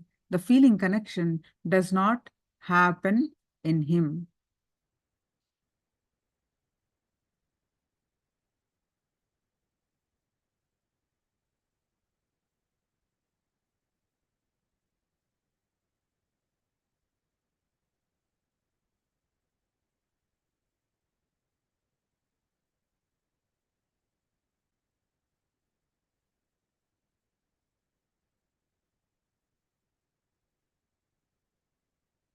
Second, They can connect emotionally immediately.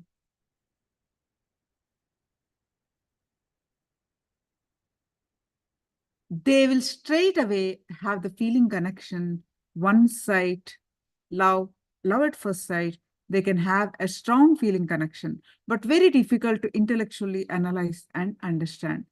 Intellectually, they'll be very dull. The energy will be through the heart. This is the second kind of people.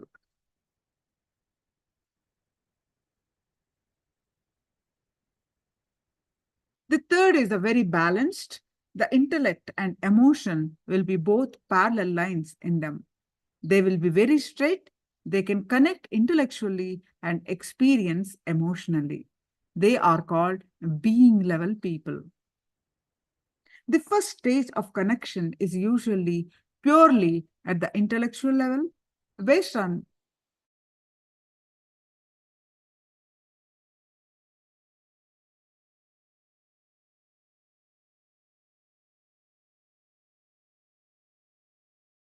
how does he get thousands of people to listen to him?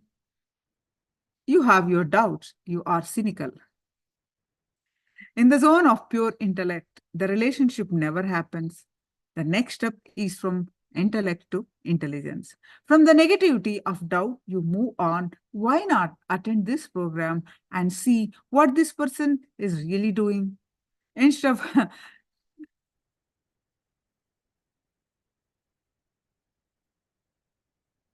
instead of remaining with what can he do, you move to I think he means something. But I neither believe nor disbelieve. Okay, let me see. The intellect starts to become intelligence. Then, if you continue to look in, you move from intelligence to in, intellect, intelligence mixed with emotion. Intelligence to intelligence mixed with emotion. Maybe 60% intelligent, 40% emotion. You feel that the master is a good friend. You think he can guide me a little bit here and there, wherever I need guidance. I have an idea about how my life should be. So he doesn't have to teach me everything. But wherever I need to make some decisions, I can take his help. So via intense mix of emotional and being level attitude. This is looking for the master as a friend. That's what we call sakabhava, the friendly attitude. This is like using a stick to walk with. You use the stick only when there is ups and downs. After that, and by, slowly, when you go through some serious problems like depression and low moods, when you are not able to help yourself with his words, you realize that the stick alone may not be enough. You need more support. So you can ask him, your teachings are great, but at this moment, I'm not able to follow them. What do you do? Then he supports you mentally and psychologically also. You reach out for his hand, and with his help, you start walking again. Madhura Bhava, an intense mix of emotional and being level attitude. This gratitude towards him increases while holding his hand. If you have only the stick, then it is a friendly attitude, intelligence, emotion. If you start holding his hand, he will start lifting you, and slowly it becomes emotion, intelligence. In this stage, you move from intelligence to intelligence with emotion, 60% intelligent and 40% emotion. This attitude is what I call feeling the master like a father or mother. From the being a friend, he becomes a father or mother. Slowly, very slowly, the relationship develops, deepens. You settle down and think, he's not just a friend, he's not just a person who gives me suggestions and ideas. He takes me out of my problems also again and again. When you are helped every moment beyond your expectations, the feeling within you towards him becomes more of emotion. He fills you, he fills your heart.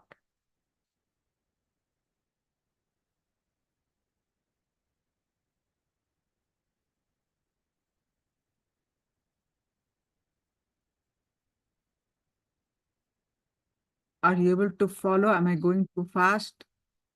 Can you all please tell me?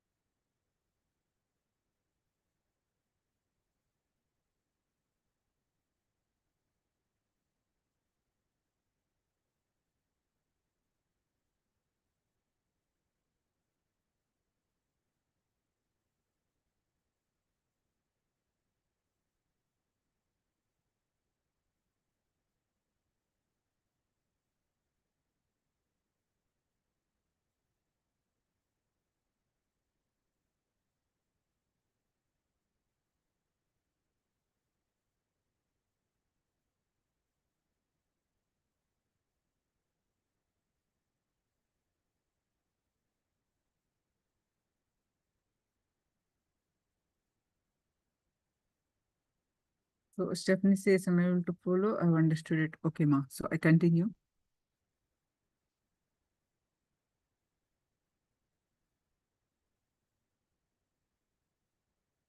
So then at this stage, you have a problem forgetting him. That's the moment you feel like bowing down to him like a servant, not with shame, but with reverence and humility, because you have found someone to surrender all your problems to.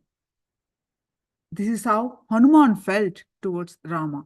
He was completely devoted to Rama. A deep connection of high emotion happens with this kind of relationship.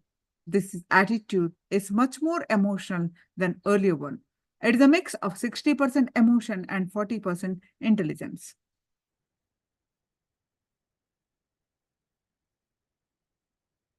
Then by and by, you move deeper emotionally and you become protective of the master. Instead of asking attention from him and taking help from him, you want to support him, love him, and attend to him. Your attitude becomes that of a nurturing mother. This is the state of pure emotion.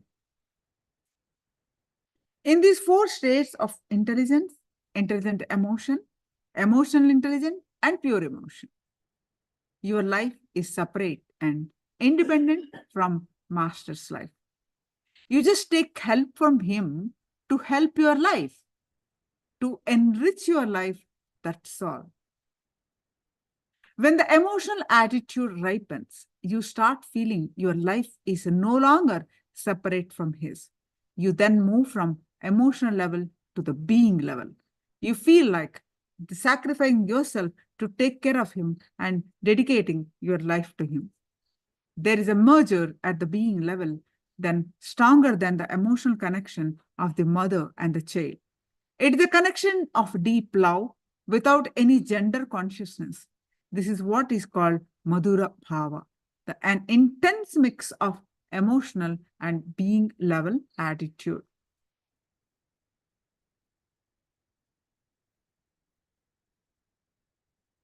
When the Madhura Bhava becomes intense, suddenly you experience that there is no he and you.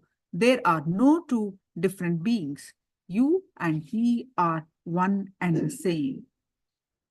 You start experiencing Mahabhava, experiencing yourself as the master.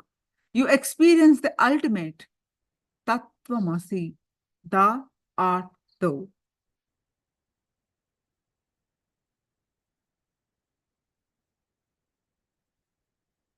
This is how, step by step, you start experiencing and growing in the feeling connection with the master. Each disciple relationship with the master is unique. That's the beauty of it. Each disciple progresses with the master in search of his reality, in the path that is best for him to progress.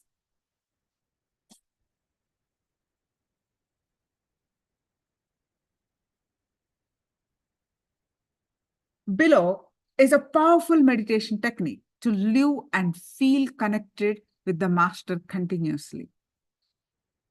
About the technique is the mind takes the form of that which it contemplates continuously. The most effortless way to experience the space of enlightenment is to meditate on a being who lives and moves in that space.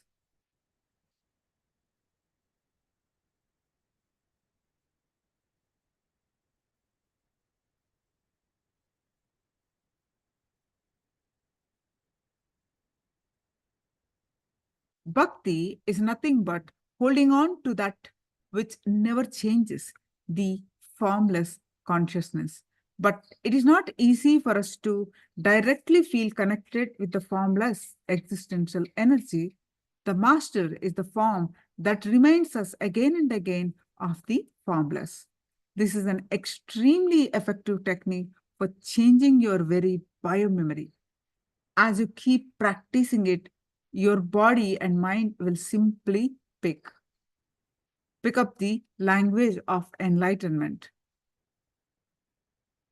Whenever situation you are faced with, whatever it is, ask yourself, how will my master behave in such circumstances?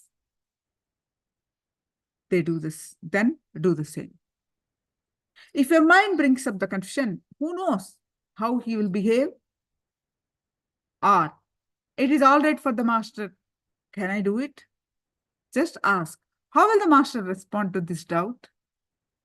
He will simply silence the mind. That's all.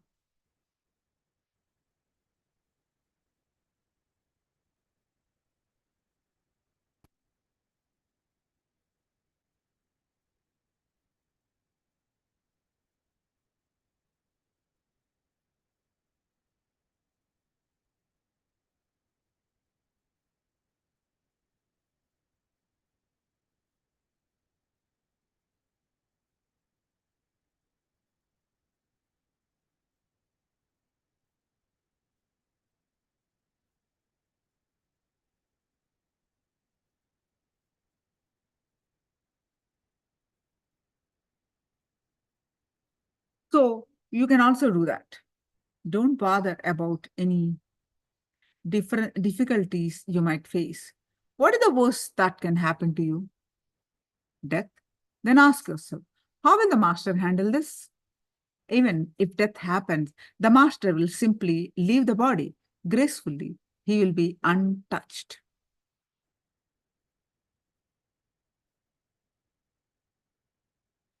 When there is a beautiful way in front of your eyes to handle even death, what other problem can stand before you?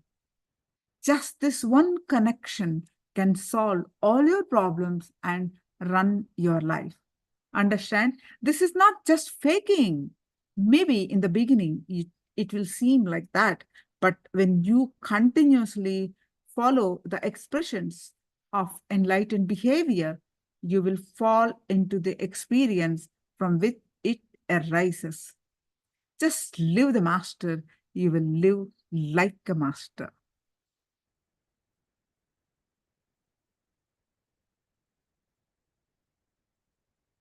So now start posting your understanding, powerful cognitions from the session we just had.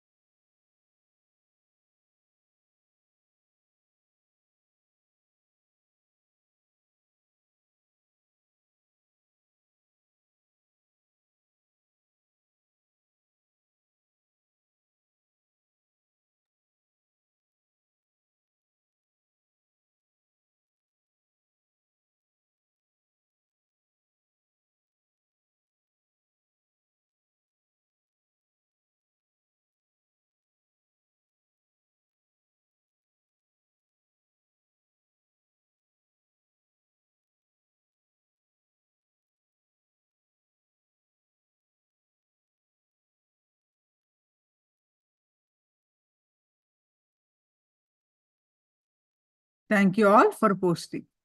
Now, how do we deepen our connection? One of the powerful techniques in Sanatana Hindu Dharma is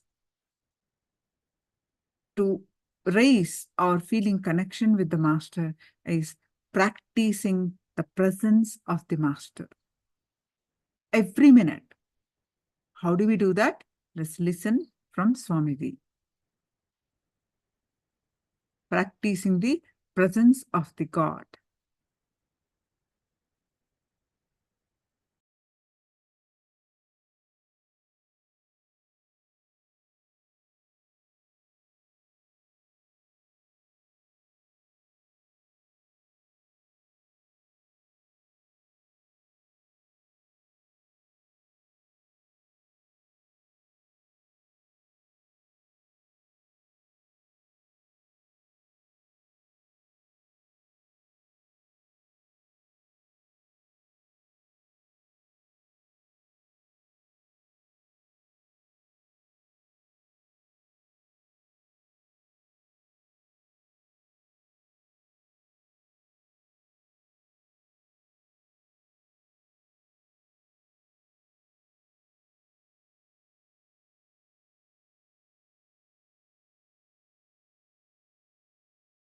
ID number 3, Chellaya, who's asking, Swamiji, I have a feeling I'm connected and not connected to you. Back home, I'm so connected to you. I talk to you through the Gurumurti photograph. Whenever I have pain, I touch the photo and I feel the vibration and the pain is gone. I talk to you freely like I'm talking to a friend. I'm staying alone away from my family, but I live with you. When I go out, I tell you that I'm going out, and when I am back, I again tell you I am back. When I go to sleep, when I get up, everything I talk to you. If I am late, you wake me up. I live with you in my home. I drive my car. I feel you are with me so many times. I have escaped even from an accident because I know you pulled me out of it. But here in the IA program, you are physically so near, and I feel you are so far away, as though some wall is there between you and me. Why is this so, Swamiji? What do I have to do to break this? Please help me to connect to you like how I do back home, even when I'm physically in your presence. Chellaya, ID number 3. Chellaya,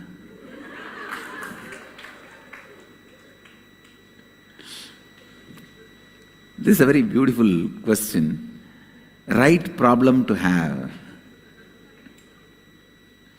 See, I always used to tell, there are some wrong problems to have and there are some right problems to have. Sometimes people have a problem, I have too many orders, I am not able to supply. Sometimes people have the problem that I don't have any orders, I am just jobless. Which problem is best to have? Having too many orders and not able to supply is a problem to have, good problem to have. See, listen. Now I'm expanding on some of the important truths. I represent your innermost soul, Atma, completion. Understand? I represent your innermost soul, Atma, completion.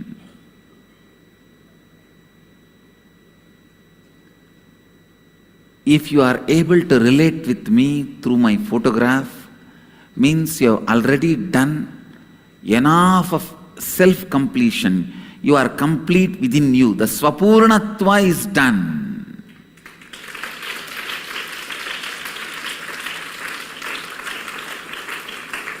But if you have a problem, physically when I am around, not able to feel that strongly connected and close, means still you need to do Purnatva with others. You need to do completion. Understand? In whatever space you are complete, you will be deeply connected to me. How many have this problem? Please raise your hand, whatever is said. Great. You have done a lot of completion with you, but even in the completion, you have not completely completed. If you completely complete it, even with completion with others, you will be complete. Listen what I am saying. I am your soul. How you relate with me outside will be how you relate with the world outside. How you relate with me inside will be how you relate with you inside.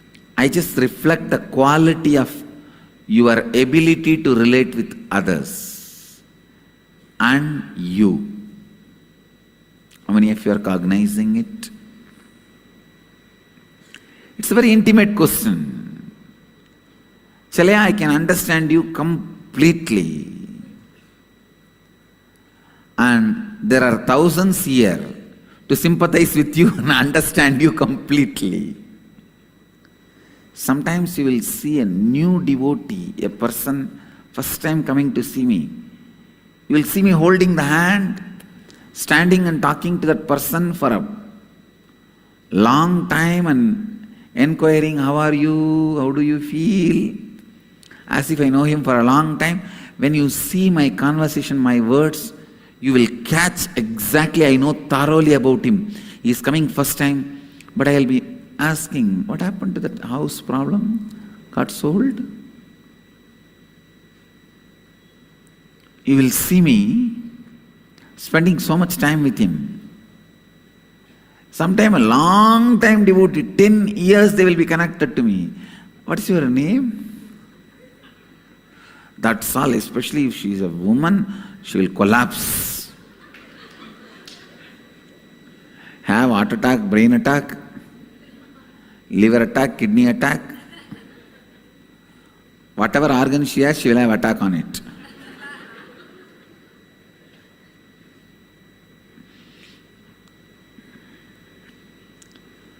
I just represent your level of completion. Chalaya, your state means you have done more swapurnatva but less completion with others. Now you need to concentrate on completing with everyone. If you are having the space of completion with all the relationship around you, you will feel the same nearness which you feel with my photograph with me physically. And I will also be reciprocating in the same way. I will also be reciprocating, reacting to you in the same way.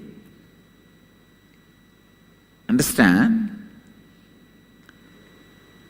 Every devotee has his own version of me.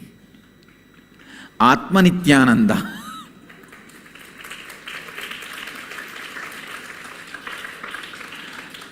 With whom they talk, they relate, sometimes talk back for me also. How many of you talk back for me? God, when I am in the body itself. And then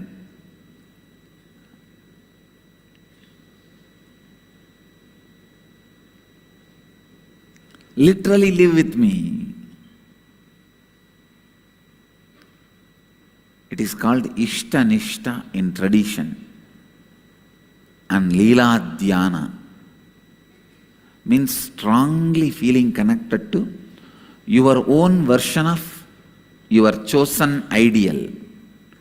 So you are free to choose your ideal in Hindu tradition. You can choose your guru, whoever you want as your guru. Your Kula Guru can't be changed, but Sadguru can be changed. Means, Kula Guru means family Guru. All family will have one Guru, that community Guru. Kula Guru is more for training you when you were a child into the disciplines of what to do and what not to do. Like take bath 3 times a day, do Sandhya Vandana, Gayatri Japa, small instructions. Sadguru is who gives you enlightenment.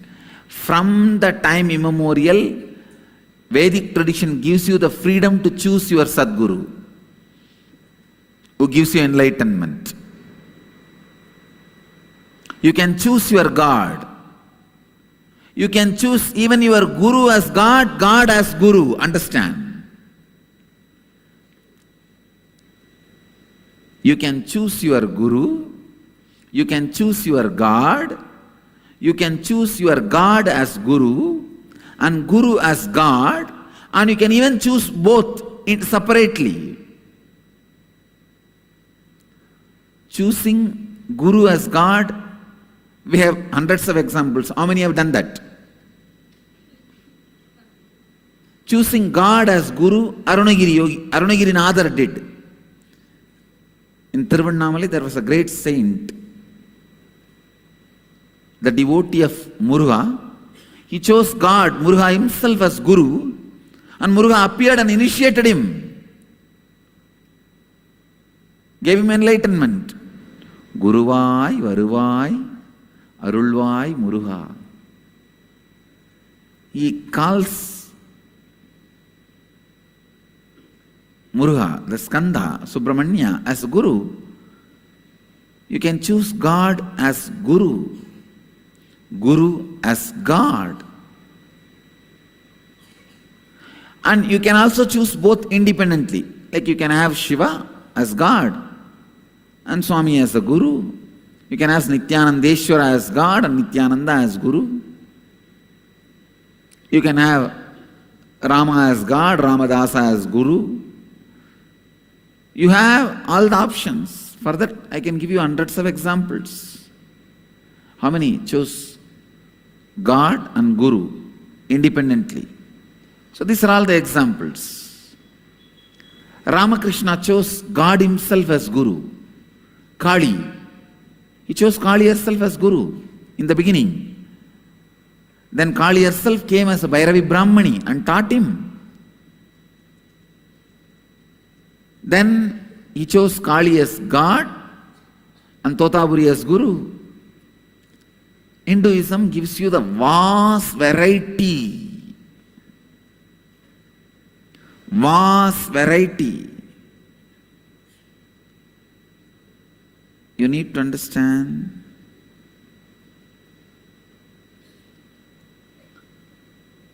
Living with your chosen ideal is called Ishta-nishta, Leela Dhyana. I have seen so many people, ordinary village men in India, living with their chosen ideal and living the highest enlightened life without even knowing the word integrity, authenticity, responsibility, and enriching and all that. Without knowing any of this, words, they are radiating.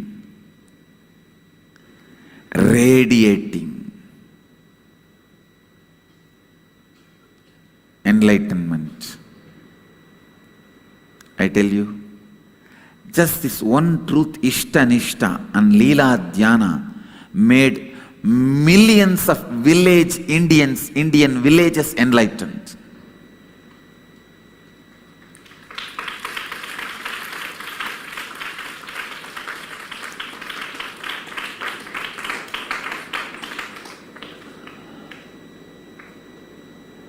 Millions of Indian villages practice the presence of God. Understand, what you are doing, unknowingly you are practicing presence of God. This country, every time I speak about the great civilization, the civilization of Bharat, the Western world kids are taught to live with Barbie dolls or the cartoons they see in the TV. Fortunately, God saved me. I am born in a village of South India. from that age, I was living and practicing the presence of God. See, what I understood about Ganesha at the age of 3 and what I understand about Ganesha now is different. But at that understanding at the age of 3 only has led me to this understanding. If I was too busy with the Mickey Mouse, Tom and Jerry at the age of 3, I would have been disillusioned at the age of 13 that Tom and Jerry does not exist. But I would not have reached any higher understanding. Because I started living with Ganesha at the age of 3, even at the age of 35, I have higher understanding about Ganesha, which has led me to the higher and higher planes of existence. Ishta Nishta and Leela Dhyana. Practicing presence of God, living with God. Understand?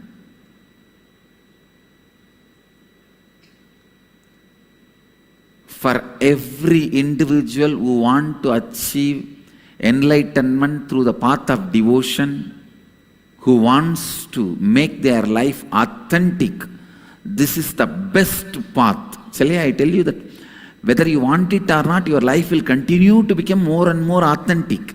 Because you know, I am there. I am there.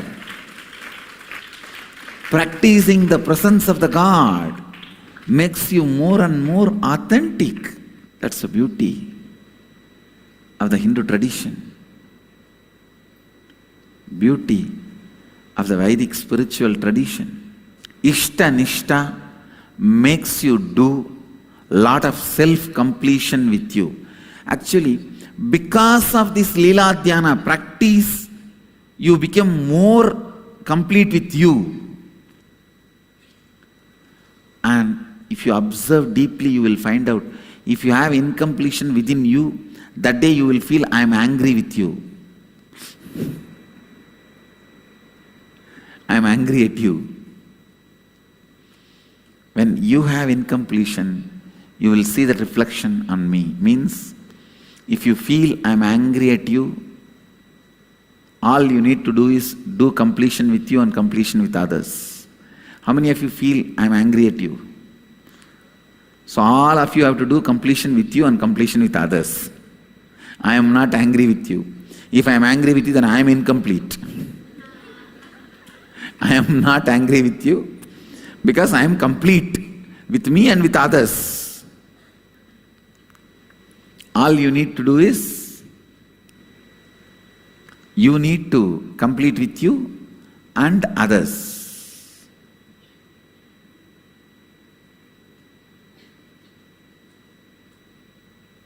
Understand the completion you need to do with you and with others.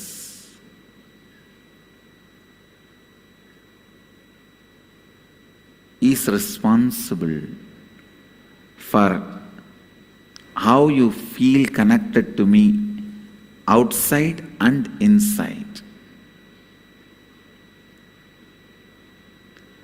Because you practice the presence of God, Ishta Nishta, Leela Dhyana.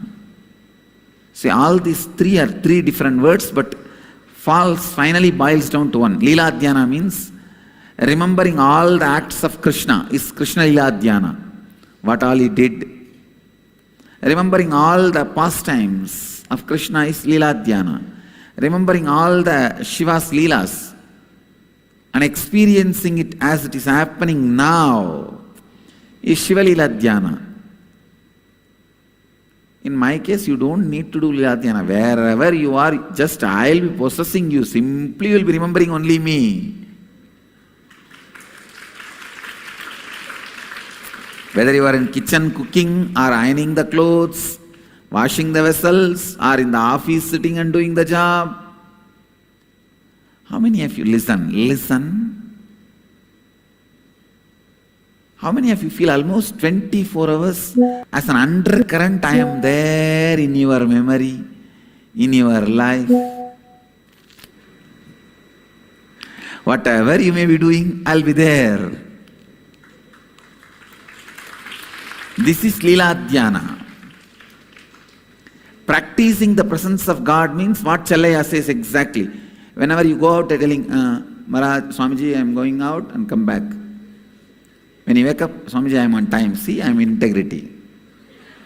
If not, see, Swamiji, I am late, I am completing with you. This is practicing the presence of God. See, you can be doing this practicing presence of God with anybody. You can do with Shiva, Hanuman, Rama, Krishna, Devi, whoever you choose as a chosen ideal. With that, you can do it with the Guru, God. As I said, you have an option. But practicing the presence of the God is so powerful. Please understand, I need to tell you, practicing the presence of God, I myself did in my life. I carried the photograph of Sri Ramakrishna from the age of 13 till the age of 22, practicing his presence continuously.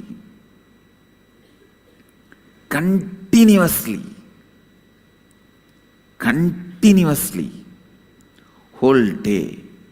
I tell you, practicing the presence of the God is one of the most powerful methods to make you authentic and integrated. Practicing the presence of the God is one of the most powerful and integrated method for becoming enlightened. Listen, I have defined Lila Dhyana. Lila Dhyana means being lost in the pastimes of the Guru or God. With God, one thing is that you may not be directly involved in that whole Leela. So you have to remember and try to practice. With Guru, you are directly part of it. So you don't need to try to remember.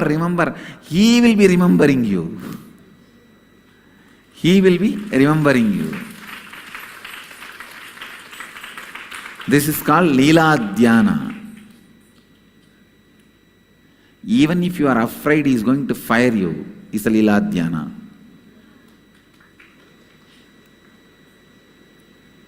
Then practicing the presence of God is constantly feeling you are with Him, He is with you. Practicing the presence of the God is the greatest, most powerful technique to put you in Bhava Samadhi immediately.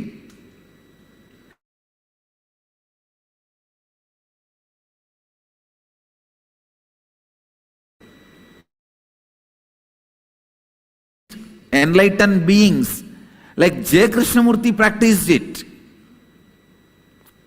If you read the biography of J. Krishnamurti, from the young age, he was trained to practice the presence of the higher power.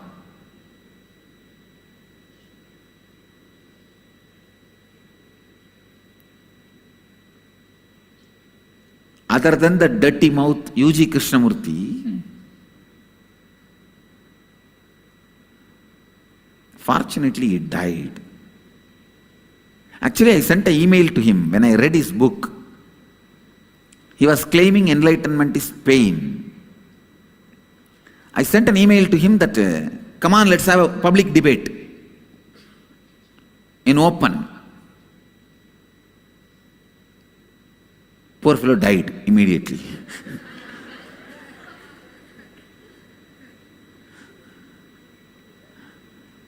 I told him, there is no arrogant thing that whether you win or I win. If you are able to take me to the level further than where I am, I will become your disciple. If I am able to take you further than where you are, you become my disciple. We will enrich each other. Come on. Fellow died before coming.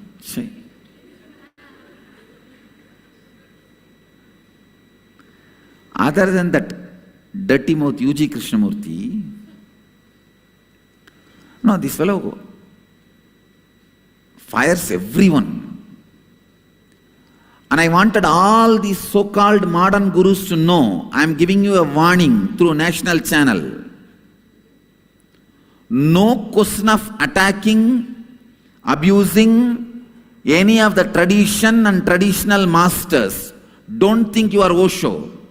If that fellow was alive, I will tear him to pieces.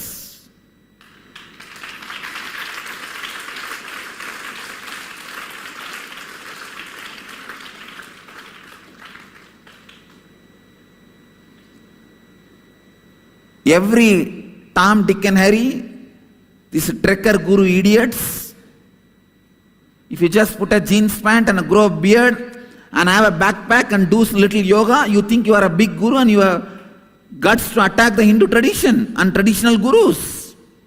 I have come. That time is over.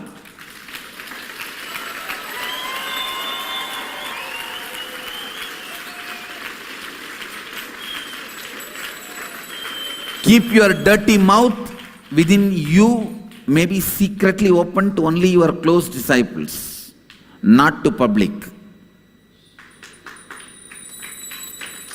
All the modern day trekker gurus, be very clear.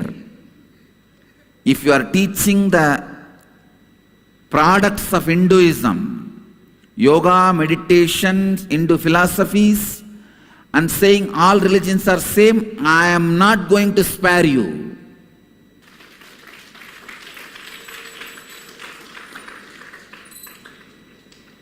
If you teach Quran and say all religions are same, Muslim leaders are going to spare you.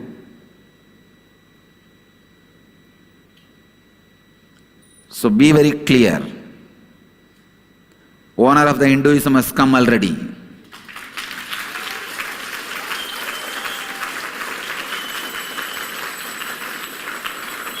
None of you guys will talk in the language of Osho. If you don't have respect for tradition, you live your life and die. We don't care. But no question of attacking. Osho made attacking these traditional gurus as a fashion. Attacking Shankaracharyas, attacking Pramukh Swami Maharaj, attacking Asharam Babuji, attacking all the traditional gurus. He made it as a fashion. Fellow fortunately died before I came, before I started my public life. Otherwise, I would have given him the same taste of his medicine. But only you know, fellow saved himself by dying. All these fellows left and right abuse these practices like practice of presence of God. So because Osho set a trend, all the fellows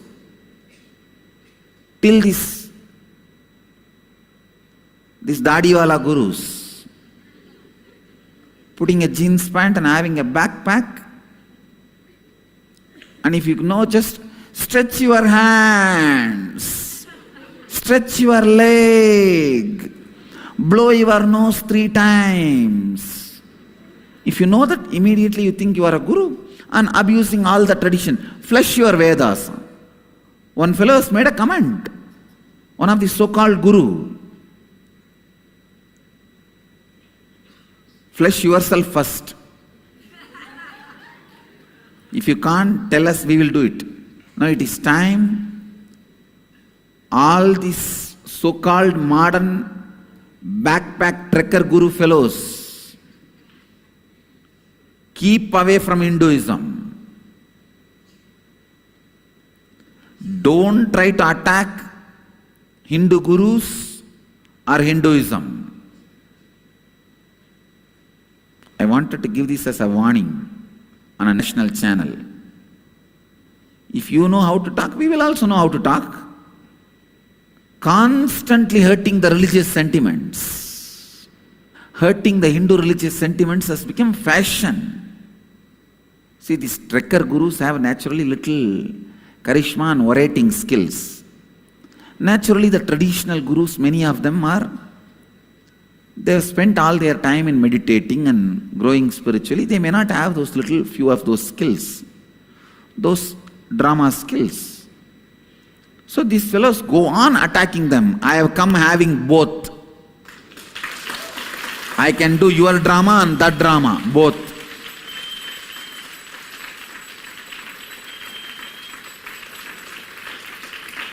And I have come with both the skills is a good news. I am going to be standing at the side of the tradition is a bad news for the trekker gurus. All these backpack trekker gurus, pack your backpacks and get lost into some hill.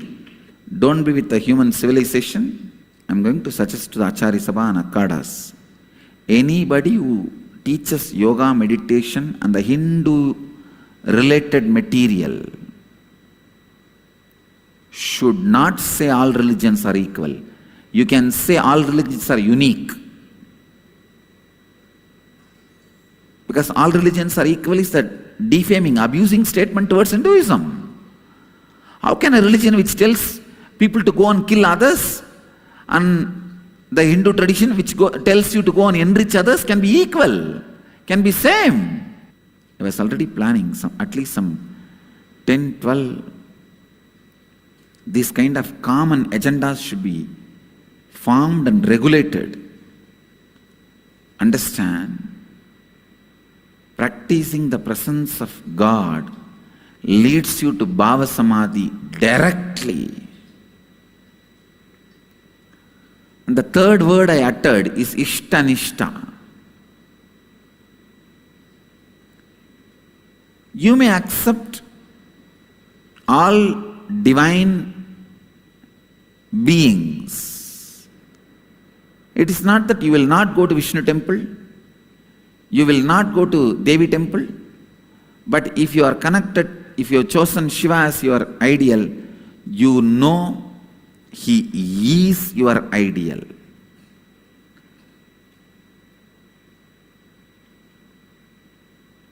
Ramakrishna gives a very beautiful example. A woman in the house, she will serve everybody. She will serve the brother-in-law, sister-in-law, father-in-law, mother-in-law, husband's elder brother, younger brother, sister's husband, everyone she will serve. Give them food, give them water to wash the hands, take care. But she knows her bed is only for her husband. Same way, you may bow down in front of any god or any deity or any guru, but you know you are bowing down only to your guru in this form.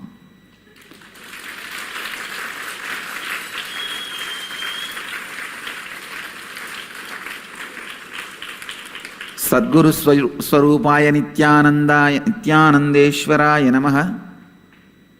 Very clear. Sadguru Swarupa Meenakshya Namaha. Sadguru Swarupa Ganeshaya Namaha. Sadguru Swarupa Subramanyaya Namaha means you may bow down in front of any god, any deity. You know you are bowing down only to your chosen ideal, Ishtanishta. Same way, if your chosen ideal is Shiva or Devi or Muruga, even if you bow down to me, you should bow down as me, as the embodiment of that your chosen ideal. For example, if your chosen ideal is Vishnu, even while you bow down to me, if you bow down at all, you should bow down to me only as the embodiment of Vishnu. If your chosen ideal is me, even if you bow down to anybody, you should bow down only them as the embodiment of me. That is Ishtanishta. Understand these three words. Then you will understand this whole space Chellaya is going through. Not only Chellaya, when I address Chellaya, I address all of you who are in that space. Clear? practicing the presence of God, Leela, Dhyana, Ishta, Nishta. All the three boils down to same space of Bhava Samadhi. Leela Dhyana means constantly remembering the actions and life of your chosen ideal. Practicing the presence of the God means cognizing His presence is there with you and constantly relating with Him. Keeping Him present in your presence. Keeping Him present in your presence is practicing the presence of God. Ishta Nishta means bowing down, revering only your Ishta. Wherever you bow down, even if you bow down to your father or mother, you should know that I bow down to my Ishta who is in your heart. I bow down to Nithyananda who is in your Anandagandha, whether it is awakened or not, he is there in your Anandagandha, whether you experience or not. If you have initiated into Anandagandha, you will also experience. If not, you may not experience, but I can experience. I bow down to Nithyananda who is in your Anandagandha.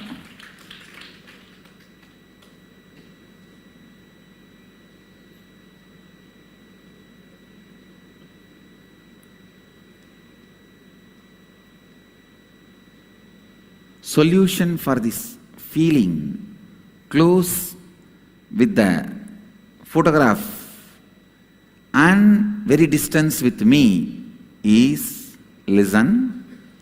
Because you already practice the presence of God with my photograph, so you are feeling that intimacy, you are feeling the completion, but now you have to complete with everyone.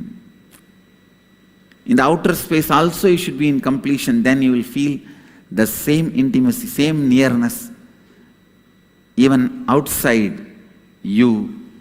And I will also be responding in the same way.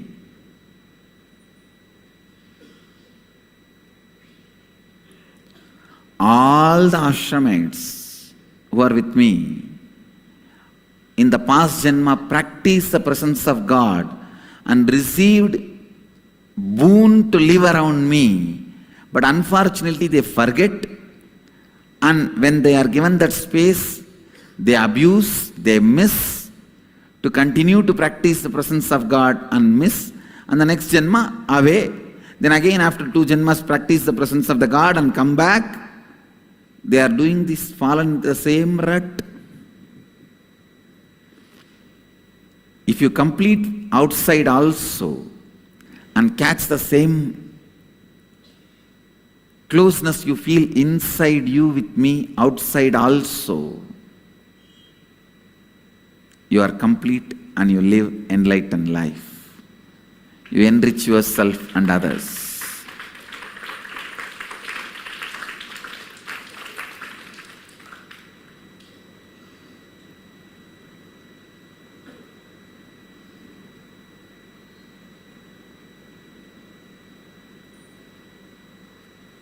So all you need is more completion with others. Next question. The next question is, what is the significance of doing homas? Especially when I'm sitting in your breathing space the whole day, is there anything else that doing a homa can add more to my inner space and my spiritual growth? Can you please explain? What is the significance of doing homas? When I am sitting in your breathing space whole day, is there anything else doing a homa can add more to my inner space and growth? First listen. What's the significance of doing homas? Homa is not faith-based action. It is science-based action. First understand, it is not faith-based action, it is a science-based actions, which has been considered as a science because media promoted it.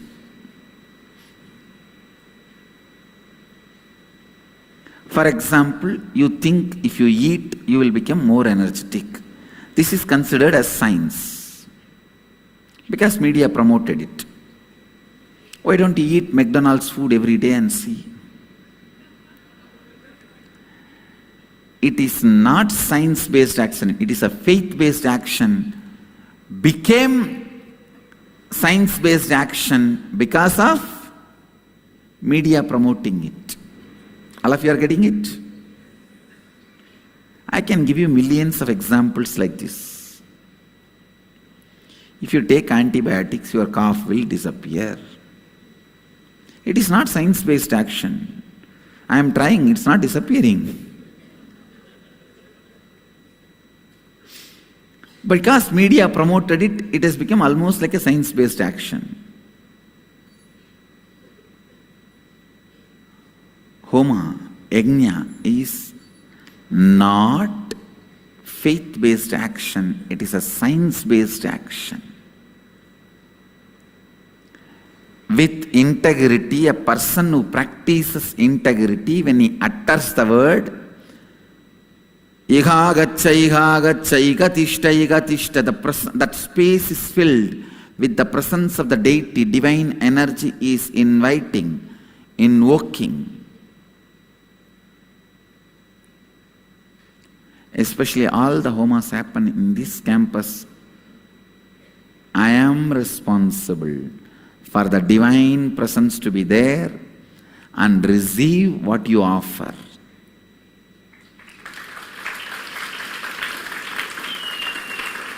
Getting it?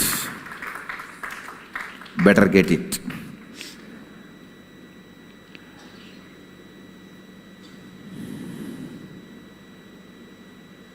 Understand?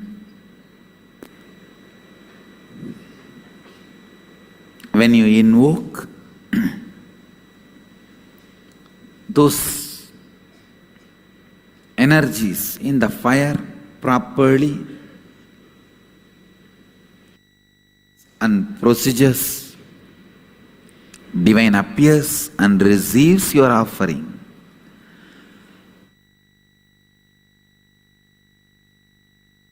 To your offering, you are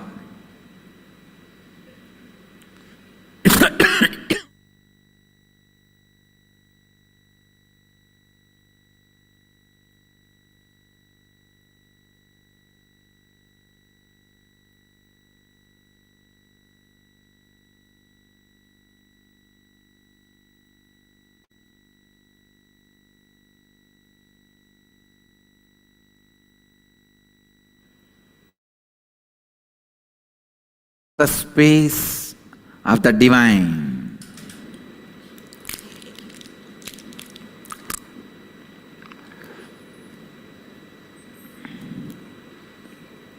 Even this is a faith-based action only. If you take strepsils, you will not have cough. No. If you take strepsils, your throat is engaged in something else, so you don't have cough. That's all.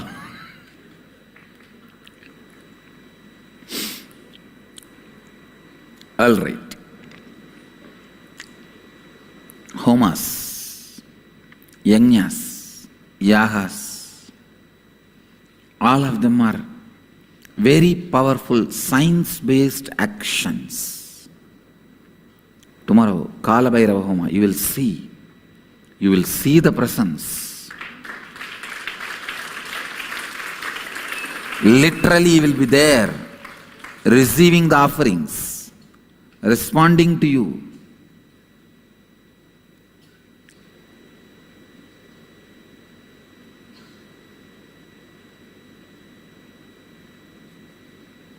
When you are in that presence,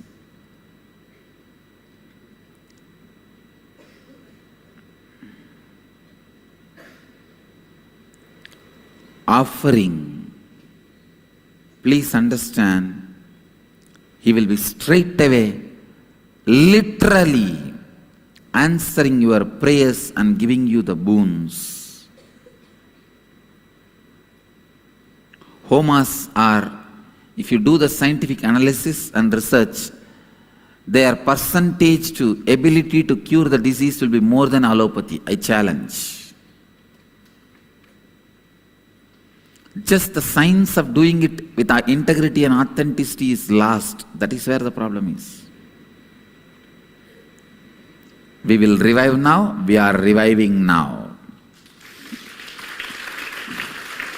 Especially, I am reviving it with my Gurukul kids. My Gurukul kids are the best integrated, authentic beings on the planet Earth.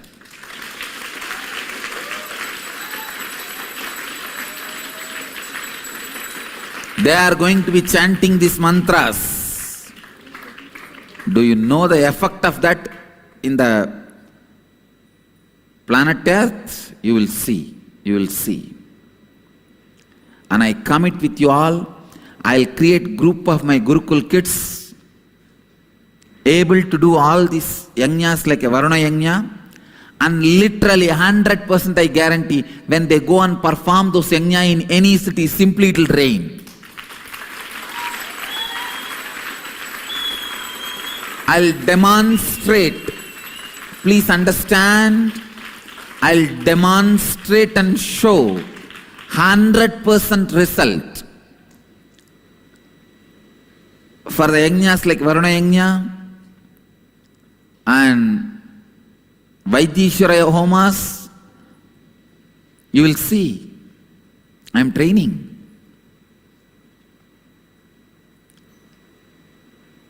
Especially when they practice this Mallakamba and all these martial arts, even their muscles will be integrated into their integrity. I am training. Already I am successful, but still I am training them with more details, including how the Yajna Gunta should be created, yantra, everything will be so authentic. When they say, let it rain, it will just shower, only the water which showers from the sky can put the fire off. Nobody else can put it off. And it will shower and put the fire off. Only then the yajna will end. Till then yajna will go on. Only when it showers, they will say, okay. Agni tvam samudram gaccha, prithvi tvam sitala bhava. Means ending the homa. It is just the power of integrity and authenticity and responsibility. Decision to enrich.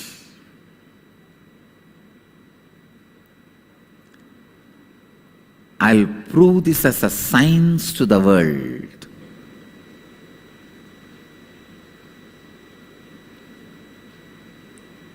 Science to the world.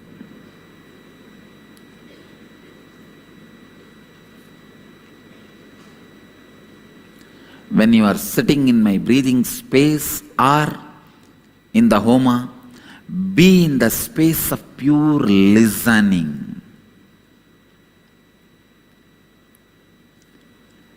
Deities land in the homa.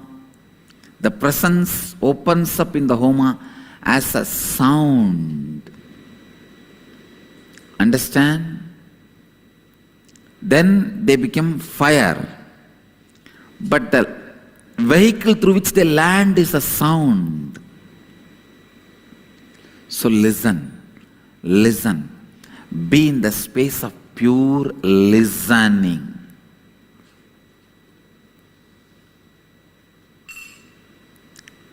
It can transform you. It can transform you.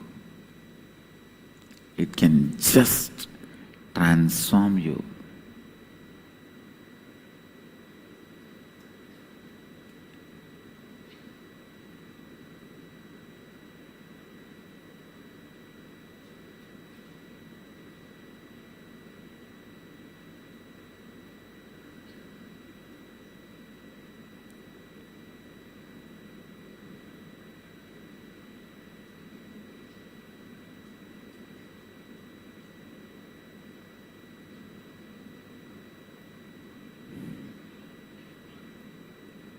Homa is science-based action, not faith-based action.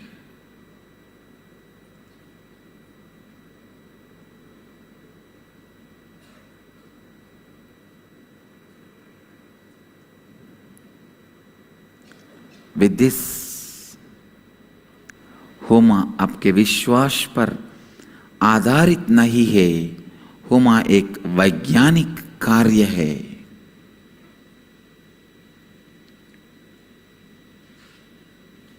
Let you all achieve, experience, live, express, radiate, share and explode in eternal bliss. Nithyananda. Nithyananda Dhyanapitham, Nithyananda Nagar, off Mysore Road, Bidadi, Bengaluru. Phone 08027279999. www.nithyananda.org.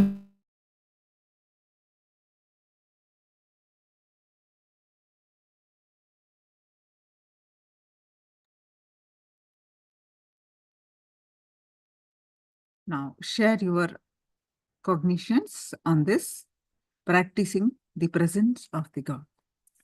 So what are your understanding? Please share it.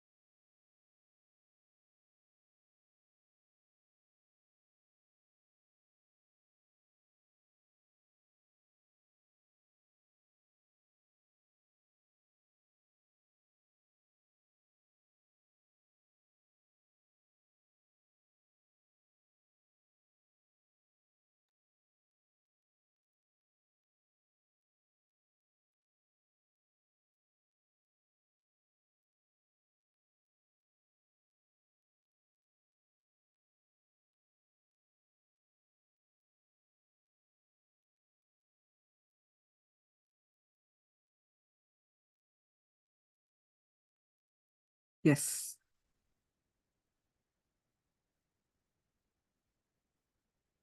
Now, let's listen of the sacred guru-disciple relationship. We have been learning of this, the sacred secrets of guru-disciple relationship.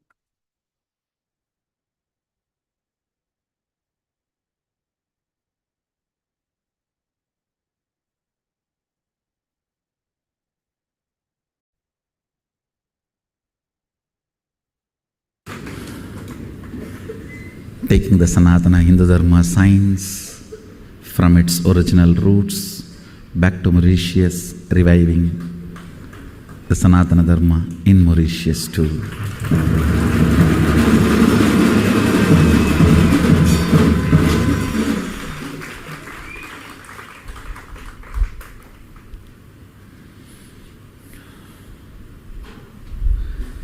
I welcome every one of you who are here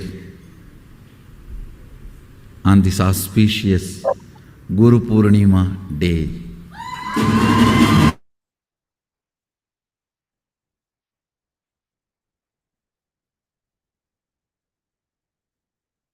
I remember Sadashiv.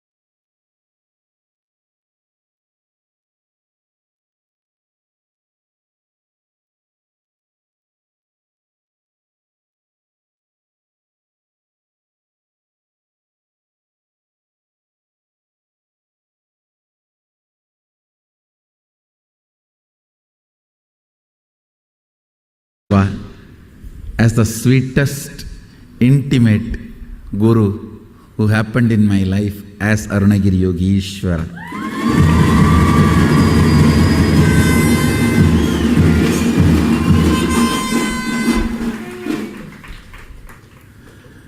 The only name which can put blushing on my face is Arunagiri Yogeshwara.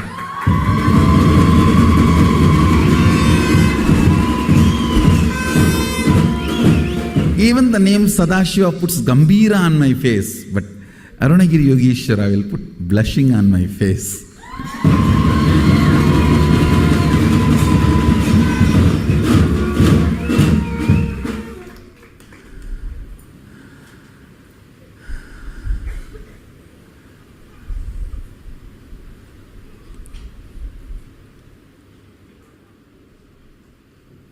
Millions of explanations, meanings, definitions for Guru exists.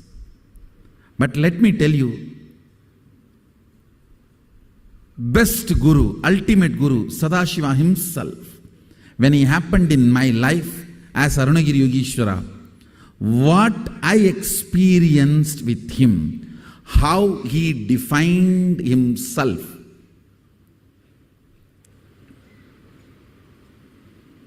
how he held himself, how he conducted himself.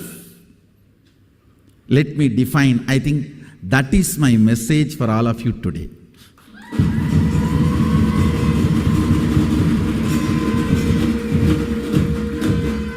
Verbally, he was always ferocious, demanding, expecting me to stand up to his expectation, anyakara. in reality, absolutely comfortable and never bothers, or never cares, never even remembers the verbal instruction he gave, the way his body language, the way his life, the way he holds in his inner space. Understand? I have given a very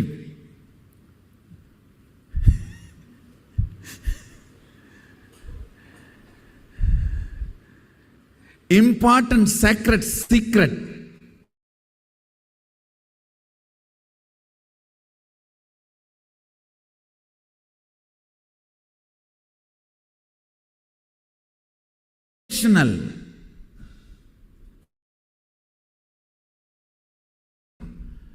Understand the primary, fundamental, foundational, first principle of Sanatana Hindu Dharma is Guru-disciple relationship. Everything starts there, everything ends there.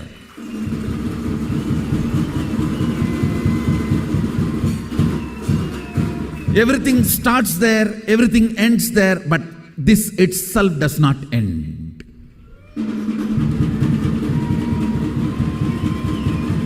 The Guru-disciple relationship, everything starts there, everything ends there.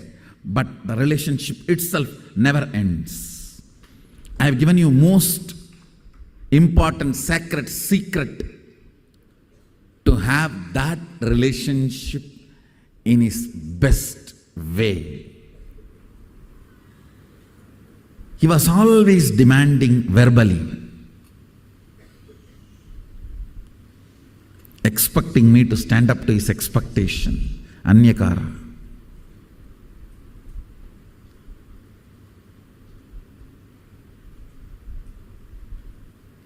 But when it comes to reality, the way he relates with me, never expected anything. It was always accepting me, not only as I was growing or budding or happening. The way he held me, the way he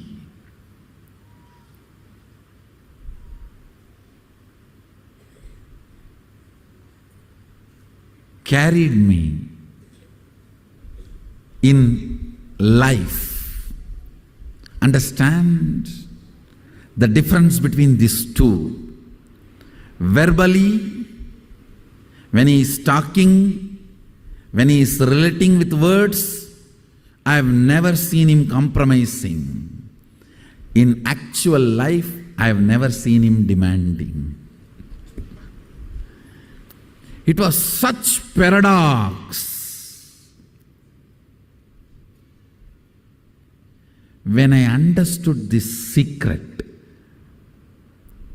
his ferocious, strong words and teachings, and his compassionate, all-encompassing hug and lifestyle reality, when I understood both points, where they are merging, where they are meeting, I started having the same smug my disciples have when I am firing at them. Understand?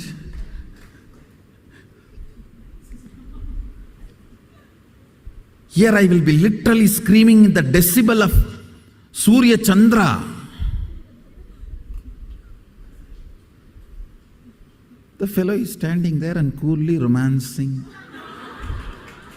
The way my eyebrows are going up and down, my lips moving right, left.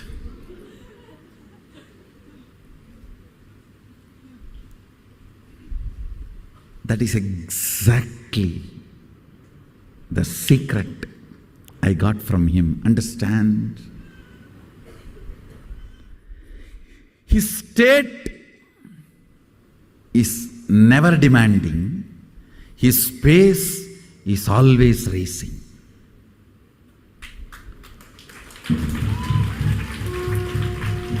His state is all acceptance, his space always rising.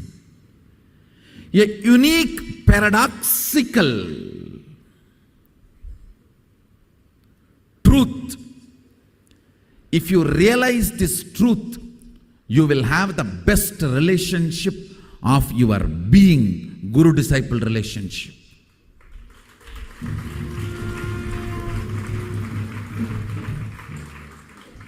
In Tamil there is a proverb. With mother, the best food will disappear in your life. Means if your mother is gone, the best food is gone. All of you need to know whether your mother is best cook or not does not matter, because you ate from her first. Your tongue cherishes only your mother's cooking as the best food in its muscle memory and biomemory. So with death of the mother, the best food is gone. With the death of the father, education is gone. With the death of the friend, the shoulder to carry you is gone. The description goes, with the death of the son, your future ambitions for the world, your vision is gone.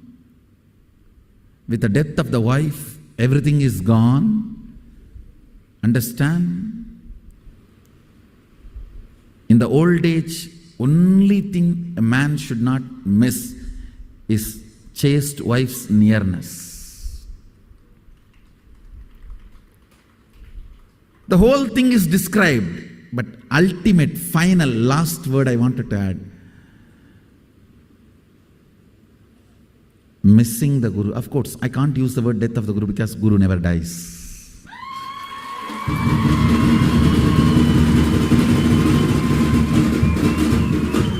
After that, nothing else is there for you to lose. I don't even want to say it is depression. There is nothing to lose if you miss the physical nearness, presence of the Guru. Best relationship for the life. Understand? The relationship of the mother adds some component to you. The relationship of the father adds some component to you. Relationship of the teacher adds some component to you. Relationship of the friend adds some component to you. Relationship of the beloved adds some component to you. Each relationship adds something to you. Even the relationship of the enemy adds some component to you. The intelligence is put in your body language by your enemies. Even the relationship of the enemy adds something to you. The Guru-disciple relationship adds you to you.